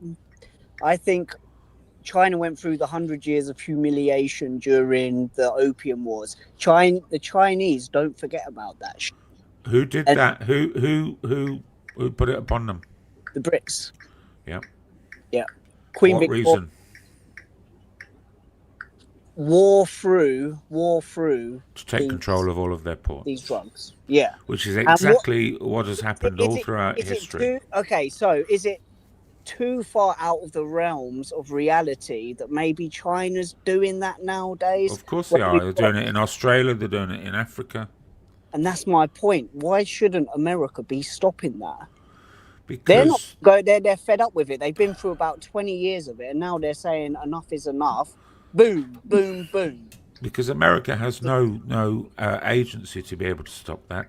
If China chooses to command ports in Africa and then provide food for starving people, whilst at the same time, sort of benefiting from resources, then that's their decision to do so. Yeah, of course. But are America wrong for doing deterrent strikes? Yes. To stop the importation of such and Right. deadly. So at which point does it become illegal? Whoever sets the drug fucking trafficking. laws. Whoever. So where do all the chemicals come to produce fentanyl? Yeah? Who was the largest producer of fentanyl back in the day? And who supplies all the drugs? No, China. Yeah, exactly. China, right? Exactly. And you're the actual largest importers of fucking fentanyl, which has been for fucking donkey's years. Even the Democrats called out. All comes from fucking Mexico, right? Yeah. Venezuela got fuck all to do with the fentanyl trade. When you understand that, you'll fucking understand it, right? Wait a minute. Wrong coast altogether, right? And the only thing Trump wants is the oil and the fucking minerals. Yeah, but they haven't invaded fucking Venezuela at the moment. At the moment, they're just striking boats that are They put troops on the ground a couple of days ago. They put CIA on the ground. CIA have been on the ground. They put troops on the ground. Okay, Smiler. Manjuro was doing a fucking happy dance. Smiler. Because Russia's backing Manjuro. Smiler, your argument is war crimes. If the international courts of human fucking crimes against humanity want to take America to court, they will. But they won't at the moment. Why? Because they're justified in doing it under the fucking whatever convention. When was the last time the International Court of Human Rights took America to a courtroom? Because America fucking always. When was the last time? When was the last time? Exactly. Why? No, when? I don't know, but they probably never have. No. Why though? Well, because they have little or no power. Urban. Maybe, or it could be the case that America actually don't commit fucking war crimes. Or it's an argument. Striking boats, bringing out what could be conceived of as weapons of mass destruction, which fentanyl could be, is kind of justified, right? Mm-hmm.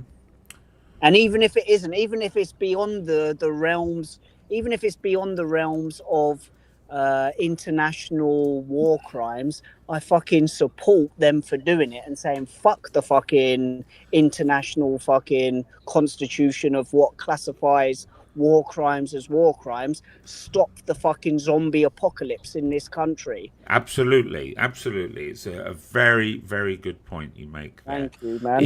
In recent history and in your own sort of memory, are you aware of any instances where America may well have broken the rules? In my memory, maybe some isolated incidences to do with Well, like Afghanistan, Syria. Isolated instances. What about Iran? Iran, what? Taking. What about Syria? What about Syria? What about Syria this week? What about Syria this week? Oh, we went through this last night, and we went through this the other night. What about Somalia last week? Maybe some isolated instances. I liked how you delivered that, Urban. See, you need to be more funny. When you're funny, people will forget you're a pedo.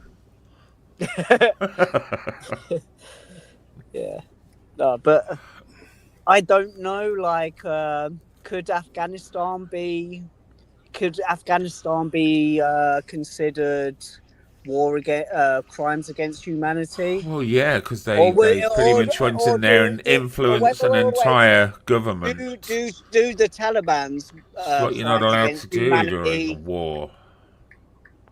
But this is what it comes down to at the end of the day, right? Did what Assad's regime do, which constituted way more of war crimes, override or become Hang on. You know, Assad was an optometrist before he became the leader of Syria. You know, he was surgery in London.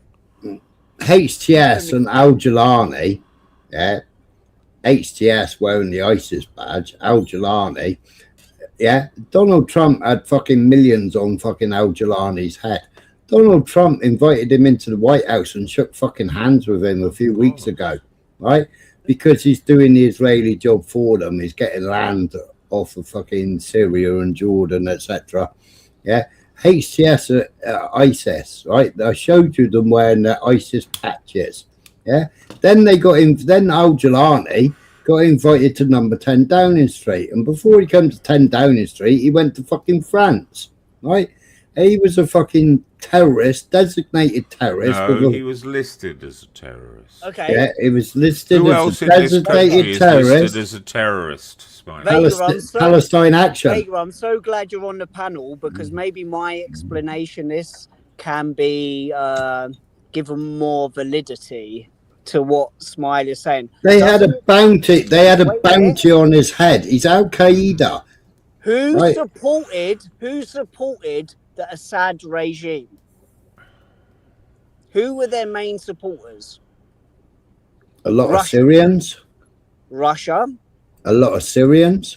Who toppled the The UK were bombing. The UK were bombing them. America was bombing them. I think when Kier Starmer came in, he was the ninth. He was the ninth leader to bomb Syria. Wait a minute. Does this make sense, Vega? Who toppled the Assad Russian-backed regime? It was Al-Jilani. So doesn't it make sense that they would protect him and give him a little bit of fucking recognition? That's it. It's the way the world He works. was their man, of course. He was their man. He was Israel's man. He was ISIS. They paid for him. Right, the same as they paid for Hamas. They paid 15 million a month for Hamas. Myla was trying to ask me the other night, why isn't it that Syria doesn't attack Israel nowadays? And it's so simple, man, because now Jelani is backed by America, and if he does fucking step over the mark and start fucking attacking Israel, he'll have two of the world's superior armies on his case. That's why he doesn't attack. No, there's a factor Not because involved. he's a Jew. Syria has little or no history with Israel, as opposed to countries like Iran. Syria has little or no argument with Israel. They're not an ally, but they're not an enemy, and that's really the long and short of it. Syria was always the most stable country within the Middle East for hundreds of years. Syria was a little bit like Ireland. It just opted out Unfortunately, you had guerrilla warfare on the streets of Syria to destabilize it, and it was the Jews. I'll go along with your argument. It was the Jews that sort of caused that destabilization, because Syria needed a federal World Bank there, and that's how it happened. You know, it another coup d'etat. It didn't have enough of its own infighting, so it had to be created. Assad was a fairly good guy. His father was a fairly good guy as well. Yeah, Assad would go shopping in the markets without any security, and he'd just go waltzing down the street chatting to people. Well, the criminal thing was, you know, the history. I speak to a couple of people. I speak to a couple of people that fled Syria when HTS, because they would have been choppy. They would have lost their heads because they're fucking Christian. Yeah. Right. Now, all the Christians and the Druze, etc., not the Jews, the Druze, beginning with a D. I know the Druze. Yeah. Right. But They're all getting choppy. Assad's government, any person that worked for Assad got choppy. Yeah, your point is, but you were trying to suggest the other night that they're a vassal of Israel, which they are a vassal of Israel. That's why the Western powers are running with Giuliani. No, why can they designate a person a terrorist? Trump takes the fucking money that was on his head because America wanted his blood. They wanted to put him over the courts for fucking war crimes, etc. Right? Trump takes the money off his head and invites him to the White House. They take him out of his fucking khaki uniform and his fucking. Okay, let me present an alternative. I think it's the wrong thing to do. It's bad for Syria. It's a coup d'etat. The same as it was a coup d'etat in Ukraine. The same as you got a coup d'etat going in Somalia. Same as you got a coup d'etat going on in Nigeria, Uganda. Well, hold on. They presented it as a positive thing, a sort of a progressive move within the Middle East. They made him shave his beard. They made him take the dress off and wear a man's suit. Yeah. So they can't even get Ukraine to wear a fucking suit. What they did was presented a more progressive Syria. I don't see that as a negative. They're animals anyway. Let's be honest. They're animals anyway. They'll always have their sort of guerrilla fighting on the ground. They'll always have 50% of the country will support the government, 50% won't. Can I have 1 minute, Smiler? Right. So that if they're going to be controlled, it's better for them to be controlled to a certain degree. I mean, Giuliani will do what every other de facto country leader has done, and he will turn against those who have put him in power eventually. We'll know that. We know that. That's what will happen, because the deal that he was struck at the start won't be the deal that he'll get at the end. Regardless, though, doesn't it make sense that Trump would do what you just said after he toppled the Russian-backed? Of course.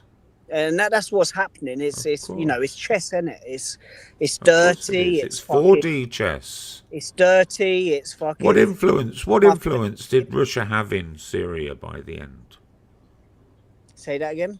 What influence did Russia have in Syria and Afghanistan by the end? Zero. Do you know what? Zero. Nothing. Zero. Otherwise, they would have stopped him being overthrown by a bunch of fucking militia. It's a power move. Yeah. By America. Have you ever heard of a game called Risk? Yeah. No, that's my comment. This is what I see it as. Yeah. And it's what all it is. With Giuliani, it's all it is. Like Russia ain't shit. Right. When So, America, wait. No. So America's funding Giuliani. Israel's funding Giuliani. Great Britain is funding Giuliani. We're all bombing Syria, right? And what you're actually funding, Wait a minute, man. Can I? is ISIS. Wait a minute. Of Does course. this make sense to you, Vega? Well, the modern day version. By inviting Jelani into the White It's a House. rebranded version. Wait a minute.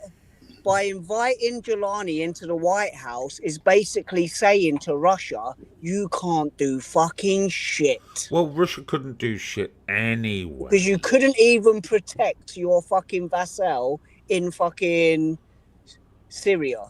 What use was Syria to Russia, though? I don't know, but... Little or nothing. But they couldn't protect it. Iran couldn't protect it. Yeah. Why were Russia in Afghanistan? Why couldn't China protect it? Why were Russia in Afghanistan? I don't know. That's history. Resources. Resources. And when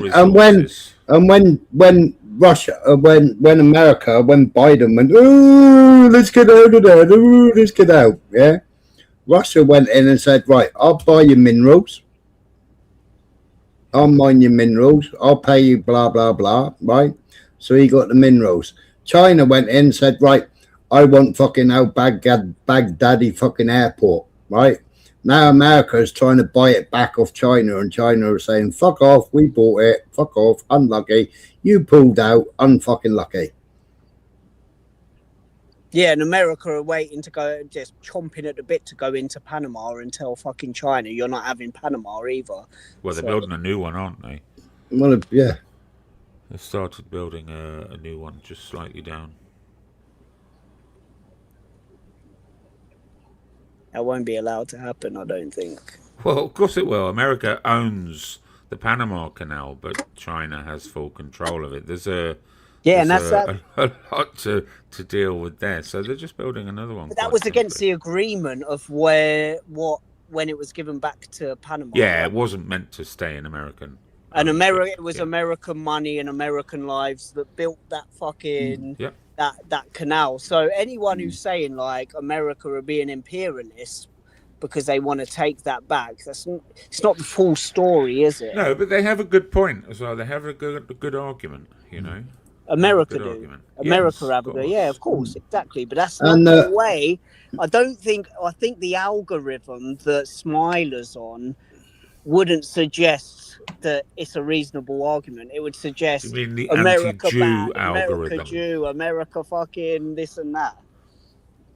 Do you think, Urban, let me ask you a personal question. Me and you, Yeah, go on, pretend mate. Smiler's not here.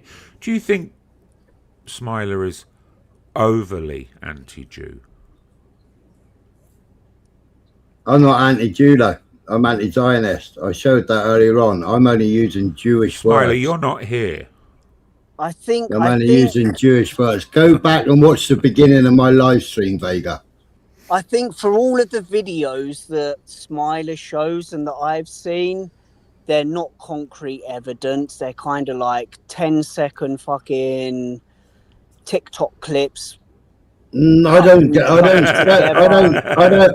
subscribe to TikTok, Urban. Okay, I but the haven't got ones you do TikTok. show I see a lot of TikTok videos. Not that you're subscribed to it. No, but the you've ones that seen see. one TikTok video tonight. That's it, right? When- One Yeah, I've TikTok seen a lot video, of them. Let me and ask you another question. that was a. What does that? What does I what? think What was that? Smiler's That was down a the rabbit Jewish hole. woman. That was a Jewish woman saying the Israeli state does not represent her or represent the Jewish community. Israel is Zionist. Zionism and Judaism isn't the same thing. Smiler like a flat earther. You know when you see a flat earther and they present an amazing argument why the world's flat, and it I've already debunked the flat Earth. I can't get on board with flat Earth. I can't get on board with flat Earth, Urban. You know, you just got blinkers on. You just got blinkers on, and everything you hear or you read or you see, you believe. I bend. I can be changed. See, this is My why you opinions two can can't be get changed.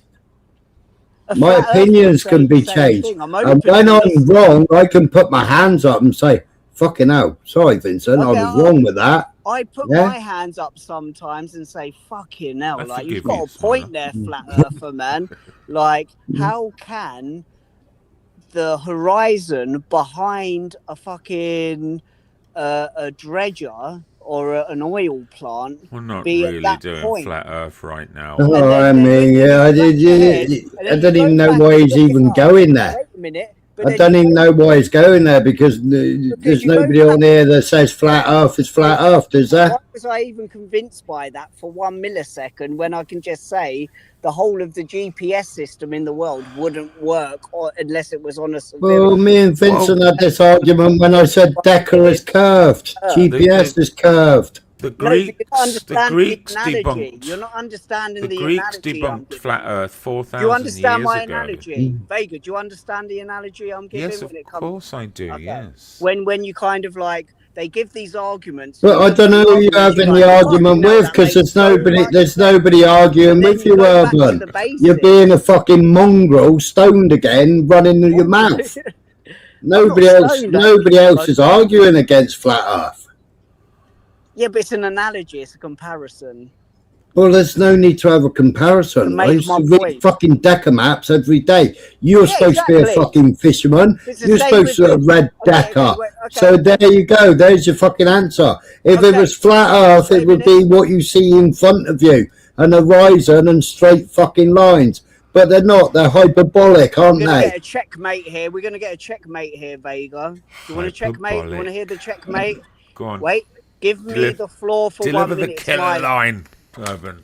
In the same way as flat earthers say stuff that get you scratching your head and thinking, fuck, I'm down a rabbit hole here. And then you go back to simplistic Decker and stuff like that and think, actually, that's bullshit. It's the same way as you present anti-Jew and Kalergi plan arguments. Then you go back to your thing and think, why the fuck would Jews benefit from the Islamification of Europe? Boom! There you go, Smiler. Boom! Well, I've shown you Barbara. I've shown you Barbara Scepter's own words. Do you want me to get up the 1984 plan? She's just talking. Do you want me to get you up the 1984 plan? Yeah. Smiler. Migration replacement. Do you want me to get you up the migration replacement PDF? Do you want me to get you up the migration? Do you want me to get you up the migration replacement PDF? That was designed back in the 80s. Why would the highest people in the world want to fucking hell, look, listen to him. Do a suicidal thing like the Islamification of Europe?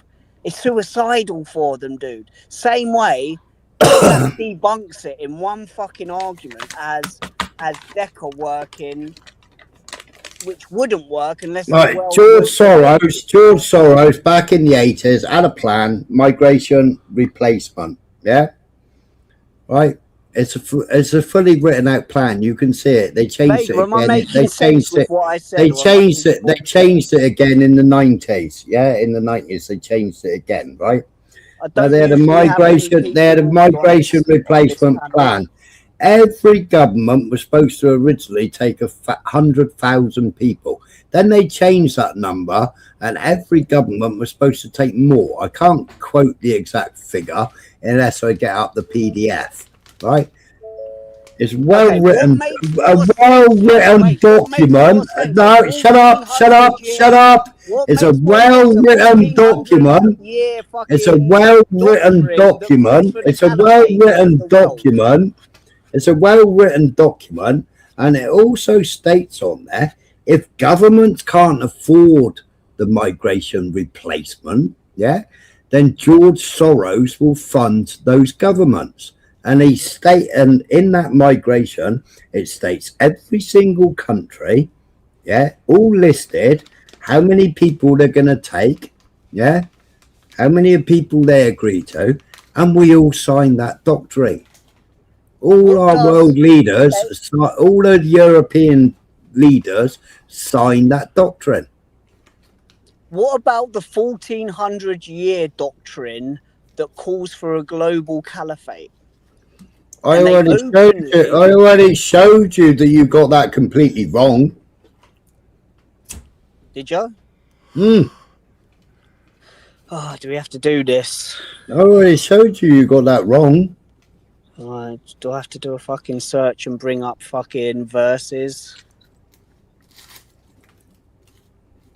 Do you want me to bring up verses, or can we just move on? That, in your opinion, 2 + 3 + 8, and then the square root of fucking that number equals the Jews run the fucking world and want to, or are we going to go to the bare basic 2 + 2, a fucking a doctrine 1400 years hasn't fucking changed its stance on a world caliphate? So let me ask you one question, Urban. First of all, do you dispute that the Jews are largely the earth?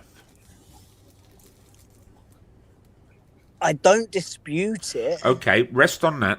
So, based on wait, based on what? No, hold on, Urban. It's really important if you go with me. Wait. When you say the Jews, are you talking about the state of Israel, or are you talking the Jews? about? Let's just call them the Jews. A There's couple a blurred of line between Jews, Zionists, evil Jews, evil Zionists. Let's just call them the Jews. A cover-all term. So, when you accept that the Jews have their fingers in most pies, then the next thing we need to ascertain is their level of evilness compared to their level of benevolence in the world. So, are they a force for good, or are they a force for evil, Urban? Okay, right. So we've got two things here, like the influence, as I see it today, the influence of them lobbies that you're talking about compared to the influence of lobbies from the opposing side, the two sides that are warring, let's say the Islamic side versus the thing. No, we're not talking about Muslims here. Okay, no, wait a minute. But Smiler brought these figures up. This was another thing I backed him up on the into the corner with, and he brought the stats up fucking live on his show and got it completely wrong. Like, the stats of money coming in from Qatar and stuff completely dwarfs that of Israel. So would I say... Hang on. No. Urban, no. I'm jumping in there. I'm jumping right in there, right? Because there's a difference between business investments, buying aeroplanes off Boeing, etc. There's a difference between business purchasing things from America. There's a difference than what the money that is given to AIPAC to buy your fucking governments. There's a difference between purchasing AIPAC members that can't speak out about Israel because they're tied by AIPAC. There's a complete difference between that and Qatar actually purchasing aeroplanes, purchasing this, yes, buying fucking Air Force One for Trump. There's business deals. Business deals are completely different to throwing fucking money at Republicans and Democrats and buying off Republicans and Democrats. Okay. That's the difference. Purchasing power, purchasing business, wanting to buy F-35s, etc., wanting to buy fucking Boeing 737s or whatever aircraft they were buying, yeah, and paying money for Boeing and purchasing. That's complete different to giving Democrats and Republicans free money for buying their silence and buying their fucking support. Complete difference. Wait. Let me reply to that. Can I have the floor for like 1 minute? Yeah.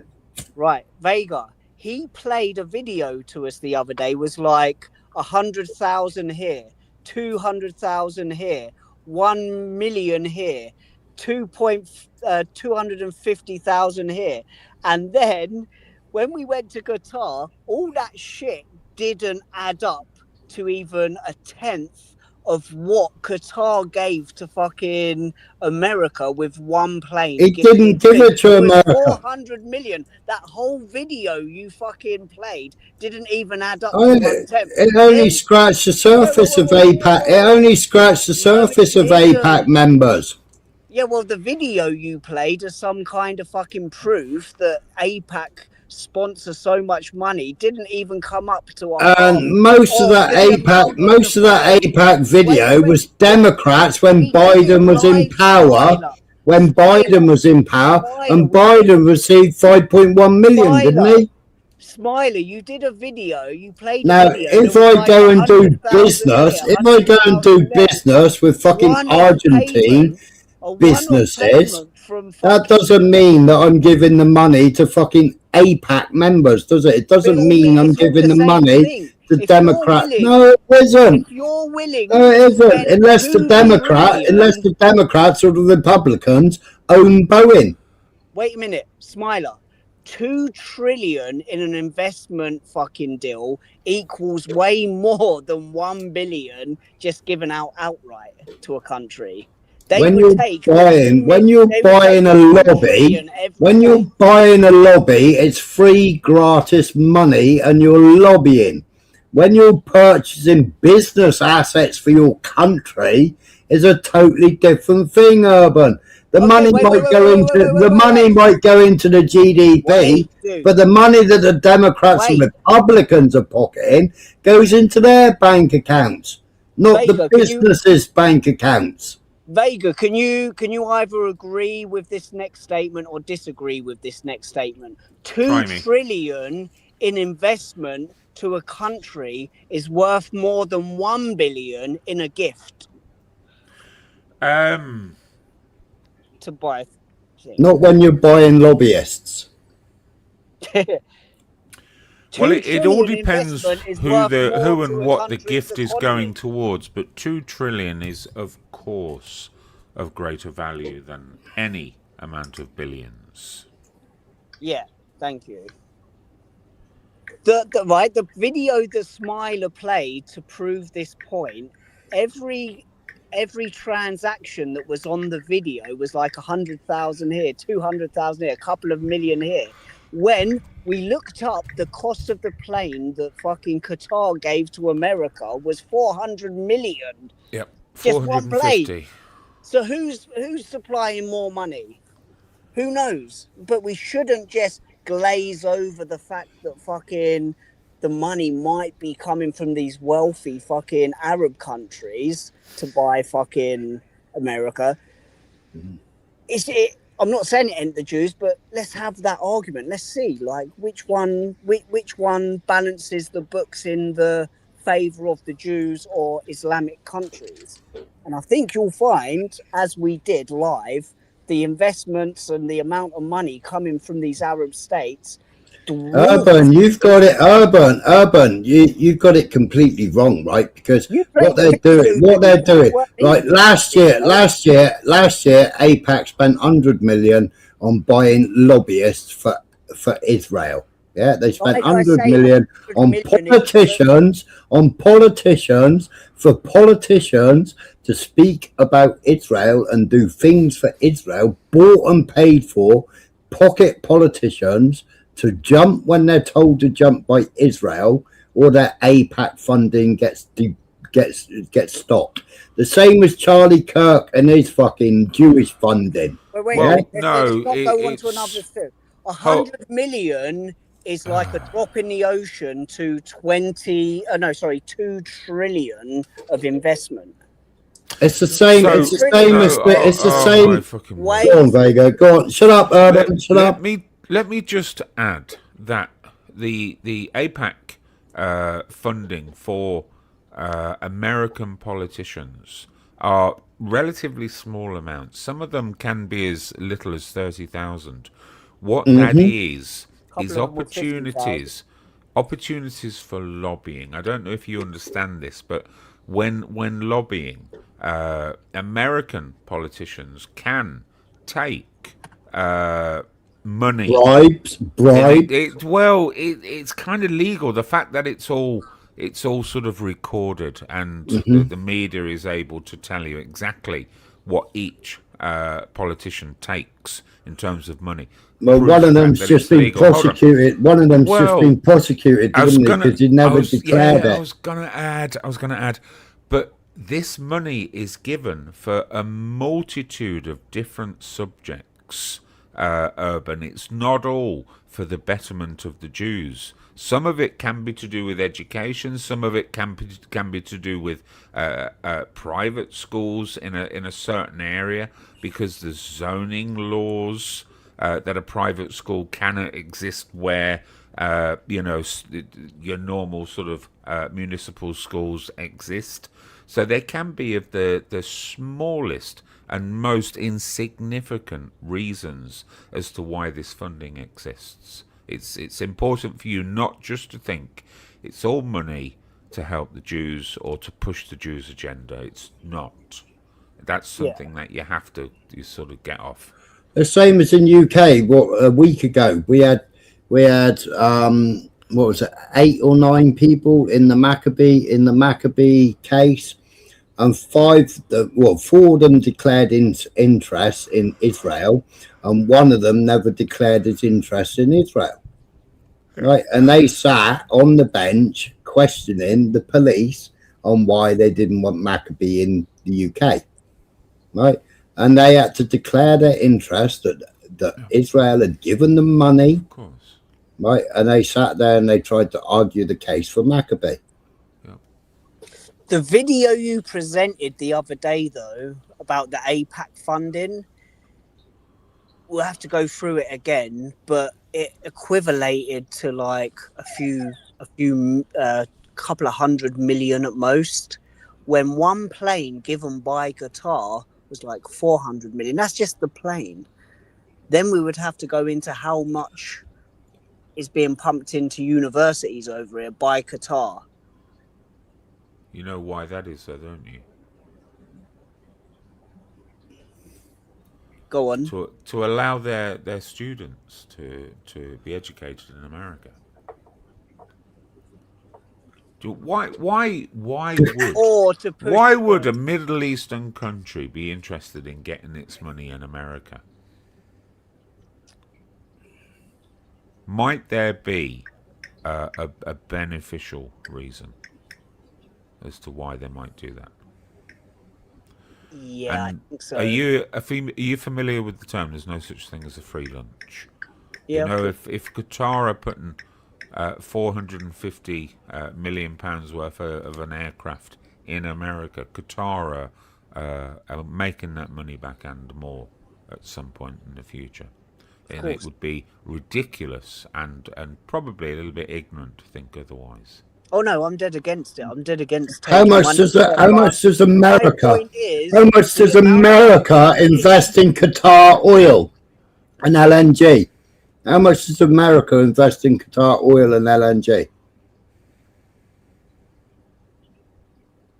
Don't know why it's relevant.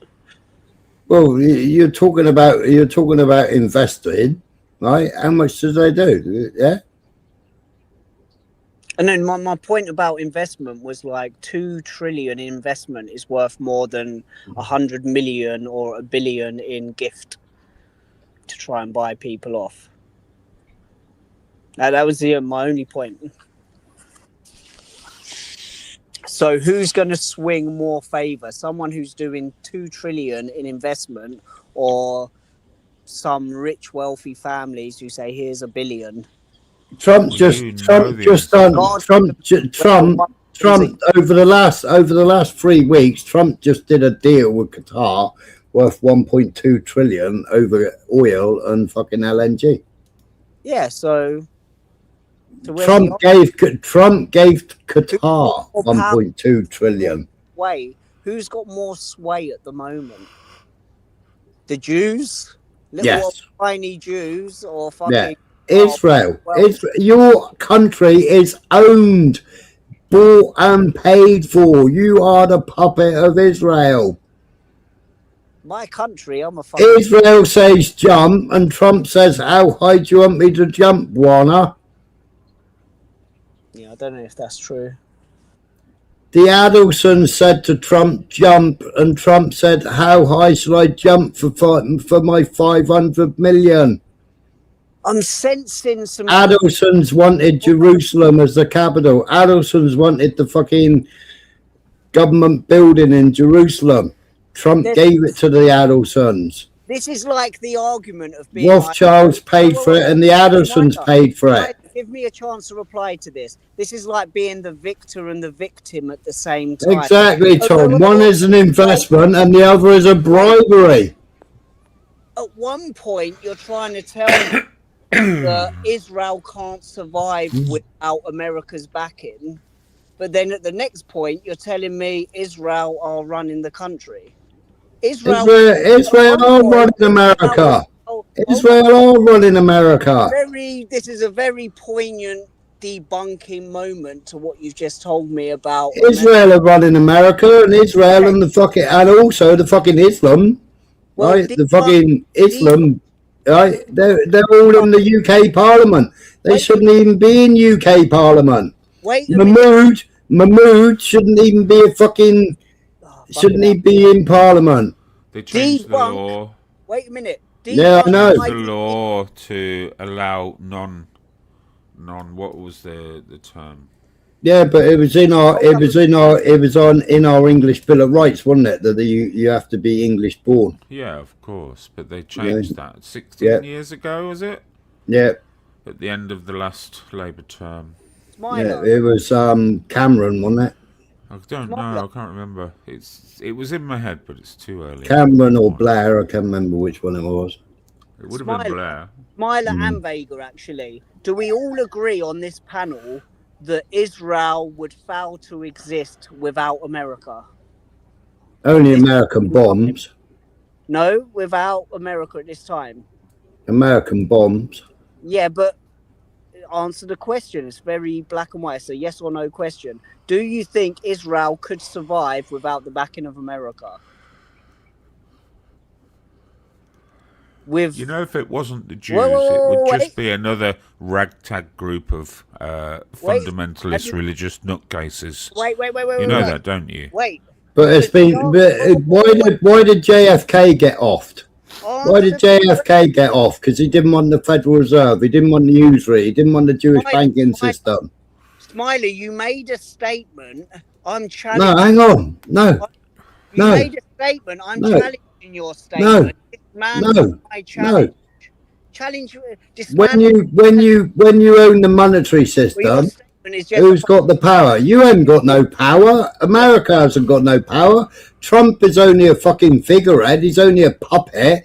His strings are being played by his fucking controllers. That's not the Adelsons, or Lady Adelson now, I can't remember her name. She controls Trump. Because you know you're going to get checkmated here, mate. Like, answer my question. Urban's going in for his killer move. Without him winning Vega. He can't even see it coming, Urban. Carry on. You made the statement, Israel runs America. We're enslaved to Israel. But I keep dropping off, by the way. You made the statement that Israel can't survive without the American military. They're two completely conflicting fucking things. What is it? America can't survive without Israel, or Israel can't survive without America? Because I think everyone agrees on this panel, Israel can't survive without America's backing at the moment. And if that's the case, how the fuck are America enslaved to fucking Israel? The only reason America supports Israel is because of the fucking strategic interests in fucking the Middle East. Yeah, okay, yeah. That doesn't. Urban, think of this. What was Israel before World War II? British Mandate. What was Israel before World War II? What did it resemble? Palestine.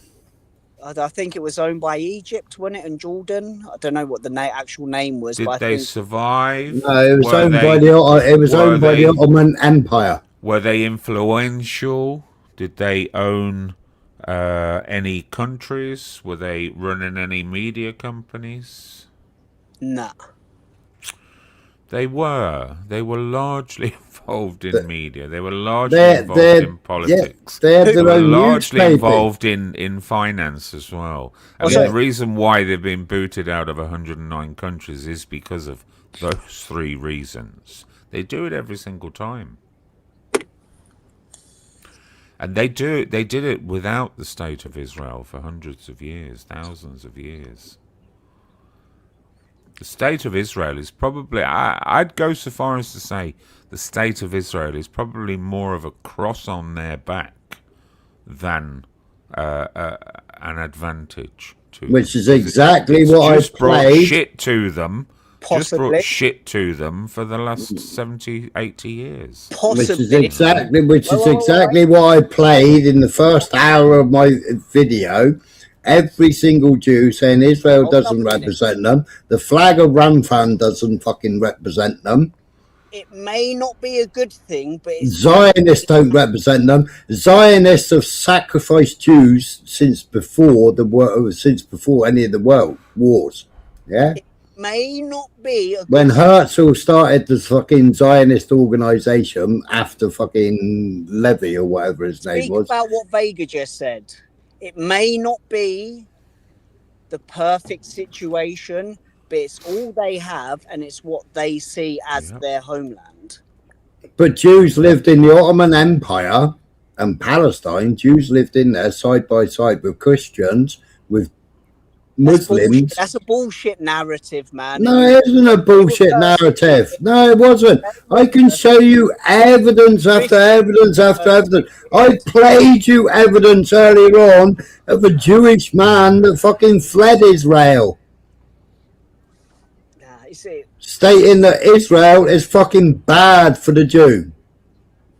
It may be bad, but it's the only homeland they've got at the moment. No, it isn't the only homeland. They've got a massive homeland in fucking Russia that they've had since 1927.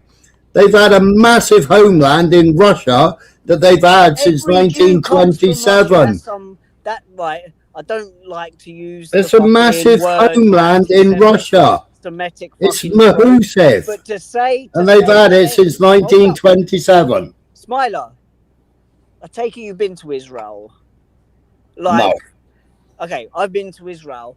I couldn't give a flying fuck whether you've been there or not. The European You got put on a bus and got taken where you were allowed to be taken on that bus tour. That was all you did. Yeah, that's the difference. No, see, you've got a perception of me that's very different. Me and my missus travelled from fucking Morocco, Tunisia, Egypt on public transport, bro. Right? Let me tell you something about Israel. The European Jew, I wouldn't say they're the majority, but I 100% wouldn't. I wouldn't say. Well, they are now, because anyone in any influence in America or Israel, they're all fucking European Jews. You want to go and look back on the history of every single Jew in prominence in America right now.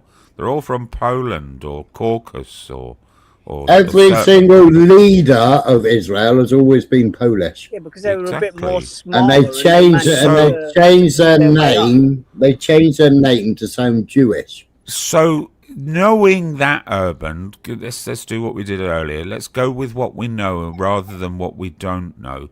That, to me, would spell out to me that the actual original influence of Jews in Palestine, or Judaic, or however you want to call it, when it was 2,000-3,000 years ago, that's largely gone. Not a lot of those people are around today.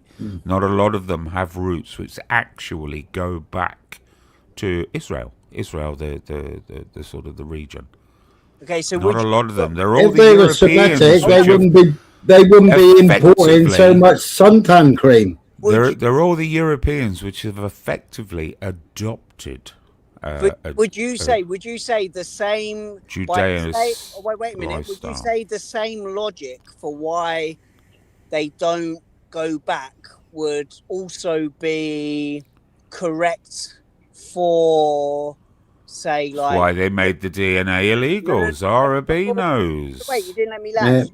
There's little or no connection. Morning, Wait, morning, Mr. what? Deegan. Okay. Your mates Morning, in the Mr. chat, Deegan. Urban. Could you get a quick ping going for him, please? He's gone on all night about you, Deegan. Would you say that the DNA in Israel doesn't go back to the real? There's Right, the DNA, David Ben-Gurion, if you know who David Ben-Gurion, is, do you know who David Ben-Gurion is, Urban? Of course. But let me Right, finish. who was it? Who was it? He was the Zionist inception and the first leader of Israel, yeah? We're straying off He was the one. No. You're saying about DNA. So I'm going to give you the DNA facts, right? DNA. Now, David Ben-Gurion sat there, right? And David Ben-Gurion stated, yeah, the Palestinians are the true Jews. They are the sons and let's daughters. not go that far, Smiler. No, I can prove it. Vega. Let's I not can do prove that. it. I can prove it. And the Palestinians, the words didn't exist until the about Palestinians, give yeah, over. the Palestinians actually, when they did the DNA test, right, the Palestinians have more Semitic DNA than any single fucking Jew in Israel. All wildly speculated. It's not even a straw man. No, I can go through the DNA. I can show you the DNA results. Not even a straw man at this point, man. You're just not letting me make my point. Your point is null and void, Urban.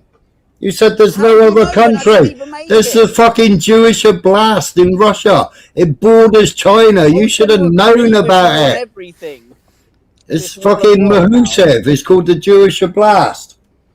Right, Smiler. In 637, there was a conquest across fucking Palestine, the Levant, and across the whole of North Africa. It was called the Arab fucking conquest. Most of the people who reside in that area now are also not fucking Jewish. Yeah? When you go to Israel, the European Jew, I wouldn't say they're in the minority, but I wouldn't say they're heavily in the majority. Of course they are. Of course they are. The American Jew.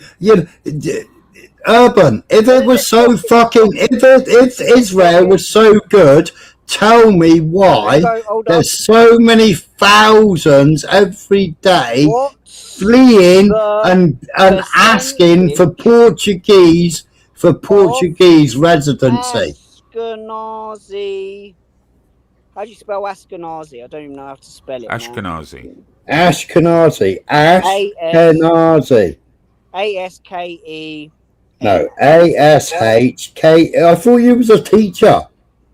I thought you was a fucking teacher.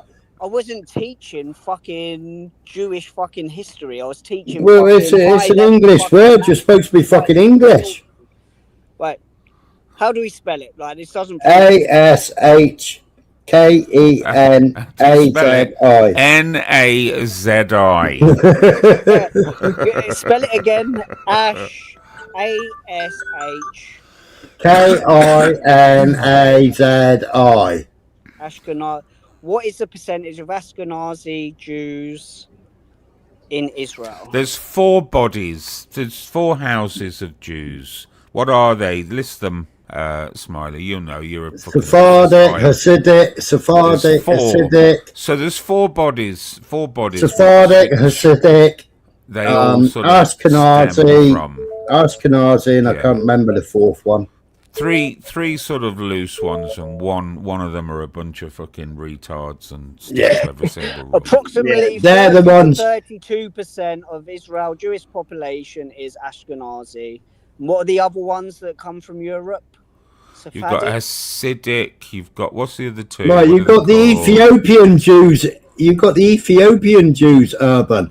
And when the Ethiopian Jews went to Israel, because Israel said, all Jews can come to Israel. Yeah, So but the Ethiopian Jews went to Israel. No, but we You were know, talking about Ethiopia European being Jews. a country of Africa, This the is what happens, Levant, yeah. Vader. You're getting So taken off. Ethiopian Jews decided to go to fucking Israel to I live know and that, settle, but we were yeah. talking And about then the what did the European government Jews, do? the Oh, Zionists. they gave them The fucking, they Zionists, gave the them European fucking ones. an injection to stop them producing children because they were too black for the European Jew. It Yeah, but happened that's not like what we this. were talking Everyone's welcome. All Jews are welcome, apart from you lot.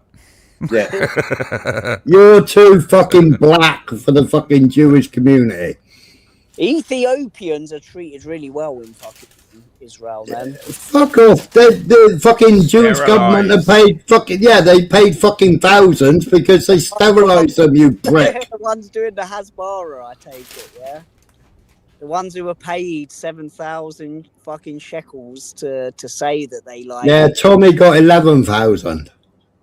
The ones who say that they like it, that they like living in, they're the ones who have been paid. And it's not a cultural place, man. You'd be surprised. which was the Jews that there was massive uproar? Which were the Jews that were living in the hills and had their own settlements and fucking sheep farmers and fucking olive farmers, yeah, and they're all Jewish, like they all practice Judaism, yeah, and then Israel went, oh, you're too fucking black for our country. I'm going to send you all to fucking Europe. I'm going to give you all £2,000 each. You can fuck off to Rwanda. Rwanda went, oh, we haven't got no fucking agreement with fucking Israel. Right, you can fuck off somewhere else. And Zara will tell you the president that took them. And then Zara will tell you that he then charged them $500 or 500 whatever, yeah, to send them to Europe. Because Netanyahu fucking expelled them. Hold up. As of December 2025, the 25th Knesset, elected in November 22, has 10 Arab or non-Jewish minority members from predominantly Arab parties, the lowest in 2 decades. This includes Muslims and Druze lawmakers, though some Druze prefer not to be categorized as Arab. Arab Israelis, about 21% of the population.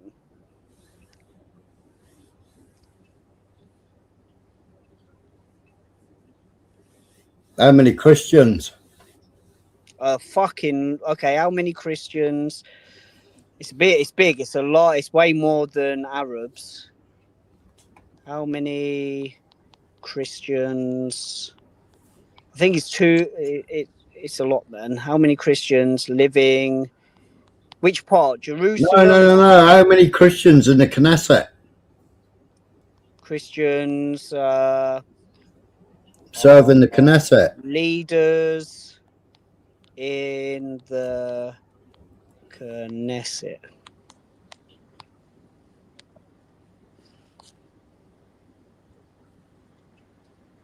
I don't know this, but searching the web, 20 results. Oh, you're on Grok again. 0 Christians. No? Okay. Mm. Yeah, okay. Okay. I didn't know. That's why I did the Grok. 0 Christians are currently serving as members of the Knesset. Mm.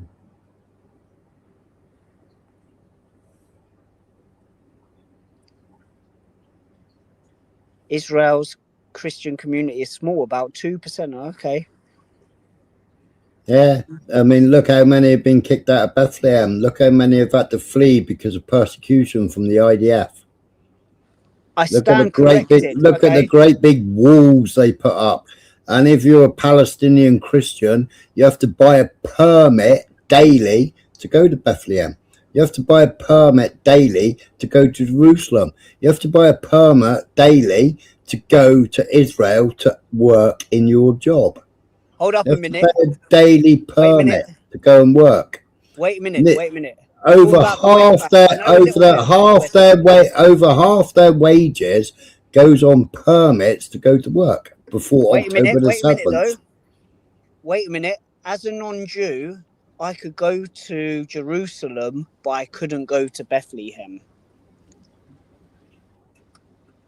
You have to pay for a permit. Yes, so what's the difference? Now, the other day you said you could go to Bethlehem. Bethlehem. No, the other day you said you could go to Bethlehem. I said you can't. No, I said you have to go through the fucking Israeli government to go to Bethlehem. I know what I said. I know what you said. I said. And Bethlehem, what is Bethlehem? Bethleham's fucking Christian, isn't it? No. Bethlehem's in zone B, I think. Zone 3. No, zone B. Zone B, is it? Yeah, you can't go to Bethlehem as a non-Muslim or a non-Palestinian. It's very dangerous. They might have guided tours there, but I don't know. You can't go there.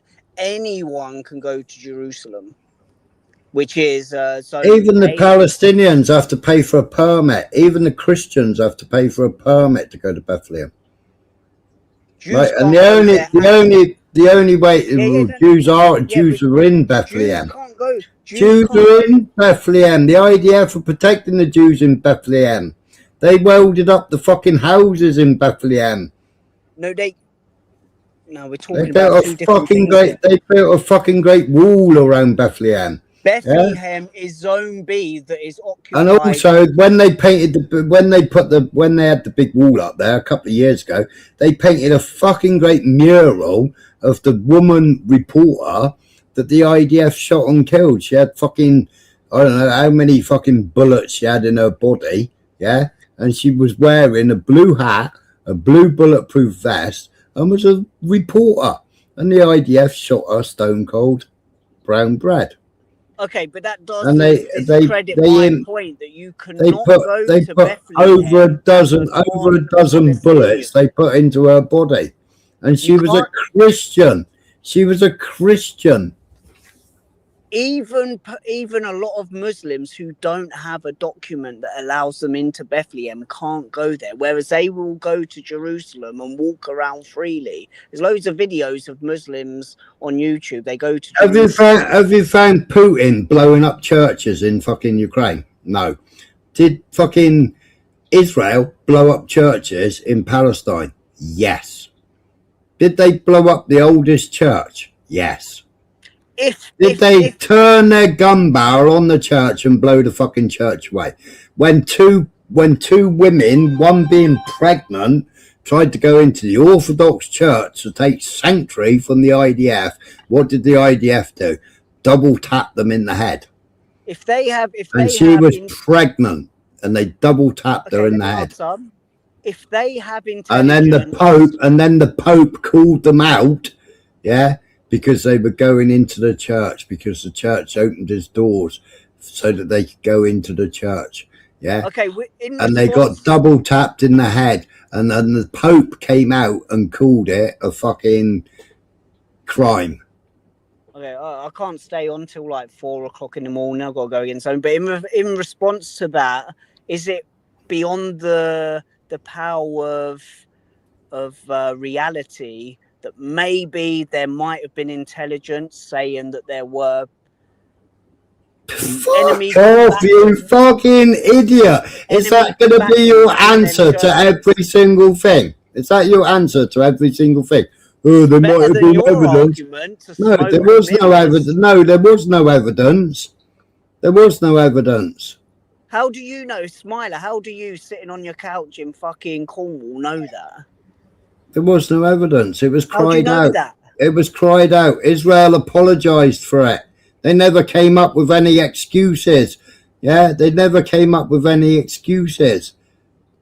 What happened? What happened to the Israelis after they raped people in the fucking prison? Yeah, after they fucking ass banged them in the fucking under all the shields. What happened? Yeah, what happened? The fucking IDF turned up at the fucking prison, trying to break into the prison to free the soldiers that fucking ass rape prisoners. Hold up. Let's get back to the churches thing. How many churches in Israel? Approximately 150 to 400 churches and Christian places of worship exist in Israel. Right. How many churches exist in Gaza? 0. Just to 0. Just to caveat your point about how Christianity isn't allowed in Israel. You would be murdered on the streets if you were to say you were a Christian. I think I think there is about 3, man. There's about 3 or 2. Oh no, here we go. 3. Yeah, 3. I was right. Church of Saint Porphyrius, Greek Orthodox, Holy Family Church, and Gaza Baptist Church. Versus Saint Porphyrius Church. Saint Porphyrius Church, the oldest church, dating back to the 5th century, was hit by 2 strikes on October the 19th, 2023. Strike on the outer building of the church compound killed at least 18 people who were seeking shelter there. The IDF stated the church was not the intended target and apologized for it. That was the statement that the IDF made. It wasn't the intended not the intended target. Smiley, I'm going to drop off. Urban, you've got him all up in knots and you have him on the ropes. Just keep doing what you do and he will just submit at some point very soon, I believe. Will he? I'll get drawn in. I only came on for like 30 minutes. I came on the other day. 9 hours ago. I came on the other day to say goodbye at about 12. Fucking ended up getting drawn into like 4 o'clock in the morning. I'm father duty tomorrow, Smiley. So goodbye is a difficult word to say. Yeah, I'll clip your words from the other night as well, and I'll play it to you. Right, I'll leave you to it, guys. Catch you later. I mean, your bestest. Catch you later, Vega. Cheers for coming up, man. But your bestest mate is in the chat now. If you want to challenge him again on what your words were and why he called you what he called you, he can come up on the panel and challenge me if he wants. No, he's probably in work. Yeah, convenient that, isn't it? Or on the way to work. Yeah, no, I'm not responding to that dickhead anyway. Call me a pedo. No. I ain't got time for people like that. You didn't call me a pedo. That's not what I was saying. But you did. He called me. I never called you a pedo. I know you didn't. But he called me. And you said, but you did. No, I didn't. What I said was, you did tell me, hold up, when I said, go suck your mum to him. When he told me to fuck off, when I was being really polite. Well, I weren't being polite. I was just, saying goodbye, Smiley, It's been good. Enjoyed myself tonight. He told me to fuck off.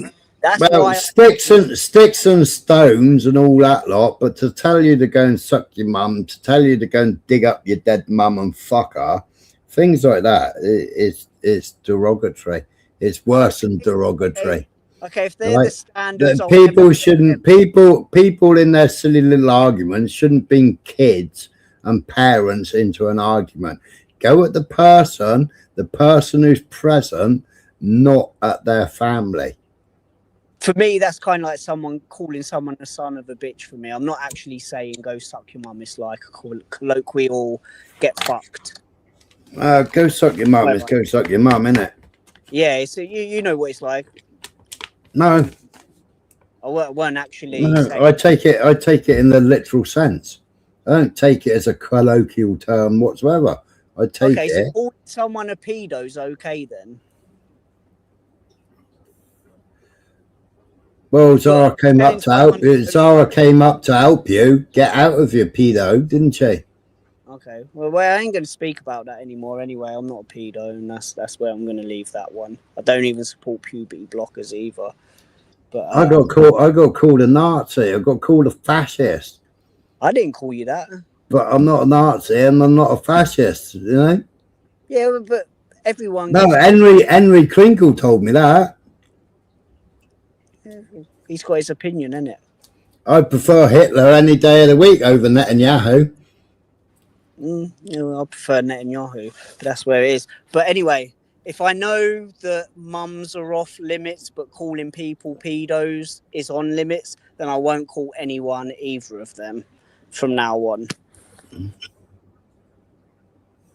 And I've never called anyone a pedo either, so I won't be doing either of them. If pedo's allowed, but telling someone to suck No, their Mr. mum Deegan, Mr. Deegan is Mr. Deegan. Mr. Deegan made his own opinion of you. They're Mr. Deegan's words. They're not my words. They're Mr. Deegan's words. The same as your words back to Mr. Deegan were the same. Yeah, but you didn't like my words back to Deegan, but it was No, it's because Mr. Deegan isn't attacking your family. You were attacking his mum, or implying that he should go and suck his mum. Yeah, that's a colloquial comeback. No, not when you take it in the literal. Not when you take it in the literal sense. It's not a colloquial at all. You're going to take that personally that I said to somebody else, "Suck your mum." Where we come from, everyone. I take it very personally. You wouldn't take it personal if Ellie said it to you. So why are you taking it personal if I say it? If Ellie said it to me, I'd tell him to fuck off. Yeah, and he was within And his right. Valley wouldn't say it to me. Okay, now that I know the rules, The only person on YouTube that I know that uses it is now you or Dumbo Letts. Okay, all right, Smiler. Now that I know the rules, I won't tell anyone to suck their mum. But if anyone says anything I disagree with, they're a fucking pedo. That's what I'll do. That's my response from now on, because that seems to be the rules, man. The rules are it's fair game to call people pedos, but a little simple suck your mum ain't okay. As long as I know them rules, I know what the game is now. So, Deacon, you're a fucking pedo. Chomping at the bits to call someone a pedo is Nazi behaviour to me as well. Looking to form a narrative of somebody who's not a pedo, but chomping at the bits for the chance. I bet he's called 1 million people pedos on it. So as long as I know, I don't think he has. As long as I know what the rules are now, then pedo is fair game. No, it's like he's just said. He called you it. That's what you said. Because of your comments regarding children. Yeah, but I'm not going to go through it anymore, man. Like, this is like fucking ridiculous. But anyway, have a good night, Smile. I'm going to get off. I'm on parent duty tomorrow. The time is 1:22. Get up at 7 o'clock. I hope you haven't smoked too much weed tonight. No, man. I only smoke every now and again. And when I do smoke, it's like 15% THC. It's not strong stuff, and it's usually only one zut as well. Can't drive for 48 hours. Can't drive for 48 hours on that. Can't drive for 48 hours on that. You get done for a DUI. Now you're trying to paint me as some kind of fucking junkie, dude, man. Like, come on. Little zut, one zut. Didn't hurt. Even I didn't go to work the next day either. Well, I don't go to work anyway, but I didn't leave the house and drive the next day. Is the interrogation over, Smiler? 48 hours DUI in your town or your state. But they do a swab test. You do a swab test if they think you're impaired. And fuck me, man. If one fucking spliff made you that fucking stoned, well, fucking hell. Yeah, but Smiler, do you know, like the police? That was more than one spliff. You even stated it on the fucking live. Smiler, the police over here are sound, mate. They're allowed to use their own discretion. They're not like them little fucking weaselly police over there who go by orders. If I get pulled over, I'm not going to get swabbed.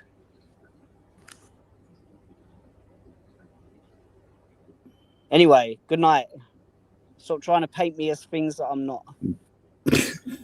I'll jump on again. Nobody's painting you as anything. Well, we can differ on that. I feel like I was being painted as something.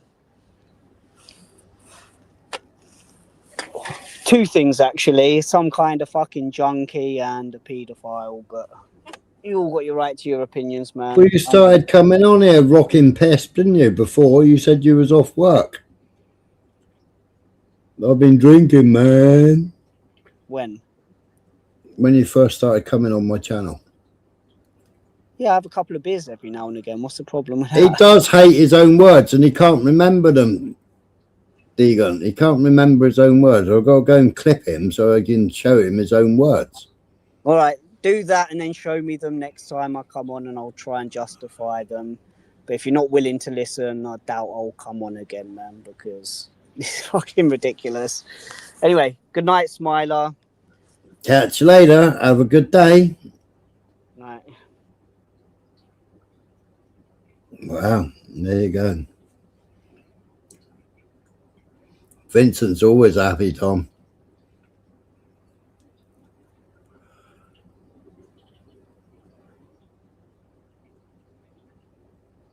Wow, that was a long one, wasn't it?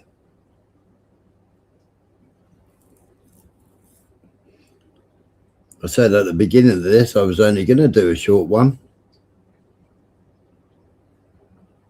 Was that an American accent? I didn't put on no fucking American accent.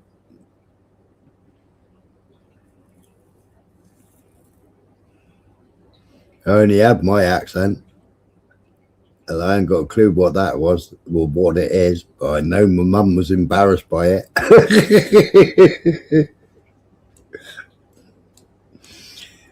Like you pointed out in that little fucking argument we have.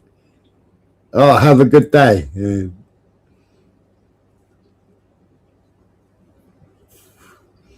No, if I was going to say that, I would have said y'all. Y'all, have a good day. Whatever they say. Y'all, yo, y'all.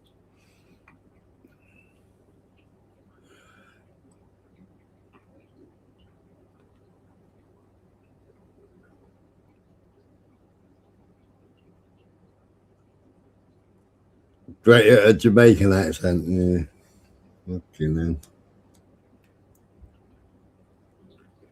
When's Valley coming back anyway?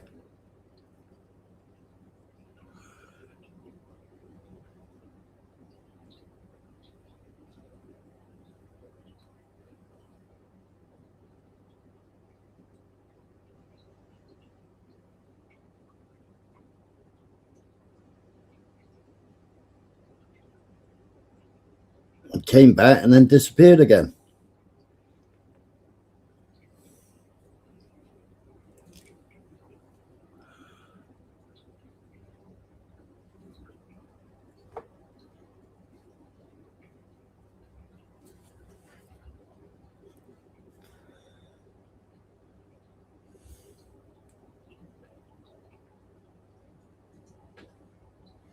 Oh, yeah.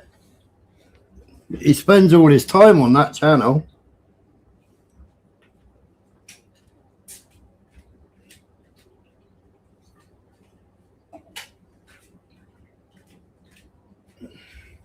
However, he did get me unblocked on the channel so that I could make some comments.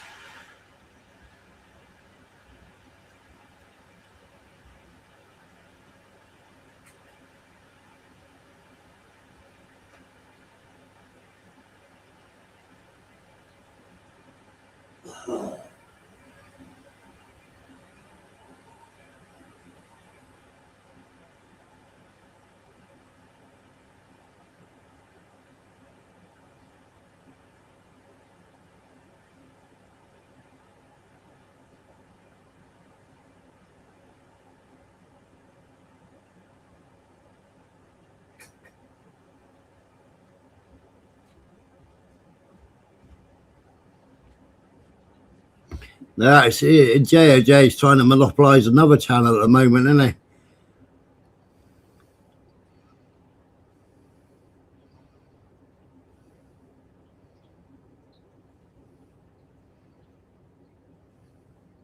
he? Yeah, you got it. They're monopolising Ghost, he is. Then using Ghost live streams as fucking ideas for his own live streams.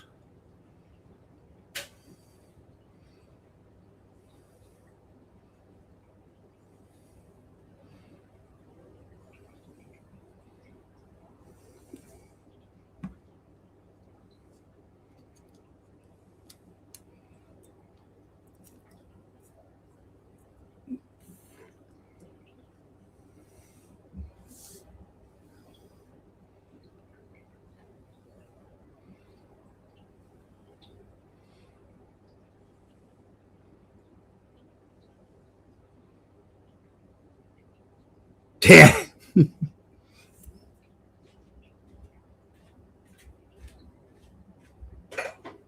just put the kettle on.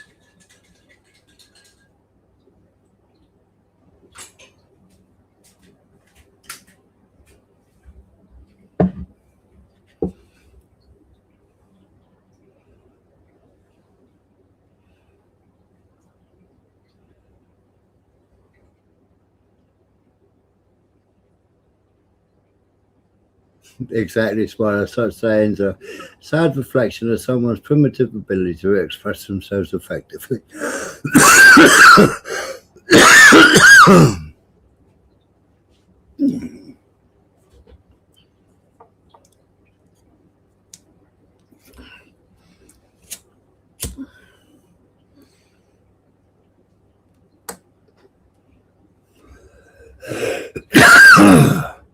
Oh, cough up. Who typed in the private chat?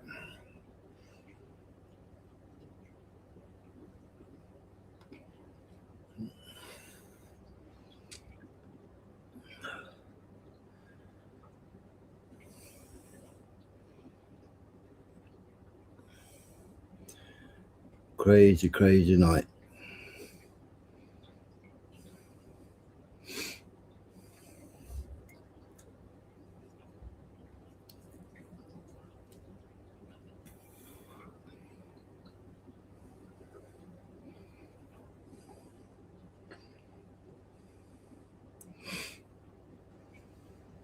He's definitely got small man syndrome, Zara.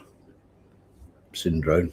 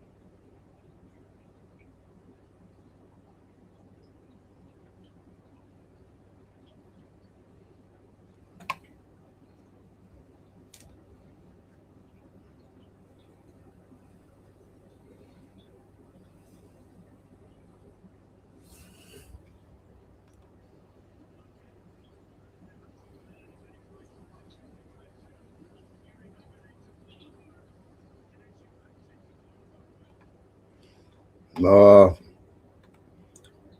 shame you're not still here, Urban. Yeah, when Venezuela took all the energy rights and the oil rights. It's nothing to do with fentanyl. Just a blockade. Not going to let anybody going through that shouldn't be going through. You remember they took all of our energy rights. They took all of our oil from not that long ago, and we want it back. But they took it. They illegally took it.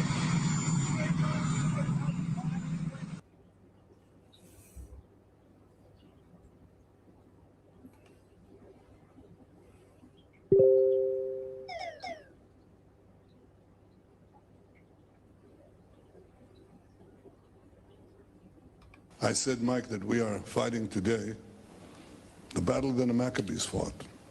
They fought for the survival of the Jewish people and the Jewish faith against an enemy that wanted to extinguish us, wipe us out from the face of the earth. We were fighting our battle, but we were also fighting the battle of civilization, because our civilization is based on the Judeo-Christian tradition. And if the Maccabees had failed, there'd be no Judaism, there would be no Judeo-Christian civilization. There would be no Huckabees. There would be no United States. There wouldn't be the civilization of freedom, the respect for our common traditions, our common values. All of that would not happen if it weren't for those 5 brave brothers. They actually made the whole difference. So that spirit animates these brave soldiers that are here today and their comrades who are fighting in Gaza or in Lebanon or in Iran, wherever is necessary to not only preserve the Jewish nation and the Jewish state. Completely talking out of his arse, isn't he? The barbarians are out there. They did a horrible thing to us on October 7th. They'll never do it again. But they're doing it against Jews in Sydney and Jews elsewhere in America and elsewhere. This is our common battle against the barbarians. We have won it here. We're winning it here. We'll win it everywhere. 9/11. חג חנוכה שמח לכולכם. תודה רבה לכם. תודה רבה.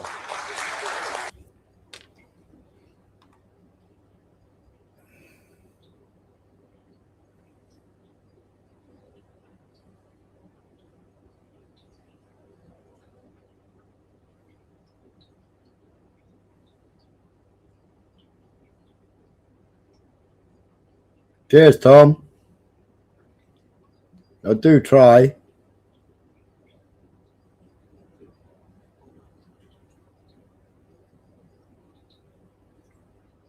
Imagine waking up one morning to discover that another country has just drawn a new border 60 kilometers inside your own capital. And the world calls it peace. That is exactly what happened in Syria the moment Bashar al-Assad fell. Israel did not wait for invitations. It crossed the old UN disengagement line, occupied the Syrian summit of Mount Hermon, and described the move as temporary. 12 months later, Benjamin Netanyahu turned the temporary into permanent. Israel now demands a demilitarized zone stretching from the edge of the Syrian capital to the existing buffer, a corridor deeper than the entire width of Israel itself. This is not a narrow security strip. It swallows some of Syria's richest farmland, places the capital under indirect Israeli oversight, and turns a sovereign nation into one with a permanent gatekeeper at its southern door. Israel cites fears of Iran and jihadists, yet Iran has been expelled and the new Syrian president is pleading for Western investment. The threat invoked no longer exists.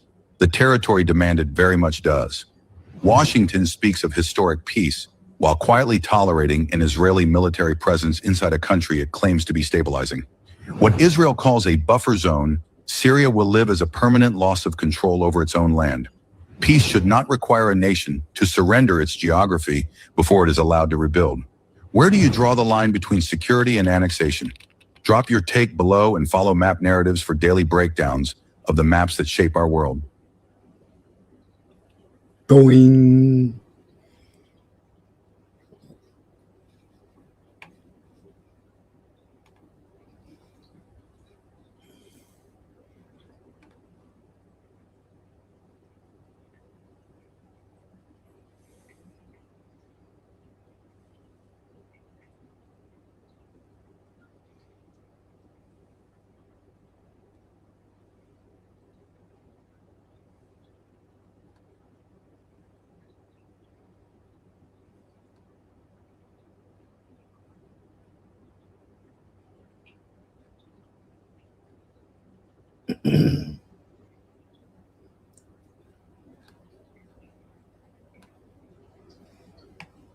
Morning, Maverick.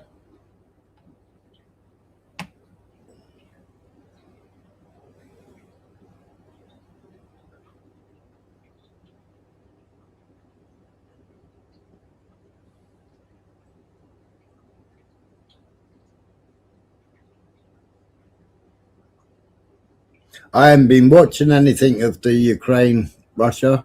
I haven't even listened to fucking Starmer say about fucking we're going to war. I haven't even listened to that yet.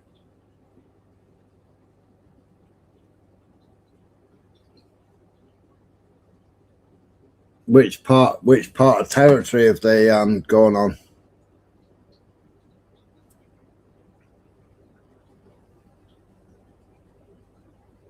When it started, to be fair.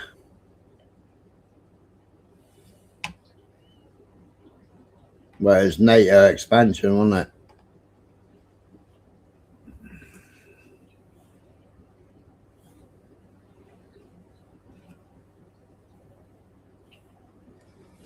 I was going to get you the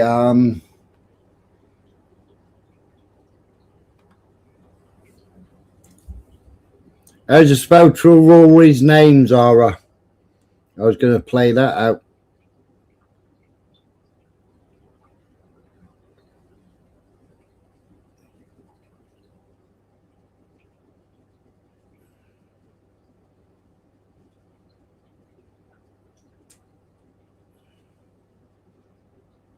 Traore. Fucking history. History.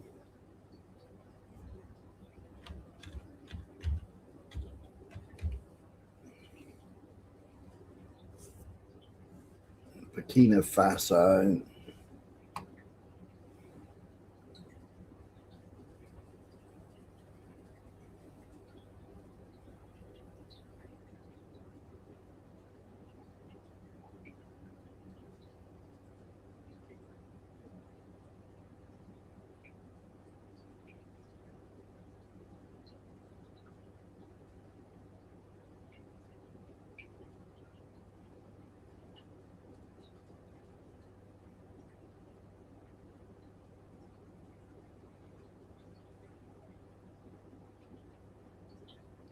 That's a giant road.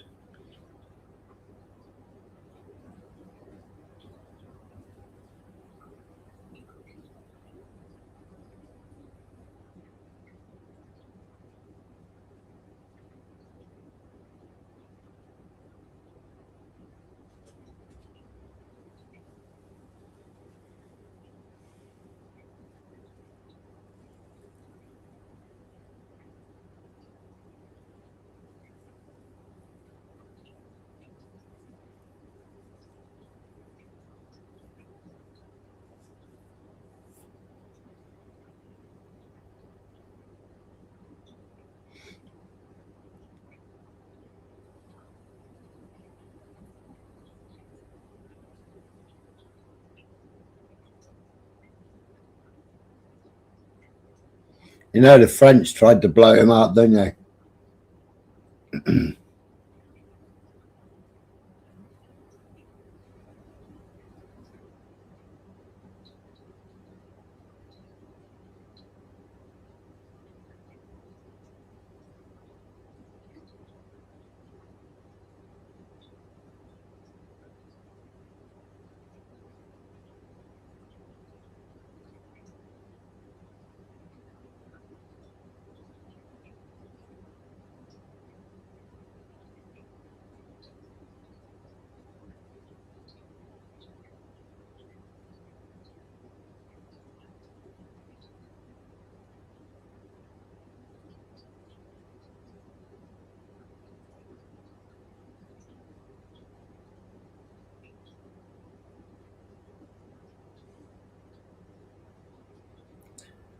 Where's the fucking...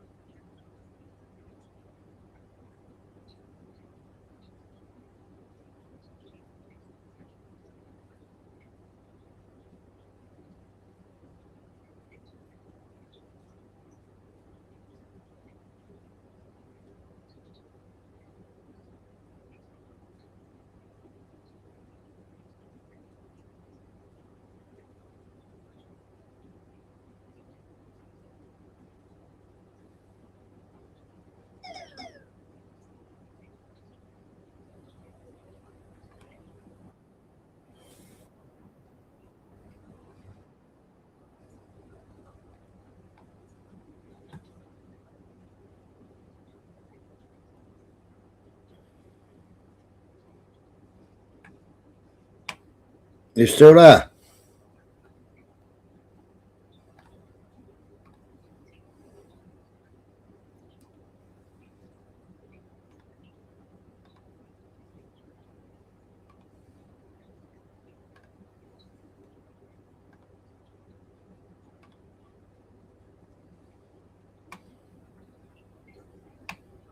Africa breaking news.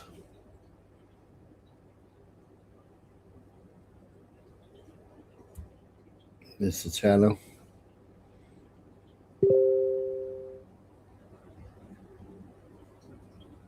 Imagine if a nation's greatest triumph didn't rise from battles, but from a single drop of water.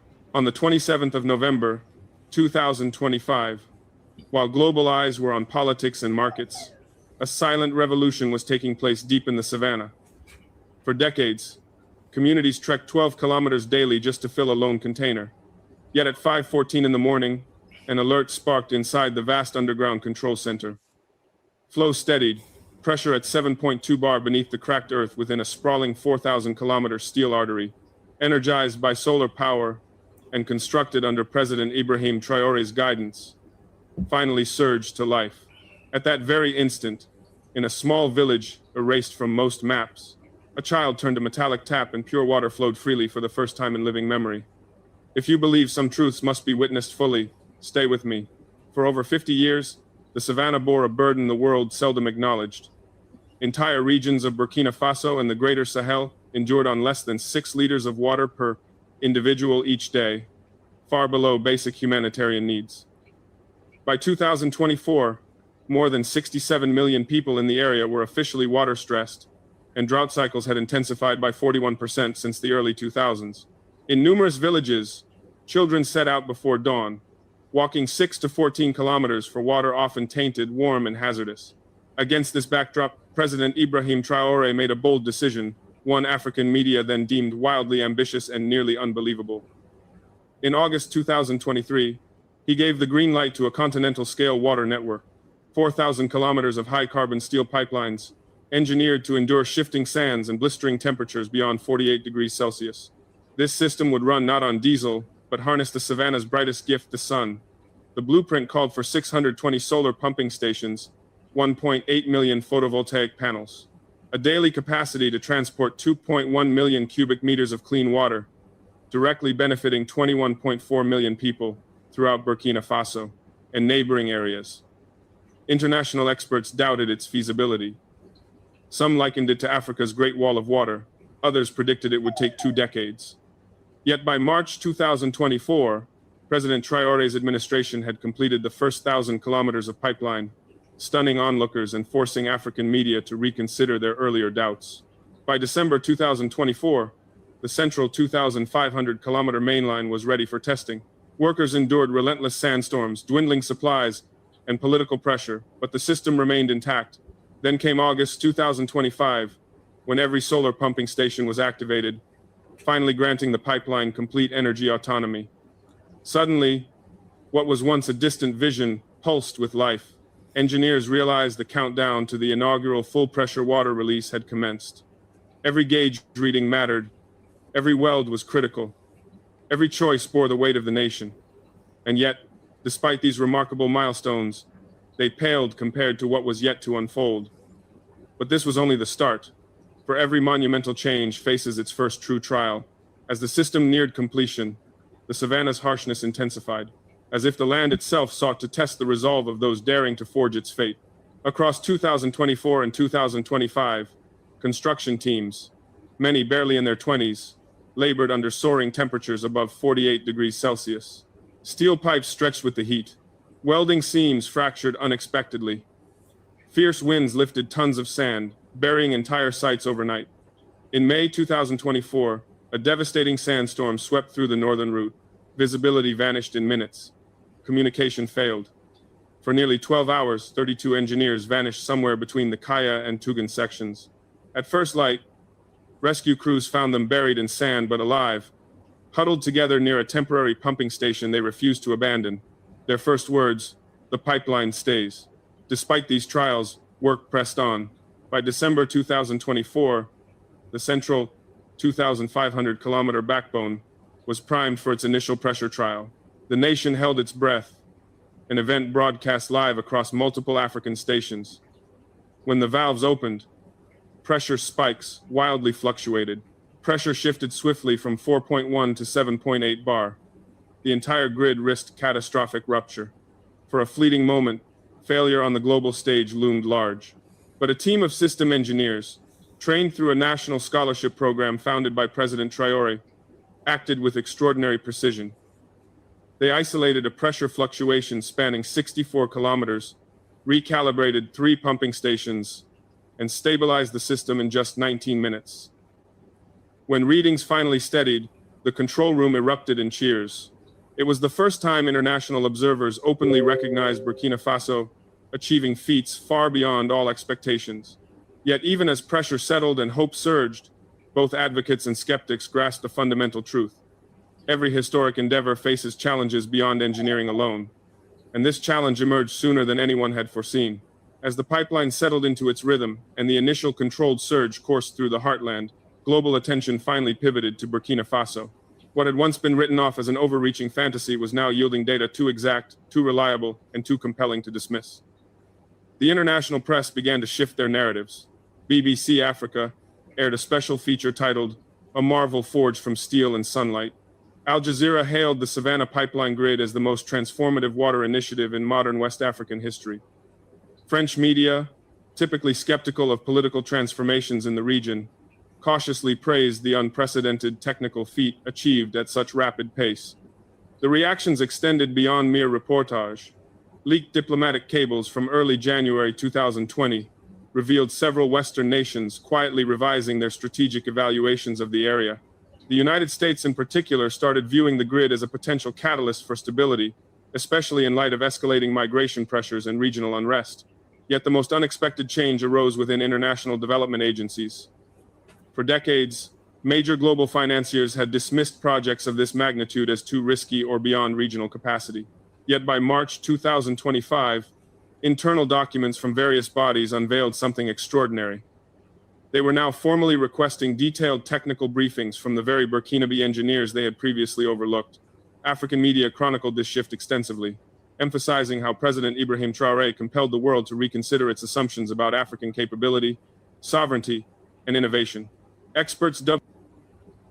That's what happens when you haven't got Western world fucking raping, and pillaging your country, innit? And you get a leader that's prepared to fucking stand up against all odds.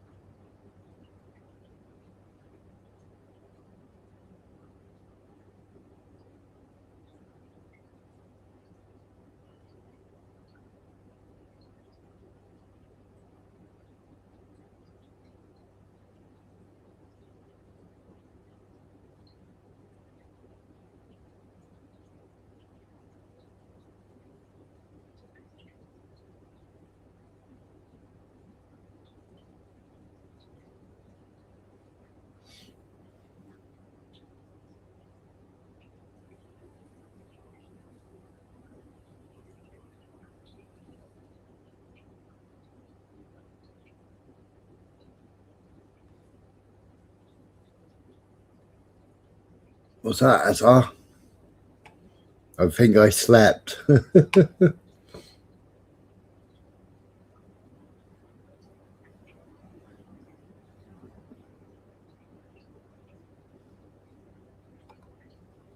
Oh, where's my fucking YouTube gone?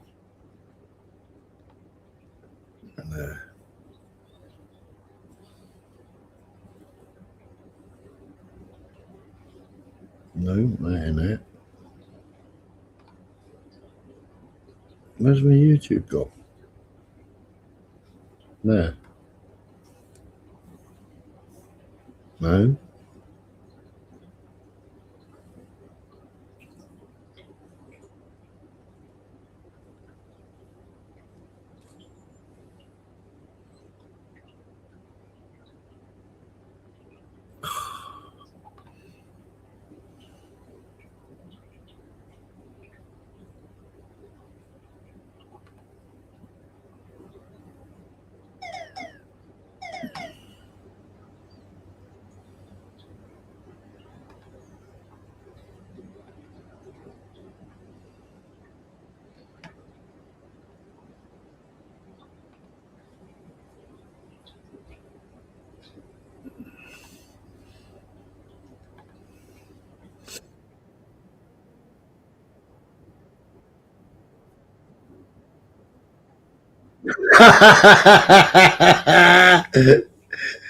The 6 million pizzas in 5 years. Oh yeah, I've watched this one before. I can't play that one. I have watched it. It's funny.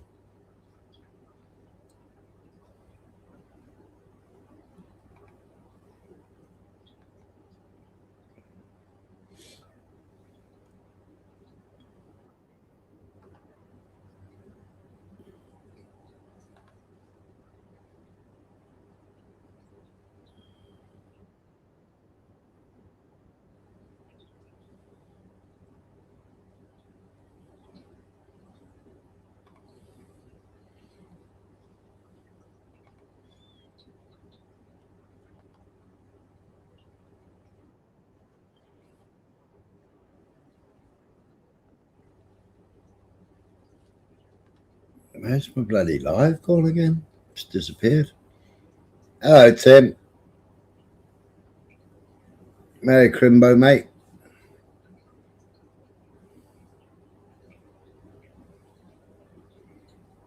Oh, I didn't know you was ghosting, Tim.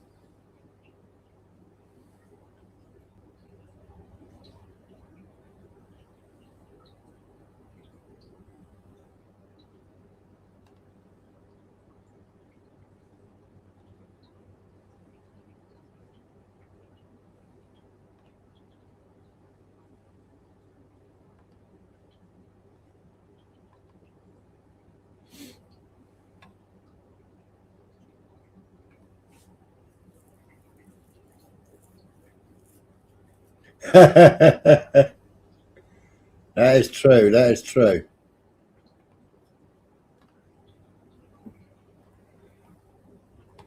I think Zara's crashed out. No, she's still there.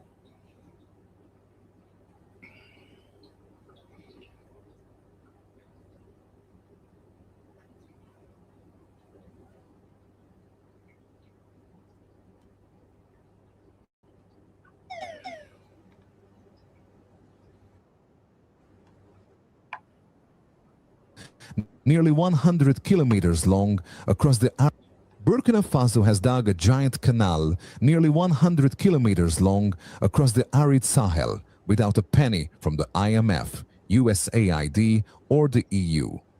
No major newspaper dares to make headlines. No Western media dares to comment. But the whole of Africa is abuzz. Who funded it? How did they do it? And most importantly, is Traoré really building a canal? Or is he building an anti-globalization empire? This is no longer a water project. This is a declaration of independence through engineering. It is a silent revolution. This is from the Awaken Africa channel. dug from the ground by the hands of the people and by the will of a 36-year-old leader who used to be a frontline soldier. If you have ever asked yourself, can we stand up without kneeling to beg the IMF? Today's story will be the answer. If you were a Burkina Faso citizen and woke up tomorrow morning, seeing water flowing in the desert, what would you say to your ancestors? Rewrite the future. Start with a comment below. In May 2024, the Burkina Faso government unexpectedly announced a project to dig a nearly 96-kilometer-long irrigation canal through the Kougri and Mogtedo regions, funded entirely by domestic funds and voluntary labor. There was no IMF, no USAID, and no European donors. The Western press was silent, but in Africa, the news was like an earthquake. A country that was once among the poorest in the world now announced that it would provide its own irrigation water for nearly 10,000 hectares of arable land and without signing any strings attached. This was more than digging. It was digging into destiny. If the whole world turned its back on Africa and you were the only one left, what would you do? But to understand why this move was so shocking, we need to look back. Who has been drawing the development map for Burkina Faso all this time? Since the 1980s, Burkina Faso has been one of the showrooms of the International Monetary Fund, IMF. Every debt crisis, every food shortage... Yeah, it's going a bit pear-shaped for Nigeria, isn't it? And for Rory. Trump's trying to stick his oar in and trying to use Nigeria, isn't he?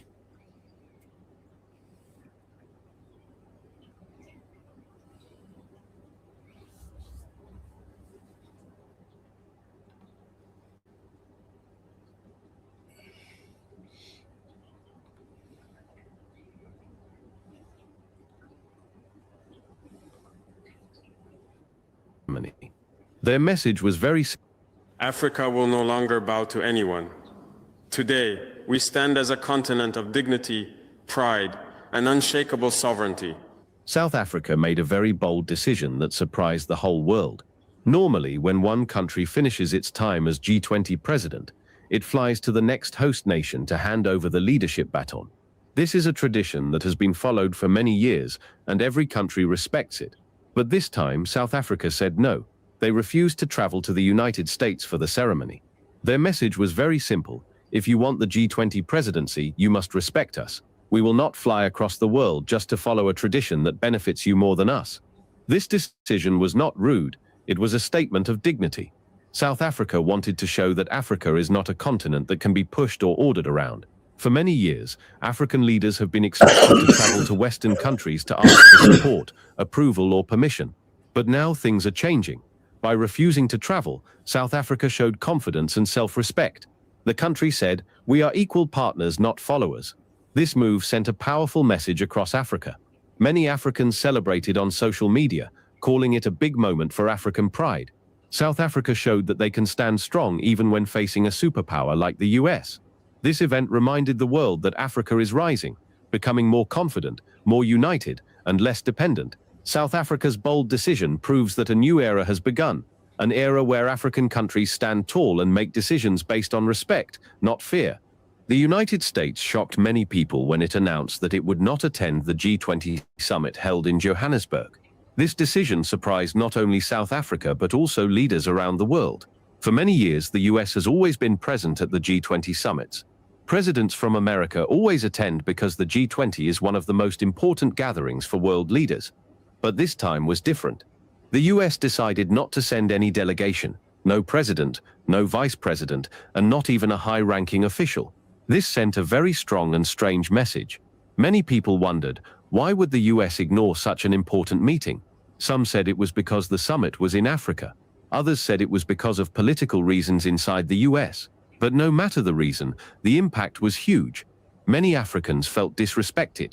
They said, if we can travel to America when you invite us, why can you not travel to Africa when we invite you? The absence of the US at the summit made the tension between the two countries even worse. It also showed the world that the US may not be taking Africa seriously enough. But South Africa did not respond with anger. Instead, they responded with calm strength. They said, if you do not come, that is your choice. We will not beg you. This response showed maturity and dignity. The world noticed that South Africa handled the situation with confidence. In the end, the US decision hurt its image. It made many nations question America's respect for Africa, and it strengthened Africa's belief that they must stand together and become more independent. Former US President Donald Trump created a lot of tension when he publicly criticized South Africa. He said South Africa was not qualified to lead the G20. These comments were seen as disrespectful by many people around the world. Trump's words felt like an attack, not just on South Africa, but on the whole African continent. Trump has a history of making strong and sometimes hurtful comments about Africa. Many Africans still remember when he once said Africa should be recolonized, which made millions of people angry. So when he questioned South Africa's ability to lead the G20, it brought back those painful memories. But South Africa did not react emotionally. Instead, they took a strong but calm stance. They said they did not need validation from Trump or anyone else. Their message was clear. We earned this role. We deserve this role. And see, a plastic African was out there now, he'd be having his ass kicked, wouldn't he?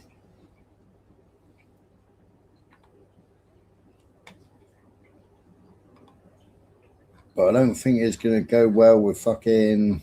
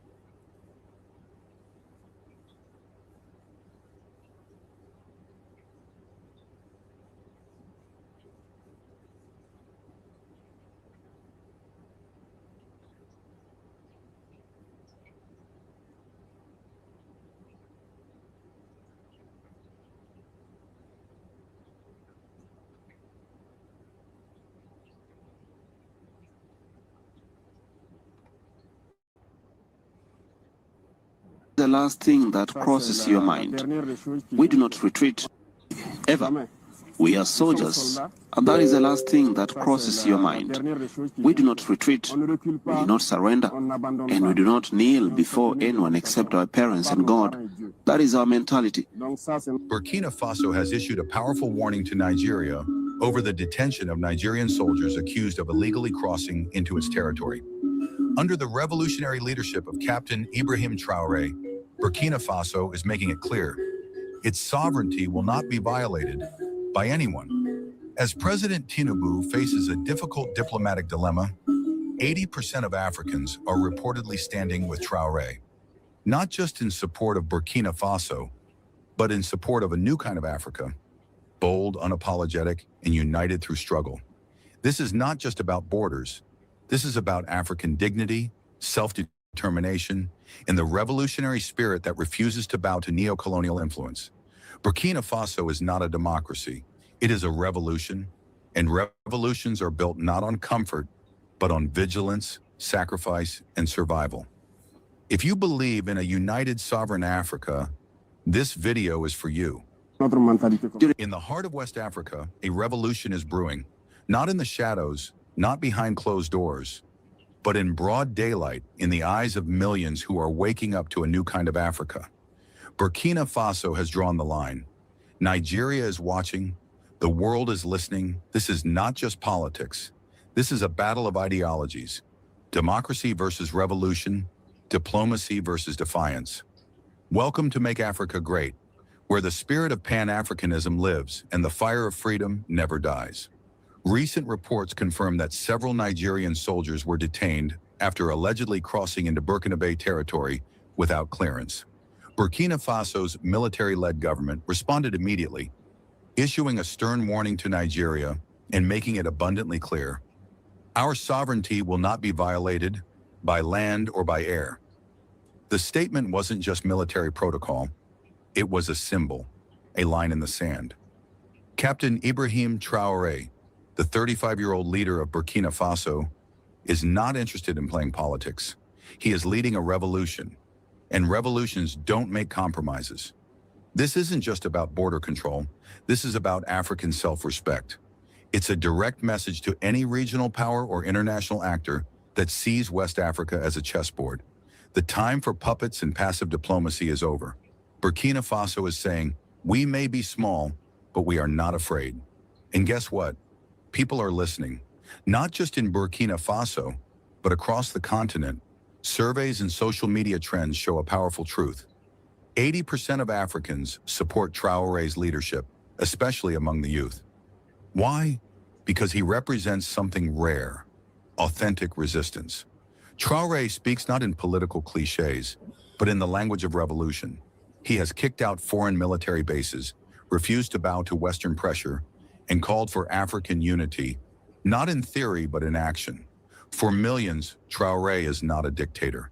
He is a symbol of the Africa they want: proud, fearless, and unapologetically African. Now, President Tinubu of Nigeria stands at a crossroads. Does he respond with force and risk igniting a regional conflict? Or does he swallow national pride, seek quiet diplomacy, and risk looking weak in the eyes of Nigerians and West African allies? It's a classic dilemma. But one thing is certain: whatever move Nigeria makes next will be watched by every African who believes in the dream of unity and freedom. The days of bullying smaller nations are over. A new Africa is rising. Let's be real. The West wants us to believe that democracy is the only path. But what they call democracy has too often meant puppet regimes, rigged elections, and neo-colonial control. Burkina Faso is not pretending to be a democracy. It is a revolution. And revolutions are not about comfort. They are built on vigilance, on sacrifice, on survival, and most importantly, on truth, even if the truth hurts. Traoré's message is not just for Burkina Faso. It is for every African nation still chained by borders drawn by colonizers. It's a message to unite across language, tribe, and territory. Imagine an Africa that shares resources, an Africa that trades with itself, an Africa that stands as one, not as 54 fragmented pieces. The revolution isn't in the future, it's happening now.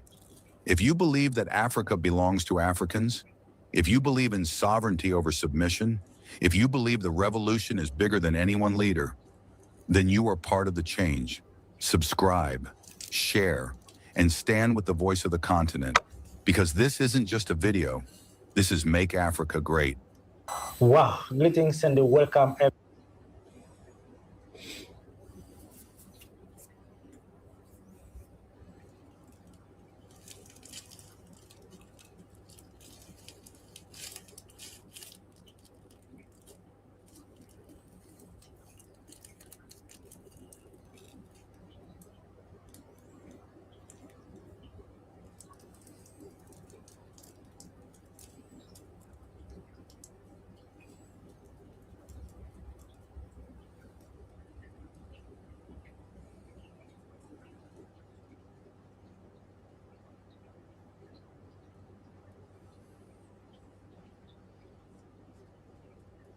Oh no, I paused that. I paused that.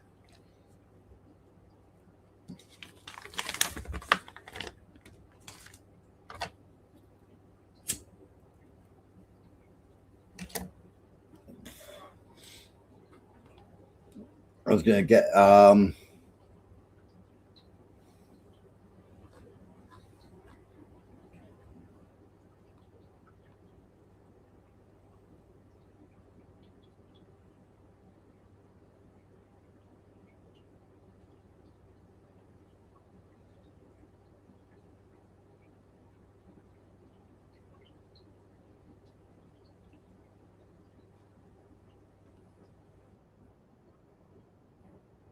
for nearly every major action. Decisions now arise from within, shaped by local commanders rather than distant partners. And as analysts in Washington watch this shift unfold, the question is no longer whether the region is changing, but how much of the old influence can still be assumed. For years, Burkina Faso lived inside a security architecture that looks sturdy on paper, but hollow on the ground. Western partners supplied training, older vehicles, and limited air support, all under tight political conditions. Every mission had to climb the same ladder of approvals, and every piece of equipment required spare parts that could arrive weeks late from Europe. In practice, yeah, I haven't got a clue about UK going to war. I've heard people speaking about it. Traoré emerged as a decisive figure. The gap between what the country needed and what the old security model could deliver had become impossible to ignore. Local commanders complained that they could not launch operations without checking with external advisors. Units waited for authorization long after militants had shifted positions. Even modest adjustments to deployment required negotiating with partners who rarely shared the urgency felt on the front line. To Traoré, this was more than inefficiency. It was a quiet erosion of sovereignty.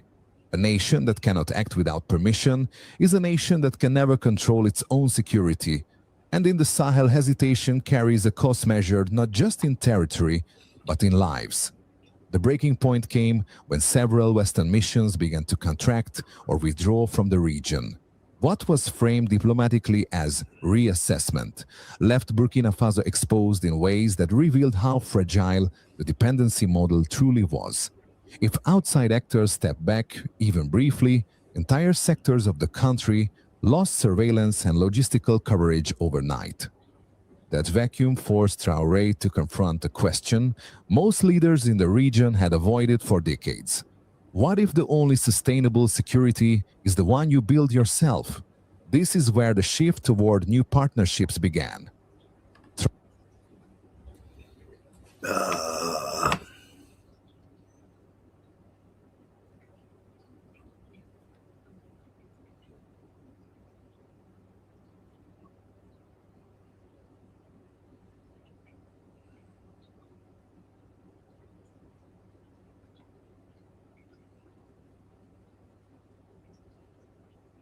Wolf Sputnik International's been taken down.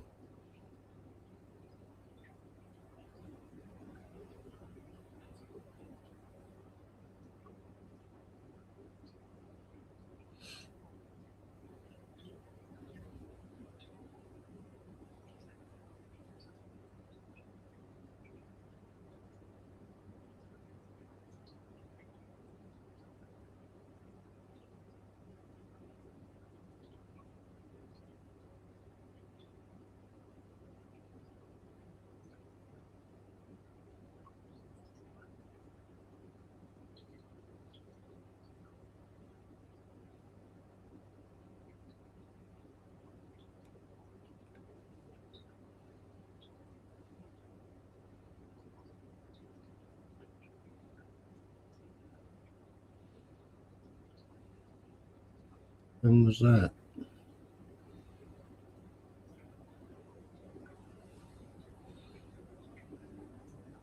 This was George Galloway talking to Tucker Carlson. I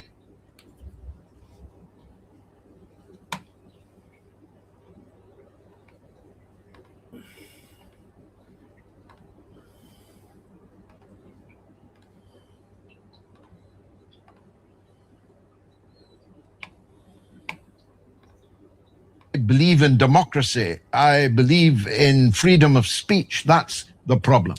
We are governed by a prime minister and a pygmy cabinet, which rubber stamps every cockamamie scheme he has to take us into war with Russia.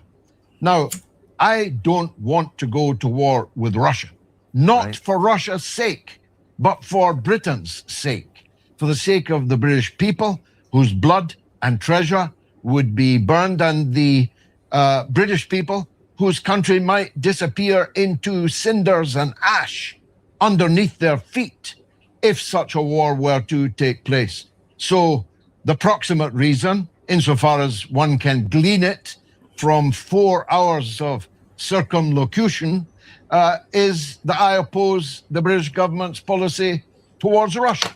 Now, I might be right on that. I might be wrong on that. But as John Stuart Mill points out, if you deny a point of view the right to be heard, the loser is not the person with that point of view, yes, but the rest of us. Well, that didn't make a lot of fucking sense, did it?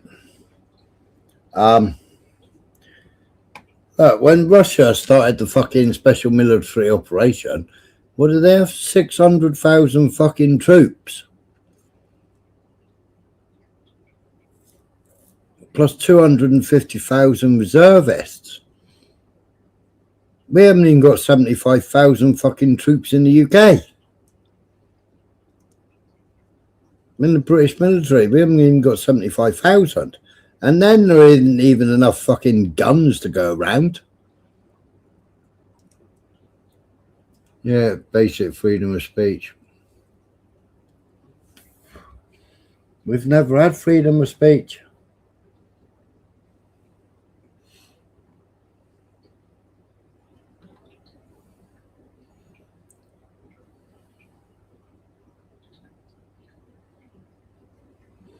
David Clues writes on the latest March to War comments and why this time it seems very ominous. The economy is about to crash, just like COVID. They need something to blame for it. So what's that say?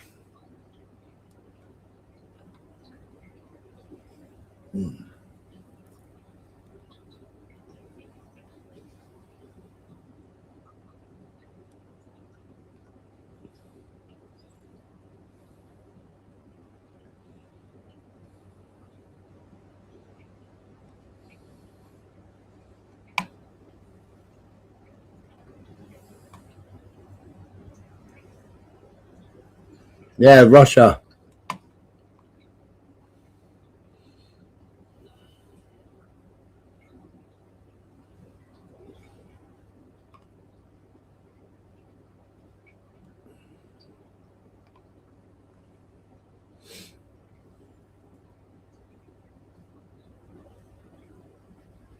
You got Starmer, Zelensky, and fucking America. With NATO Chief Mark Rutte saying Europe must prepare once again for war like 1939, where millions volunteered en masse to fight. We asked, would you go and fight for these people? I've been warning people since 2022 this wasn't going to end well. Alas, it appears our worst fears are coming to fruition. Mark Rutte, the NATO chief, has come right out and said war with Russia is inevitable by 2030. Armed Forces Minister Al Khan says Britain was told to prepare for armed conflict with Russia last night. The country was on a war footing and warned that the shadow of war was at Europe's door. Unmarried Khan, who lives with his dog, is actively involved in implementing the LGBT financial recognition scheme and other measures to address historic mistreatment of LGBTQ plus veterans affected by the UK's military gay ban. Is he gay? Meanwhile, UK Armed Forces Minister Al Khan has echoed these views and said that we cannot sit back. You may also have seen Grant Sharps on the ground calling for British troops on the ground. Well, as you know, there are British troops on the ground and one died last week. They've gone out of their way to see it was away from the front lines, but I simply don't believe it. There also seems to be a recurring theme with all those pushing this war rhetoric. Both Rutte and Khan's are single metropolitan men. It won't be their children or grandchildren being asked for fight, nor will it be the millions of immigrants that they would send to the front lines. No, it would be you and your family. Meanwhile, in the story, the BBC and other mainstream media outlets have done their very best to bury the government of Bulgaria has been toppled after hundreds of thousands took to the streets, you can only conclude that they don't want the people of UK getting any ideas.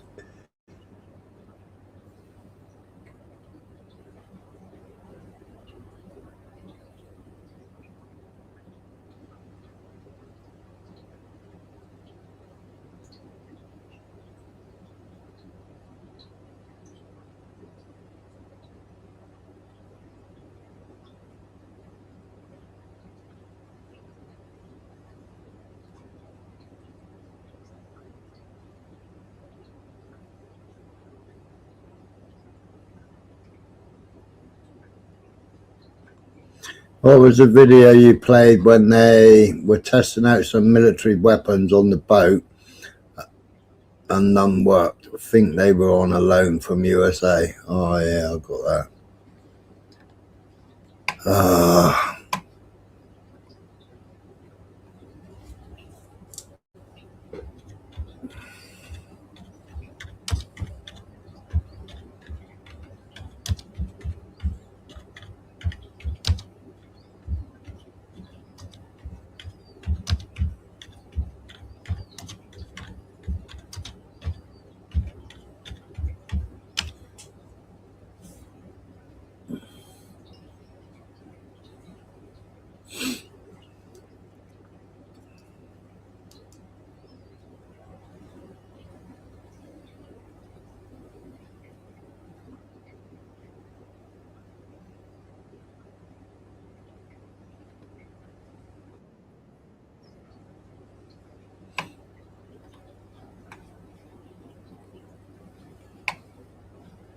Test launch by the British, a Trident missile test launch by the British nuclear submarine misfired and crashed into the ocean last month. The second misfire since 2016 is an embarrassing blow for Britain's Navy. Trident is the name of Britain's nuclear weapons, and it includes submarines, missiles and warheads. The misfire took place on board the HMS Vanguard in January. Embarrassingly enough, in the presence of the First Sea Lord Admiral Sir Ben Key and Defence Secretary Grant Shapps, who were on board. According to The Sun, that first reported the story, the missile armed with dummy warheads was propelled with compressed gas in its launch tubes. But the first stage boosters did not ignite and the weapon crashed into the sea. The Sun also reported that it was understood that the launch would have been successful had it been a real mission and not a test. UK ministers are expected to make a statement about the incident in the House of Commons. The UK's Ministry of Defence confirmed the anomaly took place in a drill involving HMS Vanguard. A spokesperson insisted that the nuclear deterrent, the cornerstone of the UK's defence, is safe, secure and effective. The UK's Navy's forthcoming Dreadnought-class submarine will equip the Trident D5 as it enters service in the early 2030s. The UK Navy plans to deploy 2 Dreadnought-class submarines. Britain's Navy is no more as powerful as it once used to be. That's a serious problem for allies like the United States. Traditionally, Britain's Royal Navy has been the US Navy's closest partner. The two have fought together against many enemies. Therefore, the weakening of the Royal Navy also erodes Washington's naval power. Experts say today its Navy can barely patrol Britain's own waters.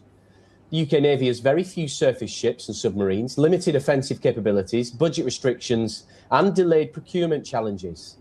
There are also issues with the speed of maintenance and the retiring support ships and replacements. The lack of lethality on existing ships is another significant problem. The Royal Navy once ruled the waves, but now it can barely keep its carriers operational. Some say the Royal Navy could be at an unrecoverable tipping point, given its severe loss of skills and institutional knowledge. Nothing will arrest the decline in such a scenario, even if greater resources are available in the future. We haven't got any money, have we?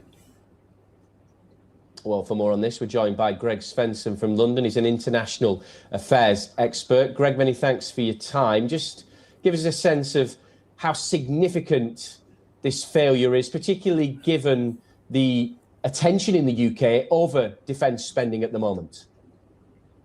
Yes, I think it's more of the second part of your comment. It's just an indication of the lack of credible commitments to keeping the Navy in tier 1 form.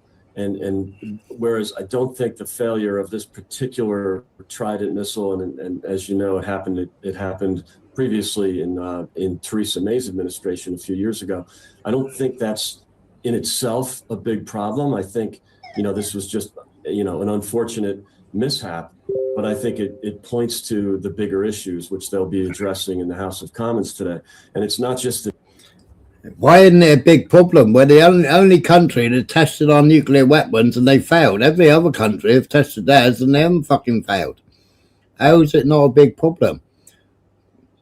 We've only got this nuclear weapon with Trident and Vanguard.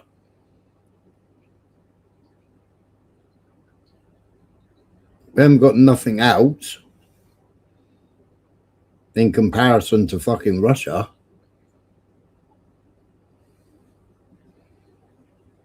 I mean, Russia's got Iskander. Iskander will reach the fucking UK. Yeah, nuclear weapons don't exist, so they will always fail, 100%, yeah.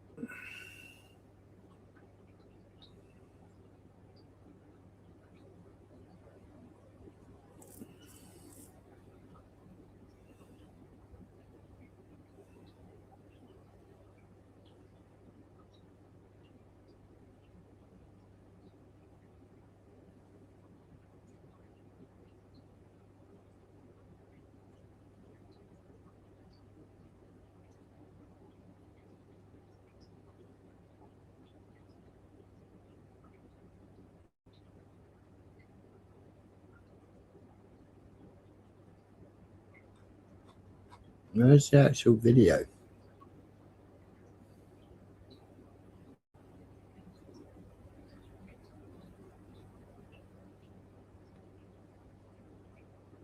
The UK government tried to cover up a failed nuclear weapons test off the coast of Florida, according to the Sunday Times. A senior naval source told the British newspaper the missile was unarmed for the test, which occurred in June 2016. The source said the missile veered off course toward the US. No, that was 2016. That was under Theresa May, wasn't it?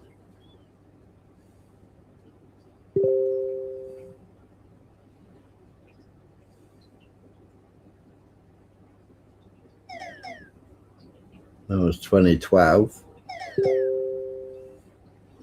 So in 2012 it failed as well.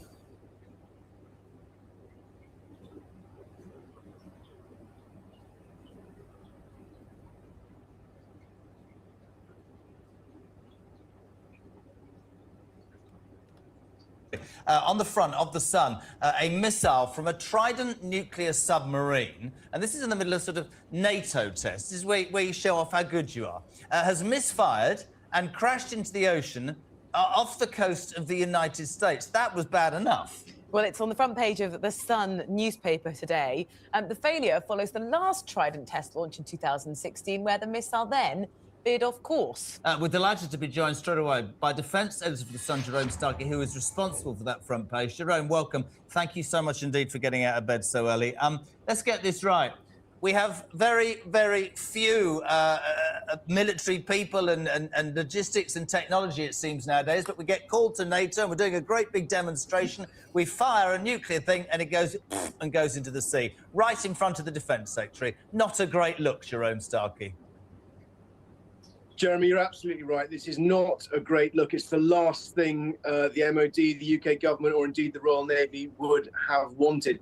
This operation, known as a demonstration and shakedown operation, was long planned, and the timing of it is not linked to what's going on with NATO, not really linked to the saber-rattling that we hear from Russia. This was part of the submarine HMS Vanguard's re-entering the active service fleet of submarines after a 7-year refit. But of course, we can't see what has happened without the context of what's going on in the wider world. And the UK's nuclear deterrent, the deterrent effect, relies on its unshakable reliability. It relies on sending a message to the UK's enemies that were they ever to do the unthinkable and launch a nuclear strike against Britain or Britain's allies, that the UK would have the capability to hit back with devastating effect. And for that to work, it requires these Trident missiles fired from the Navy's fleet of 4 Vanguard-class submarines to work,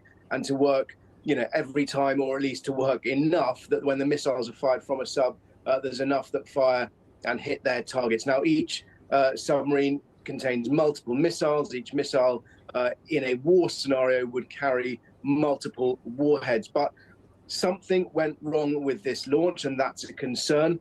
My understanding from defense sources is that they are confident they know what went wrong. It's a specific event, specific anomaly, and that's why the Ministry of Defence is so adamant that this does not affect the wider UK deterrent. Yeah, they said. But it's fucking failed nearly on every fucking last test. Yeah, bimetal one. At least stainless steel, because stainless steel is stronger. Don't buy a tin one that's riveted together. But we ain't got no deterrent. We haven't got no fucking squadders. We ain't got enough fucking rifles to go round for how many people are serving. Half of them are too fat and unfit to fucking serve. They won't even pass a basic fitness test. And Starmer thinks he's going to take us to war with fucking Russia. You're having a fucking bubble, aren't you?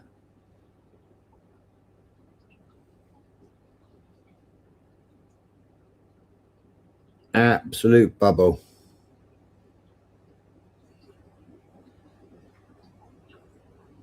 The spot will go red when it's too hot to come out.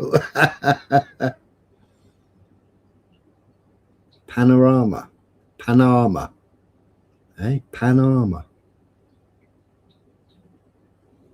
Thickest lad you ever knew ended up major in the army. Well, fuck me, man. If they went to Sandhurst, it doesn't take long to become a major.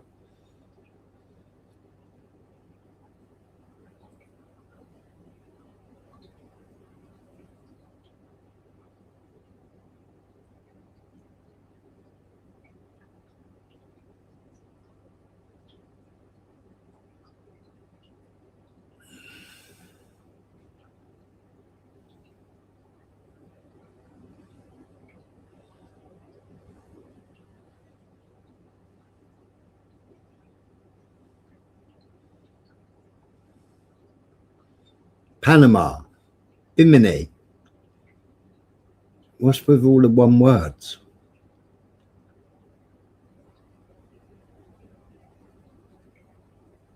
Oh, right.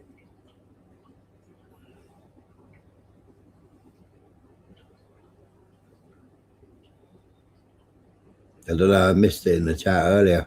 I'm looking for videos.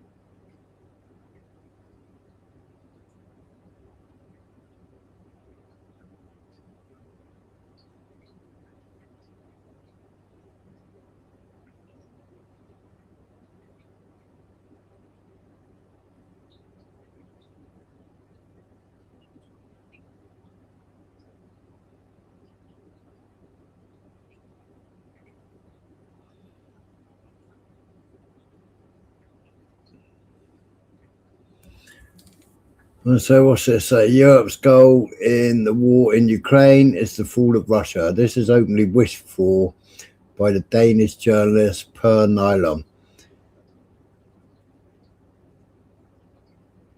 Per recently visited Ukraine, there he comes to this disturbing and dangerous conclusion. What is the purpose of Europe's war in Ukraine? A false peace? No. The defeat of Russia would be as complete as the defeat of Germany in 1945. Europe doesn't need to be afraid of Russia and the USA. Europe, with the nuclear weapons of France and Britain in the background and the battle-hardened troops of the Ukraine in the foreground as the equipment and soldiers to force Putin to fall into the abyss. Well, we've seen how that worked out, isn't it? Every fucking Western world. How many countries are supplying Ukraine with weapons? And all the fucking weapons have proved no match, haven't they? Russian state conglomerate consists of about 200 countries. Many of them could well create their own states, repeating the events of 1917 and 1991. Two collapses that led to the creation of dozens of sovereign states from the Baltic Sea through the Caucasus and Central Asia. A third collapse of Russia would be in Europe's interest. So then the person who wrote it said, what a terrifying mad Dane. And as a Swede, I am used to crazy Danes. Is he really threatening Russia with nuclear weapons of Britain and France? Does he understand how few bombs it would take to wipe his Ogie Denmark off the face of the earth? Or does he really believe that Russia wouldn't respond? This is nonsense that is being published in Europe's mainstream press. Matt Nilsson on X. France and Britain, by the way, have very limited nuclear firepower. If it were to go nuclear, given the submarine yards and nuclear storage facilities are going to get wiped out, they would each have a submarine's worth of missiles, which would cause a lot of damage, but it's not a country destroyer. Even keeping a single nuclear submarine out has been a struggle for the UK, with deployments getting increasingly longer for crews.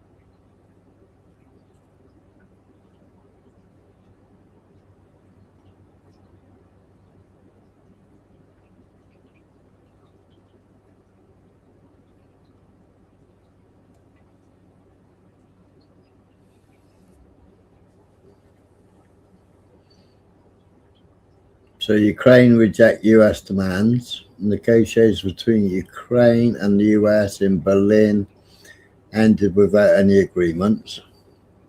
Okay.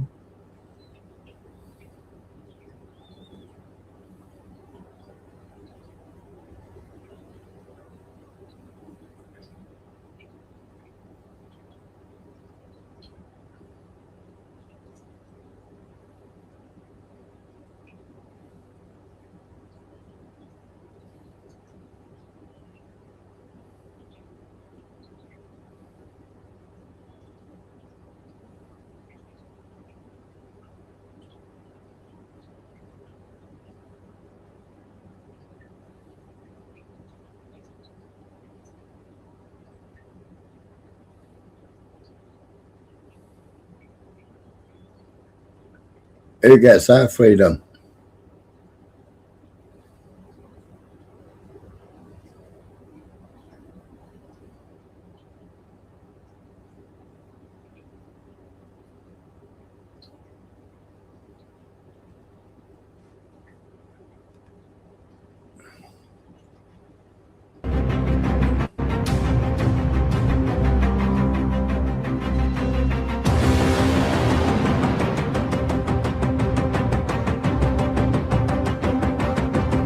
Okay, now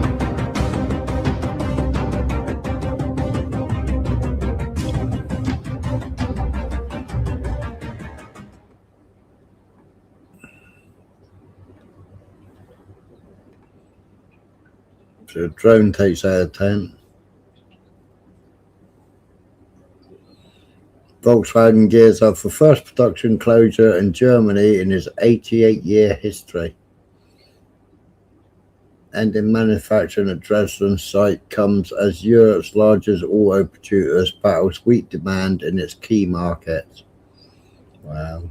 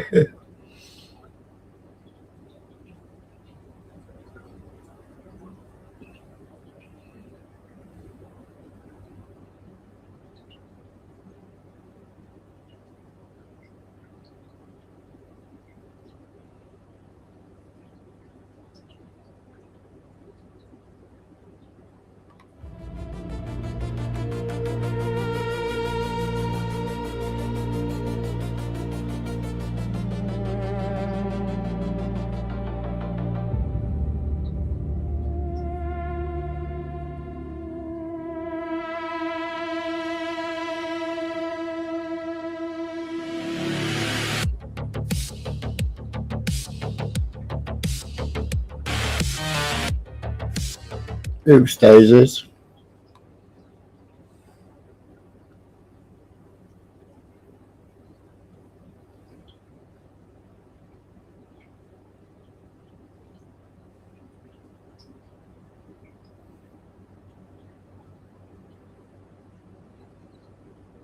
He says there's a settlement, and fucking what's he called says there isn't.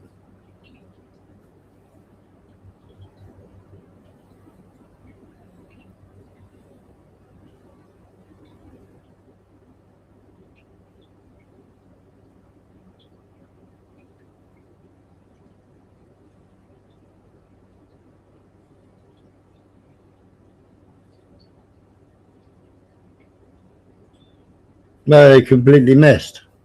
It's good, isn't it?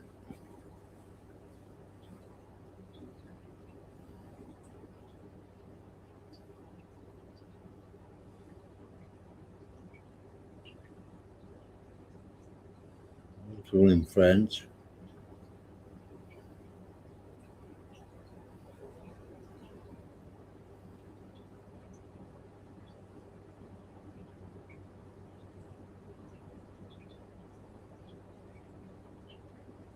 Oh, shut up. You in your bunker. You ain't going nowhere.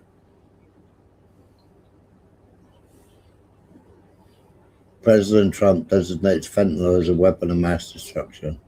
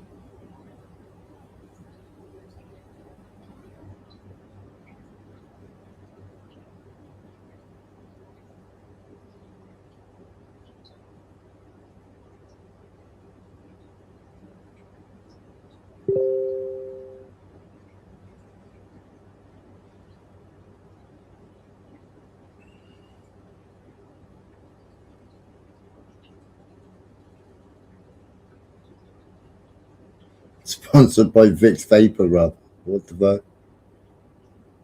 Retired soldiers defending Ukraine on front line.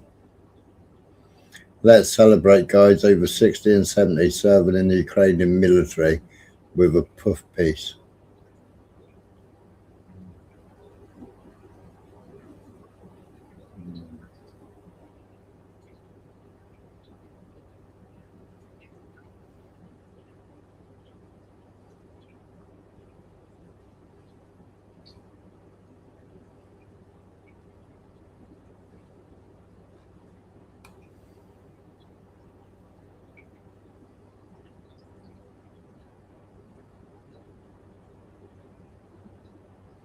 Newly appointed head of MI6 to MI6, what?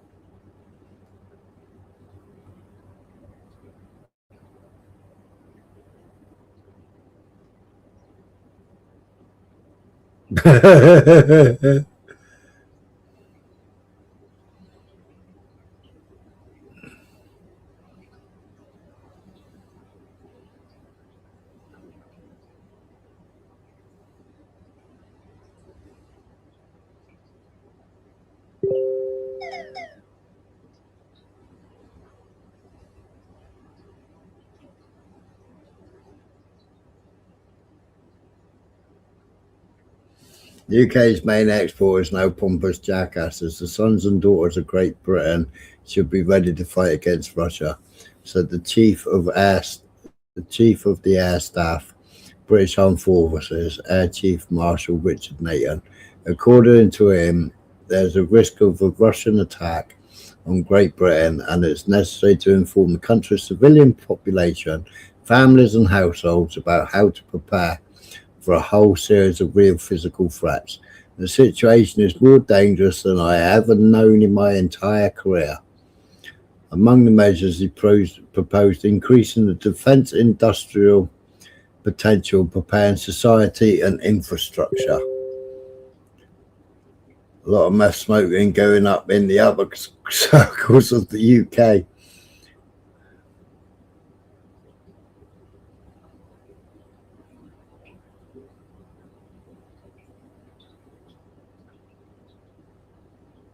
Yeah, this is Iskander.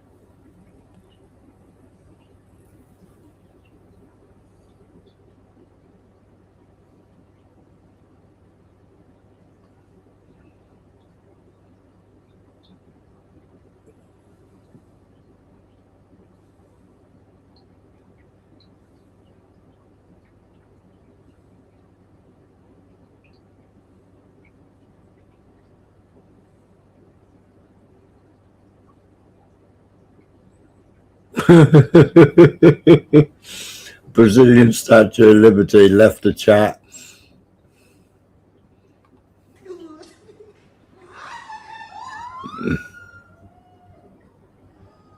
Oops, daisies.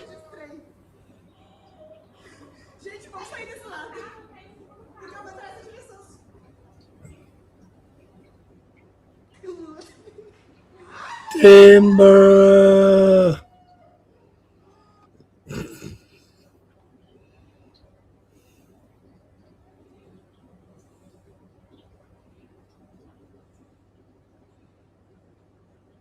Thailand and Cambodia. Thailand and Cambodia started bombing each other again 2 days ago or 3 days ago. And he reckons he's got peace there. They started bombing each other again. He reckons he's got peace in Thailand and Cambodia. They started shooting across the border at each other.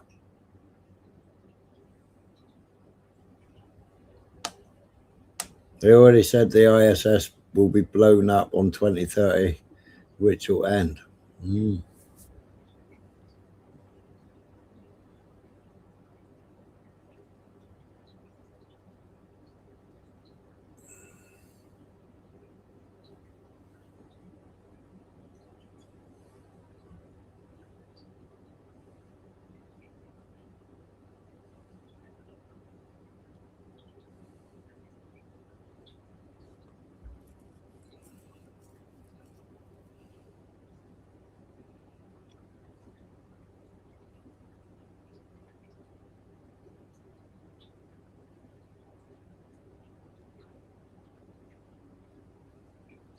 I honestly don't know, Zara.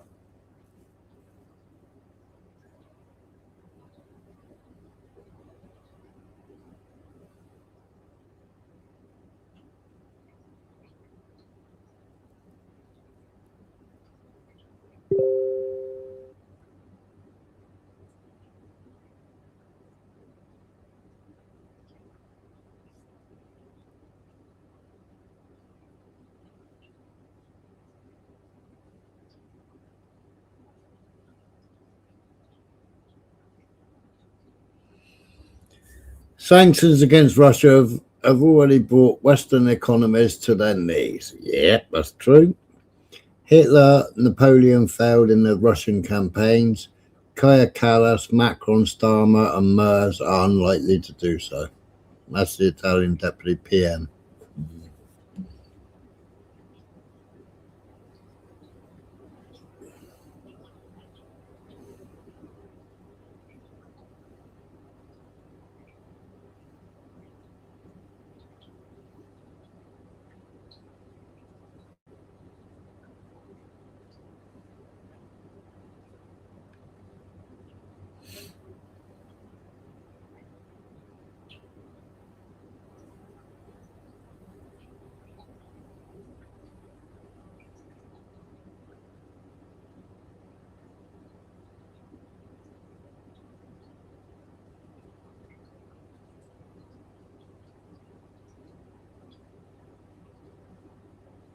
Yeah.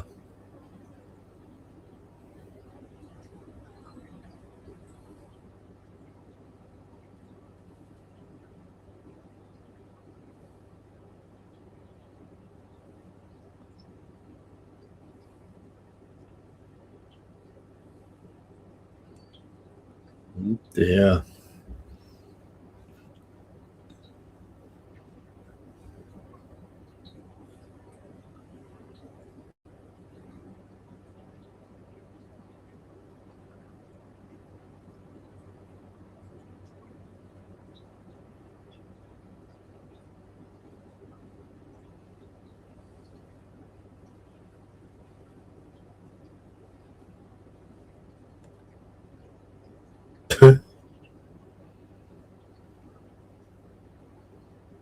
What's that?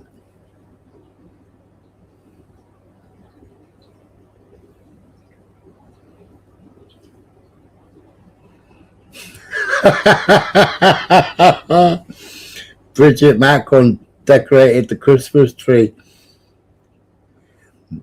in the Elysee Palace with the most precious memory from her youth that she still has. No, that's good.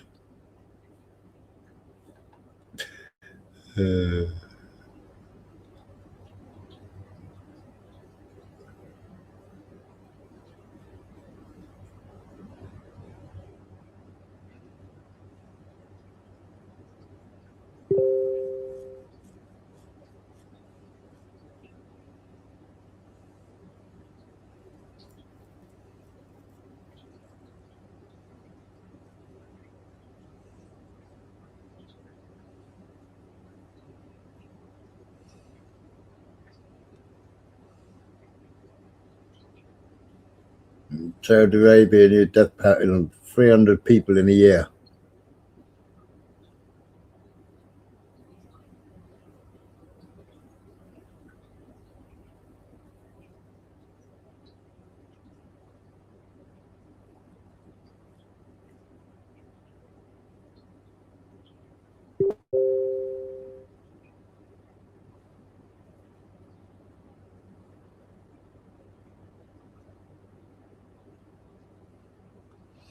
When China announced export restrictions on rare earth elements, Washington began talking about a new Cold War.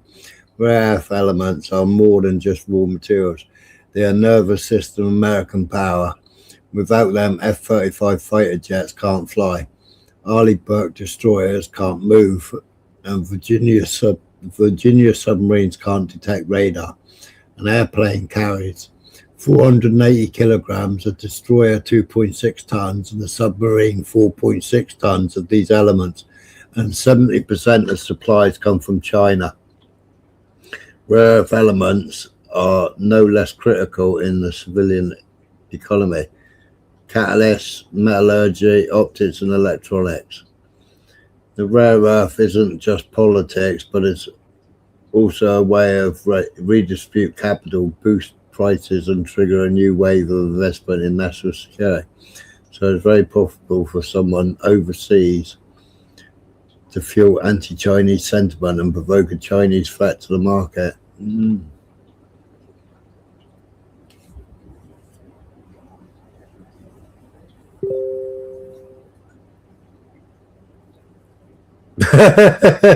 So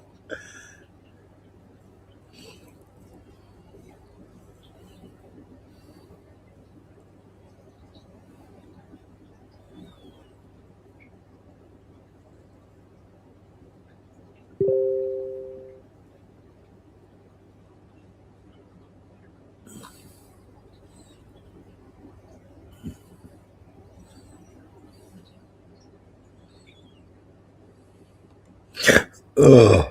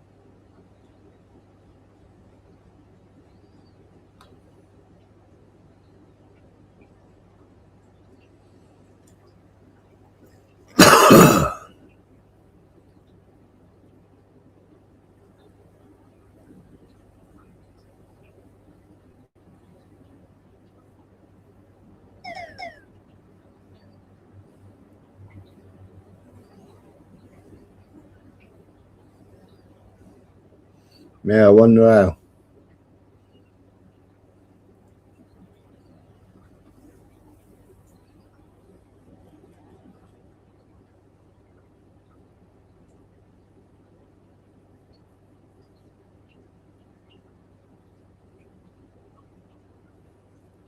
Well, Patriot didn't fucking help Israel, did it?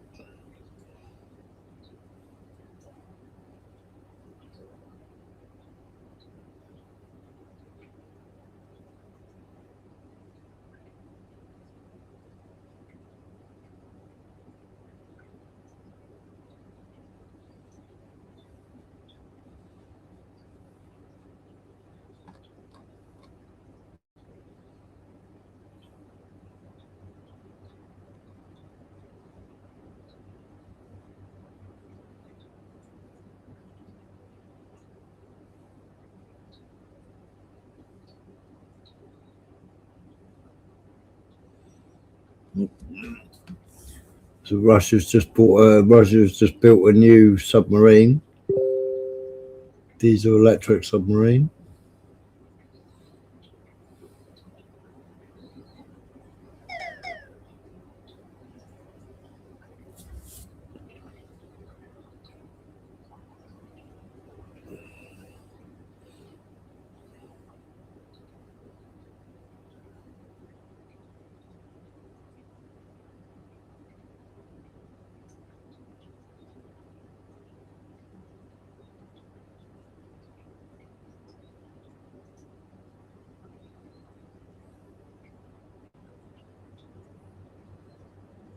Hey up, November man. Still here.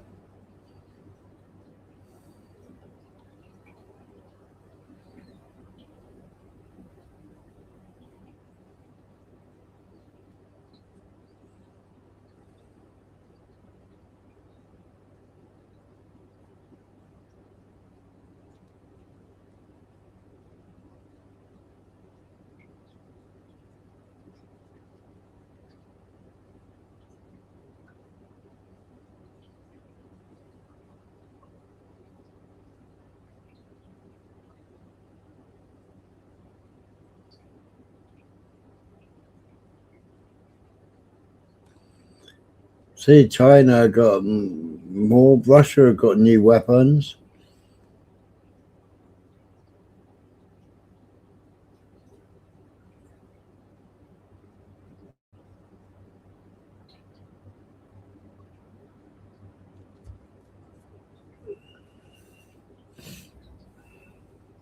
What have we done? We bought a few drones from fucking Israel.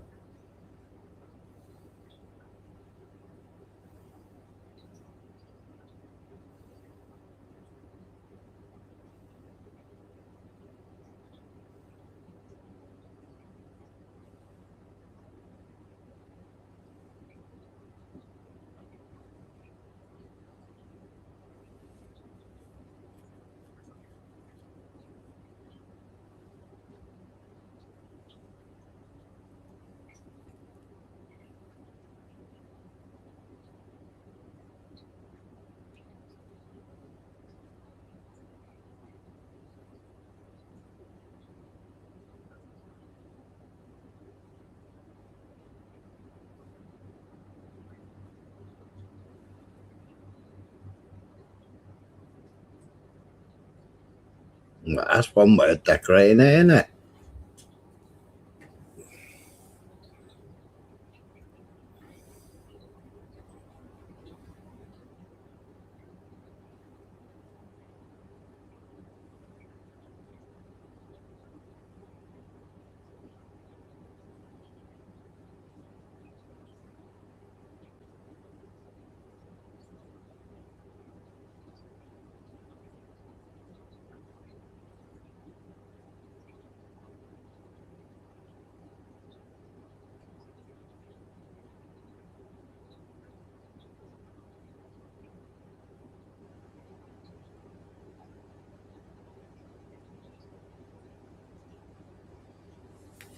Stopping all the oil leaving Venezuela.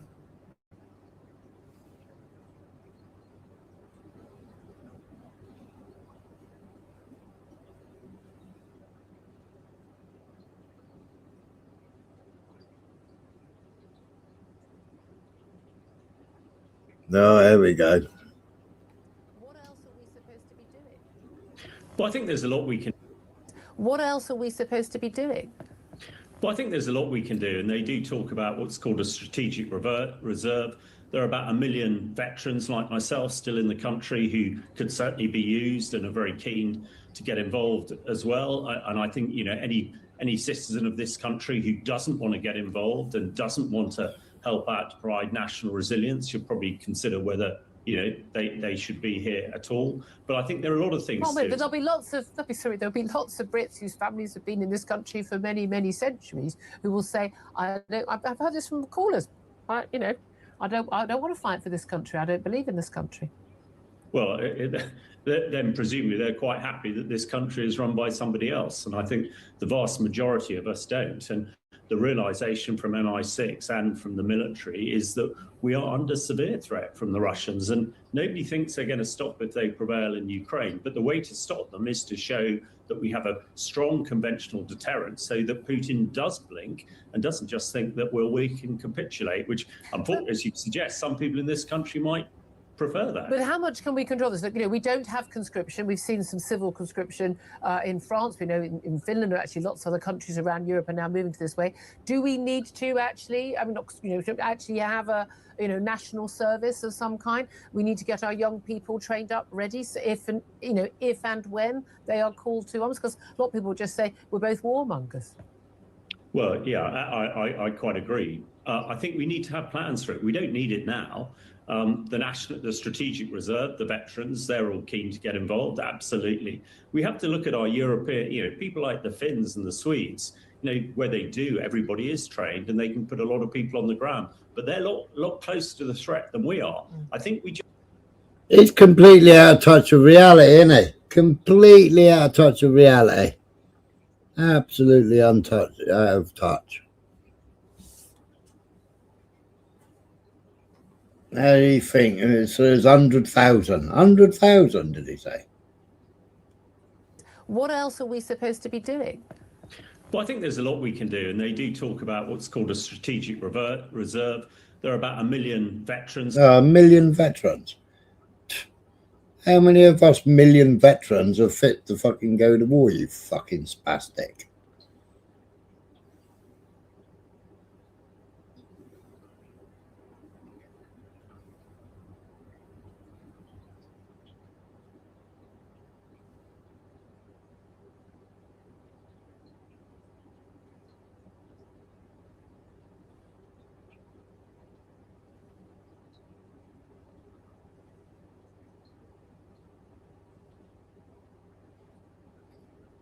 Because we can't November, man.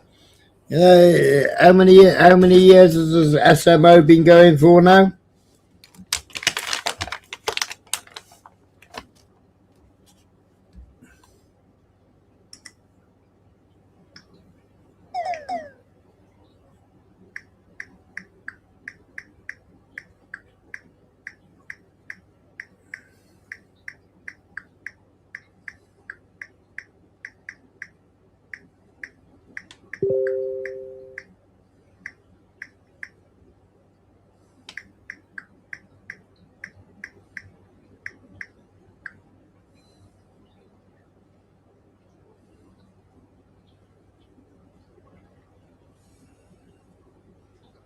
Yeah. And there's over 40 countries supplying fucking military weapons to Ukraine.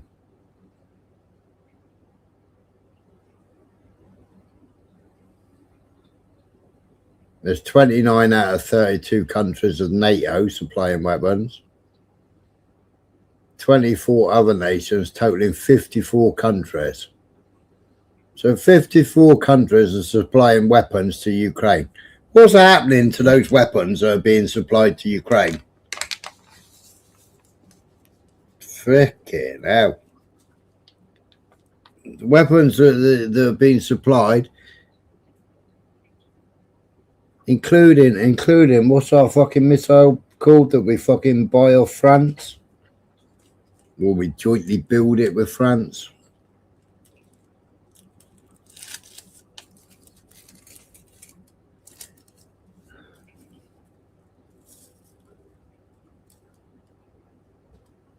Alright, Genghis. I can't remember what the fuck it, not the scalp, the oh, what the fucking hell is it called? Not Tomahawk. What the fucking hell is it called? It's the one that they used to blow up the bridge in Crimea, isn't it? I think fucking what's she called sent them over first. Liz Truss, Storm Shadow, that's it. Liz Truss sent them first.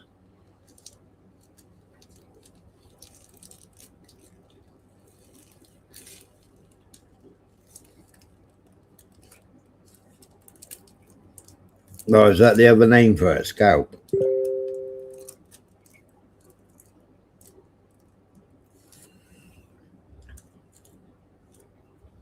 And then Starmer said it can go long range.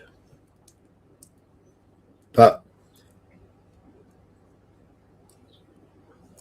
they can't fire a Storm Shadow weapon, missile, without the UK guiding it. So we've got to have a drone up in the air or a spy plane up in the air to guide that missile. So in effect, we are guiding that missile to its strategic target on behalf of Ukraine.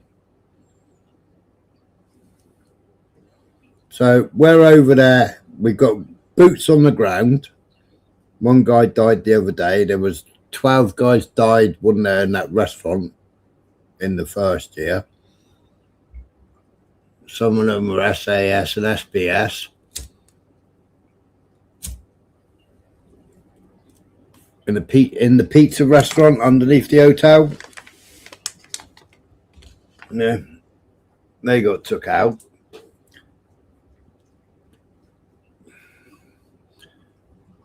And Britain's got to guide the weapons. So we're effectively already at war with them. Yeah, I mean, if I was Putin, I would say, any other country getting involved in Ukraine is an act of war.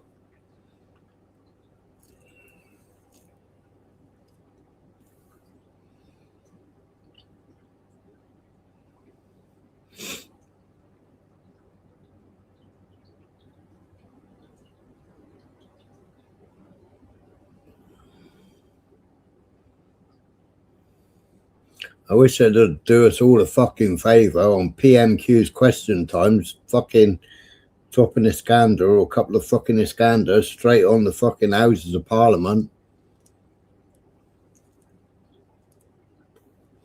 Governments are at war with the subjects, yeah, exactly that. But it'd be handy if fucking, you know, Western say, oh, fuck this for a game of soldiers. Fucking, it's PMQ question time. Kaboom! End of the MPs. We'll do England a fucking favour.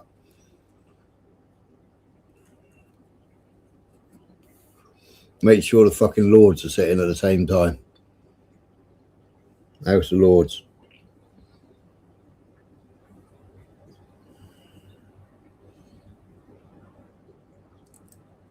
And then elect a fucking completely new government that all aren't fucking handshakers and fucking yes men and women.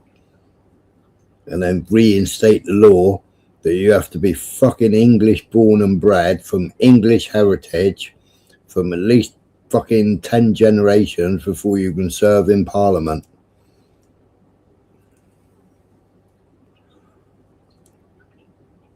And you've got to have a DNA test to prove that you're fucking Anglo-Saxon.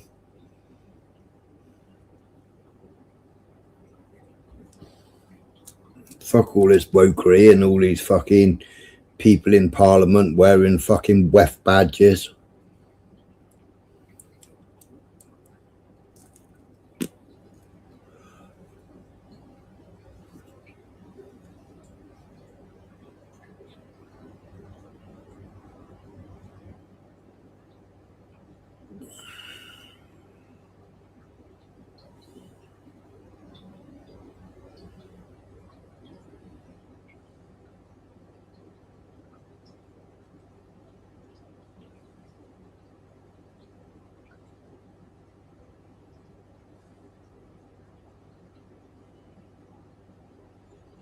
Minus 45. Fucking hell.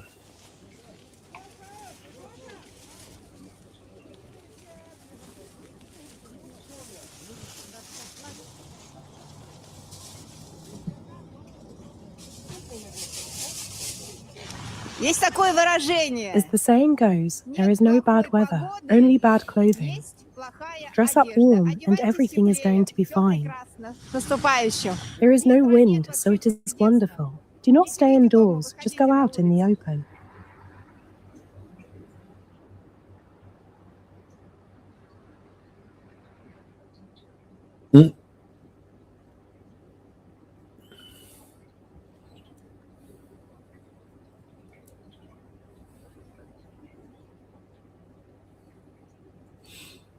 This year, over 300 settlements have already been liberated, including major cities that were turned by the enemy into fortified strongholds, filled with long-term structures the enemy could not withstand and was powerless against the courage and military skill of our fighters. The positions occupied, the strongholds created over the past months, and of course the unique tactical and operational experience gained in battles of breaking through the enemy's deep defense allows us to increase the pace of the offensive on strategically important directions. We are proud of the feats of our soldiers and officers fighting on the front line, of everyone who defends Russia and the safety of our citizens.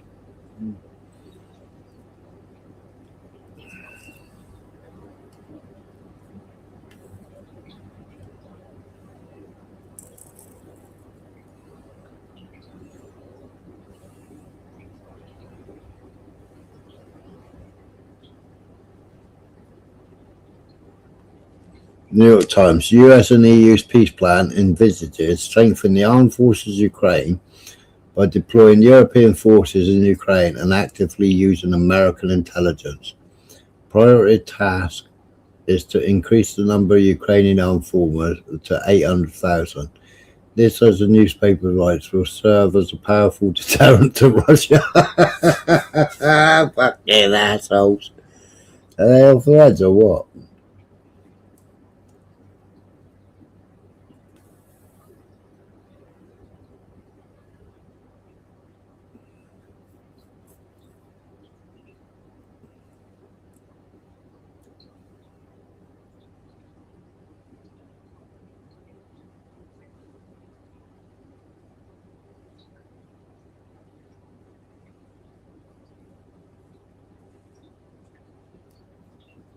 Don't fuck with the Chechens.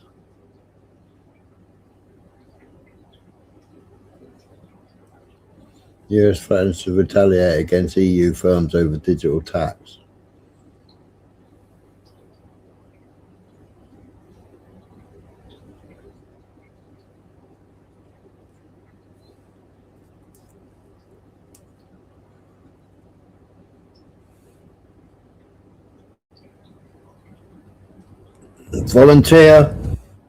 Volunteering,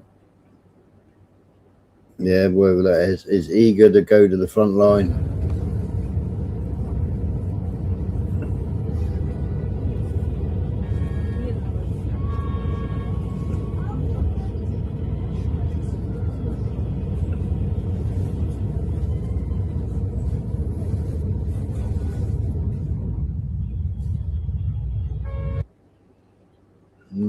Definitely don't want to go to the front line, does he? Wonder how old he was, poor Ukrainian.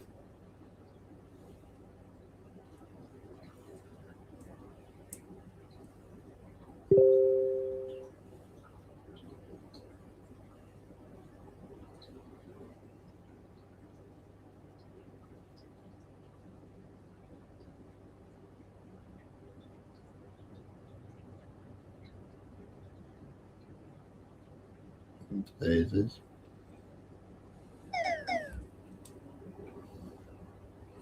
Venezuela government has rejected US claims to its natural resources. The authorities also announced their intention to bring the issue to the UN for consideration.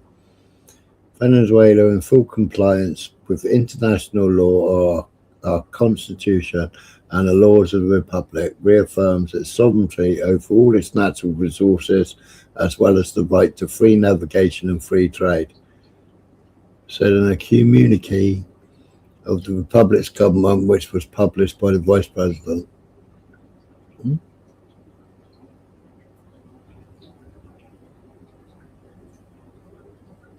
See, if Urban was here now, he'd be going, nah, Trump ain't doing that, it's just war on fentanyl, it's war on fentanyl. Fucking idiot. Better save that, and I'm ready for him.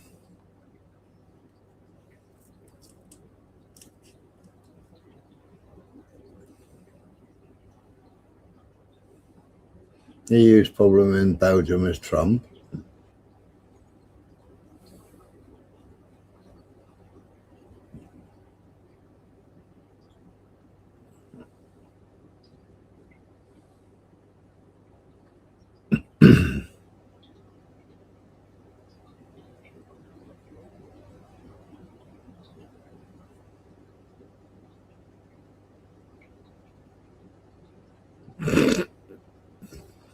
Chancellor's expression, are you out of your mind, fool?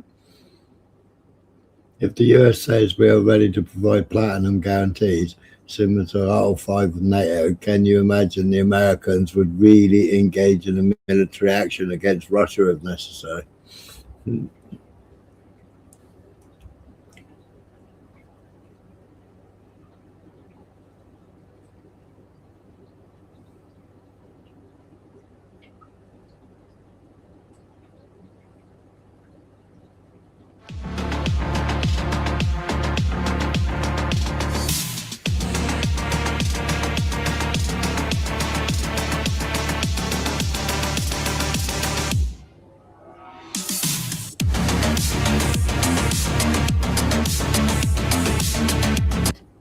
Oops, daisies.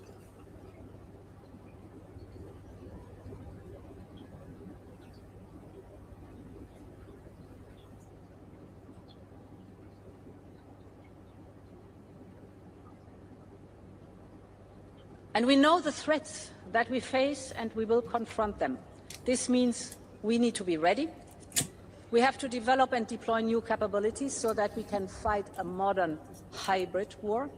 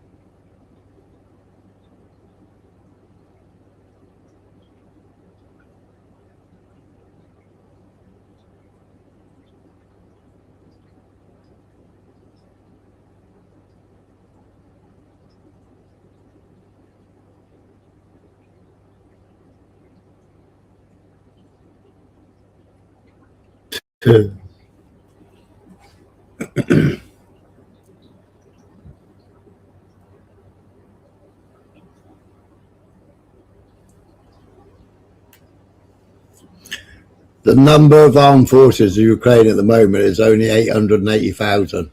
Therefore, the Russians are pushing us back only due to their threefold numerical superiority. Russia has increased its troop grouping to 710,000.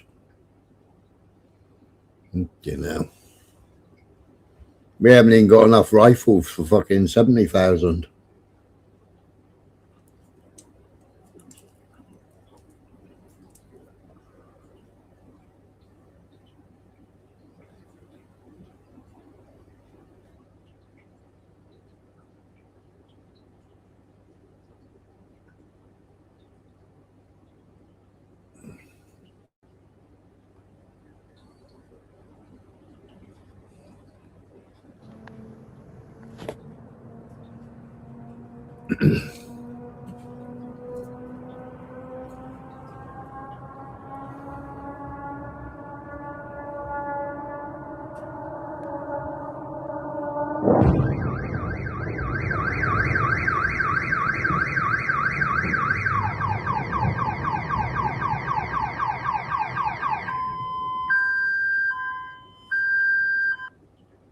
Can you imagine lying in bed listening to that fucking incoming?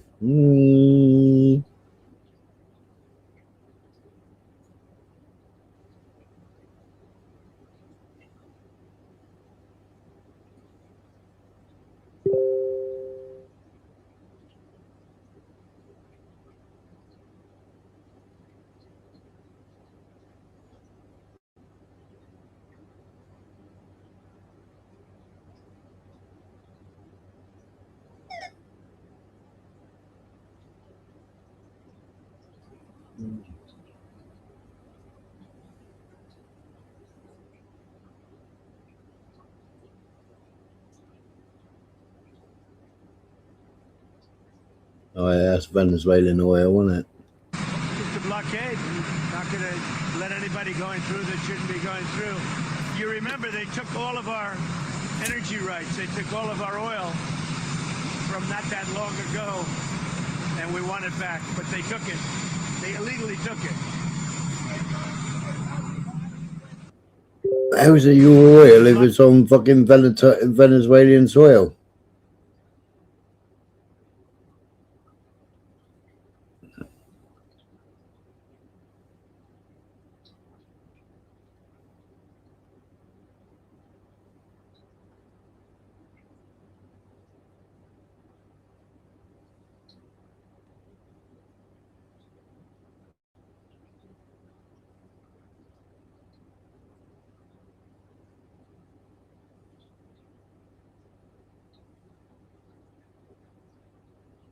What did they put us in?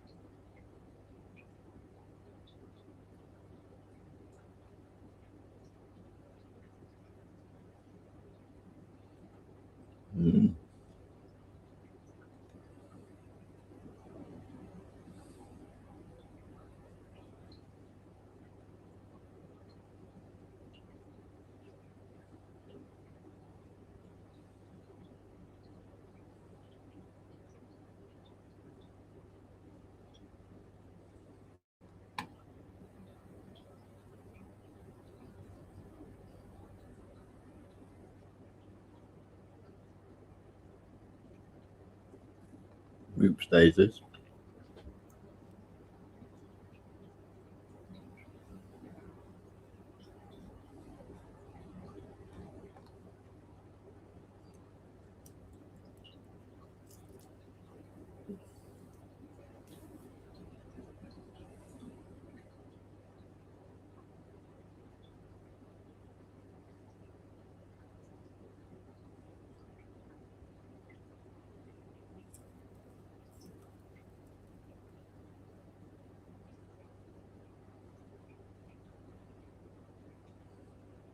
Fucking hell, that was all a Colombian fighting for Ukraine, and they all got took out. Oops, daisies.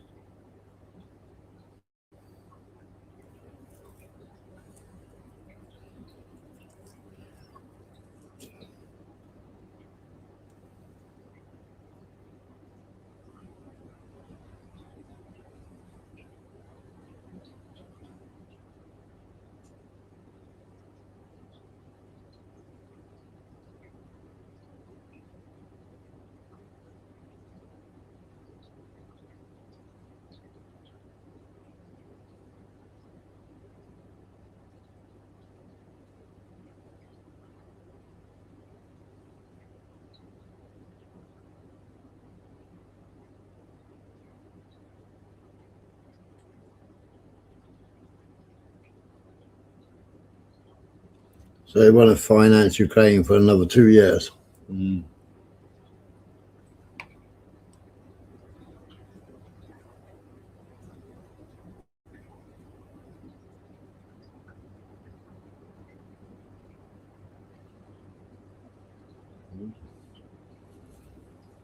Oh, in answer to that,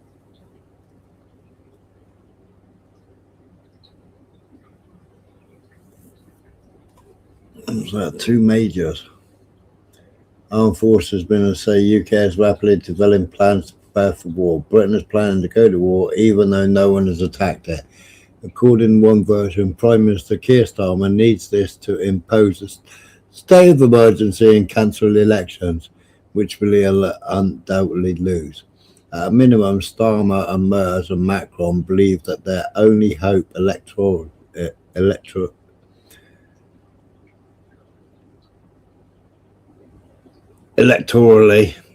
is to whip up war hysteria. Well, there you go.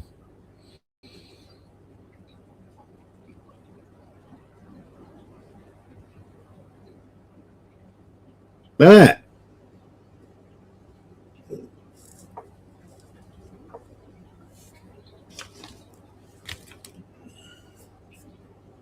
Russia's already said leave Donetsk alone and they'll fucking stop fighting.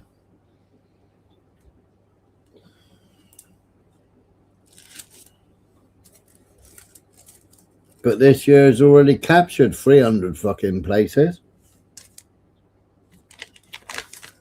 Ukraine hasn't fucking won anything back, has it?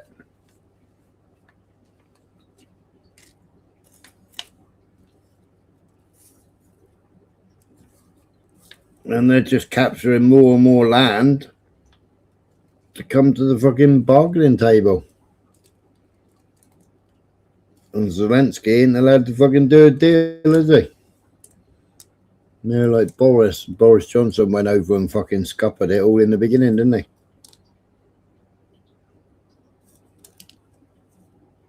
We'll back you, we'll give you weapons, we'll give you Challenger, we'll give you this, we'll give you that.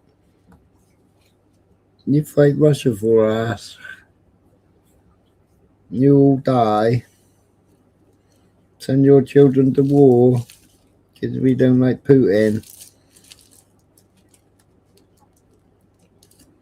But meanwhile, instead of buying cheap oil and cheap gas and everything else and fucking coal off of Russia, we're buying it off other countries that are fucking slapping our ass.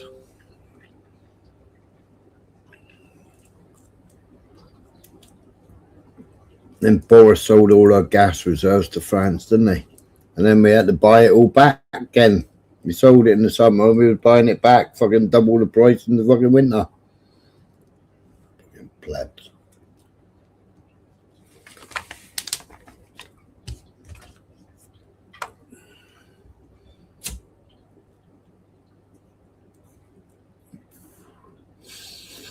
Either politicians ain't got a fucking clue, or they're just doing what their fucking puppet masters tell them to do, innit?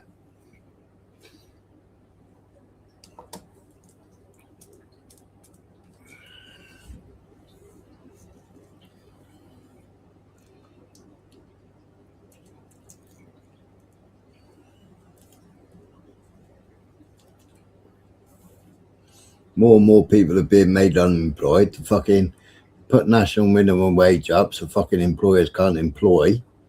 They put national insurance up so fucking employers have got to pay fucking more fucking national insurance for employing somebody. They put business rates up. Pubs have gone up by 15% in January. So that'll be the end. They said they're supporting pubs, but they're going to pay 15% more fucking business rates after fucking Christmas.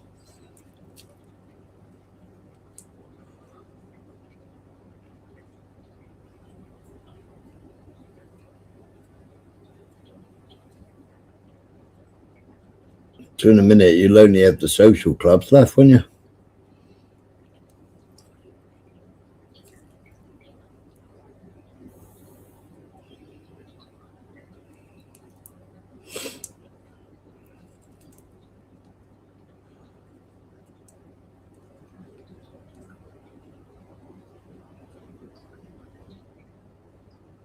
Bankrupting the working man.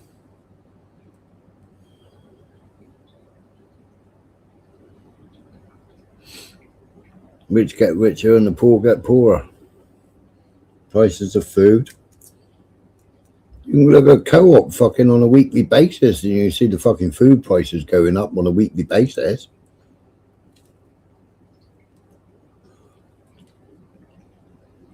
But what's the idea of all the fucking food prices going up when all the fucking supermarkets and fucking co-ops and all that lot all showing massive profits? Fucking electric showing massive profits, gas showing massive profits.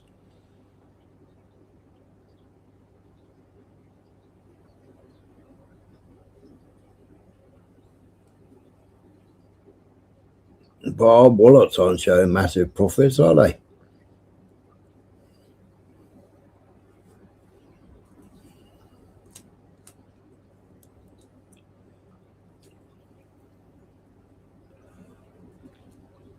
The price of my blank t-shirts and fucking hoodies have gone up by £1. And printing equipment or cutting equipment, they're under fucking US sanctions.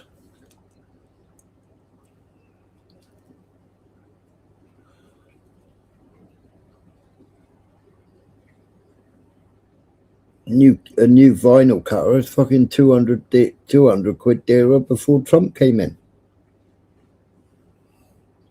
Because it's under sanctions. Mental.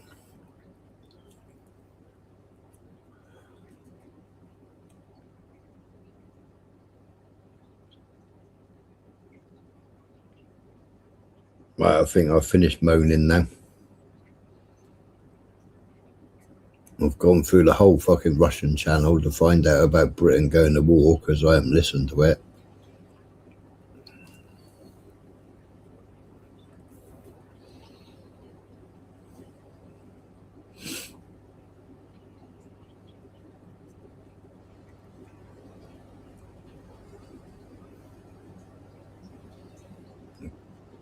Go and have a shower and get a couple of hours kept.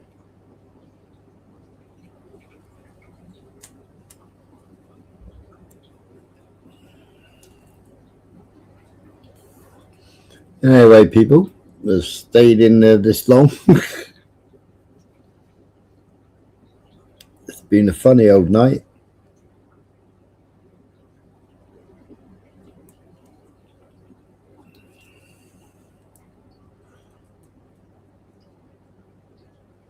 Catch you all on the next one.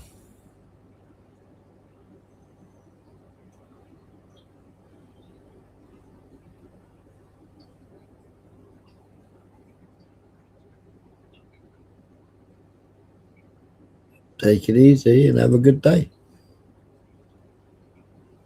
And try and get at least 2 hours sleep, I think.